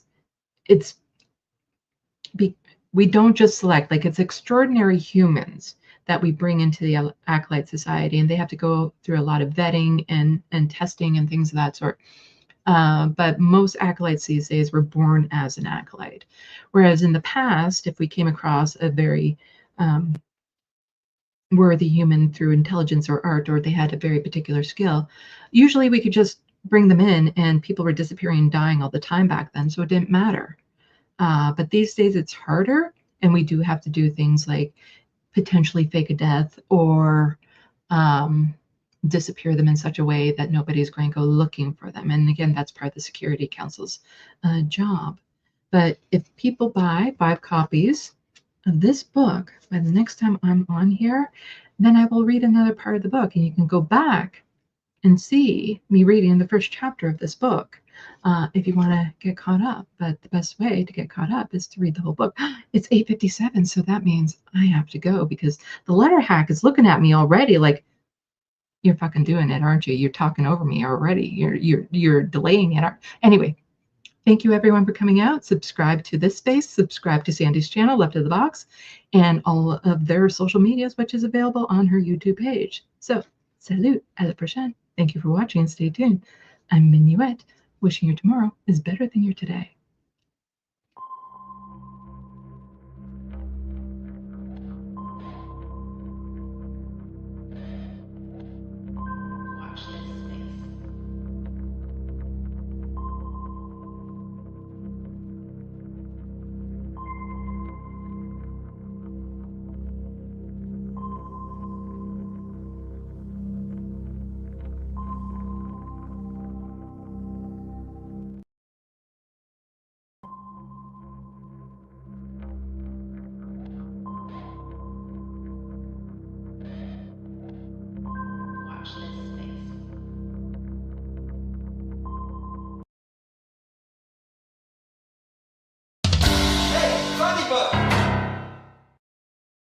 Hello and welcome. I am the Letterhack, and you are watching Hey Funny Book on this space. I want to thank Left of the Boxer, in this case, Left of the Coffin and Minuet, for that compelling hour, I guess I want to call it. I think it was compelling. I think that vampire was throwing shade at me, but that's okay. No big deal.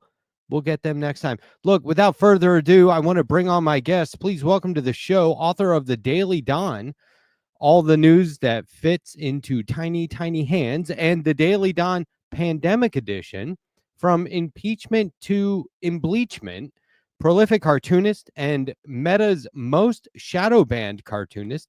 It is Jesse Duquette. Jesse, hello. Thanks for being here. How are you? I'm doing well. How are you? I'm doing very well. Look, this is exciting for me. I just got to tell you right away, this is why I don't follow you on social media. I do, but this is why I almost don't need to, right? Because like everyone is always posting your stuff or reposting your stuff. I see it enough. You know what I mean? So it's not like I'm missing out in any way, even though I'm not directly, but I am following you. I'm just joking around. Look, I do want to thank you for being here. This is a big deal for me. And you know, political cartoons, comic strips, all this stuff. This is very much what we talk about here. And you are the perfect guest for that. And seriously, prolific. Like I can scroll through your Instagram, which I want to do in a moment, for like dozens and dozens of cartoons, and then realize I'm only 5 days back in the timeline. Like it just, I'm like, wow. So it's a lot. I want to start by getting a little bit of your origin story though. Which came first for you, art or like commentary or political commentary? Like which came first, and what was your entry point to the work you're doing now? Well, definitely art first. I was into drawing from a very early age, from the age of 2 to 3. I picked up a pen, and that's like would obsessively, have a pad of paper and just page after page, just kind of obsessively draw. So always been into art and comics and cartooning. This current iteration of things manifested itself during the first, sort of leading up immediately to the first Trump administration. And then with the first Trump administration is when it really became like more of a not a full-time endeavor, but more of a time-consuming one. That's when I started the Daily Dawn project. So that's when it really, the political end of it kind of superseded everything else. You don't pull any punches. Is that a fair description of what you're up to here? You do not like hold back at all, right? That's what I've been told. Yeah, I mean, I guess it's sort of my sense of humor anyways, I suppose, if the drawing's satirical, I guess. Mm-hmm. I think though, in terms of not pulling punches, I feel that the state of current events are such that it requires a certain kind of response. And I don't really have time either personally for my own sort of artistic interest. I'm not a fan of most political cartoons. I think that they're pretty weak-kneed. It's just not my thing. It to me doesn't really meet, I think, the urgency of the times right now.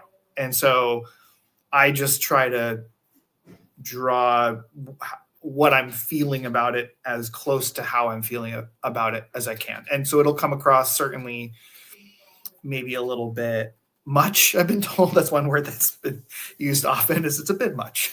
So maybe that's true.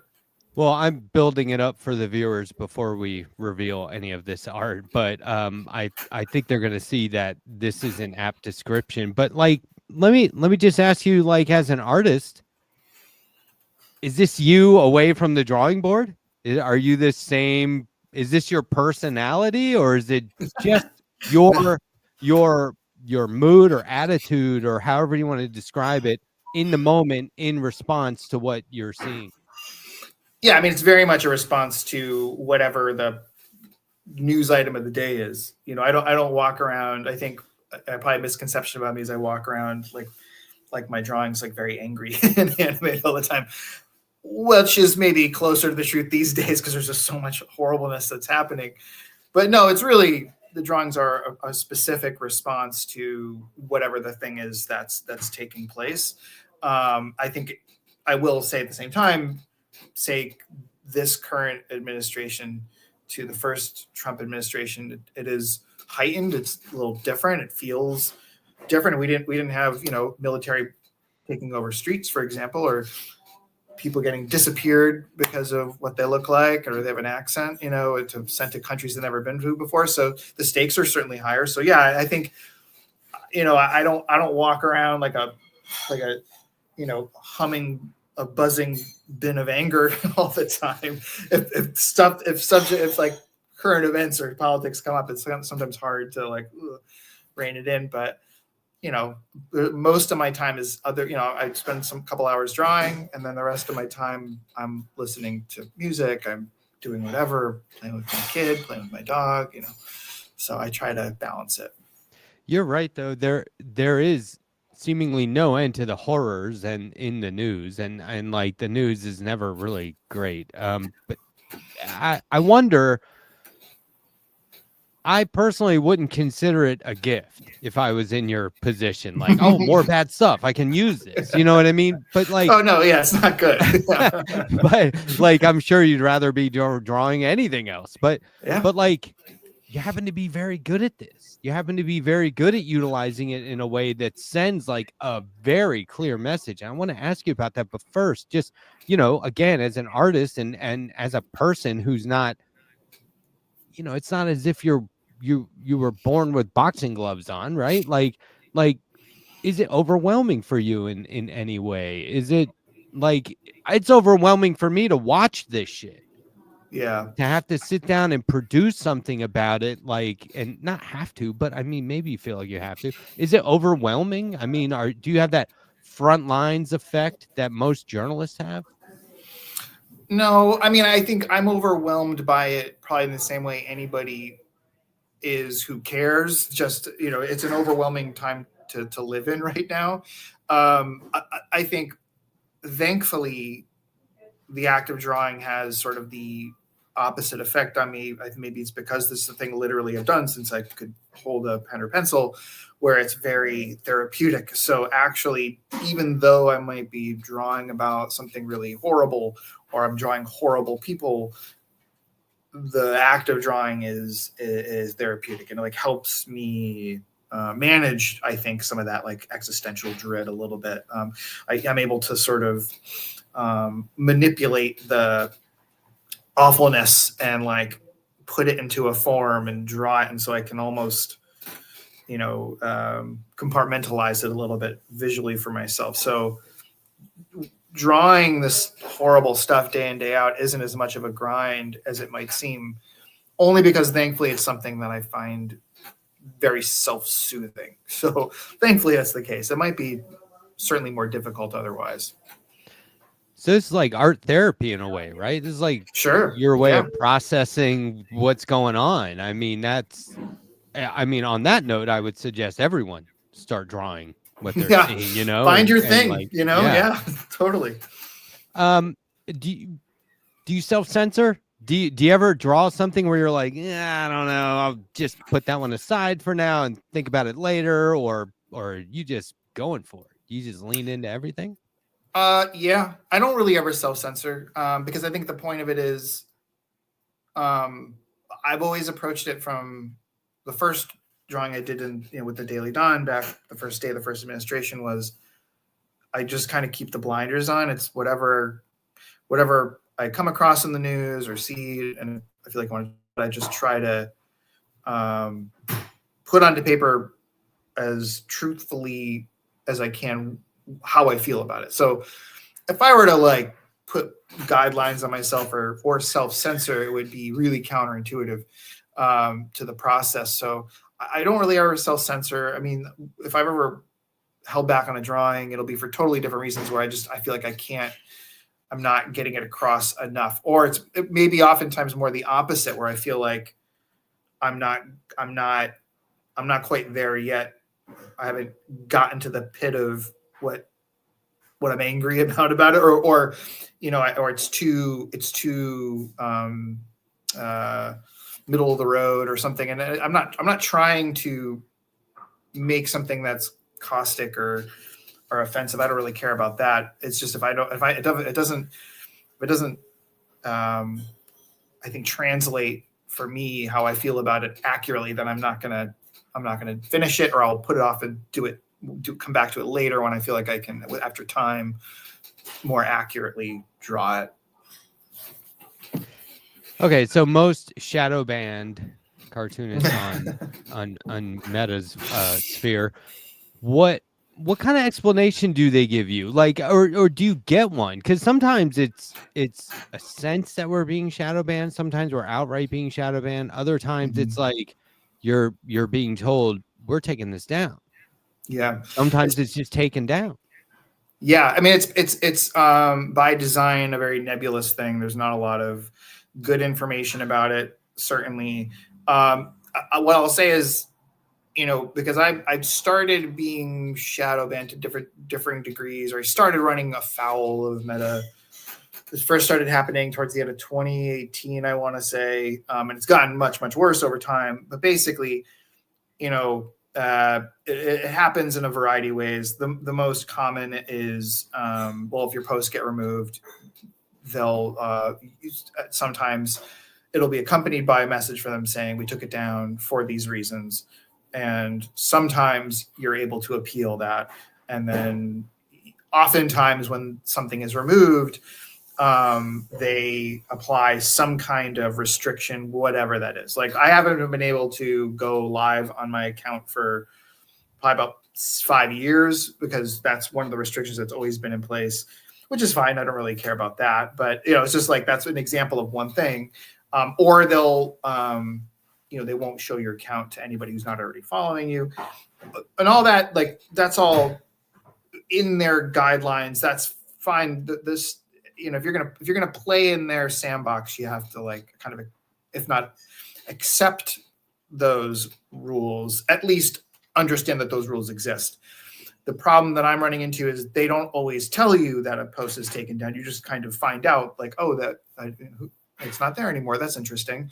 Sometimes the reason that they've taken a drawing down is doesn't make any sense. It's for some kind of reason that they've invented that is truly can't be applied to the drawing itself.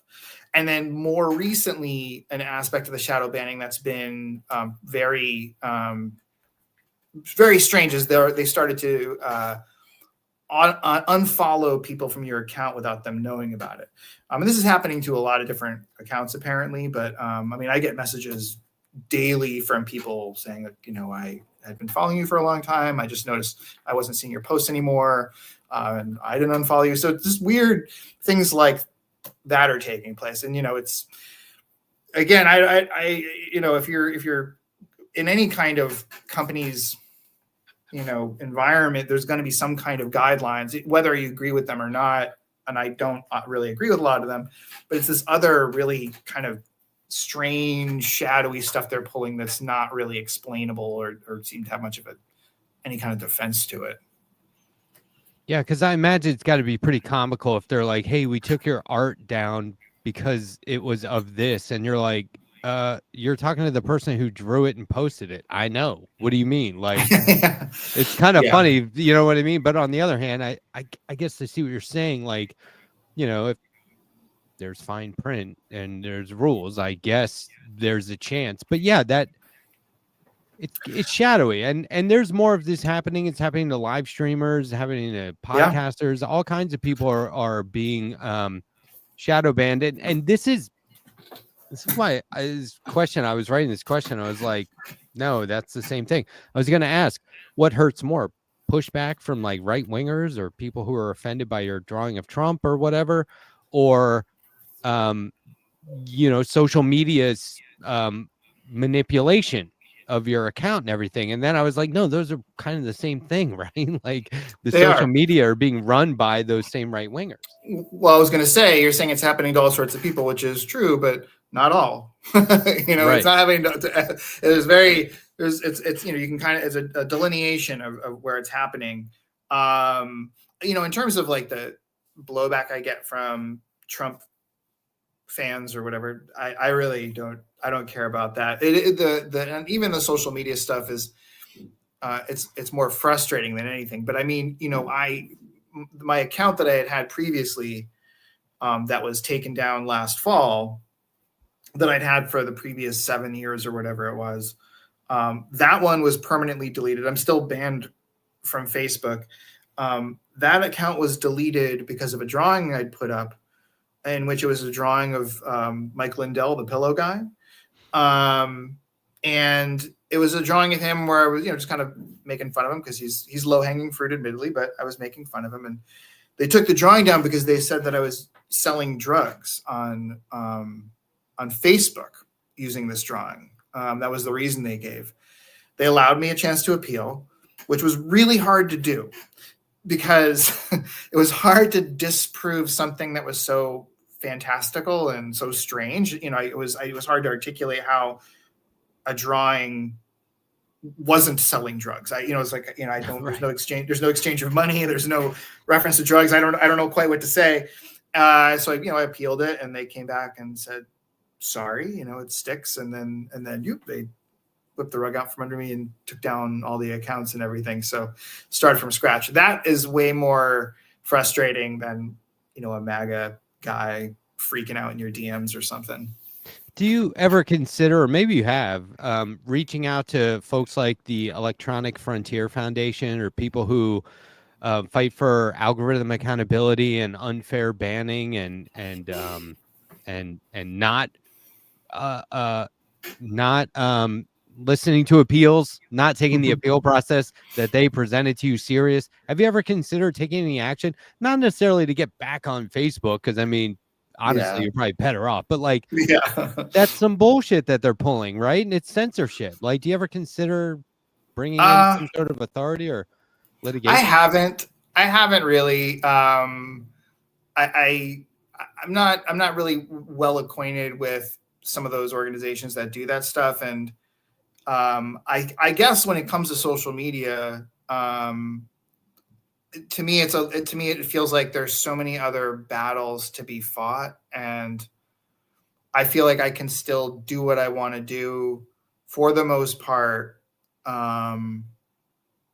within their current, at least for now, and still kind of like fight from within a little bit. I mean, this account I've had now, the new one, it's almost been about a year. It's definitely being heavily shadow banned, but I'm still able to kind of do what I want to do. I'm able to get my drawings out and everything. I created a Substack, which is, at least free from social media algorithmic whateverness and all that. But admittedly, I haven't really put up a huge fight with the shadow banning stuff because I feel like I guess I'm a bit of a skeptic there, maybe just a straight up pessimist, where I feel like it's a bit of a losing battle. And I'm kind of waiting. I'm waiting them out because everything's got a shelf life, and I feel like these social media arenas are going to fade because younger generations are going to find something else. They're going to lose their cool. Everything does. And then, by that time I'll probably be in my 70s, and then it won't matter anymore. Well, if you ever do want to reach out to somebody like the EFF, I have the exact right contacts. I know those folks. They monitor their email like the bat phone. And the director of investigations over there has written a graphic novel. So, like, I mean, I have to assume he's artist friendly. He is. I know. So, look, I want to show some of your art, if that's cool. And I want to ask you about your process and techniques, if that's okay. Reveal as much as you're comfortable with. I get the impression this is not done digitally. Am I right about that? Is this traditionally hand-drawn stuff? Oh yeah, I mean, it's like a pad of paper, Oh, so you've got, like, come on. I mean, Sharpies, just very analog. Is that for sale anywhere? Are you putting that stuff out for sale? I do sell drawings. Like, I'll post on my social media that I'm selling drawings, and people can reach out if they want to buy one. But yeah, not digitally. But yeah, just all strict pen and colored pencil and Sharpies on paper. It is amazing. Like, something like this is okay. So first of all, it blows me away that you could be that quick and do it traditionally. Like, this goes beyond skill. This is like a talent people are born with, I feel like, although I don't want to diminish the work you've done in your life to, build up a style and a technique. But like, this to me is very impressive. Thanks. And also hilarious, but like, sometimes there's no caption, sometimes there's no words on it, and it's just the image. How do you balance being so on point and creating such meaningful stuff with the need or the foregoing a punchline or like a gag or something, like, oh, it'd be funny if I did this, but I don't have to? Like, do you know what I mean? Because some of your stuff just speaks for itself, and it's like, wow, that's just so on point. It doesn't, like, this to me is so funny. This is one of the funniest things I've seen today. Do you know what I'm saying? But like, you have other stuff that's just on. I don't know how else to describe it, but on point. That's very kind of you. How do you balance? I don't know. I mean, I think, I don't know. My process is extremely mundane, meaning like I had mentioned before, something will strike me that I hear about or read about in the news. And then I try to capture as quickly as I can that initial visceral response to the thing, because I feel like, at least for me, I'm not, this is just how I have operated with it. Whatever that first immediate emotional responses to something I read or hear about, before it gets colored by, other competing thoughts or time, or I forget things, that gets to be the closest to how I feel about a thing. And I try to match that with what I draw. And I think if that resonates with people, or people like that, I think that's probably down to the fact that when it comes down to it, people aren't all that different. So I think people are probably responding to some of the same things I'm seeing or hearing in the same way. So if I'm drawing something and it may come across as very blunt, and someone responds to that positively, it's probably because they were thinking the same thing I was.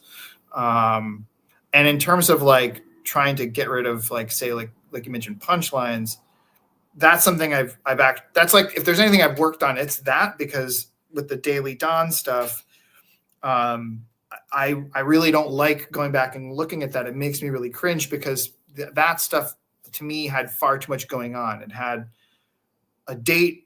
I wrote down at the top of the page what the news thing was about, that the drawing was already telling you what was happening. And then I put a historical quote at the bottom. It was very top heavy with tons of text. And I'm a big lover of text with art, but it was just a lot. And so I think that if there's any one thing I worked on, that drawing right there is a bad example of what I'm talking about, because it's the opposite. But this is necessary. I've seen this everywhere.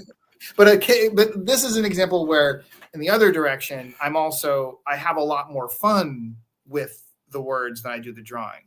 The drawing is always super quick, like that. I in the 15 minutes before I jumped on this call, I was reading something and I decided I wanted to draw about it. And so I'm almost done with it. But so the drawing's fast, but it's the words, and that's a lot more fun. So there are some things certainly I'll do that'll be a ton of text, but that's because I just try to pack in a lot of dumb jokes. Are you ready to rock? Like, because as far as like an artistic process goes, some people have to like get into it. They gotta have their coffee here, supplies here. Are you just like, where's my sketchbook? Bam, bam, bam, bam. Like you can just hit the ground running? Pretty much. I mean, I would say so. I mean, by and large, there's not a lot of stuff I need. I don't have like a studio. I got my couch in my living room, or a chair and a lamp. So yeah, I mean, I don't need a lot of like stuff. We'll just do it. Is there trying to this is amazing. The one where it's like a diagram of Charlie Kirk's gums, where here it is. Oh my God. Confidence and ability. Look, that's funny as shit, man. This is so funny. Like, you got to be cracking yourself up sometimes, right? Sure. And just thinking like, people are going to love this, right? Like, that's the one thing I never try to take into consideration, if I'm honest. Because I think I think the second you try to like anticipate what people are gonna like, it just distorts what you're doing, And I think I've been very dogmatic about it, but like I'm just drawing for myself. And yes, but like I said, people are very similar, right? So if I can draw something and I make myself laugh, I'm not that different from a lot of people, at least in terms of what I find funny. Other people will probably find it funny too. So I'm just drawing. If it's a funny drawing, I'm just drawing to make myself laugh. And then hopefully people will find it funny too. But if they don't, that's also fine. I made myself laugh. And I'm with you on that. I mean, I think make yourself laugh first and foremost. And if that doesn't make other people laugh, there's something wrong with them. So look. I'm going to put a link to your website in our chat so that people can check out the merch. It really is, it's all amazing stuff. And we've been putting the link to your Instagram in the account. In the chat, I encourage everyone to follow and support Jesse in every way that you possibly can. Buy the books, buy the t-shirts. This is for a good cause, if you ask me. So look, here's the other thing.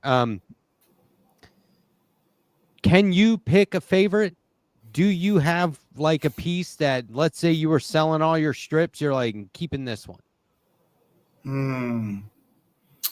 I'm trying to gauge if that's even like a thing. No, You know I what mean, I don't think that there's any that I have like an emotional hold on that I would definitely not want to give up if someone wanted it. I'm fine with them being pretty fleeting. And, I don't know if that's because I do a lot of them, but they're also really, for the most part, fixed in time. So I'm always surprised if someone wants one, I guess, because it's like so specific to a moment. There's definitely some that I like more than others. There's some where I feel like, I feel like I really nailed the thing I was trying to express. There's definitely ones that I personally I enjoy more than others. Is there an instant gratification, like in the way a stand-up comedian would, get instant response, whether it's intended or just something organic? Do you get something like that from posting on social media as opposed to like spending a longer amount of time on a single piece? Do you mean like a jolt of like dopamine from posting kind of thing? Yeah, is that, or because it might be like a negative response, and I don't know if that gives you dopamine. I guess it could, but like, are you putting things on social media as in this is done, now it'll see the light of day, let it do what it's gonna do, or are you like, oh wow, this one's really resonating, maybe I should? I would say sometimes more. Sometimes both. I would say when I finish a drawing and it's posted, there's like a feeling of relief, because if I have like an idea and I'm trying to draw it, until it's done, until I finish the drawing and I've put it out there, it feels like I'm wearing a hair shirt. Like I'm just uncomfortable. Yeah. Like even now, talking to you now, there's this drawing I was going to finish. I'm still 20%, 15% of me that's like kind of itchy because I want to, like, I have this drawing, I just got to get it done. And so there's feeling of relief to have like the drawing done, be like, I don't have to think about it anymore. It's done. It's in the past. In terms of, feeling edification or something because of the response, I think it works both ways. I think where if people really like something I've done, sure, that's great. I mean, again, the fact that anybody follows or pays attention to the account or the drawings is a complete shock, because I was never ever part of the calculation with any of this. All of it's a surprise to me. So anyone likes it, to me, is incredibly humbling and surprising. And if people are upset by them, it's typically the kind of people that I would hope would be upset by the drawings. So that's also a win as far as I'm concerned. There you go. Okay, I've put links to your Instagram website and Substack in the chat. I hope everyone follows. I really encourage everyone to do so. We'll also be dropping these links on the Discord later, so join the Discord. Thank you so much for coming on, Jesse. Is there anything you want to plug or mention before we wrap?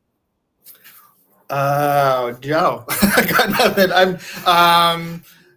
Nothing in particular. I let you know. Yeah, if you the Instagram account, if you want to follow on to the drawings, that's where I'm posting the most. And then Substack, I'm posting all the stuff there as well as other things that don't make the cut for Instagram, either because they're not allowed or just some stuff that I'll just throw up there. So a couple different avenues between primarily Instagram and Substack. But yeah, that's about it. Look, this is a form of activism in my mind, so I just want to thank you for that. I feel like I need to be thanking more activists for their service. So thank you for doing this. I really do appreciate what you do, but like, I love comics. So like, there's that, you know what I mean? It's like, oh, this is very artful. It's also hilarious. It's also very meaningful. So thank you for putting this out into the world.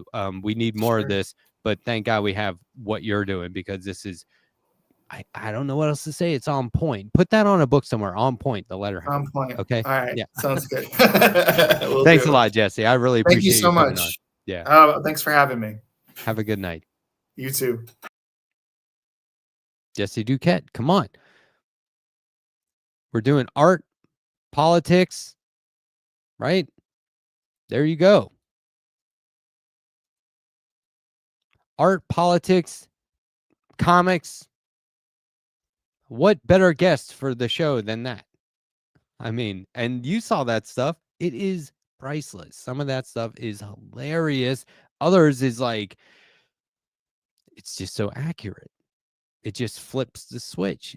You see it and you go, yep, that was the exact right thing for me to see. It's all the context is there.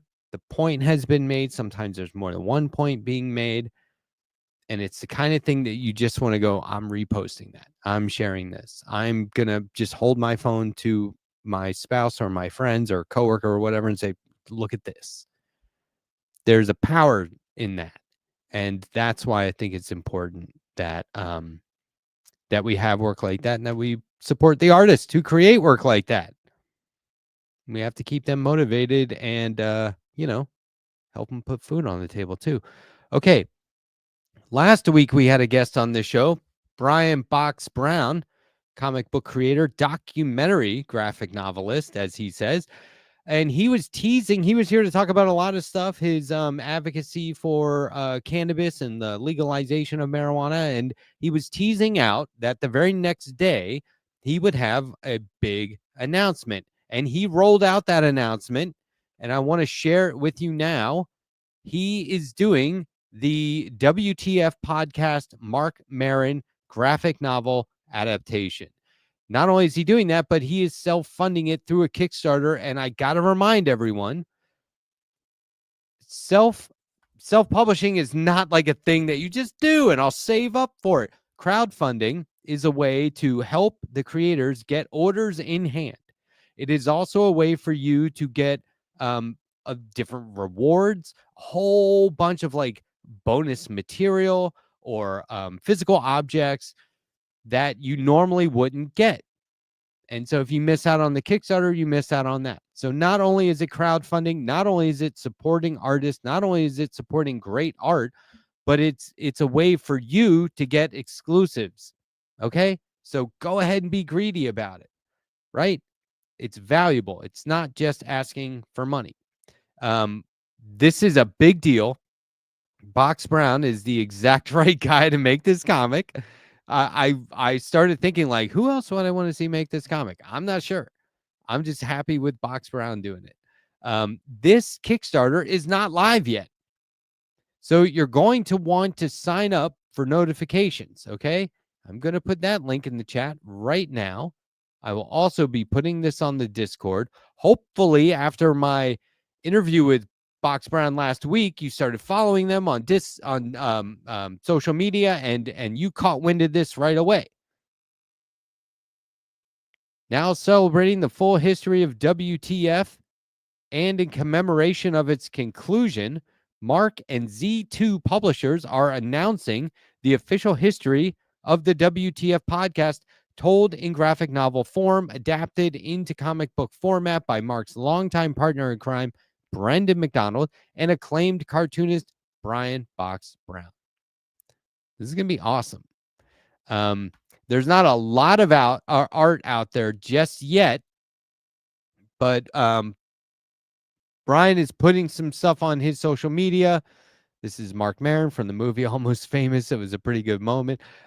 Maron's been doing a lot of publicity lately. He's bound to start promoting this. Get in on this.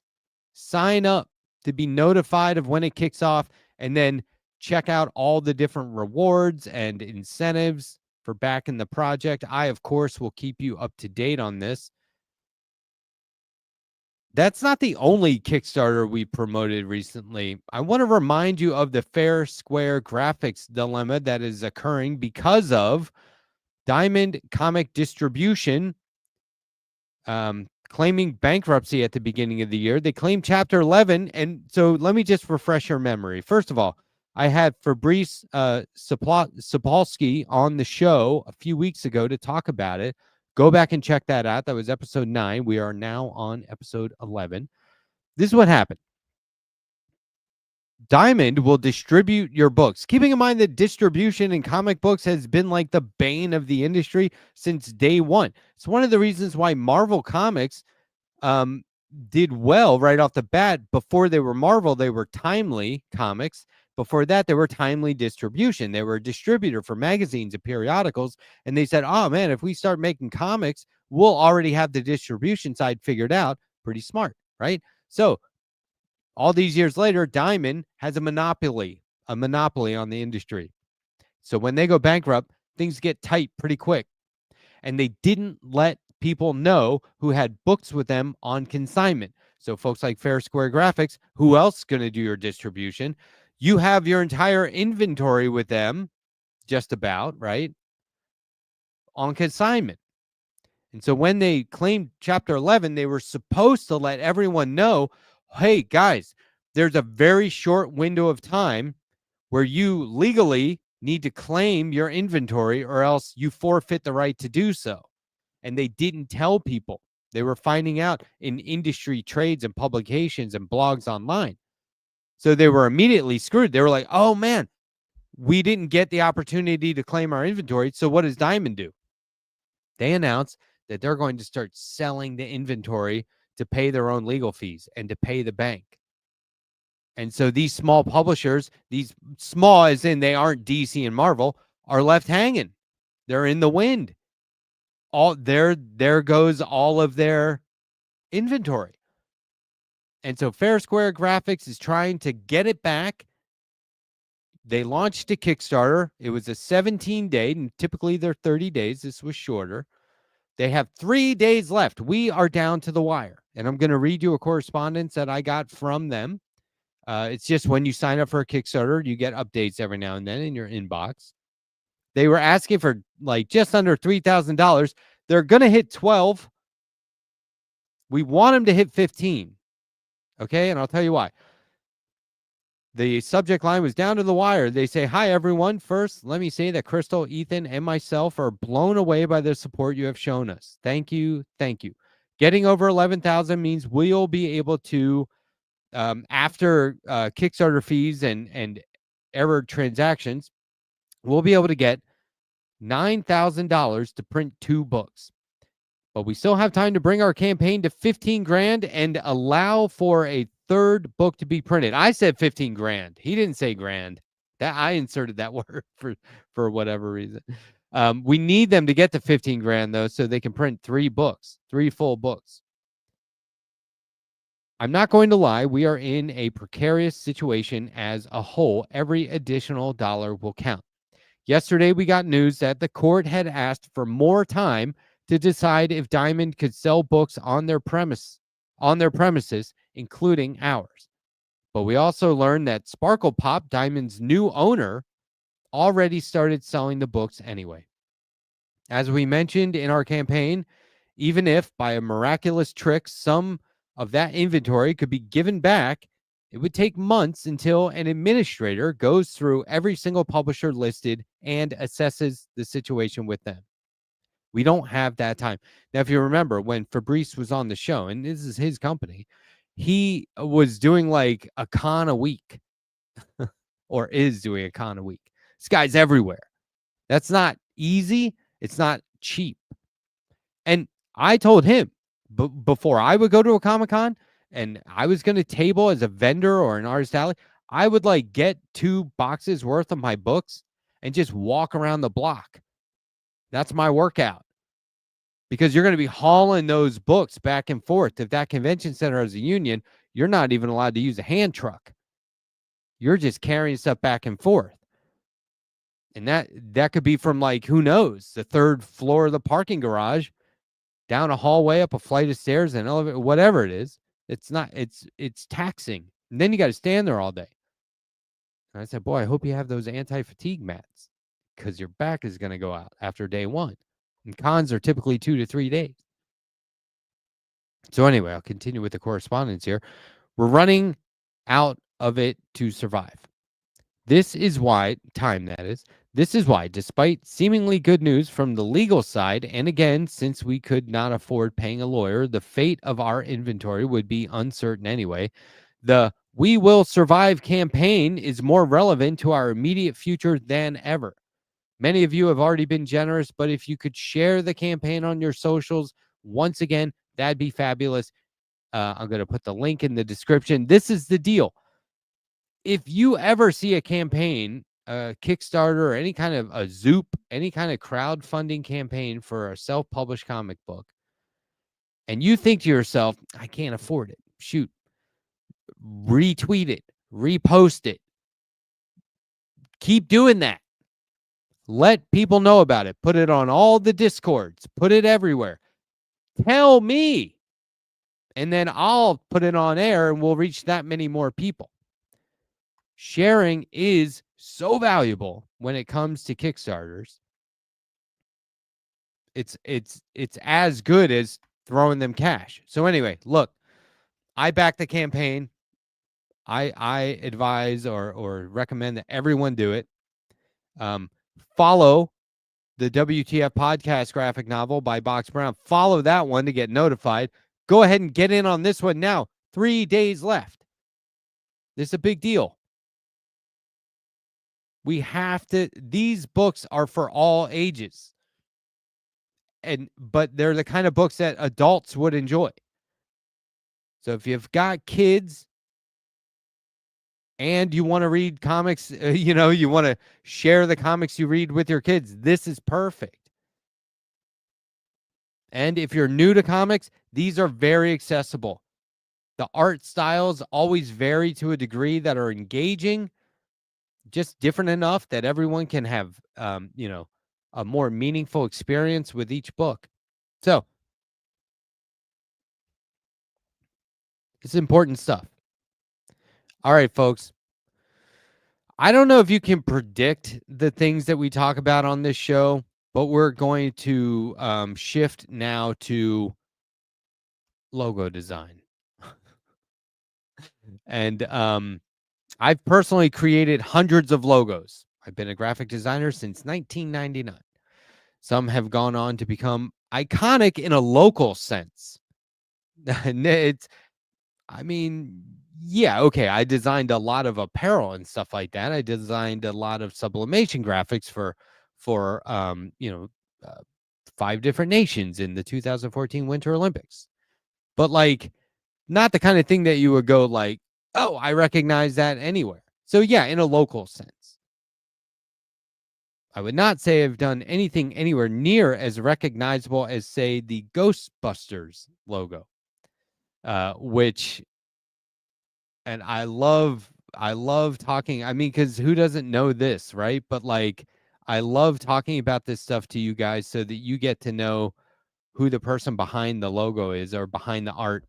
Michael C. Gross, born 1945, unfortunately passed away in 2015, was an American artist, designer, and film producer renowned for creating the iconic Ghostbusters logo. A Pratt Institute alumnus, Gross began his career as art director for National Lampoon in 70 to 74, where he designed the infamous "If you don't buy this magazine, we'll kill your dog" cover. In 1980, he transitioned to Hollywood, working as an associate producer on Ghostbusters. That was in 84. 10 years later, Gross with artist Brent Boats redefined Dan Aykroyd's original concept for the No Ghost logo, a cartoonish ghost in a red circle with a slash. Look, we all get it. We know this logo, right? It was initially intended for the Echo One and uniforms. Its clean, universal design became a pop culture phenomenon, topping Pratt Institute's 2012 survey of admired alumni icons. Gross's role extended to managing special effects artists and contributing to films like Heavy Metal and Ghostbusters 2, where he redesigned the logo with a 2-finger gesture. So, I want to show this to you because look at the different iterations of the logo there on the left. You get a handful of, was that 10, 12 different logos, and then you get the Ghostbuster logo. Couple of things to note here. The logo is simplistic. No need to overcomplicate anything, right? We get it. It's a nice, easy shape to take in. Talk about accessible. But also, you can utilize it on, the car, shirts, posters. It works. It works as the O in Ghostbusters right there in the lower right-hand corner. The other thing I want to mention is that when Michael Gross later retired, he just did painting and photography, but for himself. This artist did his own thing, pushing boundaries, having fun, honing his craft until he retired and did what? The thing he loved, but on his own terms. We should all be as lucky. And when I tell people you should be an artist, you should make art, and we're going to do a little bit more of that tonight, I tell them that you should not lose sight of the reason you do it, for the love of it. And so if it's commercial, okay. Just remember, you don't want to do it to the point where you don't love it anymore. If you do, step back. Logo design has been in the news quite a bit this last week because Cracker Barrel redesigned their logo. Now, I could talk about this at length. I could talk about the backlash, the obvious bigotry on display, and how once again the right is overreacting and cracking down, no pun intended, on things that come anywhere near their going against their ideologies that they would rather force on the rest of us. I thought instead we would look at a video comparing this redesign to another redesign. This is interesting, fascinating, and wild. So, okay, it's Instagram. There's volume. You got to let me know if you don't hear it, okay? You got to let me know.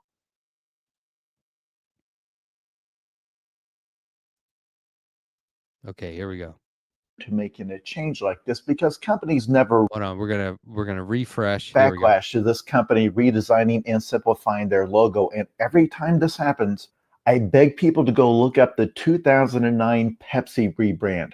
Because I think all of us have the same question, which is what thought process goes into making a change like this? Because companies never radically change their logo. Like McDonald's is not going to replace their clown with a shark. It's always tweaking the same colors and designs.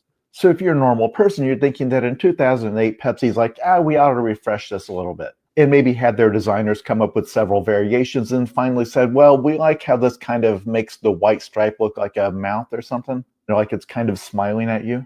Where in reality, that tiny little tweak to their logo was the result of them paying allegedly over $1 million to a brand consulting firm called the Arnell Group. And after that tweak to the logo was met with some backlash, the design document was leaked, a 27-page long document that they allegedly presented to Pepsi with diagrams talking about how this new design taps into the gravitational energies of the universe.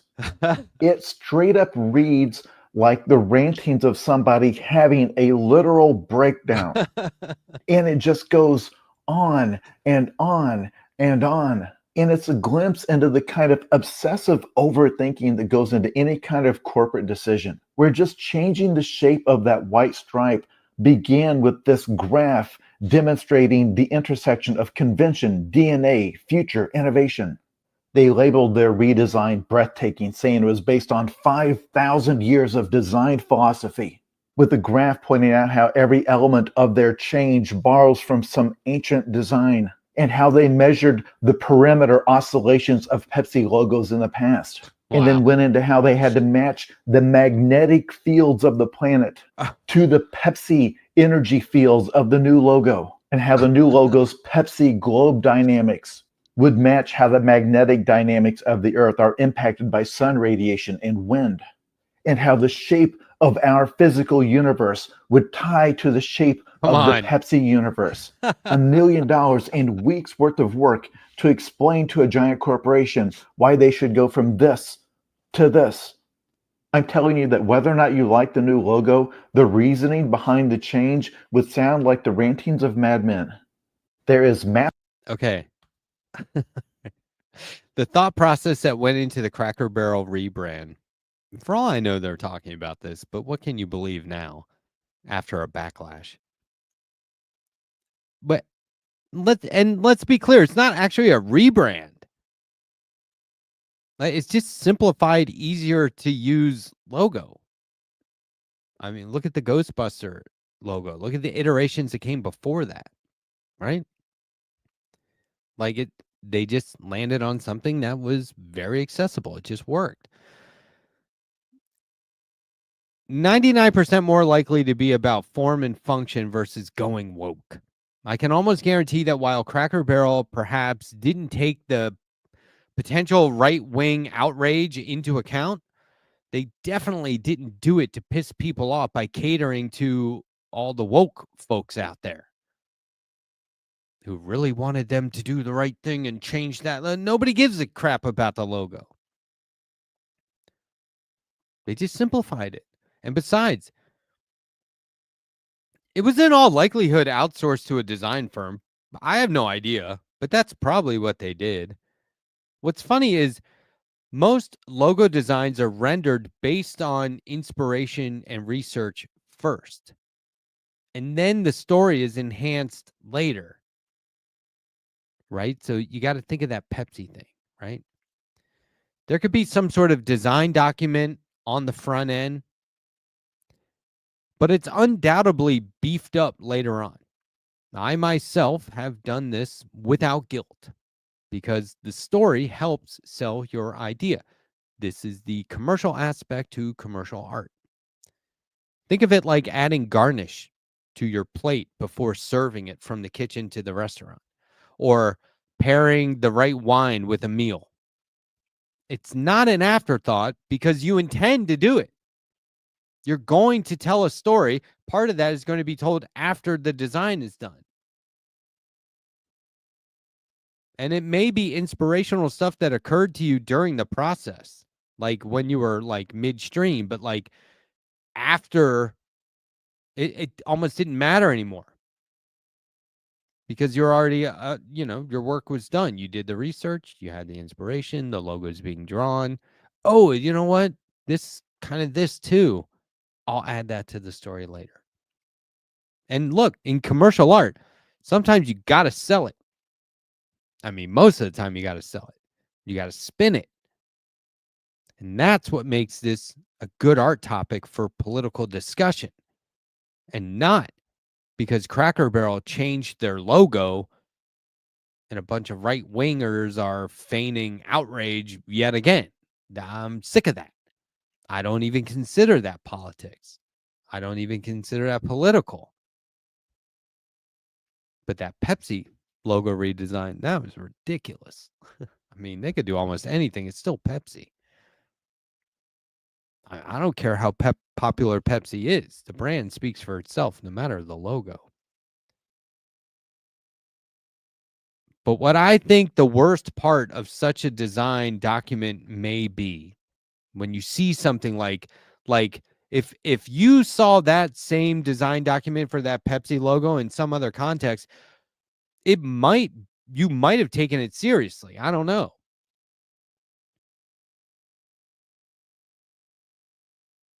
But what I think the worst part of that design brief or that design document may be is that it makes you think there's a lot more to the art of logo design and just making art than there may be, or than there needs to be. I'm not playing it down. Believe me. I work my ass off making logos. I work too much. I go beyond what I'm getting compensated.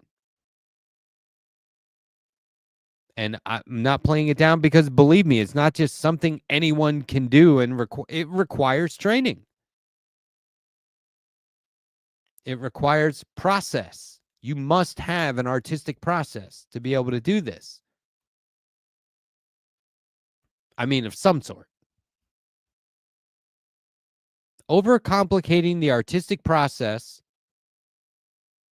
for what amounts to bragging rights is wrong and runs the risk of making people feel like, as artists, they aren't ready. And as an art instructor, I'm here to tell you that you are ready. But what does that mean? Let's discuss the art of being ready. I'm not ready. I can't draw. I could never do that.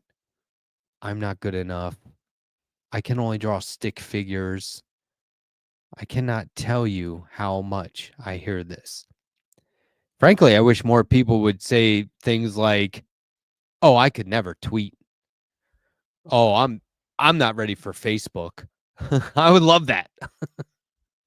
I would love if people looked at the world the way they look at art sometimes with that apprehension, and that desire to not do it. But no, they always wait until it's art. That's when they, proactively throw in the towel.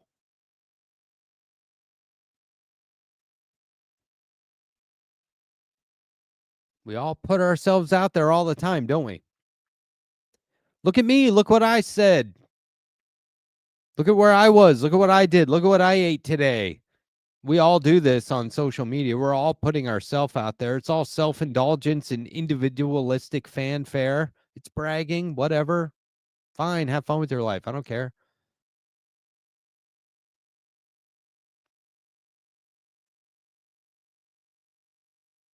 But when it's art,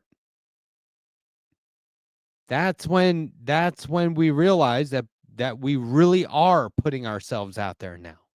We are actually showing all of our cards. No more anonymity. No more usernames. Even if you don't sign it, even if you don't let people know it's yours, it is yours. It is putting your soul on display. I don't even care if it's like a goofy one-off comic like I do.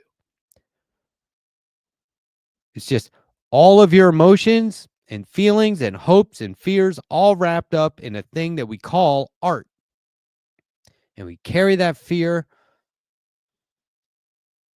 and anxiety because there are so many amazing artists out there doing amazing work at levels that we could only hope to aspire to, myself included. I am such a fan of thousands of artists. I had one on tonight that I can't help but let it humble me and give me some trepidation when I begin a new project, some hesitation. Oh, I'm really, into this new comic book project I'm working on. Although secretly, I know it'll never be as good as this entire fucking bookshelf behind me. Why am I doing this? Well, friends, that's not why we do it. We don't need that answer. We don't need those reasons. We don't make art to outdo other artists. You may make art to outdo yourself, but you don't even have to do that. And there's a very good chance that all the artists you've ever admired did not create in order to make you, me, and the rest of us feel small or inadequate. Rather, they did it to show us the possibilities of self-expression fully realized. And that is what art actually is, self-expression, no matter what the context is. And when it comes to self-expression, no one, and I mean no fucking body, is going to tell you when you are ready or not. And more often than not, you are ready. And if you aren't, then that doesn't mean you shouldn't go ahead and make art anyway. I mean, how ready does one have to be to hone their craft if in doing so, you gain muscle memory and enhance your skill level? And then there's this aspect. You won't be truly ready with your project, whether it's a comic book, a film, a drawing, a painting, whatever it is. You won't be, quote, ready to do it until it's just about finished. For me and a lot of artists I talk to, the act of creating and the act of finishing are one in the same. Your willingness to begin a project or to make art is the same as your willingness to do the thing at all. And that means you need to finish it before you can be truly ready. Part of making art is sharing it. You can't do that till it's done. Making art is mostly about making decisions. You need answers and solutions to problems and challenges. And those may not present themselves or become obvious to us until the very end, or even in hindsight in some cases. The process, while it may be spontaneous, is not instantaneous. And you are the only real obstacle, because more often than not, there's no one else preventing you from expressing yourself or from drawing a picture. There is no one else saying you aren't able to do this. And if there is, then you be sure to tell them that the Letterhack said to go fuck themselves. Left Past 10 starts right now.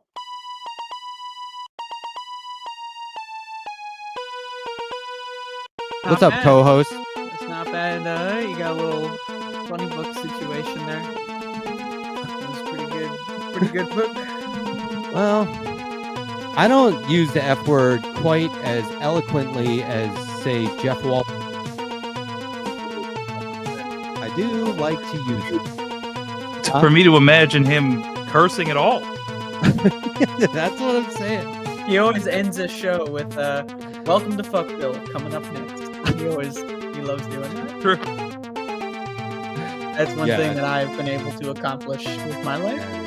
That is good. Why does this music suck so much? I don't know, but I just want to let's just listen to it and not talk over it if we could. All right. Oh yeah. Are you drinking maple syrup? Is that chocolate syrup? Is that hot honey? Oh, what happened? Why are we still on Hey Funny? Is that hot honey? No, do that again. No. Do that again. Do that live. Oh. Yep, just make Take a sure everyone. swig. No, that is not what you did earlier. That was not. What are you drinking? The brown stuff? I definitely saw you drinking some Hershey's chocolate syrup earlier. I'm pretty sure. Oh no, he's kind got of a child. I saw that. For those of you that don't know in at there. home, we can see each other when the intro's playing, so we're able to see each other. And Jake in the backstage, busted, sucking down some chocolate syrup. I saw it. He's like, it's too late at night for Dayquil. Oh, I'll just go Yeah, straight yeah. to chocolate syrup. For the record, while you were talking about art and drawing, this is as far as I got with Kodiak. Oh, I'm loving that. Oh, that's pretty good. That's pretty good. great. I'd say go to the next page. Oh, okay. That's a work of art right there. I love the way you're using the space. That's an even better page. I agree. Yeah, this is I drew a cloud, and then later on I drew it's kind of sad, but it's a lamb in a snowstorm. Oh, that's actually, you know what? The lamb's playing though, I guess, so it's fine. It's not bad. It's not bad. My guest tonight was saying that he had started a drawing right before the interview, and then he was like itching to finish it. He was saying it's like an itch, right? I got to finish it. I am working on a comic book right now, and when I came back from this wedding I went to over the weekend, I dove in, and I was like so close to being like, no, dude, I feel it. I'm like smoking cigarettes with no nicotine over here right now. That's how I feel. Like I cannot I need to stop everything and do that. Oh, you did? I was on a set of a I can't remember if it was a movie or commercial, but my character was smoking, and they gave me fake movie cigarettes, and I hadn't gotten to smoke in so long that when it was done, like I don't know why they were going to throw them out because they're still useful props, but they're going to throw them out, and I was just like, "Can I have them?" And they're like, "Sure." So I smoked a pack of fake cigarettes. But great. What's in it? Basically, just cardboard. Like it's as untoxic smoke as you can get, but it's not healthy. You're not supposed to breathe in nutrients. That's interesting. I don't know if smoke that's like nutrient exactly, but it doesn't. It has none. It's designed to harm you as little as possible. It's like when they give actors B12 instead of cocaine. Who was David Spade or somebody was talking you about are definitely that? Not supposed to snort B12. That's he's like, I was problems. He was like, we did so many takes that later at night I was walking around like I was on cocaine. He's all jacked up on B12. He's like, I don't think that was safe. Yeah, that is not good. You do not want to be snorting that. That'll fuck you up for sure. Probably more than the cocaine would, to be honest. Long-term kidney failure. Ooh. It's just randomly remembering my filming days. Sorry. Please. It's not a good story. Actually. No, this is ahead, a great please. story. Let's go. I'm ready. I was just gonna say there's like half a thought there, which is like, okay. Where did it's just like, oh, all right, fair enough. It's basically just the line between this is stuff that looks healthy versus I'll actually stay down is. here actually. I did a shot where I was finishing, my character was finishing working out, and we put weights on the bar, and all I had to do was lift it off my chest. Didn't even have to go down, just had to lift it off my chest and be like, well, line. But it relied on my fellow cast member to not F up their very simple cue. And so first of all, I was a little arrogant, and I made a big deal because we didn't put wagon wheels on there. And so I was like, I can do 45 pounds. Just put it on. It's one. I just have to lift it off my chest. And to get back at me for being kind of a dick, my friend was, they screwed up their line intentionally a bunch of times. And so by take 15, I was like,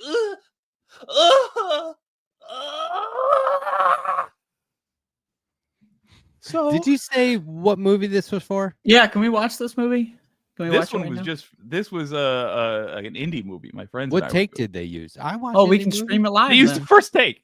Oh, that's awesome. Wait, what was the movie? I think it might have literally been called Chocobo Williams Fights the Terror.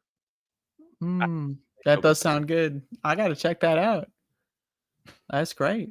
It has one of my favorite moments where in anything I've ever done, where my character is in a tense, like I'm trying to flee from a werewolf, and I've got my back up against a wall. I don't think we actually got this done, but we tried to do it. I've got my back against the wall, and I use a mirror to look around a corner, and there's clearly a werewolf hand with another mirror on the other side of the hallway looking around the corner. And that's good. That's good. I like that. That's good. Oh, hey, that's really T-Bone's here. What's up? T-Bone's in the house. What's up, Hey, T-Bone? Good to see you, sir. Hey. And Rich PK, Orb Boomer, Greg Wright, Bo Z. We had a full house tonight. Yeah, and we actually need to let people know, because I don't think we've mentioned it yet. Here it comes. Maybe they everyone noticed. Get your bingo boards out. Maybe everyone's noticed already, but everyone get ready. Maybe it's just too subtle. But last week we hit rock bottom, and so we decided shut it down, retool it, and this new. That's why we have a new format. Bingo. That's why things feel different tonight. That's why it's movie story. Maybe fresher, hopefully. Shut it down, retool it, leaving the Hey FunnyBook logo. Bingo. I got bingo. Left past 10 bingo. I got it. Oh, it's awesome. That is awesome. But no, seriously, it feels good. Yeah, being bingo in, is like, actually a new aspect and... of the post retool. Yeah, no, that I remember you putting that on the dry erase board. You were like, we need bingo, and we are like, okay, we'll just leave that up there. And then and then Jake was like, and now bingo. it's part of the new... That's exactly what we need. That's what Jake said. Now I was like, yeah, it's true. I did shout. I instantly banned Jake from shouting bingo in meetings going forward Yeah. too, because I have He's PTSD not from happy. my days as a bingo caller, which I did twice a week for a year. Ooh, brutal. Hard. Well, you know what? Actually, I feel like that job might be awesome, but it depends on who you're doing it for. It could be awesome. Yeah. If you're really lucky. It was the entire town. I Now, mean, what there is was like this? 200-300 people here? there. Art. Hold on. Art that will not get completed in time to do the thing. Oh wow, dude! This is awesome. some good art. Why won't it get completed in time? What's the deal? Because I don't care enough about the art to hold up the larger project for it. Oh, I wanted to just make those simple GIFs, like 12 frames, but that would require doing those drawings 12 times, and I'm not gonna do that. So you're making concessions for the project. Yeah, just right? practicality. Okay. No, that works. It's good though. It's gonna be an Andrew Cuomo type concession. I don't follow that at all. I'm sorry. How he gave you're his gonna concession concede, speech. and then Yeah. immediately after you're gonna say, do it anyway. never mind. You're right. Because I drew these after saying I was not going to draw anything else ever again. That's right. Hold on, I'm looking for something I saw just the other night, and I was like, "Oh my god, I gotta." The next time I bring up bingo, I'm gonna show that. Now I got to find it That's again. what you were thinking the next time we talk about bingo. The next time because I always talk about it. Oh man, I had a lie detector test the other night, and the viewers won. They're getting this is two in a row. Trend. They're starting to catch on to you, man. Yeah, it was pretty good. Do you want to know what the lie was? No, Assuming that you they guys didn't watch yeah. it. I'm sorry. But no. That's okay. Is that show on this space? I only watched this space actually. No, and actually that show went on hiatus. So if Hmm. you know, better go back Maybe and it watch shouldn't that be one. on this space. It's not good enough.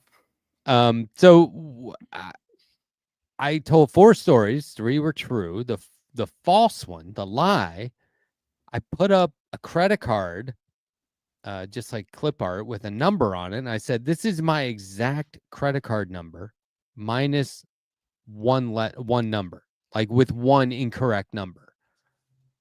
Okay. And so no one would know where that wrong number was in the order That's or good. what That's it good. was. So think of the possibilities, the number of possibilities that the actual number could be. Yeah, you're really giving no information at all. Yeah, but they were like, there's no fucking way his wife would let him do that. Somebody said that, and I was like, they got me. Yeah. There's no fucking It flew too close to the sun. They know too much about See, you. but that's the thing, though. You definitely could, because really what you're saying is it could be any number. You're giving them no actual information to go on. I thought it was clever. I guess It is. It is. Yeah, it's clever, but no, like, but I mean, they won. I mean, no, like it might have worked had you not been doing it to an audience that A, knows you're a married man, and, right? Could do some inferences from there, and B, I'm just telling you, they won last week too. They're on to you, or last time. They're sniffing out your horse shit, and you're full of it, buddy. I'm also running out of stories that are like potentially like I don't have that many amazing stories. I'm surprised it's lasted as long as it has. Well, this is what now frankly. on this space you can just do another round and reuse them all for a new audience. Well, call it lie detection. I mean, I don't know that I would say you don't have that many stories. You had enough to carry a show with multiple stories for months and months and months. That's pretty darn good. But I'm running out. Look at this guy. Yeah, just wait a little. Oh, who's a fellow? Hello. Can you hear this? I can. I hear that. It's very sweet. Yeah. Oh my God! I love this guy. It's such a happy pant. Whoa, he's a happy fellow. Okay, here it is. So that's me calling bingo at the Elks Lodge. Oh, you love the Elks Lodge. So this was like up on a stage in a ballroom. And I wish I had a picture of the other angle. Rather Trump-esque. Yeah. Because there's like 300 senior citizens sitting there. But like, it was tough. I kind of think those things like clubs of that nature would be fun to start with like-minded people. Like I would enjoy the equivalent of a Elks Lodge, but it's all like that's what I'm saying. Like being a fucking Klansman must be really awesome because like you don't have to question anything, you don't have to think, and there's already plenty of social institutions based on your ideology. Like that sounds awesome. I wish I was a Klansman. Holy shit. Well, if you took all the hate out of it, you're dressing up in costumes with your friends and having a bonfire. That's right. That's right. It just so happens that it's it's based solely around murdering minorities. But well, there's also that terrorist scumbag.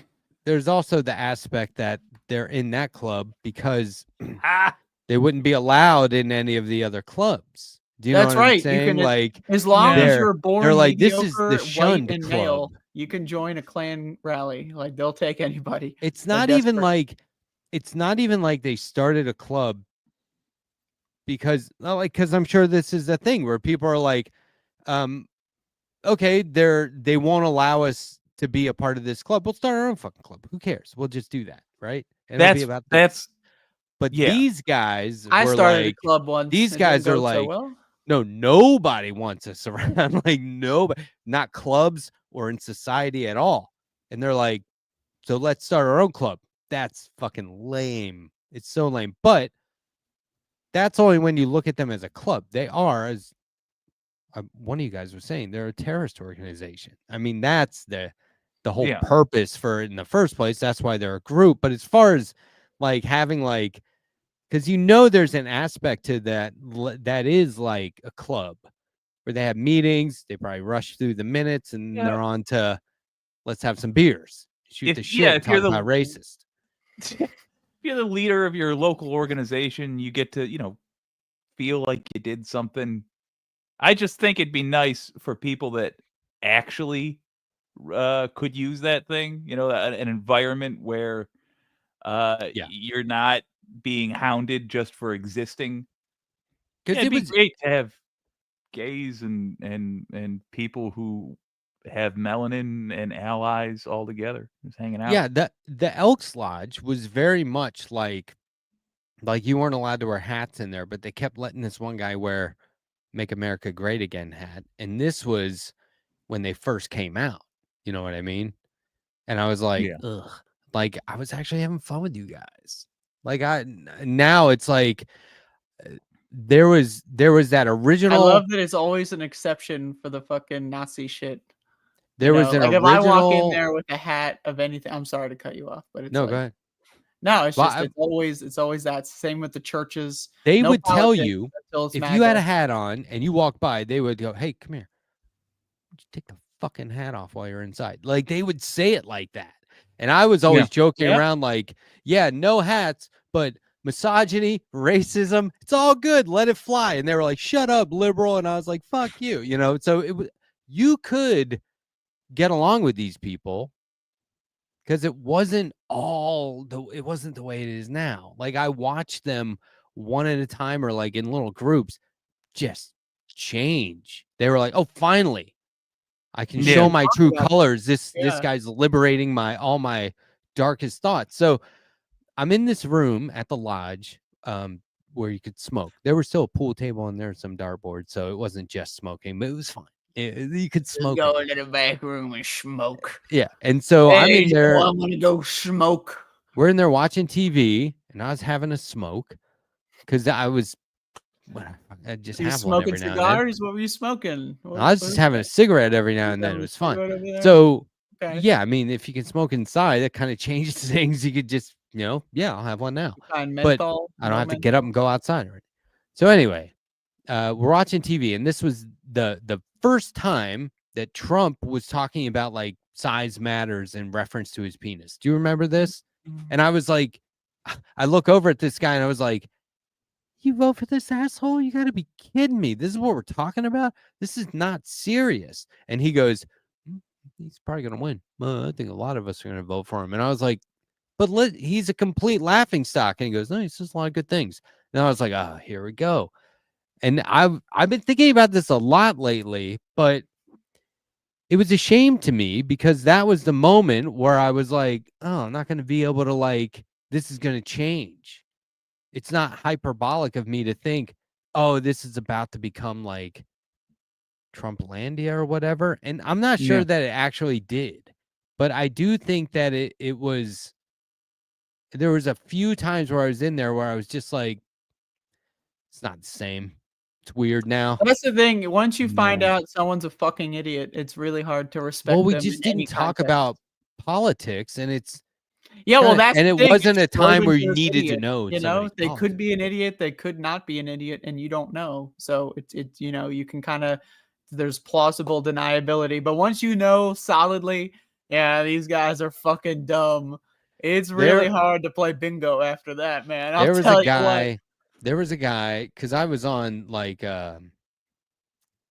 what they call it, not the board, but like I was part of like an executive team, and this one guy cussed the treasurer out so bad, and he called her an exact phrase where I was like, dude, you can't say that shit. And why are you cussing at all in here, right? And so then like a week later, the treasurer comes up and goes, hey, you got to apologize for what you called me. He's like, what did I call you? And I was sitting right there. This is all happening right in front of me at the bar. And she goes, "You called me this," and quoted it exactly how it went down. He goes, "I never said that. Matt, did I say that?" And I was like, verbatim, like word for word, dude. So like shit would fly around there all the time. And it was real, like, you gotta have some order. You know what I mean? Like you can't, it was basically a men's club that started to allow women in. The men were all resentful. That's what it came down to. And so they would, the toxic masculinity was always going to be a thing after that. It was like I just fully believe that the majority of, I don't even want to classify, I guess, a whole group of people, but like the majority of Americans born not too long before us just never grew up. They never had to. Yeah, they're children forever. They stopped aging at like 14, basically. Yeah, like the way Vince McMahon, like his sex scandal, I heard Jim Cornette describe it as an old wrestling announcer reflecting on an old coworker. Describe it as like the kind of things like a teen deviant would try to do, rather than like the kind of things an adult man would actually fantasize about doing. And it just struck me so much. I'm like, yeah, that's exactly what it is. It's like when these anyway, just the point is. No, I agree. I love this. Well, yeah, I hate these motherfuckers. When's the what you can do social club firing up? I mean, seriously. Yeah. Like, yeah, let's. I just don't. Yeah, I just don't want those people around me. But at the same time, I don't want to feel like I'm hurting the cause by not talking to them. Instead, I just want a club that attracts decent people, you know? Now, I say, if you want to join my club, you have to pass a literacy test. That's going to be my requirement. Jake, you got to listen to the first part of my show Monday, because it was right in line with what you were talking about on your show yesterday. And I had a guest on who is our newest contributor, Carter Hammond, locally sourced, providing pre-recorded content and probably exclusive pre-recorded content and syndicated to this space. So look for that tomorrow even. But like, he was on the show and we were talking about this, and I was just, I just want to hear all points, right? But I kept thinking, and this stuck with me afterwards, where I was like, all the people I know here now, I know a lot of people in this town. It's not a big town. And I'm sure that they're all like, yeah, Matt's a good guy. But if they look at my YouTube, they'd be like, write him off right now. You know what I mean? And I think that's happened a couple of times, because like some people just drop off. But what I want them to confront me on it, so I have a chance to go, but dude, you knew me for 3 years and had like no problem with me. Do you see what's happening here? Yeah. We are not looking at this in the context of the guy that you fucking knew. Right. And so like, if this thing is a dynamic that happens in relationships these days, I'm ready to confront that, because I think I make the best case for you're overreacting. Like it's not the end of the world, and like it is the end clearly of the aren't world. really If listening. they were able, not... it quite literally like is the end of the world though, because their entire, like, if you're talking about like someone who's 50 years old and they're in the Trump cult, there he goes again. Like if you're talking about that, like imagine starting over from starting over from scratch at 50. Like, you realize you got lied to your whole life, right? You're dumber that you spent literally you're not gonna make it to 100. You spent a majority of your life being a dumb fuck. It is literally the end of their world if they came to that conclusion that maybe I am overreacting. Maybe this whole Trump cult isn't. It is the end of the world. That's a midlife crisis times 10. Well, I wouldn't right tell there. them they're overreacting. I'd say, I hold think on it's a second. marketing. There's a lot to take into account here, right up to the moment where you learned my politics, right? Like, one, can you at least respect me for being as extreme as you're being? Because I admit I'm being pretty extreme in my politics. Is that bad now? Is that all of a sudden not good? I thought we were supposed to lean into this shit. I thought if we believed it, we're supposed to really believe it, right? Like, I'm not doing anything you're not doing. It's just we have a difference of opinion on policy. And, you know, I've said a million times in these conversations that we have on this show, if it comes down to, oh, you're just a racist asshole, then I don't really have too much more to talk to you about in terms of policy. And I'm only going to continue to be an example to why you shouldn't be racist. But all the factors that go into somebody's racism is, I don't know, too complex for me, I guess. To what Andrea said, I think as far as, as far as it being too late to start over because it'd be the end of your world. I think that can be packaged differently. I can think, hey, at this age, you're getting another opportunity to see the world anew. How often does that happen in life? Not very often. So great that you get to have a whole new cast of people you know and experiences you have. It's going to be great. Yeah, it's New Game Plus. Absolutely. And when it comes and you don't have to wait 20 years to drink a beer. You know, you can just Hey! drink one right now. Bada boom. But with what Matt was saying about people potentially reacting horribly to finding out his political viewpoints, I think finding out somebody is a progressive should be these days, if people understood correctly what we're talking about. What it used to be, not that it was deservedly so, but what it used to be when you found out someone was a priest or a monk. Like if you are a progressive now in this environment, you care about other people. You just do. Because you put up with a lot of nonsense and a lot of heartache in order to try to help people. That's never a criticism. Oh, go ahead. Sorry.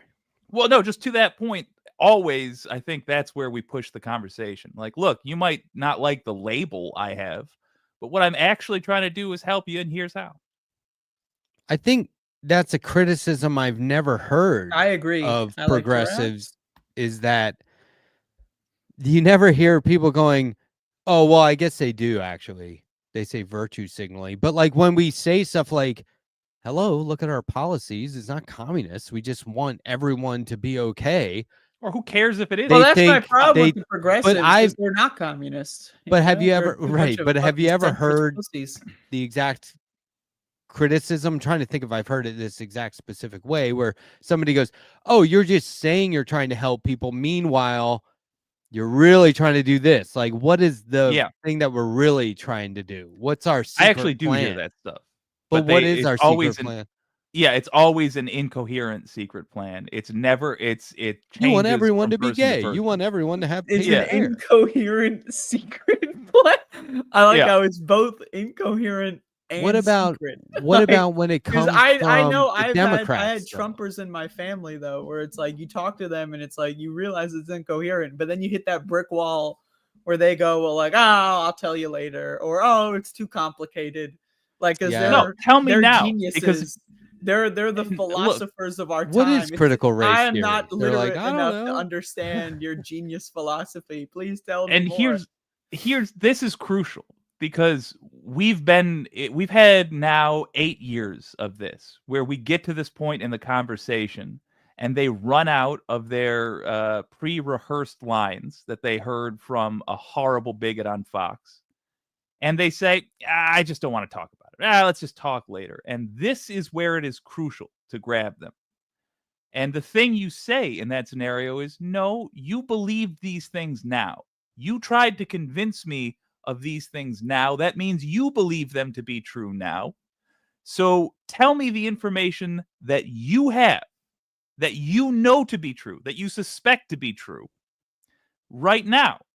Because right now you believe this thing. Just give me what you have so I can work with that. And if you don't have sufficient information, you should stop believing this thing. Maybe you suspect it's true, but You're go being find out. smart, And Alec. when you find out, come back to me.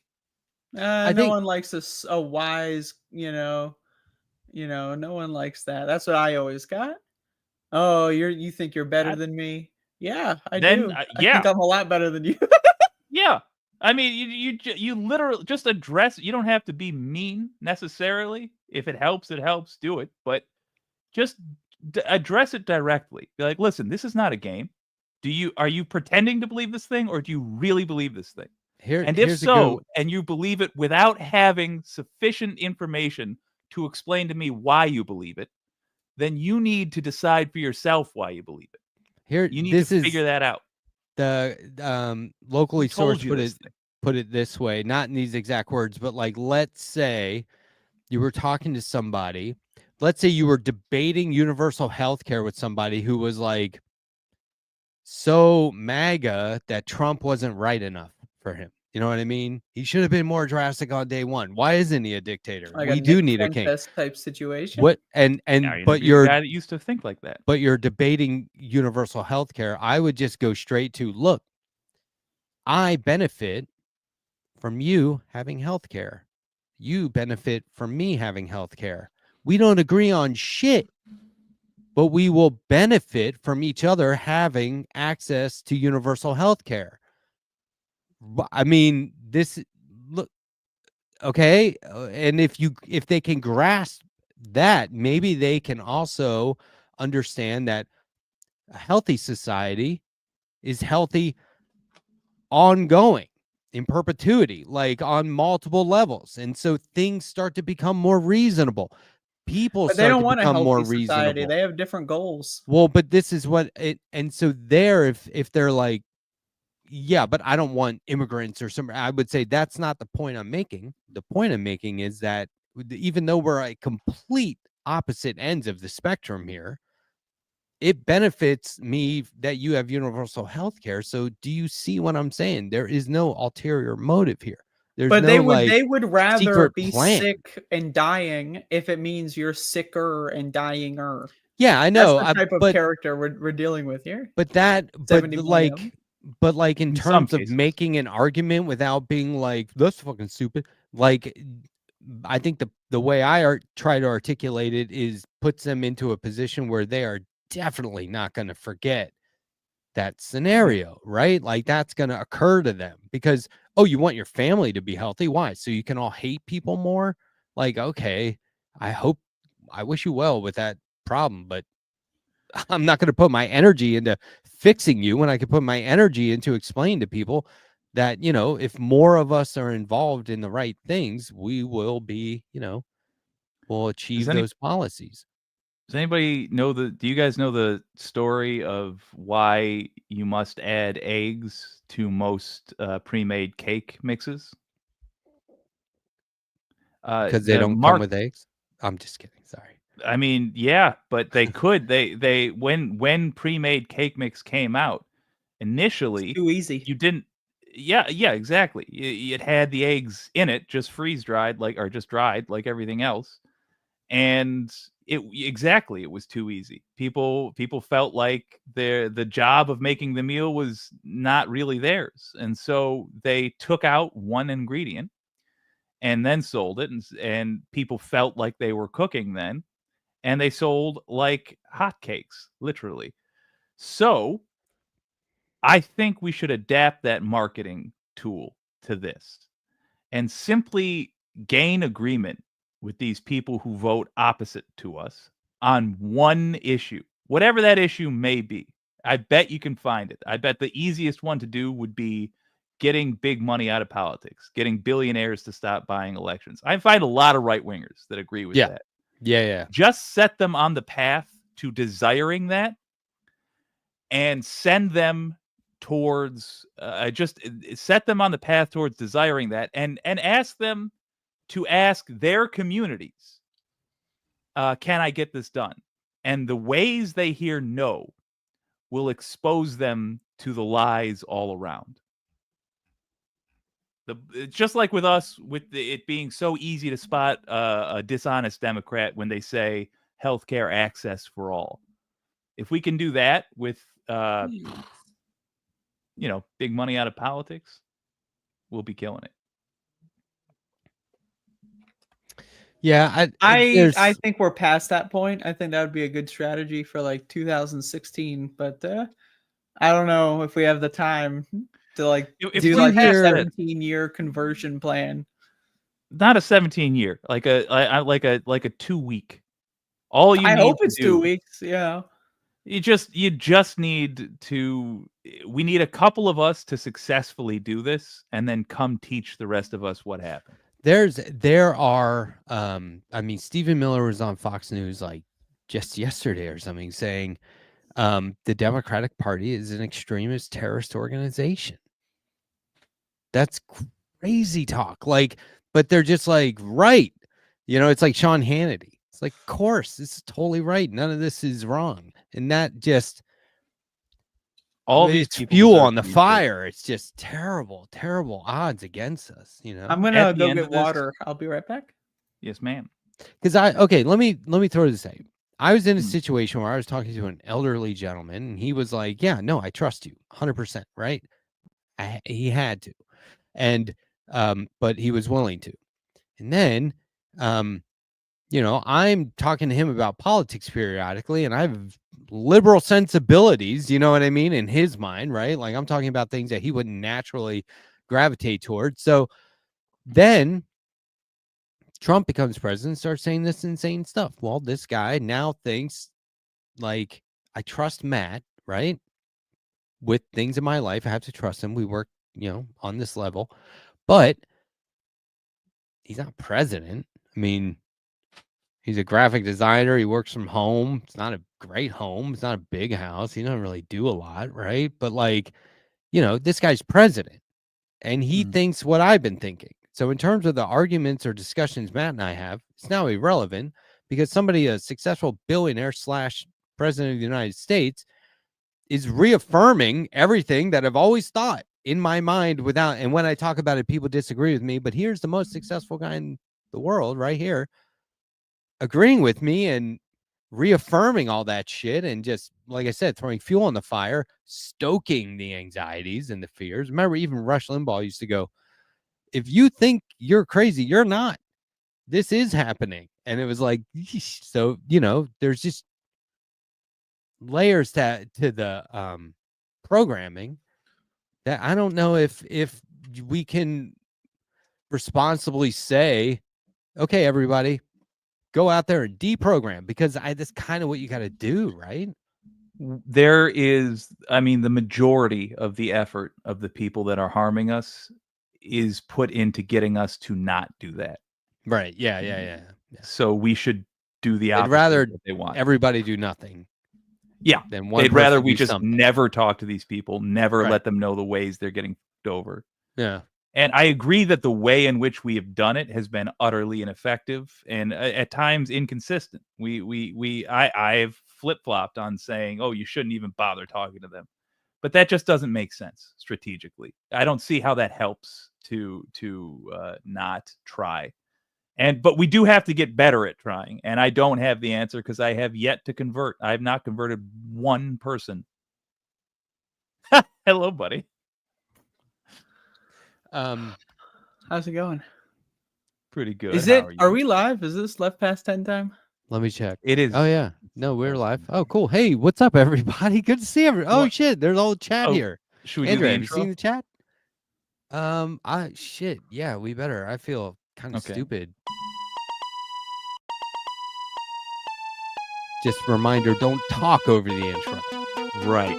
That is. I wouldn't do that. His intro sucks. You know, the good thing is now, anyone who's coming in now is like, oh, thank God, I didn't miss it.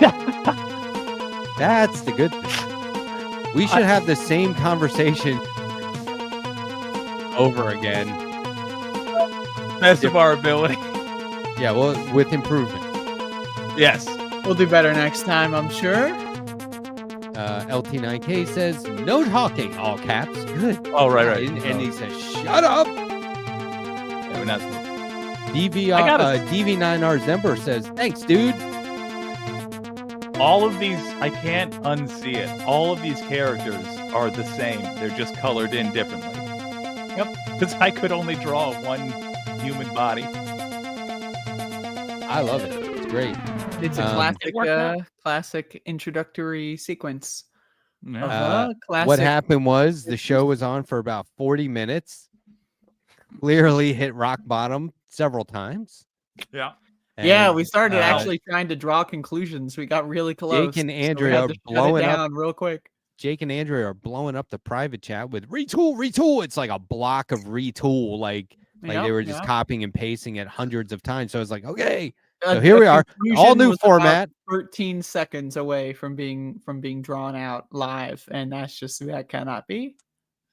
Yeah, all new format. This feels fresh. Feels good to be like Yeah. this different from what we were for the first 40 minutes.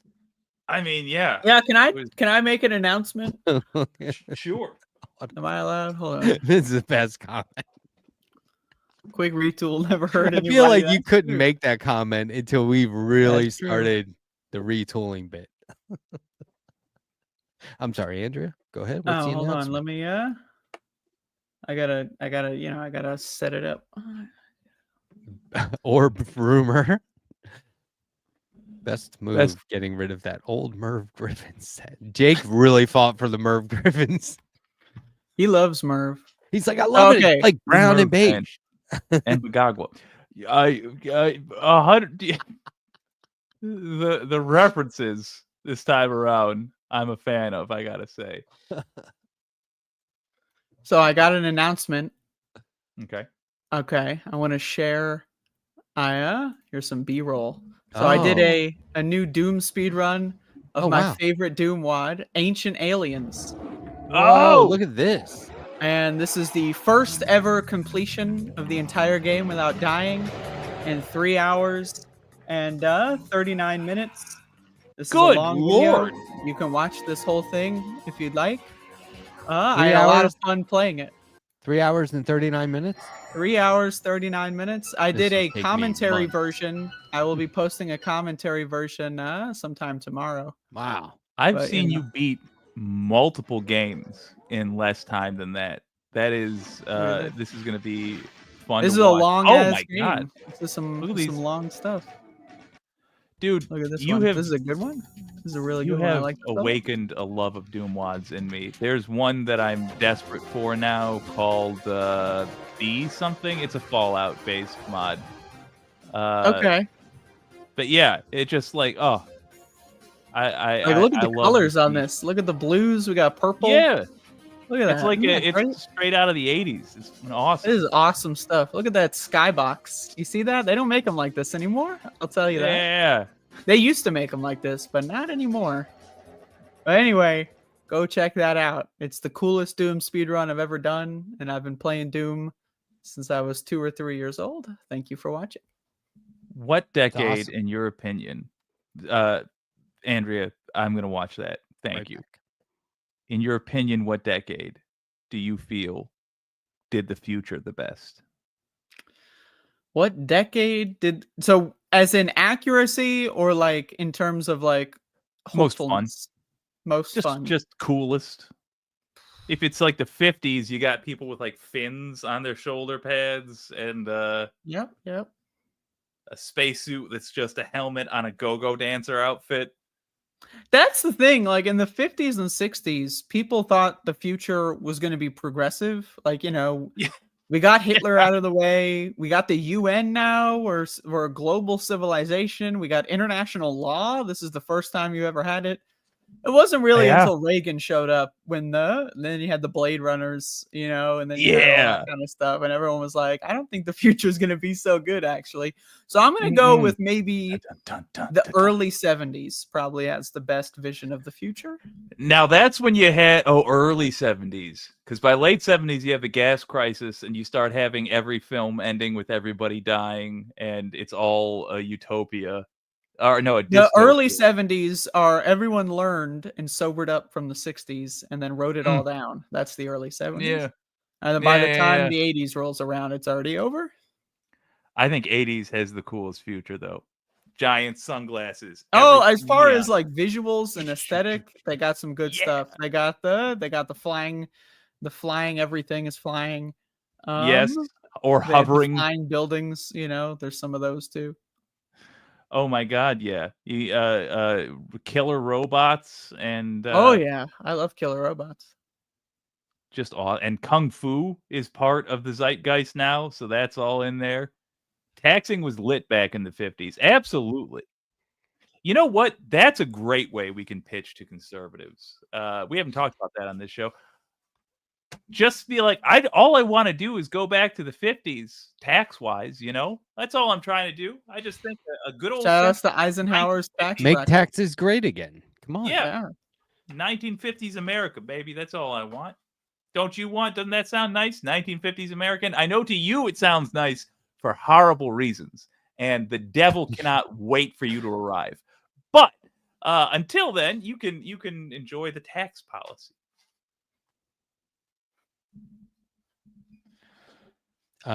There is I'm sorry, it's just I hear taxes and immediately go, huh, what? Oh, taxes. I did have something else I wanted to check this out. So You're checking. I cannot remember why I did this, but I looked up online Hitler puns, right? This is good. This is good. And this is a great start to anything. I don't know where this is going, but it's a great I mean, he was start. initially just looking up Hitler pics, and it was a typo. But well, no, and the first well, for your collage, I have an altar. The first website I clicked on was like pro Hitler. Like the jokes were terrible. I was like, oh my god, what the fuck is this? It was really bad. So I was like, okay, Jokes on backing at you, it. by the way, for assuming that any Hitler-related jokes would think he's the bad guy. That I thought it was gonna egg be on your like- face for that one, you know. So some of them were about like, oh, why did Hitler suck at golf? And they turn into like jokes, not puns anymore. But it was like, why did Hitler suck at golf? Oh, he kept getting stuck in the bunker. You know what I mean? Like dumb stuff. Like, what did Hitler say when he blindfolded? I don't know what. I cannot see. All right, that's a salad pun. That's a salad but pun. the rest of them were That's very good. anti-Semitic, That's not so good. very That's really bad. funny. It was so bad. So I back out of this website and I go to another one, like almost the same thing, and I was like, oh, these are not Hitler puns. You are having fun at the expense of the Jewish people. Like this has nothing to do with it. Was bad.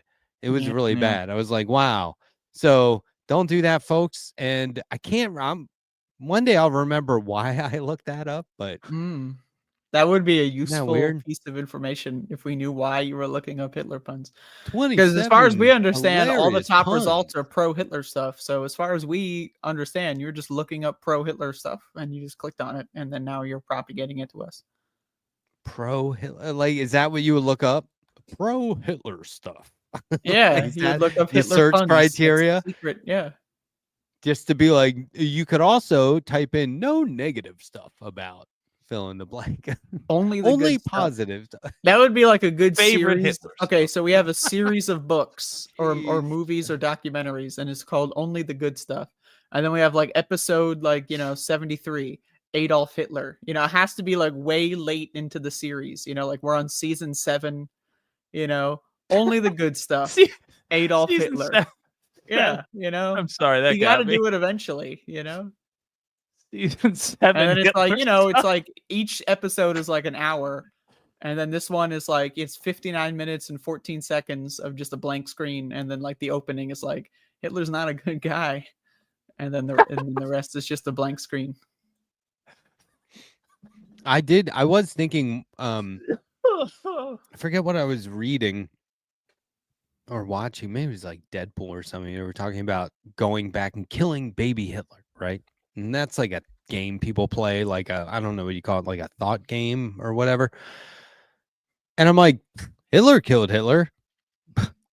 I mean, if he can do it, I can do it. I have 100% discussed this. This is a fun argument. Hitler mean, did it. The idea here, I think, from a teasing people's logic point of view is to say, look, I think we could agree that the joke is spoiled already, that like no matter how bad a life you've lived, if you kill Hitler, if you manage to pull that off, it redeems you utterly. And unfortunately, at the very end, Hitler did redeem himself. Very ironic. He did the right thing. He got there. He got there. He did it for the wrong reasons, unfortunately. I think that has a lot to... I think it's also we are underselling the possibility that Adolf Hitler did not kill himself and that it was a body double. It's very possible. Where is he living comfortably? Anywhere. Argentina. Everyone thinks he's dead. No, but I mean, where do you think the real life person is? Argentina, probably, Yeah. yeah. There's several like thriving German communities in Argentina. There's dozens and dozens of them. They speak only German. They only let German people live there. It's pretty, yeah. And they're the really wealthy too. Like where'd that all money come from? I can tell you, the homes of murdered Jewish people. Wow. So I'm feeling very rock bottom-ish at this point. You think? I feel like we played the intro twice and the show has... We need to retool this shit because... Yeah. Well, you brought up Hitler. I just want to point that out. That with a joy that I rarely see. It was... Okay, look. I mean, it I was don't know goofy. why it's so fun to. As we know, the first person to bring up Matt Hitler is in all always the worst, and this time it's Letterhack. Matt very is just, much anti all that stuff. You're that I mean, mix obviously. of kind and unflappable that is fun. It's just fun to see you in dangerous situations. You're like Indiana Jones, but with social mores. It's very fun. Just really desperately trying to dodge the bullets. Like Indiana. Oh, this is good. I like these. Describe me more. This like, is when cool. the I'm just spikes come out of the wall and then you're like this to dodge all the like. Oh, that right. That's you, but with all the anti-wokeness accusations. You're always like, Right. nope, wait, actually I'm woke. I did get Abdul El Said saying that I spent my one opportunity to talk to him to get him to say that Matt is the most right-wing member of Left Past 10. Is that true? I sent you the motherfuckers the video and asked if you wanted to play it on the show. Oh, you did? Yeah. Oh, when? This is when we frantically like a look. month ago. Look, I get a lot of DMs. This is when we frantically. Oh, I scroll assume. up. Hey, I played it on my own show at some point, but and I don't mean that in like I'm very popular. no, dude. Discord for me is a wall of notifications flashing emergency, and I just look at it and I blank. I don't think you and sent I don't it know to what I'm us. supposed I have no video links from you in the last month. I feel like I'm gonna anything burn your mentioning me house is to the memorable. ground. Yeah, this is a false flag. Jake, for the record, did not send this to us. Yeah, no, That a this is false flag. exactly it. Look, you sent a video about me. If you sent a video about Matt, I was the not first person in voted. line to watch that is going to be him. I was not voted the first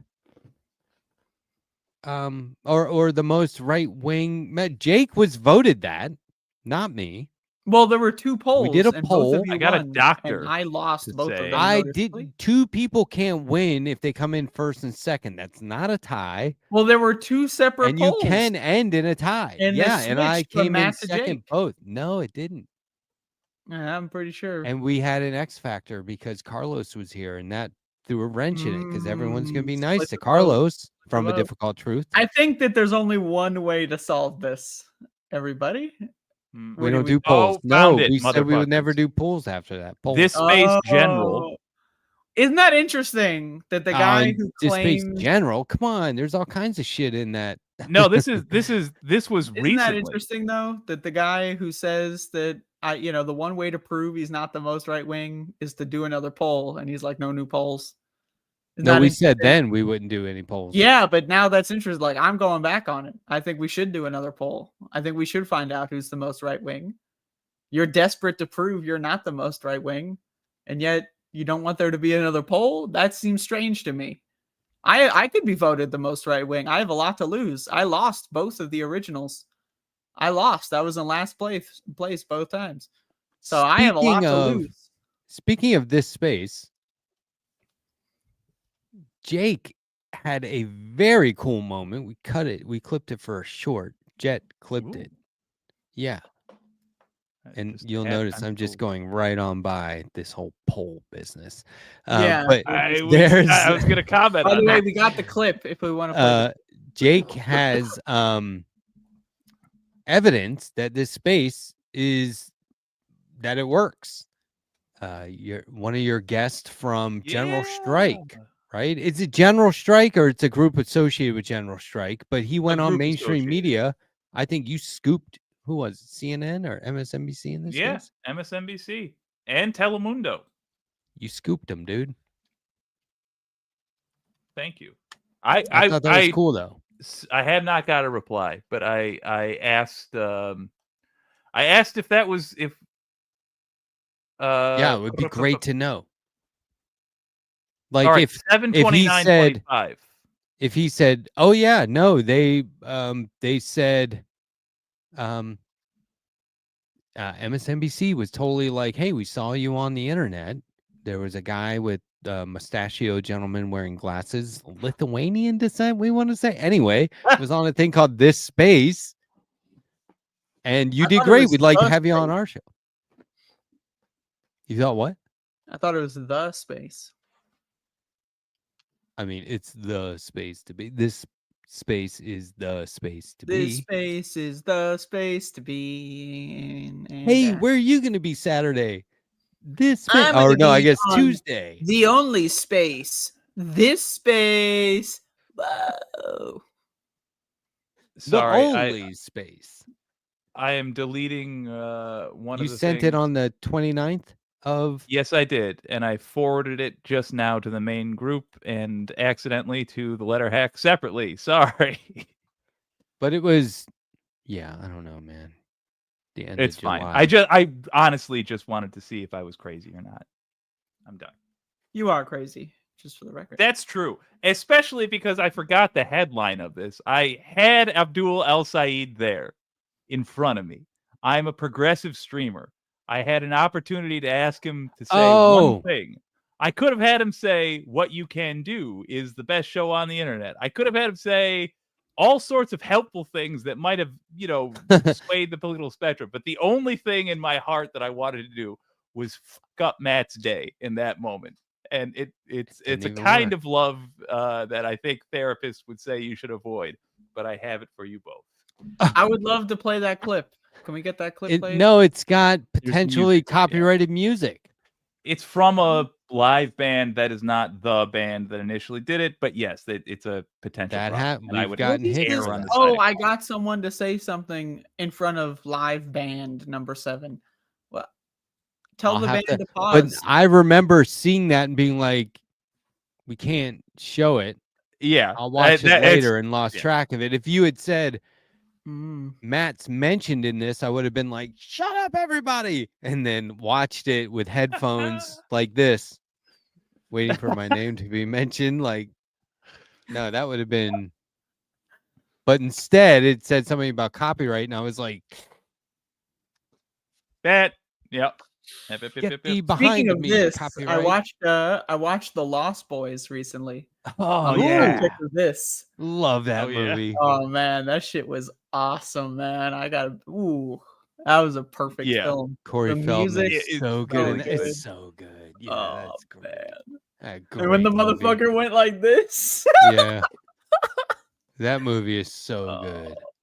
That and Fright Night are two vampire. Oh yeah, I mean, Fright Night is like people know Lost Boys, right? Fright Night is totally underrated, and not in the right circles. But like, oh my gosh, Andy McDowell.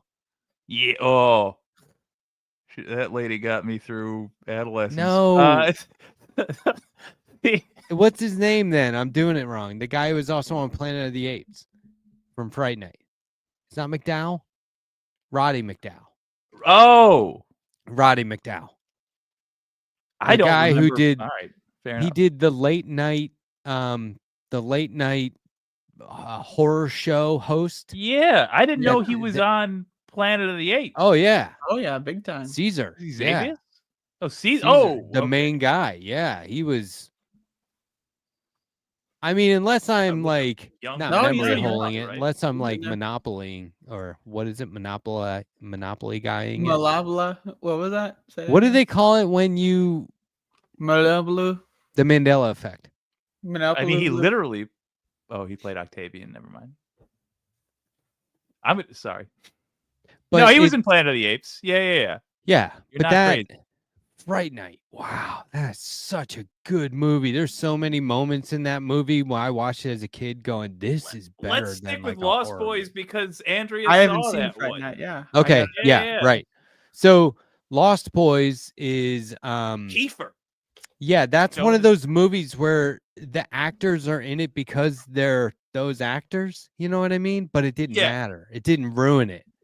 It You're was like like- it was a vehicle. It was a vehicle for cool teens, and they I had wanted cool to be teens. these actors. That's how Yeah. I felt. Yeah, Absolutely. that was so good. When they're Whereas like hanging off something the like bridge and they're telling that motherfucker to jump.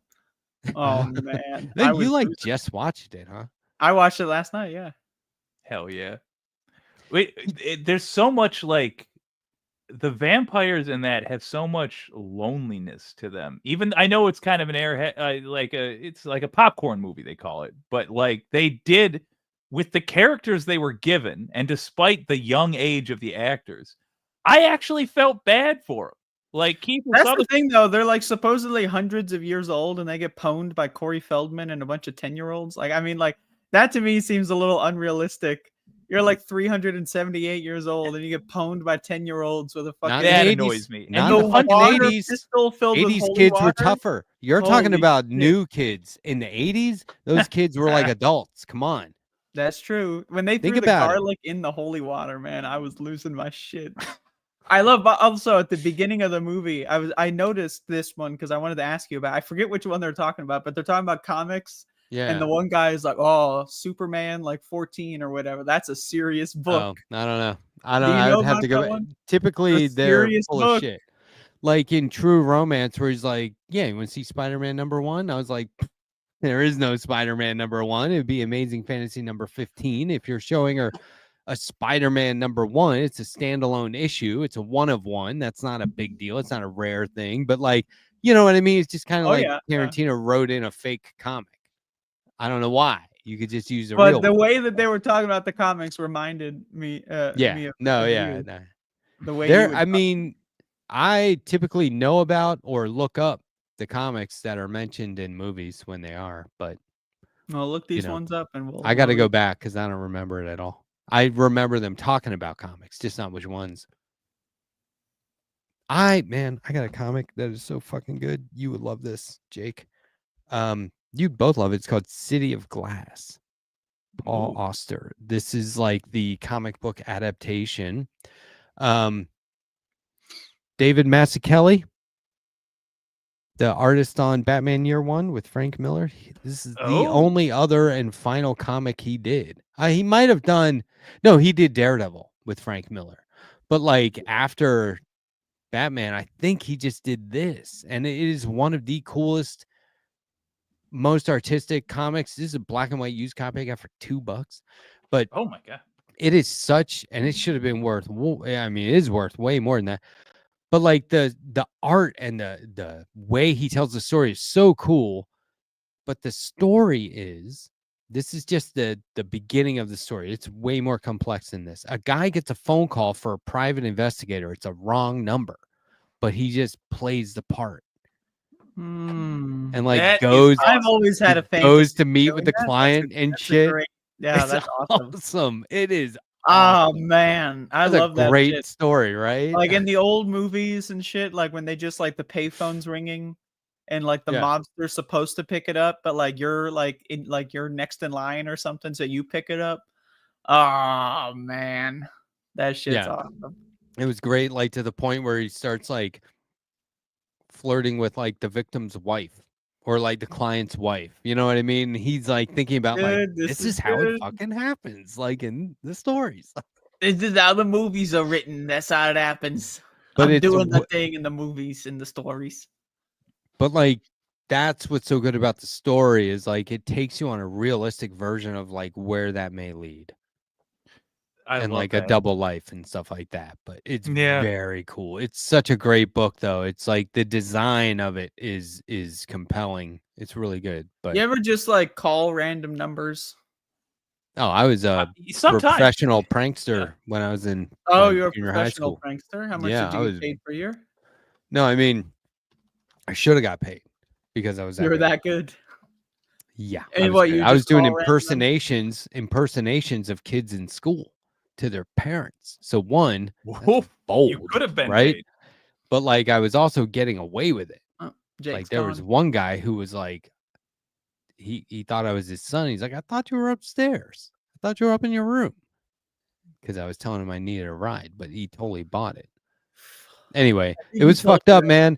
Yeah. We would prank call because back in it's the 80s, it was all about call this number, 1-800 numbers. You know what I mean? Like all over TV. I mean, look, Oh, for yeah, all I yeah, know, yeah. it's And then still you like just that. waste their But time as long as possible. I don't know if they're still doing 1-800. You always get now. to the credit card section and then feed them like a number that is just 1 or 2 digits off, you know. I would give them, I would give them to what we call like, a callback in the yeah, biz. That's good. That's good. when we can't remember it's if it when you- was before we retooled or not. We, but it was that's definitely irrelevant. before we retooled. That was probably one of the better gems from before Yeah. we hit. Probably the only thing that was valuable. Shut it down. Yeah. But so I was a brat. I was not cool. I was being very uncool. But when it comes to prank calling people, I mean, I don't know. Maybe there's like a friendly way to do it. But the 7th grade me of the 80s was just doing it to be kind of like a dick. And like we would call. What name would you give? What was your favorite name? Oh, if I wasn't doing a full-on like impersonation, I would not give a name. No, like like a fucking Mike Hawk or something. Oh no, there you go. So like we would, and this was our rule. If any one of us got questioned by the police or anything, and they're like, "What's your name?" we would always default to this one name of a guy that we didn't like. That we always did that. So I'm sure if in a situation during a prank call where somebody was like, "And what's your name?" I would just give them that name. I remember it now. I'm not going to say it, but because I don't know, for all I know, the guy turned out to be pretty decent. But That's like, awesome. You just we would totally always use that fucked one name. So Because that like, guy is like out there listening to this, and they're like, "Those motherfuckers." I doubt it. No, but there was a moment where what we would do is go into 7-Eleven and like buy a Slurpee or chili dog or whatever it is you were going to do. And then go over to, before you bought it, because it was all self-serve and then you pay for it. So, yeah, pretty sure it's still like that. So anyway, we get all this stuff, then go over to the video games and start playing video games and then never pay. Right? And just walk out after with all our trash sitting there like, who's the one? You just lost track of us, right? Because we're going to play video games for hours. Well, they caught on to that. And one time on our way out, there was a cop there and he was like, "Did you guys pay for this?"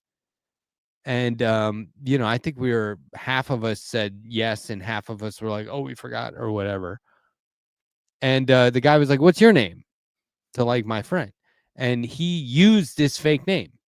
And we laughed because it was so perfect. We were like, of course you would throw that fucker under the bus and use that name. But we laughed and the cop was like, "Okay, you all have to pay." And we were like, shit, we blew it.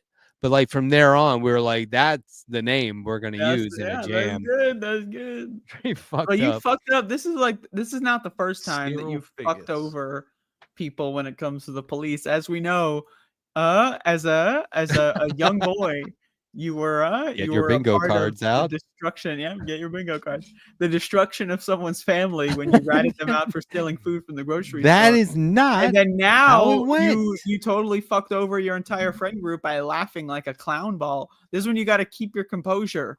Like, oh yeah, that's him. That's that guy's name. That's his name. Why are you starting This to is laugh? the moment in my life where I learned that. You can't hold it accountable or hold No, hold exactly. it You against learned me. it via fucking it up and selling all your Right, friends. like everyone in the 7th grade with Yeah, well, that's the thing. completely reasonable. It's a pattern. I haven't done it of since. you. Well, you did it with the steak man. It's a pattern of selling out the people that you should be on the Of same learning team as the from police. life experiences. No, gotta no, tell you no. this. It's I it's a gotta tell learning you the this. wrong lessons. Even I was so I was at a wedding over the weekend. Mm. And at the reception, I'll put it this way. My wife came up to me the next day and said, at the reception, I was like walking up next to you or behind you, and I realized that you're just sitting there bullshitting everyone in the room, not talking about anything real. And I was like, yeah.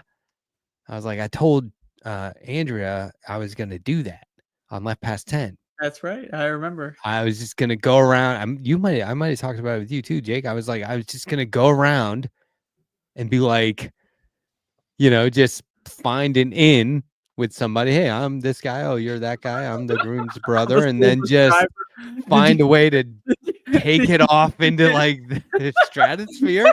No sense. And my wife was like, "Yeah, you weren't talking about anything." That's right. The school bus driver, Albert C says, was like, "No, I'm a school bus driver now." But like, you can just, and it worked. And I did it because that's how I guess work a room. I'm not going to do small talk. So like, I went home thinking, I would never bring this up. I wasn't even going to bring it up to you guys, except my wife came up to me and was like, "You were just making shit up and talking about weird stuff." And I was like, "Yeah, I'm not good at small talk." Yeah, I was like, yeah. Like, And you then just immediately somebody else that was there said, "You are really good in those situations. Like, I just saw you talking to all kinds of people." And I was like, "Yeah, I'm better than you think. I'm better than you realize at those situations." It was kind of, I guess you could say that's fucked up, but at least those people had something to talk about later, because they're going to be like, "Did you talk to the groom's brother? What the fuck was that guy talking about?" That'll be something for them to enjoy later. How was the wedding? Good. It was this one dude. It was just. I do think it's fun at social events that are a little too stale to introduce B plots. Like, it's just a mix of sassy drama and bending the truth slightly, or just like, you got to steal the show by talking about being a school bus driver. Like about how like a kid almost got hit in traffic and you swerved the school bus and saved their life or something. School bus isn't something you just swerve. You have to.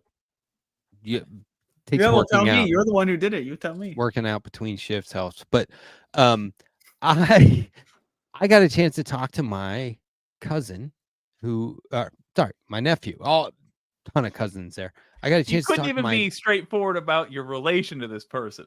No, I was talking to my nephew. Well, I only have the one nephew, so I should have remembered. He's going into 4th grade, and he and I were just sitting. We were outside. This was at a place called Little Havana in Federal Hill, Baltimore, right on the water. And we were sitting outside, just hanging out. And he goes, "Uncle Matthew, how come I don't see you more?" And I was like, "Well, I don't live here. I live in South Carolina. It's several states over, And he goes, "I wish we got to see each other more." And I was like, "Me too, definitely. I would love that." And I go, "But why? Why do you say that?" And he goes, "Just talking." And I said, "Well, since we're talking, let me explain something to you. Oh no. You've probably had a couple of times in your life where you broke the rules or didn't follow the rules, and you did something that was either bad or you did something that was good, right?" And he goes, "Yeah." And it was like the most like genuine reply. He was like, "Yeah." And I go, "Okay, so this is the trick. Don't wait till you've broken a rule or successfully followed a rule to know the rules. Learn the rules on your own. Go out of your way to figure it out. And then make your own rules and follow those rules. And now you're not doing it right or doing it wrong. This is your way." And I I thought he was just going to be like, I'm going to go back inside now. But I looked down at him, and I've never seen somebody processing what I'm saying in the way this kid was processing my Giving him words. some And I talk a fucking lot. fortune cookie shit, dude. He was This just is sitting there. He awesome. was like, Whoa. Make my like own. how an rules? actor would try to look like they were really listening to you. Yeah, Like, yeah. that's what he did. But he's only going to be in the 4th grade, so he wasn't acting. And I was like, No, oh he- shit, he maybe I was- should hold back a little. You could literally say anything and it would change his life. That's Like, the my thing. brother's gonna kids are so kill me. deprived of anyone who treats them as human beings. Everyone treats them as little toys and playthings. Oh, maybe that's Like, it. If you just have like one, like you can bullshit their way through it. You just treat them like a human being. They'll be like, whoa. I don't think the bullshit part. I mean, yeah, you could get away with that, but what you say is so dead on. You're right. Like, I get along great with kids instantly, simply because I treat them like short adults. You know, I don't offer them booze or whatever, but like, No, when they I get say it, yeah. something, you know, just listen to what they say, and even if it's nonsense, just be like, that sounds like nonsense, is it? I mean, that's the And most adults are spewing nonsense, right? So Yeah, you gotta honestly. teach 'em when And it's like, nonsense early. don't At least- assume they don't know shit. Assume they Yeah. do know shit until you have to explain stuff to them. But And when you do, you know, Give 'em don't credit. treat them like they're dumb for it, because you know they're new to Earth. And just be like, oh yeah, it's just a car. Ooh, They you're run on new gas. here, aren't you? Well, strap in, buddy. It's only getting worse. yeah, I Well, loved here's when he something was wild. like, We drove here powered by dinosaur bones. Look it up. I do love You when can he fuck said, someone up for life doing that shit, man. he was like, Uncle Matthew. I loved hearing that. I was like, oh yeah, that's That's you. You're Uncle I Matthew. love being that guy. Got to tell you, That is he's so the fun. only regret I have about the way relationship wise life has turned out. I don't currently want a kid, but I would like to have had a kid many years ago. You know, because I if the kid think was like, you know, going on 20 years old and they don't have to Yeah. you don't have to do anything anymore, you know, they're good enough. I would like having the memories of raising a child and imparting yada yada yada. Although the person I've been over the last 20 years is a fucking nightmare, so I would just have memories of accidentally creating a traumatic home for a child. But you Well, get that's the the point. Like, it'd be beautiful nice. part of nephews and stuff is that you can do all that like once in a while. It's like, oh, I'm going to go be a menace to a child's brain and psychologically No. cause harm to them that will take years to undo. You know, The and then opposite. you get to go home and play video games after. You know, You can get, if you're someone who doesn't have their shit together, this guy, it's great being an uncle because you only have to get your shit together for like 6 hours at a time to go That's be in front of those manageable. kids. Yeah, You yeah, spend I about can handle 7 that. months at a time gathering the shit, and then once it's gathered, you got about 5, maybe 6 hours, and then the cycle repeats itself. Yeah, like I'll go to your performance, be a great uncle, be encouraging, not accidentally make you think drugs are cool, and then you know go home and do drugs. That would have a lot of problem with that because I'm notoriously cool as hell, and I would just be doing drugs, you know, like, and they would think, wow, that's really cool. I would You not. just got to lean into it. You just got to be I like, gotta, well, no. I always lean. I have bad posture, you know. And also Slouching. the drugs. But no one then says you just got to like, slouch into it. Yeah, you know, gotta like be it's like- like I do my anime style like cocaine sniffs, you know, where it's like they're fucking summoning jutsus and shit. You know, you got to get the blood samples and all that sure. kind of worse shit. You got to have your cape and you got to flip it up just to snort some drugs. Just say, look, drugs aren't cool. Anything I do is cool. I just happen to be doing drugs right now. Exactly. But That's right. not what's That's cool. exactly right. I just can rock. And listen, you will never, ever, ever be even a little bit as cool as I am. So just kind of deal with it now and fuck off. I don't know why I'm a horrible, abusive. You're a terrible uncle. Holy shit! Yeah, I really am not. This is nice. what I'm learning. I'm trying And to Mac share. unintentionally like fucking turning someone into a criminal. Like you got to learn the rules and then you break them. That's what you just gave this kid advice. Then I invent your want you to own go rules. read the legal code, so that you can throw it in the But garbage. I didn't. But, I like, didn't he's not say. being. I He's not didn't say it fourth that grade way. in 1981. You know, there's a fucking Palantir surveillance state. He's gonna get caught. No fucking. He's gonna get caught. You know. Look, He's not like here's- you. He can't just here's get away. me and my cousins and my wife Oh, and my wow. 2 brothers. Everyone's That's not super even happy. all of my cousins, but that was a fun Where- picture. Where's your identical twin / slightly younger brother? Oh, Michael? Yeah. My young. That's this tall guy. He's the groom. This tall guy in the white shirt here with the bride. That's the same guy? He Yeah, looks and then totally the guy, different. the guy in without the a vest t-shirt. is our older brother. Huh. Yeah. You guys, you do have the same face. I'm looking at it now. Yeah, that's definitely the exact same face on 2 different guys. But yeah, I was But- one of 2 people that was actually like smiling at the camera, and everyone else is just like complete chaos. I'm not sure we got doing like their a own thing. solid picture off, but That is I think a wonderful picture. There's so much life and happiness there. yeah. And then my wife is in the sleeveless black dress over there, and then between her and I is my cousin Peter, who is a architect. He does these videos on Instagram, just like going around like the houses he's designing and having built. It's just amazing. Whoa. Yeah, he's a Good for really Peter. talented guy. But anyway, yeah, that was fun. That was a good time. I saw people I haven't seen in, I don't know, 10 years. Nice. Good Lord. Yeah, and the marriage went off without a hook. But I was bullshitting just about everybody in there, even people I know. It definitely did go off with a hitch. At least 2 people got hitched. Yes, that's true. That is true. At least a minimum. And I was in Baltimore, and there was no need for the National Guard. I was in DC too. Oh. I drove through DC, unless the National Guard's going to help with traffic at rush hour. How did you There's see really the no guard need. in DC? Did you see him? No. Mm-mm. Good. Oh, we saw. Who knows? There's a lot of military installations around there, but we saw military vehicles in traffic. But I was like, I don't know, Quantico. There's a lot of shit out there, you know. We drove right past the Pentagon's, like off the road. It's like right there. It's really weird. That's weird. It's so weird. You'd think. Oh at least yeah, there there's the would be a- Pentagon. That's where they plan all the genocides. Oh, that's where they've destabilized the planet. Well, we have a good chunk of people. Can I announce an upcoming show? Can I plug something? No. Or do you want me to wait? Do. In fact, I think it's time for you to go. Oh, jeez. Brutal. Suck a dick. Whoa! Sunday. Come down to the Infinity Dome for the sequel you've been waiting for. Standing room only because chairs are unnecessary. It's fight night. Deuce. Sunday at 6 p.m. Awesome. Yes. Yes. That was good. That was a That's good awesome. ending, too. I like that ending. Deuce.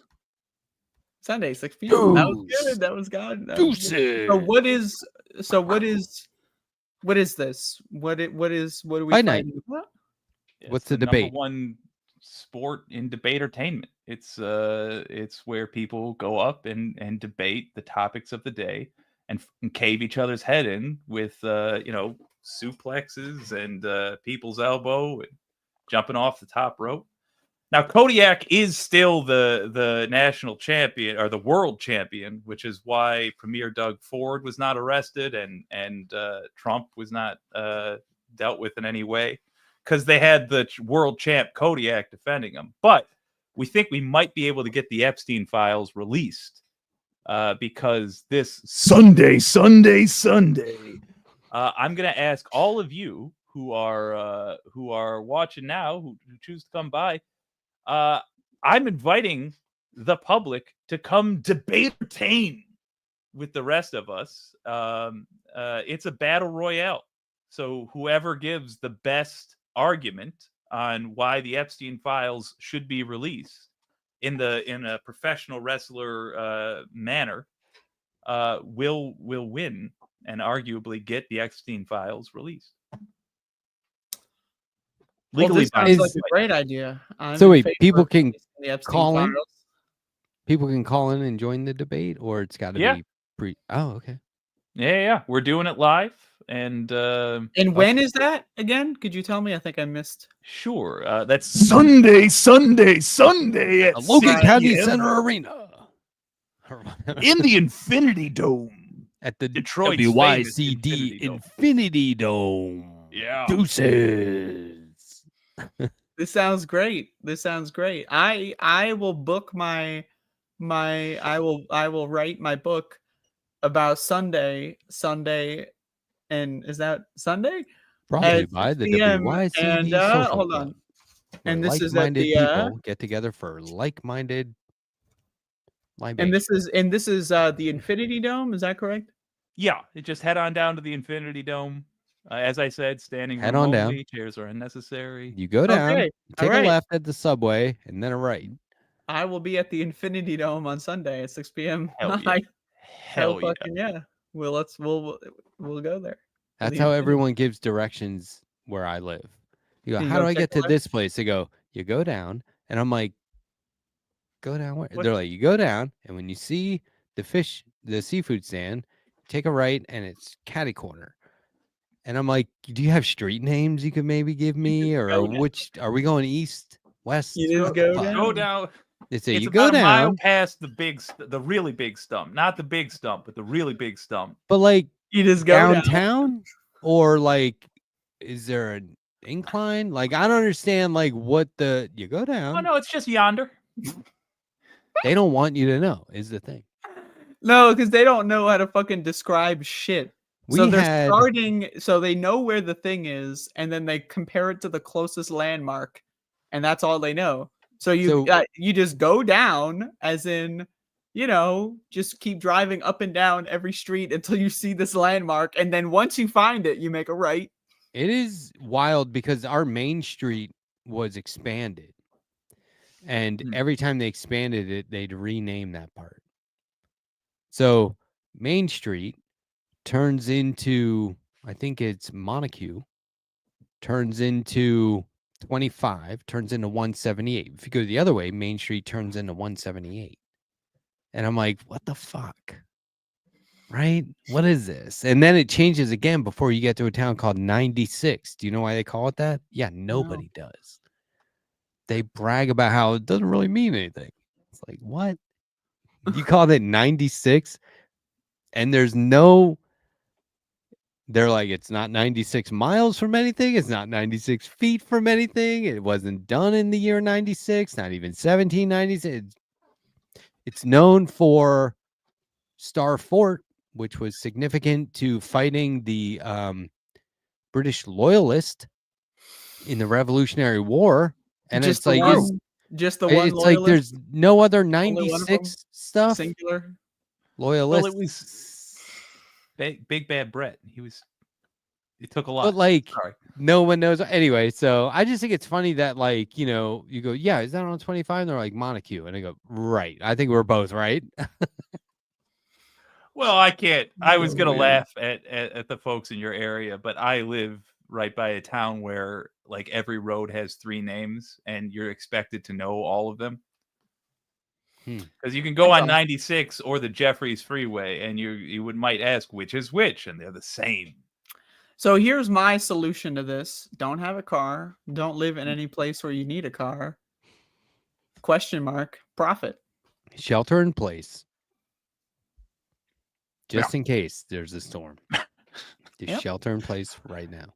Dude, if I could. Honestly, I thought about that recently. Like, what would my life be like if I was just purely acting in my own interests, like selfishly? I think but I would be in a cabin far away from everything. I would have internet and electricity and fuck all to do with the rest of the world. Pretty much. Well, why not? You don't want any other people around? No, literally. I don't even want. Am I allowed to have a sincerely. cabin there? I can't have a cabin Yeah. there. You're like, You guys nope. can come Sorry, hang out. not even you. Compound. You guys can absolutely come hang out, but literally just Matt, Andrea, and Sandee, and You don't I want- guess the Wicked community. Have you seen Y'all can Hannah? come. Have you seen the I don't movie even- Hannah? No. Oh, I'm gonna go drink more water. I will You're be back. describing okay, you're describing the beginning where they live in that cabin. Nobody knows where the fuck they are, but they're like, there's no internet or anything. He has a satellite phone for special occasions or something, or a beacon, but like special occasion.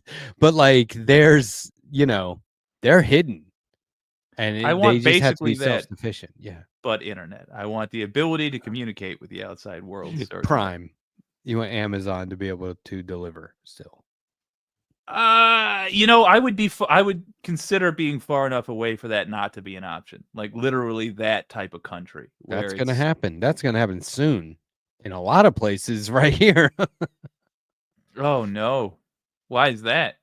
Just how they the United States Postal Service Postal takes their packages to rural areas, and Not no more. Yep. so there is that I love that. There's a lot to be said for getting away. I just don't know if you can get away. Like, occasionally you'll hear somebody be like, "Oh yeah, they took pictures of undiscovered civilization." I was like, "Undiscovered to who? Leave them the fuck alone. Stop trying to get in everyone's discovery or whatever. Like, leave them alone. Obviously, they don't give a fuck about you." So I was Wow. gone for 5 seconds, and then this is what I see when I come back. Yep. This is what happened. We're down in viewership too. I leave you fuckers alone for just You lost 93 3. seconds. I was more enthralled with this because yes, it is good. They made a series out of it that wasn't the same, but the movie was great. Have you seen it, Andrea, with Chemical Brothers soundtrack? It's good. What were you gonna say, Jake? No, I Murderous haven't. children. That's fascinating. Max boy. Max, you want to come up? Yeah, no,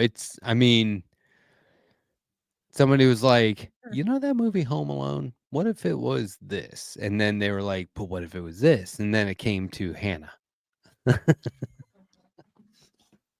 Max, That's a great movie, though.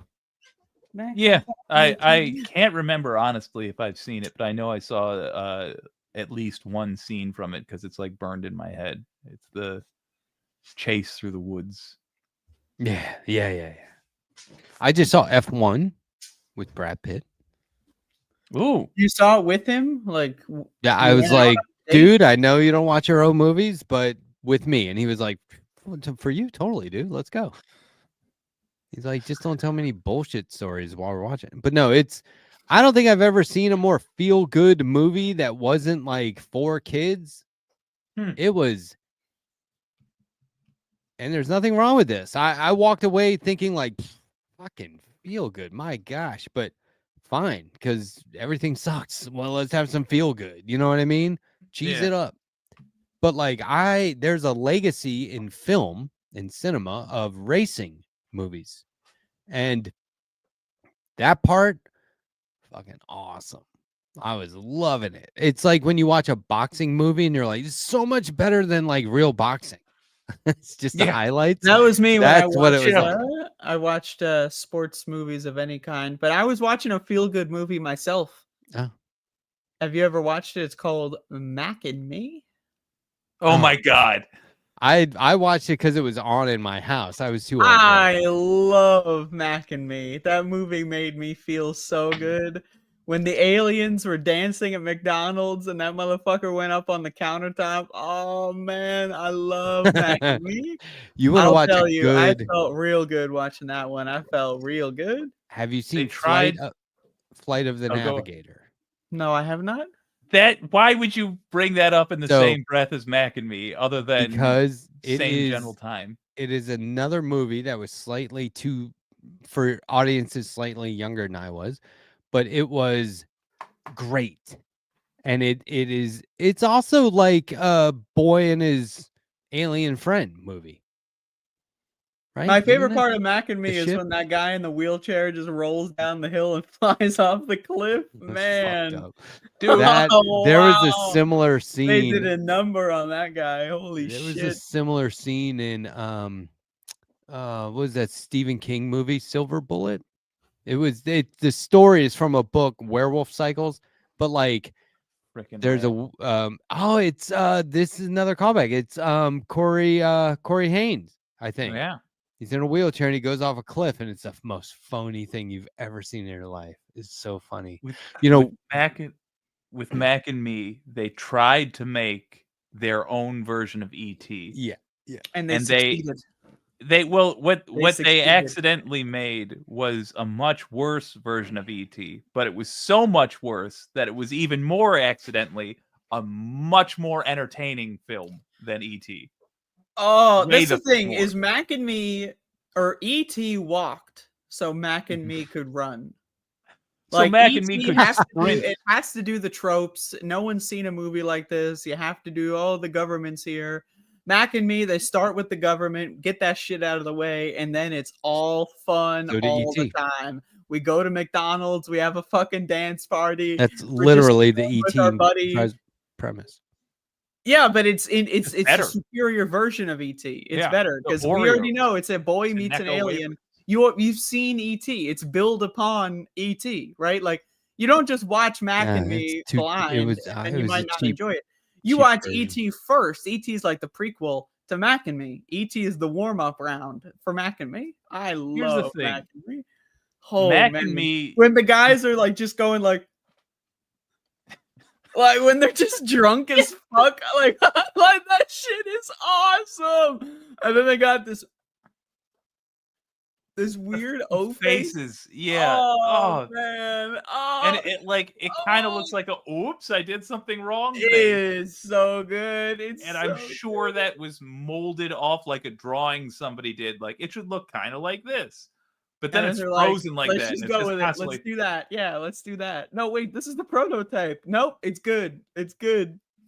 We're Oh. here to shock adults and traumatize children. That face stays as is, my friend. Letterhack's mad You're as getting the fuck. bonus. He's like, how dare you say Mac and Me's better than ET? He's mad as shit. Look at this guy. He's stewing over there. And the thing is, I'm not even joking. Like, I would honestly watch Mac and Me. Yes, I would watch Mac and Me tonight. I would not want to watch Do ET. it. Do it. I loved Mac and Me. I'll tell you that. I watched it for the first time like a week ago. I was thoroughly entertained the whole time. Man, that McDonald's dance party came out of nowhere, though. I'll tell you that. I was not ready for that shit. Product placement, Oh, capitalist. Well, no, E.T. Well, Pepsi, same. Reese's Pieces. Yeah. But I think that's one of the joys of a schlock movie is you can so often see the transparent capitalism. And it almost is cathartic because you then remember the more cleverly done moments of that in, say, like E.T. or things that were clearly done Back to by the a Future. more by superior filmmakers. And you got these clowns making the movie and you get to see like, oh yeah. No, It's that's like- the thing is Mac and Me is a movie made by people and for people that just want to have a good ass time. We don't care about a serious plot. We don't care about the most expertly crafted puppets you've ever seen. We I don't guess care it's about good. anything other than having a good time. We got some little boy in a wheelchair and he's gonna dance around with some fucking alien in a bear costume. And by the way, they're at McDonald's. And by It's the way, we better hired than- 78 extras that are really good at theater and dancing, and they're all going to be in the background the whole time, and you can't keep your eyes off of them. Hope you enjoy it. Yeah, I mean, at least it wasn't a sequel to E.T. That was Ugh. basically Mac and Me. That would be the worst scenario. So if it's just its own movie, fine.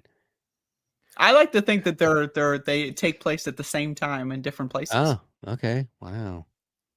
I mean, it's so hard. It's like Mac and Me is like unfortunately the first, but it's also the best example of those knockoff, like the genre of knockoff movies. Like when you get Transmorphers instead of Transformers. Oh yeah. Oh, yeah. That's the thing. Mac and Me is E.T. created the genre. It's a new genre. Yeah. Of kid meets an alien and they become friends. That's like saying, like the second horror movie is just a copy of the first. Like it's no. The first one is iconic. It creates a genre. It carves out a new space of which Mac and Me exists in. right? You don't, when you go into a horror movie, you know you're going to be scared. You don't need There's to a be difference. convinced. Like, imagine if you're watching a movie, you don't know what the genre is. They need to convince you it's a horror movie. You need to be convinced, right? There is a difference, though. Because Mac and Me was not just of the genre of young kid meets aliens. It was specifically trying to be an ET knockoff. Mac the alien looks like the ET doll you would buy in a like a Mexican road stop, or a Japanese. I don't remember where Knockoff. we used to get our. Yeah, you know how like you'd have Spiderman or Wolverine. Oh or yeah. whatever. Oh yeah. That's Mac. The dollar They store did, toys. they did it with Snoopy a lot, where it was like man. Charlie Brown dog. Fucking, when they said in the Bad movie, Beagle. this kid was like, he's a mysterious alien creature. I lost my shit because that's Mac. That's what it means. He's the mysterious alien creature. my I was God, losing it. I was like, Oh, that's funny. As opposed It would be to, different watching it now. Oh yeah, if you were Gotta actually watch it, trying to watch Mac and Me like sincerely back in the day, it would have been infuriating. But with like as soon as you could pick it up from a set of like a DVD bin in a gas station, it became one of the best movies. oh no, it's a fantastic movie. I'll tell you this: I watched E.T. and Mac and Me in close proximity, and I'll tell you which one I enjoyed more. I'll tell you which Same. one I was laughing more. Which one made me Unironically, a happier person. Which more one fun taught me to more watch. lessons about life. It wasn't E.T. I'll tell you that. I did watch Back to the Future recently, and the product placement is over the top. But I forgot or just never realized that Miller High Life was one of the products they were, because like they're drinking it at the beginning. And then at the end, it's what Doc uses on the new version of the time machine for fuel. He's putting like all kinds of trash in it, and he's like pouring beer from a Miller High Life can. But I was like, oh wow, Miller High Life is all over it, and it's in the sequel. And then you go like this. Oh! I was like, that's you're what I drinking one drank. right now. Did it get through to me at that young age? I don't know. I was a huge, like when I was when Family Ties was still putting out new episodes, I was like a huge Michael J. Fox fan. And I had a bucket list, and it was just to meet Michael J. Fox one day. I was like, I just want to do that. I just want to meet that guy. It's You like ever do it? literally the only person I would ever that's what I gotta want to meet. Have you done it yet? No, I wouldn't even know how, but Fuck. maybe if he hears this, Come on. he'll be like, no, yeah, that sounds normal. I'll reach out to that guy right now. Get Yeah, that bucket I was list the filled. only thing on his bucket list when he was young. He said, "I have a bucket list with one item on it: meet this person." I did. My And the parents. unspoken thing there is, and wear his skin. Right. Meat, number one. Meat, number two. Skin suit. But no, I liked him because he was a smart ass, and he was cool with his parents, but he was his own person. Alex B. Yeah. Keaton on Family Ties. That's what I liked about it. And then when I saw him in Back to the Future, I was like, oh, and he's cool. And like still a smart ass, and like for a little guy, like he's always ready to like fight the bigger guys. And I was like, oh yeah, he's cool, and he's like also brave, and I don't know, it's just like my role model, my celebrity role model, I guess, when I was When you were like younger. Mine too. For everybody around that time, if Oh, you really? were a Yeah. young guy, I mean, yeah, you wanted to be Michael J. Fox, and you still should. Everybody should want to be Michael J. Fox. He's cool as. Yeah, he's not a bad guy. You don't want the part. What was that? He's cool as what? You dropped out there for a second. You know, another thing that I was thinking about, somebody mentioned this, and I was like, oh yeah. Did you were a fan of Bloom County, I assume, Jake? Yeah. Opus the Penguin and Steve Dallas and whatnot. Andrea, any Bloom Comic County? books or Opus the comic Penguin newspapers doing for- anything for you? No. How about Harper Lee, the writer, To Kill a Mockingbird? Yeah. Harper Lee, right? That's her name. Yeah, familiar. I'm amazed that you know that because she only wrote 2 books that I'm aware of. Well, and she was Truman Capote's research assistant, so fair. Bona fides. But that she struck up she became pen pals with Burke Breathed, the guy who did Bloom County, after he had stopped doing it for a long time, and she inspired him to start it up again. That's amazing. Like I think she wrote him first or something. And then he was like, holy shit, can't believe this. And she was like, you should do it again. I'm sure somebody's published these letters or he's talked about it more in depth, but like, that's an amazing story, right? Like you already were this wildly successful, I have 2 Opus Penguin plush dolls on this bookshelf right now. I have all the Bloom County books and like the collection they put out a few years ago. I'm a huge fan. This guy was successful all the way through, did a daily comic strip 7 days a week for 10 years or something, maybe longer. And then did a sequel and then retired, and he did Outland and then he retired. And, he was always like the merch whore, right? Bill Watterson of Calvin and Hobbes, no merch, no licensing, was against all that. And they would do cartoons of each other making fun of their different positions on what to do with merch. It's really kind of funny. So, so he ended up, retired. I'm all good. I think he contributed art to a movie or here and there. Did a couple of animated things, nothing major, was just painting. And then fucking Harper Lee, of all people, strikes up a written correspondence with him. And he's like, yeah, I'll bring it back. Brought it back. In bringing it back, he utilizes the Calvin and Hobbes characters. Cross universe. And that's all I'll say about it, because it was pretty cool. I was like, whoa, what is going on here? This is weird. It was really weird. And I think he was just putting it all online. I just can't get over the balls on Harper Lee. She's the one that contacted him.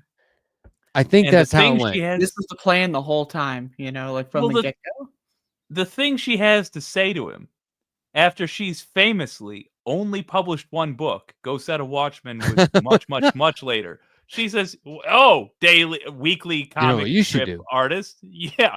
What you got to do is come out of retirement, you lazy." Lazy what? What was that? I'm not sure. I think it was slur. But that's a good point. Yeah, I got to look into it now and see who contacted who. But that's pretty cool. And It'd be we're cool only just to be praising pen her. pals. We're only hearing about this because you're more tempted to retell the successful stories. Like you never hear about that time she called up Kurt Cobain to try to cheer him up and said, "You need to stop." Trying to cheer him. Jesus. Oh, God. She's like, "You feel better now?" And he's like, "Yeah, I know what to do. Thanks." Oh, God. Gonna have one more cigarette. Jesus God, the tone in that voice is genuinely. She's like, "Okay, well, glad I could help. You got my number. You did it again. Write this down. This is my number. I got to reach out to, I don't know, maybe I'm on a roll. I'm calling up Biggie and Tupac. Let's squash his beef." Fuck. Oh, God. This is the Left Past 10 upside down version of the world. We're not drawing any conclusions. This is completely unscripted, which is basically and very what was that sound form. effect? Do that again.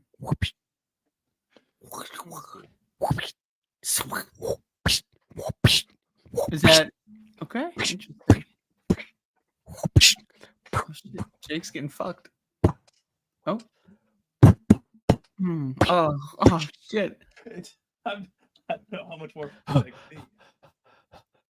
Dying over here. Holy fuck. We could actually do something. Uppercut, jab. What was that? That is Mike brutal. Tyson's boxing game. Uppercut, jab. Didn't they say that stuff? I hook. Don't recall. That sounds familiar. Thinking of something. I do remember I remember actually feeling sweat on my skin while trying to get Little Buster to beat Mike Tyson. I mean, that was a call your big brother for the last level game, if ever there was one. God yeah. dang. What was that guy's name? I forget. Nick. No, the final Little boss. Buster. Yeah. Yeah, it was a tough one. I want to just preemptively apologize for the heat I have to imagine is coming our way in the comments for that Harper Lee joke. No, don't worry about the comments. The comments can go fuck themselves. I don't read. I love the comments. I hate the comments. I hate commenters. I hate commenting. I just think hate most all people the tuned words. out after, we lost like 50 viewers when you guys were talking about E.T. being like the lesser. Well, yeah. between E.T. that and is, if there's Dancing any at movie- McDonald's, I think. I can't remember that. It's called Mac if and there's Me, and any it's at movie- McDonald's. if Like, you were to we say, really had to which think about movie would you that. be comfortable watching on loop for an entire day and you can't get out of the room with the TV The answer screen? is neither. Mac and Me. The answer is I would choose Mac and Me any What day. kind of world is this where I have to watch one of two movies? Yeah. And they're, Okay, one I will is a say knockoff. E.T. and is this a is- decent movie. It's a good movie. It's got some iconic scenes. It's got the great puppetry. It's got great acting, great characters, all that good stuff. The ending is a little much. And then Mac and Me just synthesizes all that jazz into one beautiful just product. It says, do you "We'll get rid remember of when all the E.T. shit you got don't like, the drunk? government stuff, whatever." Remember E.T. got hammered? Did Mac ever do any drugs or anything? E.T. was E.T. drunk That in was that. pretty impressive. That was pretty impressive. I will say that is a I point like- for E.T. Sometimes, okay, most of the time when people are acting high in a movie, I'm not buying it. But, I'm stoned. That's easy. But like tripping or something, there's been a few times where I was like, great performance. One was Jack Tripper. I can't remember what he was on. Good He name. was doing some sort of, it was Three's Company. He was at a party. He was doing some sort of drug, maybe a painkiller or something. And his choreography and physical comedy, as well as like the look on his face and the way he was talking, memorable as hell, right?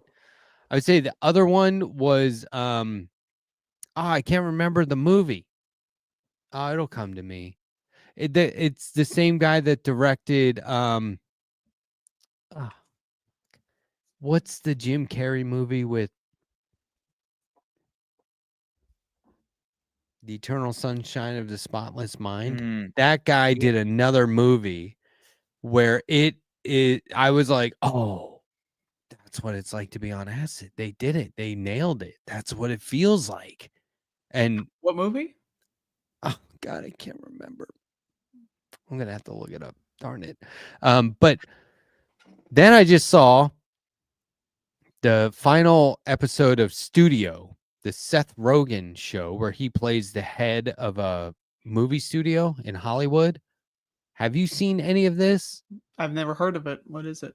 It's fairly entertaining. They have actual stars playing themselves, and he was trying to get Martin Scorsese to direct a movie about Kool-Aid, but Scorsese wanted to do Jonestown, where they drink the Kool-Aid at the end. So he was like, this is it. Yeah. We'll do a movie about Jonestown and we'll call it Kool-Aid, right? Which is a great idea. That's not but bad. Anyway, it falls apart at Charlize Theron's party, and Steve Buscemi was going to play Jim Jones, so he's there, right? It's pretty cool how they do it. But at the end, they're all in the finale, they were all tripping on shrooms, and I was like, I'm not gonna believe this. Bryan Cranston's in it. Zoe Kravitz. And I was like, was it a good scene though? Yeah, they fucking nailed it. Like, Bryan Cranston, Breaking Bad, fucking nailed it. Like, you could just watch it without sound and be like, that guy has got to be completely obliterated. He has to be out of his mind, high and drunk on all kinds of.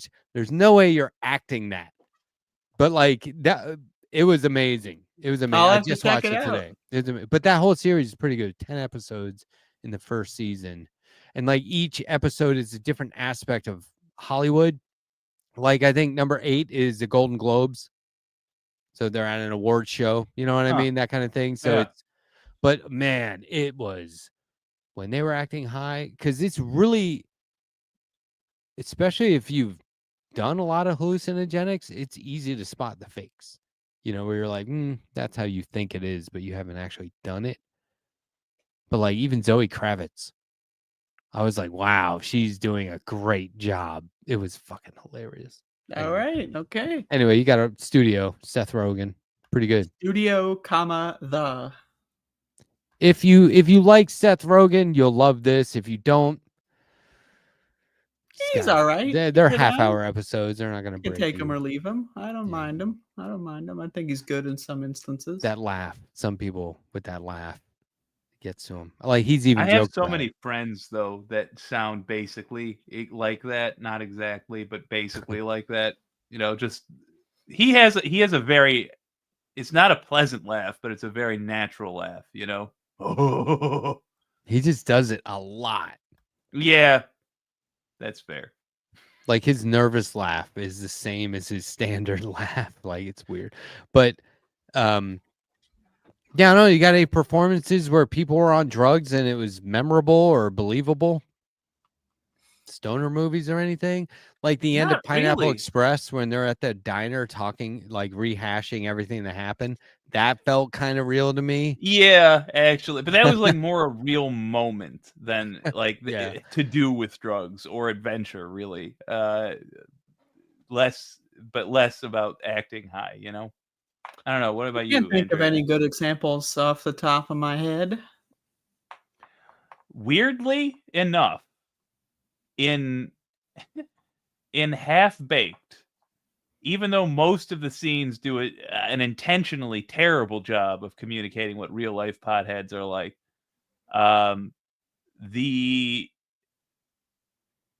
not Jon Stewart, God, Harlan Harrison. Who the fuck is that guy that turned out awful later in life, but is a big goofy dude?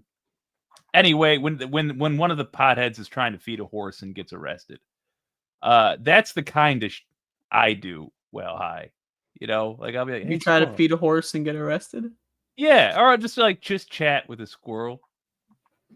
I do that small talk. sober. I do was that sober too. Literally I love doing talking that to today. squirrels. I'm Yeah, the I same do. squirrel 3 times. This one squirrel was laughing at Max the dog. He jumped up on the tree branch and then looked down and was like he was making a sound like that. And I was like, Max, are you gonna take this shit? And then he did. And then Max retreated and went back inside. Gave up.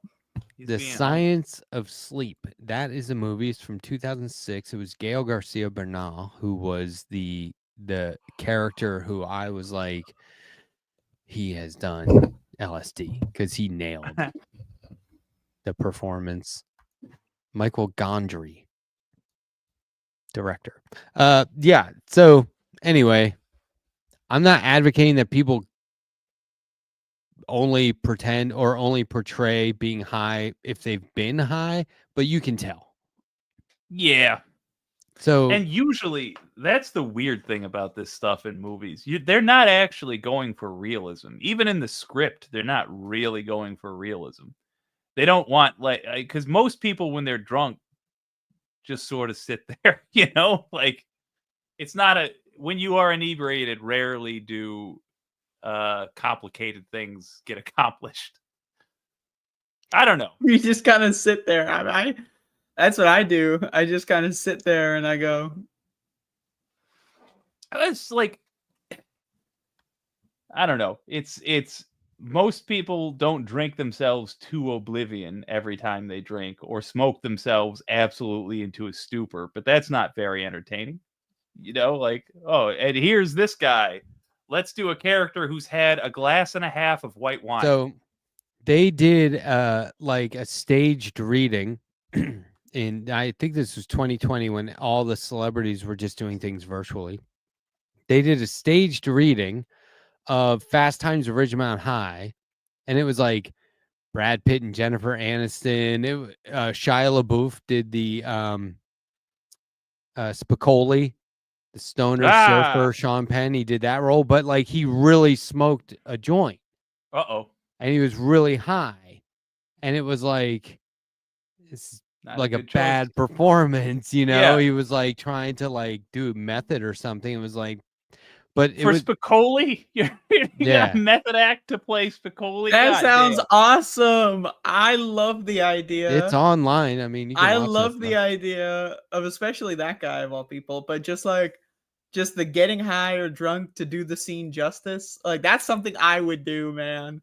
If I was I do ever in a admire movie it. and they want me to do a scene when I'm high or whatever, I would have to get high. I would have to. I'd be like, of course I'm gonna get high for this scene, and of course I'd be able to pull it off. Unlike that fucking guy, I'm talented. I'm doing this show high right now. I'm high out of my gourd. Now there's the question. If you guys, this is for both of you, if y'all got a role where you were supposed to be high, and then let's just say whether or not you would actually do this, you did decide to be method, and you rip a J right before the scene. Of course, I would do it during. Do the you scene. then try to act high, or do you just deliver your lines as normally as you can? Yep, And, of course. Exactly. That's exactly. You just go all natural. You don't have to act high. You are high. Exactly. All right. That's right. See, that's What probably about the you? problem with Mr. What's His Fuck is that he was trying too hard. You know, like you don't need Yeah, to when see, you're like, high, you I'm- don't need to try. I'm fully functional. Matt's high as hell Rarely right now. get He's high. been ripping bingers for fucking hours. Rarely get high, and I'm like, I'm Oh, in trouble. man. Like that doesn't happen. Yeah, This but is look, good. Oh This God. is good. Sean Penn was there, Julia Roberts, but like also Jennifer got Moroccan Aniston. Freeman. Brad Pitt cheated on Jennifer Aniston and ruined their marriage, right? And they were on here together, and he's like, "Hi, Jennifer." She's like, "Hi, Brad." It was like awkward. Yeah. Matthew McConaughey. Yeah, that's a cool group. It is cool, but I have to say, the more time goes on, like the only person in here I don't immediately hate, just on principle, is Henry Golding, because I don't recognize him, and Ray Liotta, because he was a Terminator. No, he wasn't. Nah, just Henry, Goodfellas. whoever. Yeah. Yeah. But like, I just see these people, and I just immediately think, all of you are rich. All of you don't live in the same world I have. I'll do Bitcoin commercials. You sons of bitches live in pleasant ignorance, and the movies you do are for the most part propaganda for an America which does not exist, and you make it continue. The hell we live in continues because people around the world think we live in the way you're displaying. That's And why I just, was it like, suck the joy out of it for me. that's why at the Yeah, time I was like, Jesus Christ, hashtag. man, you're so negative Nancy over here. We're just I trying was to like- watch fucking Beverly Hills Cop and enjoy it. Who cares if it's propaganda? Hashtag hands off Fast Times. That's what I started that campaign. I don't know if you remember it, but Yeah, that was a good campaign. the original Fast Times movie. That Yeah, check it out. I declared this. We were road tripping, had a lot of time to declare stuff to my wife, and I declared that. It's like I don't think anything's really ever changed my life. They've had a lot of like very perfect, memorable moments that I wish I could relive over and over. I wouldn't call it life changing. Like it just is life. Like I think that's a good way to exaggerate stuff. It's like it changed my life. Well, maybe it changed your life if it helped you see the light or something, you know what I mean, in one case or another. But I would say that watching Fast Times is, as a kid at the exact right age, kind of changed my perspective on life. You know, I was like, this is really, really, really like, it was like fun, not a comedy. It didn't feel like comedy to me. It was fun. It was directed by a woman. We were all, it is? Whoa. Because there's like a lot of juvenile male humor in this, but like it was kind of, how could she lift the camera? It was like a piece, you know what I mean? You know, I heard this. Yeah. Anyway, it was like an ensemble, but they didn't mean for it to be. I don't know. Maybe I'm overthinking it, but you see a thing at the exact right age, and you're like, nah, that's fine the way it is. Like when they're looking at the Absolutely, car all fucked up, and he's like, I can fix it. My dad's got an awesome set of tools. I can fix it. That is That's one of awesome. like, I gotta watch this movie. oh yeah, you would love this movie. It's been on my list. I know about it. It's so I love that movie. It's great. It's quotable. Oh shit! I just realized we're watching a free Really immature. preview of this space. Thank you, Looney Tunes, Ah. in the chat. We're watching a free preview.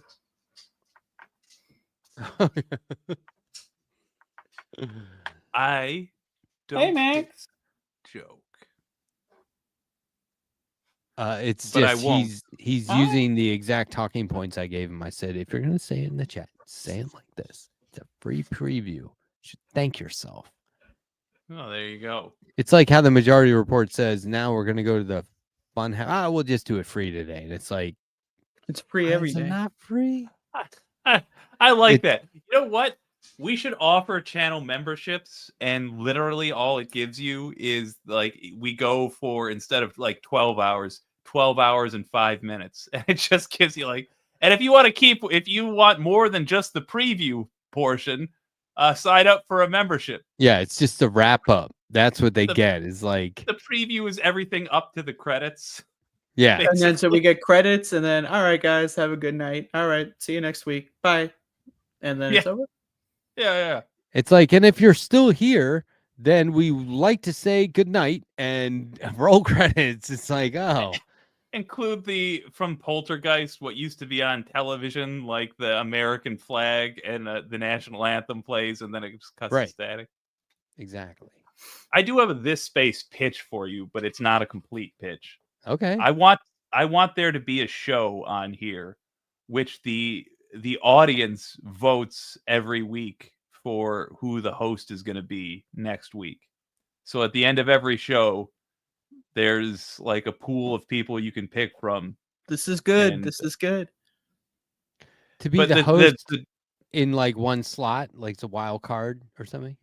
Yeah, so like week to week, like it's a baton pass, right? So like during, let's say I'm doing the first show. During my show, there's a poll open the entire time that says, who do you want to do next week? And then we get 4 people who sign up, and then the audience will vote them. And then they'll come on the next week and then just rinse, repeat. This is a good idea. You know, we could also do it like, who gets the guest? Like we have guests and we're like, who should we give the guest to? I like that. I actually, so I literally go on hiatus Monday night. I'm like, I don't know when I'll be back. Trust me, I'm doing a lot of other things. You'll see content. You're going on but not hiatus? here. Yeah, on my regular channel. And then but with this space, everything is great, right? I mean, the one show is talking about comics for an hour. So not work really. And then the other part is this, which is also requires no prep. You heard it here first, everybody. First, my but channel shuts down. Now Letterhack, we're all it going. hasn't to this shut space. down. But anyway, the next Gonna day, retool it. See, this is the thing. I could get burned out and be like, guys, I'm fried. I can't do it anymore. Or I could say, I don't want to get burned out. Yeah. Because I'm working on other projects. So I'm just going to, instead of spreading out my focus, I'm going to actually focus. But the next day, I get an email from the Virginia Hemp Collective. And they were like, hey, we're ready to come back on the show. We had these achievements. These things just happened. We're ready to come back on the show and talk about it. And I was like, maybe I should just pass this off. Right? We have a whole fucking collective of our own here. Maybe I could just go, hey, do you want to talk to 6 people at once? Hey, They're all Jake, advocates for hemp. Solid. But like, he's going on a hiatus. thinking he's about, you can't do it anymore. And then I was like, do I do like a co-hosting thing, or I don't know. But now I'm thinking maybe I just go, okay, who's interested, and then we make it a lottery. But I don't know. I gotta see. I gotta think get back to him. that's fine to switch around the host, although obviously problematic when it comes to arranging things with guests and explaining to them what's up. But I think the appeal of this idea in general is to give the audience a chance to select things and to make us, the talent, so to speak, compete for their attention. I like the idea of making there be some element of us trying to convince the audience that we should be the person that gets the thing. And I also think crucial to this idea is that the show be easy and fun to do, which is going to be, it's much easier said than done. But either we stone soup it where everybody who's a potential host has to contribute some element to it, and then the host just has the very easy job of presenting those elements, or you see where the idea ceases to exist. I don't have anything. This is a good start, even if it's All only right. 30 minutes. 30 minutes is good. Yeah, that's a great idea. Accomplished the easy part for sure. Um, and if you ended a day with it or something like you could do, I don't know. There could be. Well, some kind this of is the thing is like this is why I love this and encourage this kind of spitballing, because, and I know we've talked about this before, Andrea, but I would love a version of this where like a certain number of hosts are all like, hey, we're ready to do shows on Friday. Can we just turn the lights on and make sure we turn them off when we leave? And it's like, yes, go ahead. Right? Like, you mean without the rest of us? Good. Yeah, I mean, at some go point, ahead. that would be pretty cool. You do it. It's not like we're not allowed to do Fridays. Not like we're not allowed to have a Sunday sports show. Do what you want, right? Just let us know so we can schedule it or talk to people about it or whatever. But I don't know. So yeah, I love these kinds of, and really, Jake, could you come up with that pitch? If not for a collective, I think that's another cool, opens possibilities. That's the problem. Like I balls sort of in your court idea wise, at least for this moment in my existence, because I can't think of anything beyond the audience votes for. I just have that hook. But do like that. I don't Just have do it any if you show. want. Do it for your show. What? Just do it. But we could. Well, but that's the thing. It's like, I don't even really know what my show is if I don't have interviews. Isn't that weird? I have, man, very no. weird. I feel that too. I think most people are like, "What do you mean you're live streaming? Just do what we do." And I'm always Every like, time I wanted it to be an interview show. Yeah, I have that figured out exact- what my show is. I know exactly what my show is. All right. Do you not have an elevator pitch? it's- Or, all right. Yeah, Andrea was like talking about her show today, and she's like, I got in a lot of trouble for what I said a few weeks ago. There was a lot of bad comments, and then I think it was like for the next 30 minutes, she just rehashed the whole thing that already pissed everyone off, and I was like, this is genius. Like, here it is again. But more refined, like I thought about it, like, I really do think this, and I'm going to double down on it. The doubling down is always better than the original. If you mean it, yeah. I am fascinated by people who you can tell they know that they're in the wrong, but something emotionally in them won't let them just acknowledge that. They're just clinging on for dear life. Yeah. And I think people look so much stronger when they are able to be like, oh, good point. Yeah. You're right. I'm totally wrong. It just instantly, all the pressure goes away. Yeah, because then you're talking to a reasonable individual. Yeah. And they don't look dumb because they've done the smart thing of acknowledging they were wrong. I have a quiz for you. Where was Fight Night first announced? Conceived of and announced all at once. This is for the audience too, and you get 100 Jake dollars if I'm starting my own currency. Jake bucks. Yeah. Jake bucks Sunday. Bring your Jake bucks. Earn Jake bucks. when the Letterhack interviewed me. Oh yeah, okay, I remember this because you were talking about like I gave a couple of ideas to the audience. And I'm you not guys kidding. You said- were basically talking about retooling, and I'm Yeah. being serious. You were. Yeah. You were Well, when I knee-deep in first started, shutting it I was down. doing video essays, and they were terrible. They were awful. They made me want to not be progressive. The thing with video essays, well, this is my opinion on YouTube, is that doing the work really sucks. Like, oh, I've got a great idea. Now I have to write it down. By the time I finish writing it down, I'm done. So then you're telling me I have to read the script and pretend to feel the same emotions? Impossible. I cannot do that. I can either write or I can do a show extemporaneously. Right, the writing is extemporaneous, the show is extemporaneous. I cannot When combine those yeah. two things. And especially if you're writing something and you mean it so passionately in the moment, to the point that you allow yourself to express those passions because it's so sincerely felt in that moment. And if you were speaking it out loud, you would have captured something. And if you're writing it down, you capture it in a different way. But if you write it down and then later when you're not feeling it as strongly, try to speak those words that came from a moment of vulnerability like that, That's just why I sound don't like a get twat. audiobooks. I cannot listen to an audiobook because to It's me gotta it's be a just good one. I It's gotta gotta be- read the book. Like to Yeah, me, but- reading the book is like an audiobook is something else. I mean, I have no problem if It you read is. or do that. Yeah. But to me, it's not the book. It's a different thing. It's a different Yeah. version or interpretation. It's like a remake versus the original or like an HD remaster or something. I would adore prefer the audiobooks, original. but The agree with book, you. like I want to read that. Maybe I'll listen to it later, but I read an audiobook of a I listened to an audiobook of a Dean Koontz novel. I can't remember the name, but it was scary.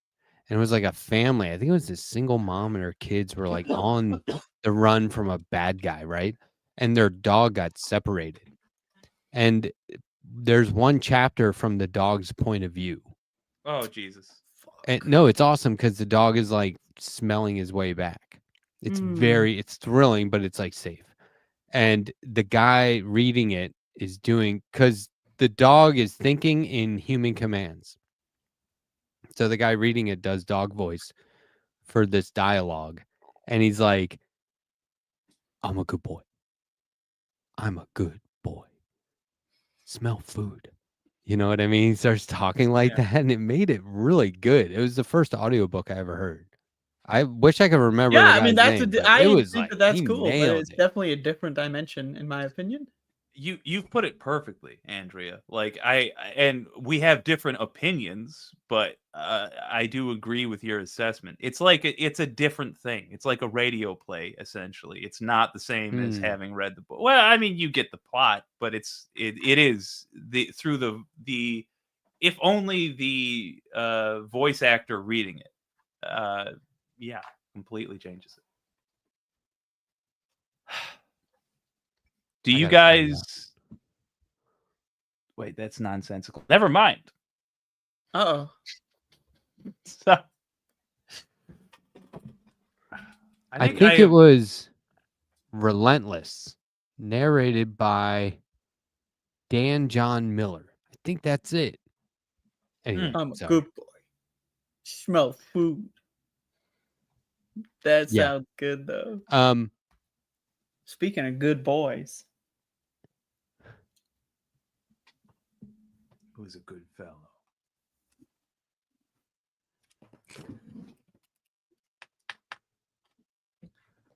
I am. Oh, that is a And sweet it's if it's not an audiobook, it's just like what do they call them? These like old timey radio shows, you know? yeah, radio dramas. Those were or comedies, whatever. Radio Yeah. plays the best. They're doing those now for like Hellboy novels and stuff like that, and they're fine. They do them for Batman and stuff like that. Like HBO has Yeah. a series of them. Action stuff is always weird to me, but it translates fine, I guess. Yeah, I just would rather watch it. Same. It's like going to an opera and then only reading the lyrics sheets.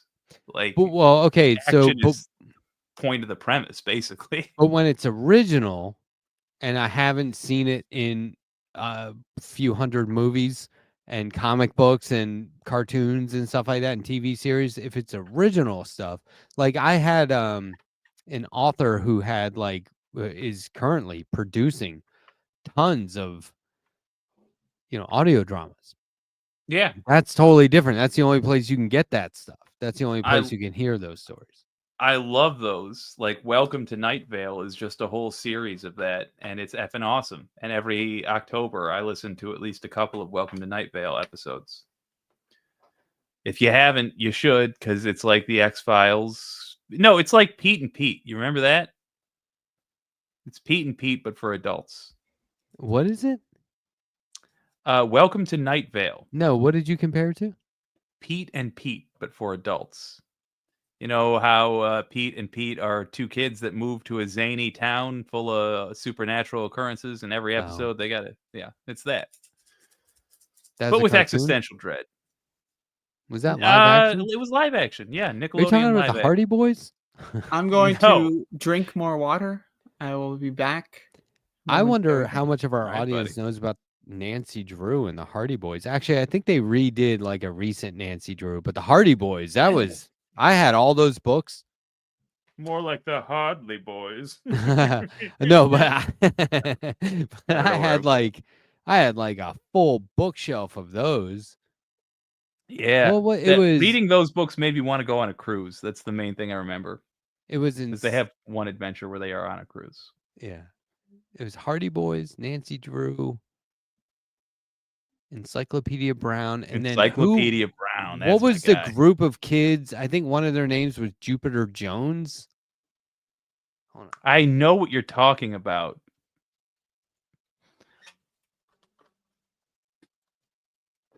Also, before Andrea gets back, do you want to do something where we're just both away? Like we both just walk away from the camera, leave this up, and just let her figure it out? I'll tell you what I tell every boss. If I'm going to take a break now, I'm just going to go. I'm getting pretty close, if I'm honest. Last week, though, we did a 1-hour show. So I feel like we got to make up for it. Yeah. Well, we already did it, 2 hour.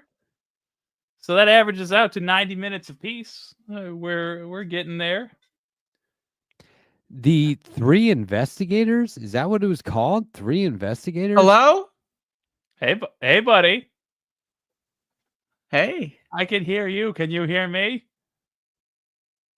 Just give me a second. I think it was 3 investigators. I think that's what it was. I thought the name of the thing was just Jupiter Jones, but Well, he was their leader. Oh, and never mind. I thought it was a female, but apparently No, this it's is not. it. The mystery of the Moaning Cave. I'll never forget that. Holy shit, this is it. The mystery of the Green Ghost. The secret of the Haunted Mirror. The secret of the Terror Cast. So they're either the secret of or the mystery of. That's fucking formulaic as hell. I love that though. If you're writing a serialized thing where basically the same events happen constantly and you're just playing with the specifics, do write it like that. You don't have to hide what it is. I want an entire shelf in my library just full of samey type books.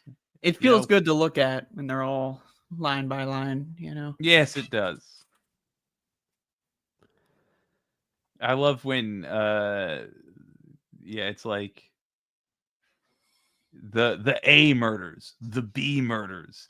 C is for car homicide, and V you'll find is a sequel. D is for dogs killed me. No. E is for elephants killed me this time. F, French horn murders. There's like 100 books of the 3 investigators, some featuring the 3 investigators. Only some? And then there were a couple of films. Oh, fuck. And they're German. What the? I found like a whole website. This is crazy. Okay. Is it a Hitler pun website? No, I'm going to have to check that out because I thought that I didn't know they were called the 3 investigators. I guess I just didn't know that about them. But those are the books. I'm going to track those books down. I would love to read those again. They're probably like real large print. Probably take me like a couple of minutes to get through the book. Probably figure out the mystery on the first page. Probably. Encyclopedia Brown was bullshit. Those were the mysteries that you couldn't solve them. At the very end, he would reveal a clue or a plot point that he realized at the beginning but didn't tell the reader. He would go, haha, what you don't know is that I already solved this 3 days ago. And you're like, But wouldn't it usually be a scientific fact? Like, that's how I learned which way candle wax burns. yeah, it was maybe something like that. Yeah, I think you're right. Wow, that's so long ago. And the Hardy Boys had a TV show. Frank and That's Joe wild. Hardy. Oh, yeah. Weren't they played by, like, basically adults? And it was Yes, weird. totally. Because they're like, Yeah. they go like they're sneaking into a hotel or like they're sneaking into a restaurant They're to like try 40. to figure out who. Yeah, it's like, are you gonna try to bang that waitress or what are you doing? I dude? think they were at least 30. I don't know, but yeah. You know what I Yeah. found out? You know, My So-Called Life, Claire Danes' debut acting.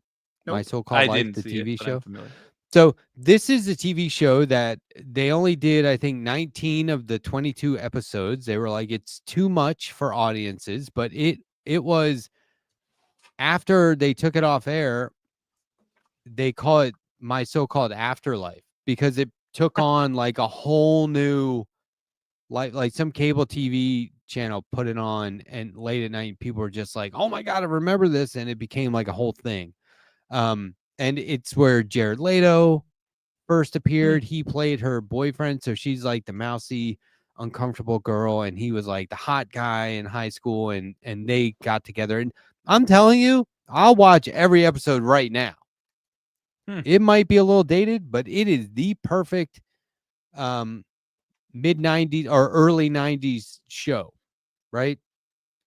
Think a lot of flannel, a lot of corduroy, right? Like grunge bands and stuff like that. So it was great. Like I loved it. And I found out that Claire Danes was 14 when she filmed that, and Jared Leto was 21. And they had like makeout scenes. Oh no, thank What you. the fuck? So the way they did it was the script, and this is in an interview I saw with Claire Danes. She said the script said they would kiss each other's face. And it was just like a way they weren't really kissing, but the camera looked like it. And I was like, bad enough. That's bad enough, really. But I would say My So-Called Life and Freaks and Geeks. In the context of acting, I will say this. If you're kissing like right here on somebody and they're kissing there on you, that's okay.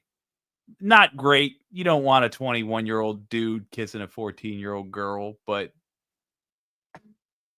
I based on what you said at first, I was horrified, and now I'm just like, for the early 90s or whatever, that's actually way better than where I thought you were going with this. I thought you were gonna be like, and then they dated for 2 years or some insane. But I mean, the bar is in the earth. I'm just happy that it was. I know. Yeah. And like the thing is, like, it's kind of like what we were saying about the image I put up of Fast Times virtual retelling or stage reading. You go, oh, Jared Leto. Ugh. Oh yeah, Ooh, James Franco. Yikes. You know what I mean? Like there's too much opportunity for that. Yeah. But anyway, it's 12:29 a.m. on the East Coast, and that's Eastern Standard Time. You're watching Left Past 10. It is Thursday, August 28th for now. And it will be for the foreseeable 23 and a half hours. Just want to remind everybody that Sunday at 6 p.m. on WYCD. What was that? will When was it? be, Sunday at 6 p.m. I'm at sorry, I WYCD. can't hear you. Hold on, I gotta adjust my Sunday, I Sunday, believe it's Sunday. Sunday, At the Sunday, Sunday. WYCD Arena. The Infinity Dome. Deuces. Get your Jake We've got- bugs and head on We've down. got We're the tip top, and the cream always rises to the top. Look, I should be fine. I've Is that your recovered a fungal lot. cream? Jake bugs who's come to in say? 10s and 20s now. Get your Jake bugs. I've recovered. Pre-order now and get 20 extra Jake bucks for free. I have recovered from the pneumonia, and I should be fine as long as a giant man mountain doesn't stomp on me before then. Oh, Head on over to the, what would they that was a say? good sound Head effect. on out to the lobby and get your Nope. refreshments. And there he goes, and that's it. Half price when you use Jake That's the end of bugs. Jake. He got plopped and a bloop, and then now Jake he's dead. bugs. You love fucking Jake bucks. Anything. You're gonna monopolize So- the currency like Donald Trump's meme coin. I worked at a place called Fresh Produce. It was apparel, right? And they had fresh produce bucks, and that's a mouthful. But I was always like, I said, why don't we just call them bucks? Like, to be a jerk. It's like, can't we just call them bucks?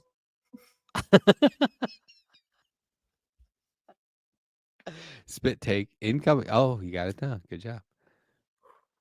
Why Anyway. can't we just call them bucks? That's good. That's good.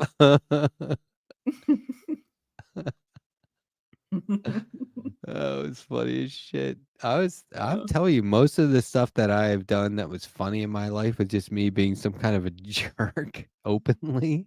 No, But sometimes it is funny. Well, there's there's the innocent jerk. That's innocent. Why don't we just call him like you're just trolling? You're trying to make life a little Yeah. more interesting.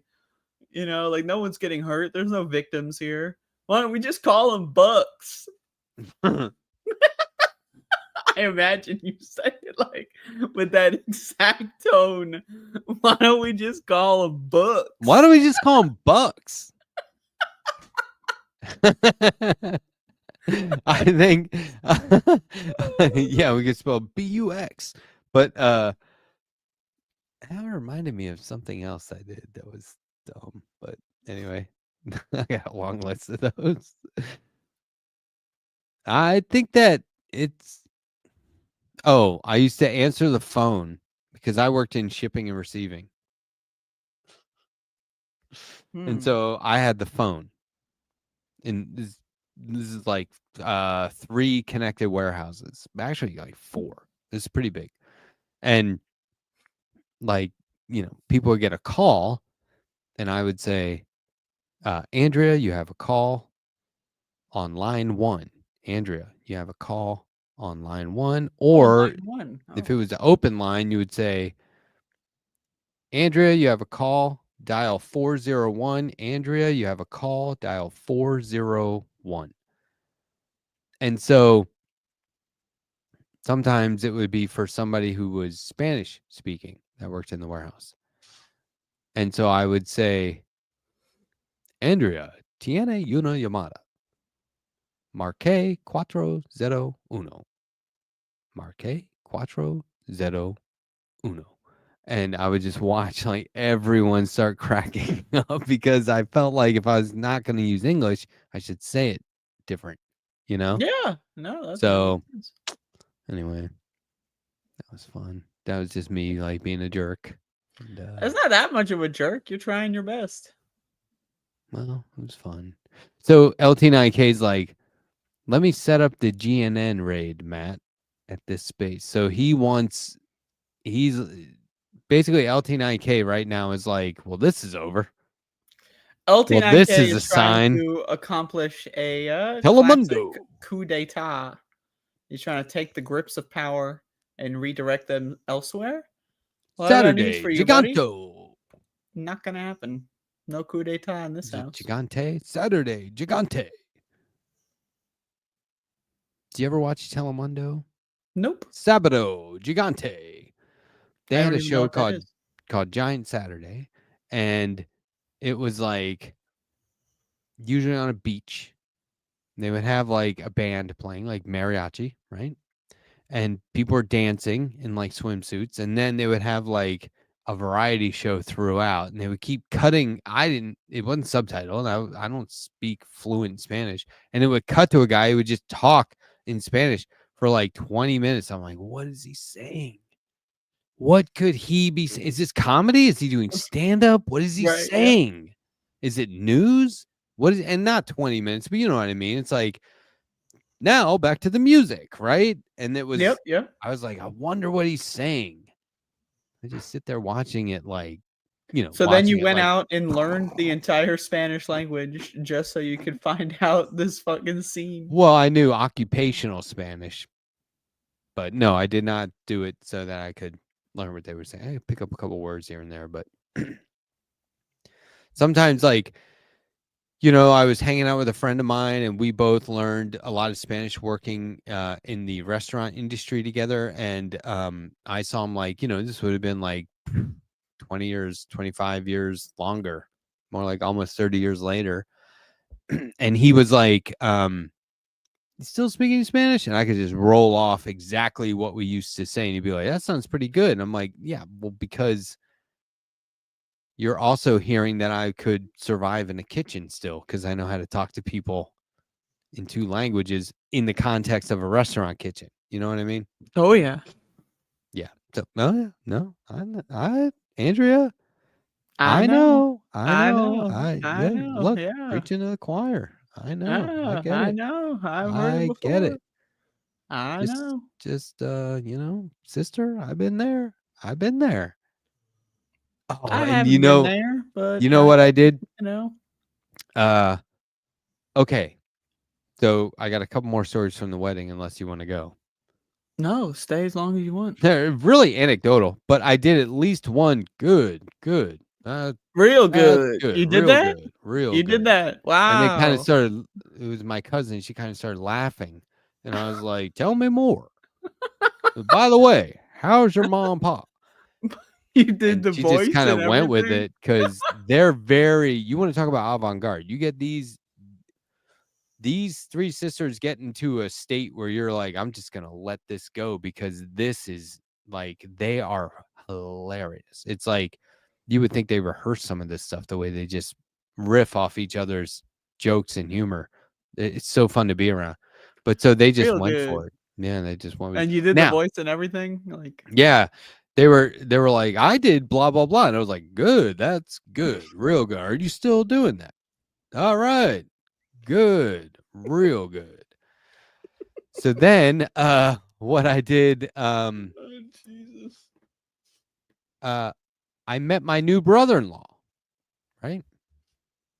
My brother's getting married. I met his whole family, and I'm talking to his brother-in-law, and he goes, hey, man, I watch all those shows, Hassan, Sam Cedar. I watch all those. And I was like, oh, really? And he goes, yeah.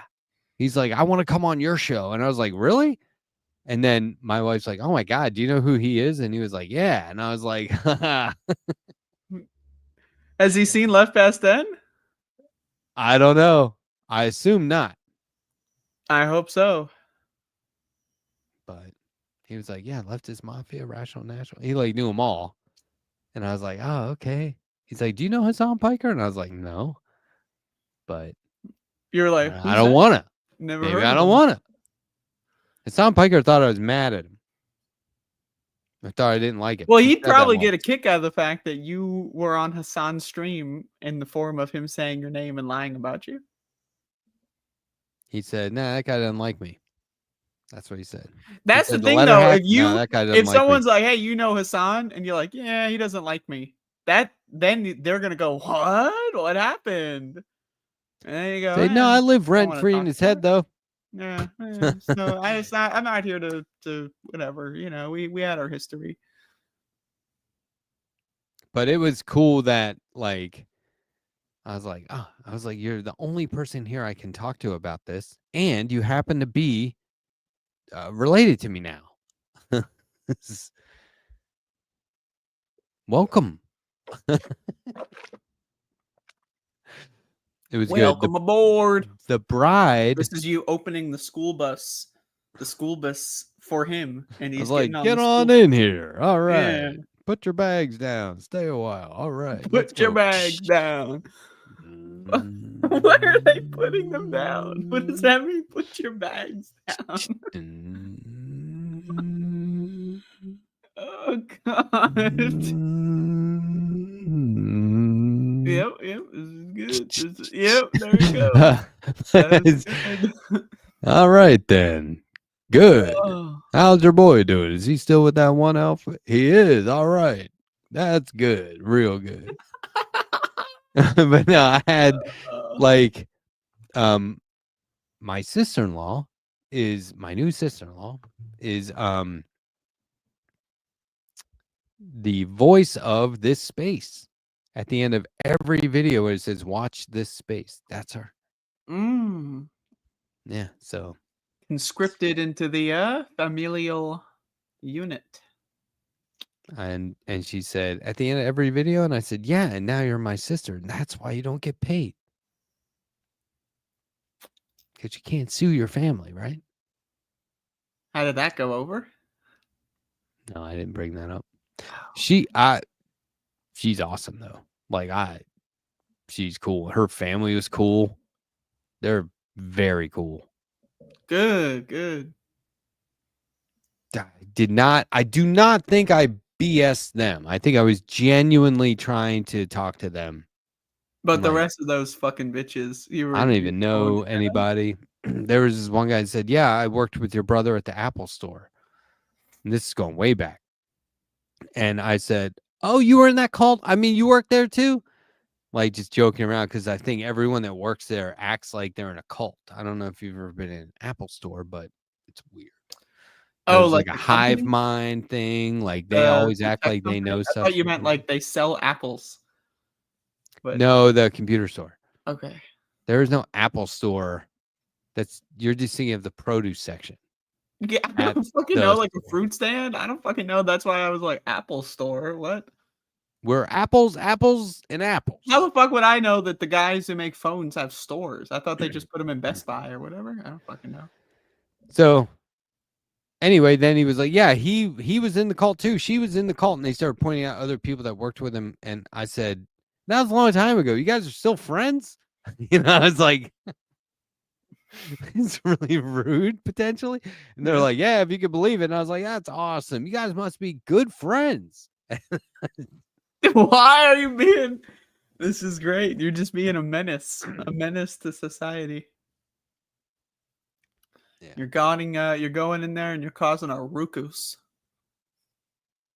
I'm really just trying to frustrate LT9K because he was like, let's get out of here. And I'm not. This is LT9K. This is my impression.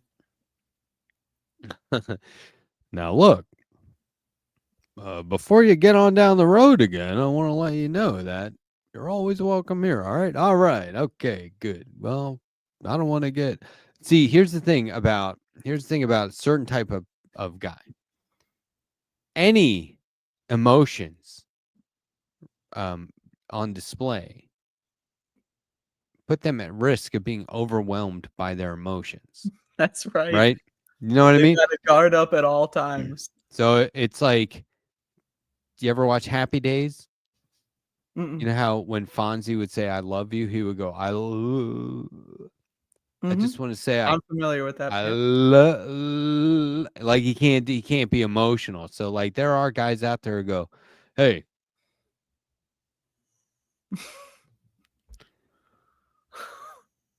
proud of you. You know, when that pauses, I'm gonna fucking cry. Right? Yeah, they're already losing it. I've been suppressing, and it's not because I'm overwhelmed with emotion. It's because I've been suppressing it, and now they're all coming up at once. Hey, proud of you. Or like, hey there. No, I love you. Can't just say I love you. You have to make sure that they know that you know I had that they know. this fucking guy. I was texting with a guy I worked with. I hadn't worked with him long, but we were cool. It was fine. And we were texting about work. And he goes, "Nice. Love you, bro." And then in parentheses, "No homo." Mhm. You talked to me about this one before. I did. We did a whole no homosexual thing. I just think it's so. I'll never get over how comical it is that he felt like I might have been on the other end going, "Hey, wait, he loves me."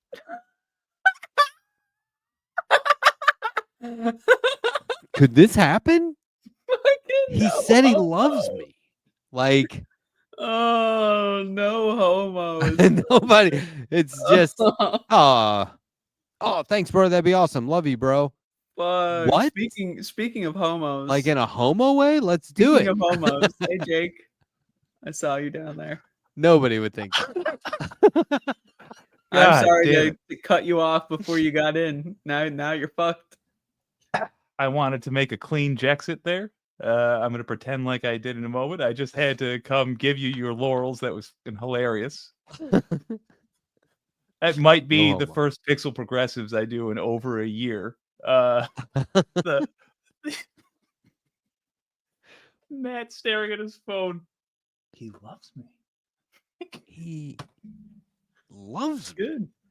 I mean, and then Andrea's follow-up. Oh my God. All right. Well done, Yep. both of you.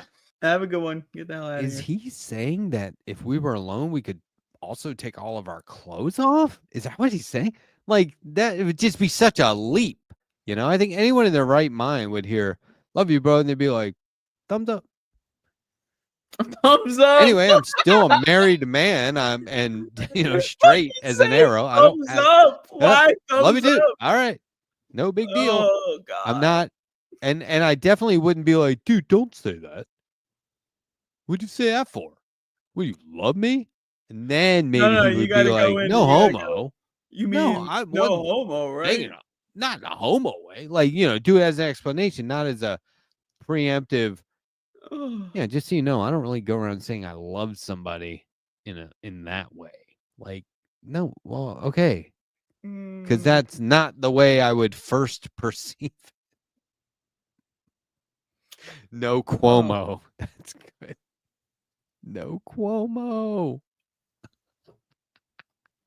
Start putting that in parentheses. Yeah, I vote. No Cuomo. Good luck voting. No Cuomo. That should be the campaign. Anyway, I didn't believe that was, and sorry, because I know we talked about this before, but I didn't believe that he was being serious. I think I checked with my wife to be like, "Is this a joke? Am I Which supposed to joke? go LOL? No The homo? no homo? Like, is that LOL? Yeah, you go all caps. LOL, you too, bro. And then you do no homo, and then you do the hug emoji and thumbs up. That's a lot, but yes. It's like one of those puzzles. Like, Yeah, that's how every social situation. Every time I text with anybody, that's how I'm thinking. That's a puzzle solution. I joked with my brother that he said something, and I thought it would be funny to say tight. You know what I mean? But like, that'd be weird. So I did a kite emoji and said -K + T. Because now it's funny. Because then you're like, tight. Oh, duh. He's being dumb. That's good. That's good. Yeah. I never followed up with him. He didn't react to it. It was the night before his wedding, so I assume he was busy. I saw him. And this was kind of cool because I got into town, 10 hours in the car, Beltway traffic, like DC, Washington area. Oh my God. Or DC, Baltimore area. That's insane traffic. And all the other routes the map was suggesting were like slower, 9 minutes slower. Go this way, 20 minutes slower. And I was like, ugh. We went like 30 miles in, I think, 2.5 hours. Like that. It was bad. So anyway, we were wiped, and so we kind of crashed early, and it was around midnight. He's like, "Can we stop by?" So my brother and his fiance want to stop by. And I was like, yeah, because we were so close to the venue that they wanted to drop off stuff for us to take over there the next day before it kicked off. So some homework for you. It wasn't just a It normal. was like a box of flowers that were going to go on every table. But they, here's the flowers that you're going to then give to me tomorrow and make a big deal. So Yeah. here's the thing. Wow. so we hung out like on the, literally on the stoop, because our Airbnb was an entire like corner row house. Mm. So I wonder what family used to live there before they got evicted and it's their a house gentrified was neighborhood. I gotta tell you, sold to people that would rent it out to you. Anyway, go on. I hope they banked, but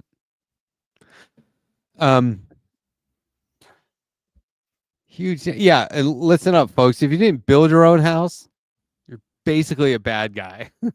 Pretty much. But Yeah. there's it was just fun to like hang out with them because for being like Baltimore City, it was very like chill.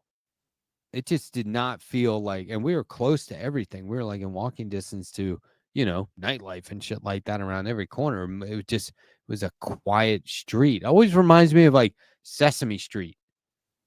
That just look at Sesame Street in like a very mysterious way. Like, how come I've never seen this street before? And then you go down it and it's like Sesame Street. Like it's hidden. Sesame Street is a street that's hidden in any neighborhood. Yeah, it could be. I always thought it was New You gotta York. look out. You gotta go. Yeah, I always thought it was New York City. I've gone down streets in New York City where I was like, oh my God, look at this street. This is awesome. Look at all this stuff down here. This is so cool. Some people Feel live like you're their in a new entire world. lives in that street. Yeah. Yeah. Every street could be Sesame Street. Mm. Okay. Well, anyway, it's 12:51 a.m. on the East Coast, Thursday, August 28th. For now, we can see Friday. Wait, it's not Thursday. Yeah, it is.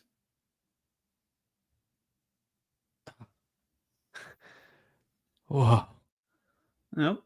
It's the brain Because fog. we started Yeah. on Wednesday. Yep. That's right. And so I was going to say tomorrow's on the horizon and say Friday. I was like, but it's not Friday. Tomorrow It is though. No, Tomorrow is a tomorrow's, Friday. but like the rest of today is my tomorrow. So that's Thursday. Wow. The weather where I am, it was like 65 today. That sounds boiling. I would It should. die. Matt has to take Mondays off. I mean, look at him. It's not going so well. Is this the but yeah, face of a guy Strackbein industrial complex. who can do a couple hours on Monday night? No. Actually, the amount of time goes into planning like a 2 or 3 hour show for me is just, I've tried to simplify it and reduce it. I just take it too seriously. Yeah, you probably do. You probably do. But as Jake would say, what can you do? What can you do? What if that should be his show? What can you do? What can you do? It's like he lays out everything that's wrong with politics, government, and all the things that people are doing wrong. He goes, well, what can you do? Anyway, that's my show. We should just do. I should get like a fake mustache and then just do a Jake parody show.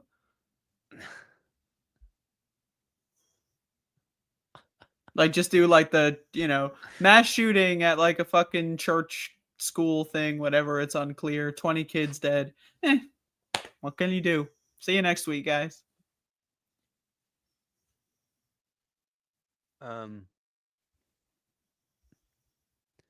They're asking me to redirect, and I think I've tried it before. That's some high tech shit. I don't know. That's a high. No, I've redirected, but I don't think GNN allows it. While you figure that out, I would like to once again tell everyone to go to @DoomSpeedruns on YouTube.com and watch my latest 3 1/2 of 1 hour speedrun of Ancient Aliens, the first ever done.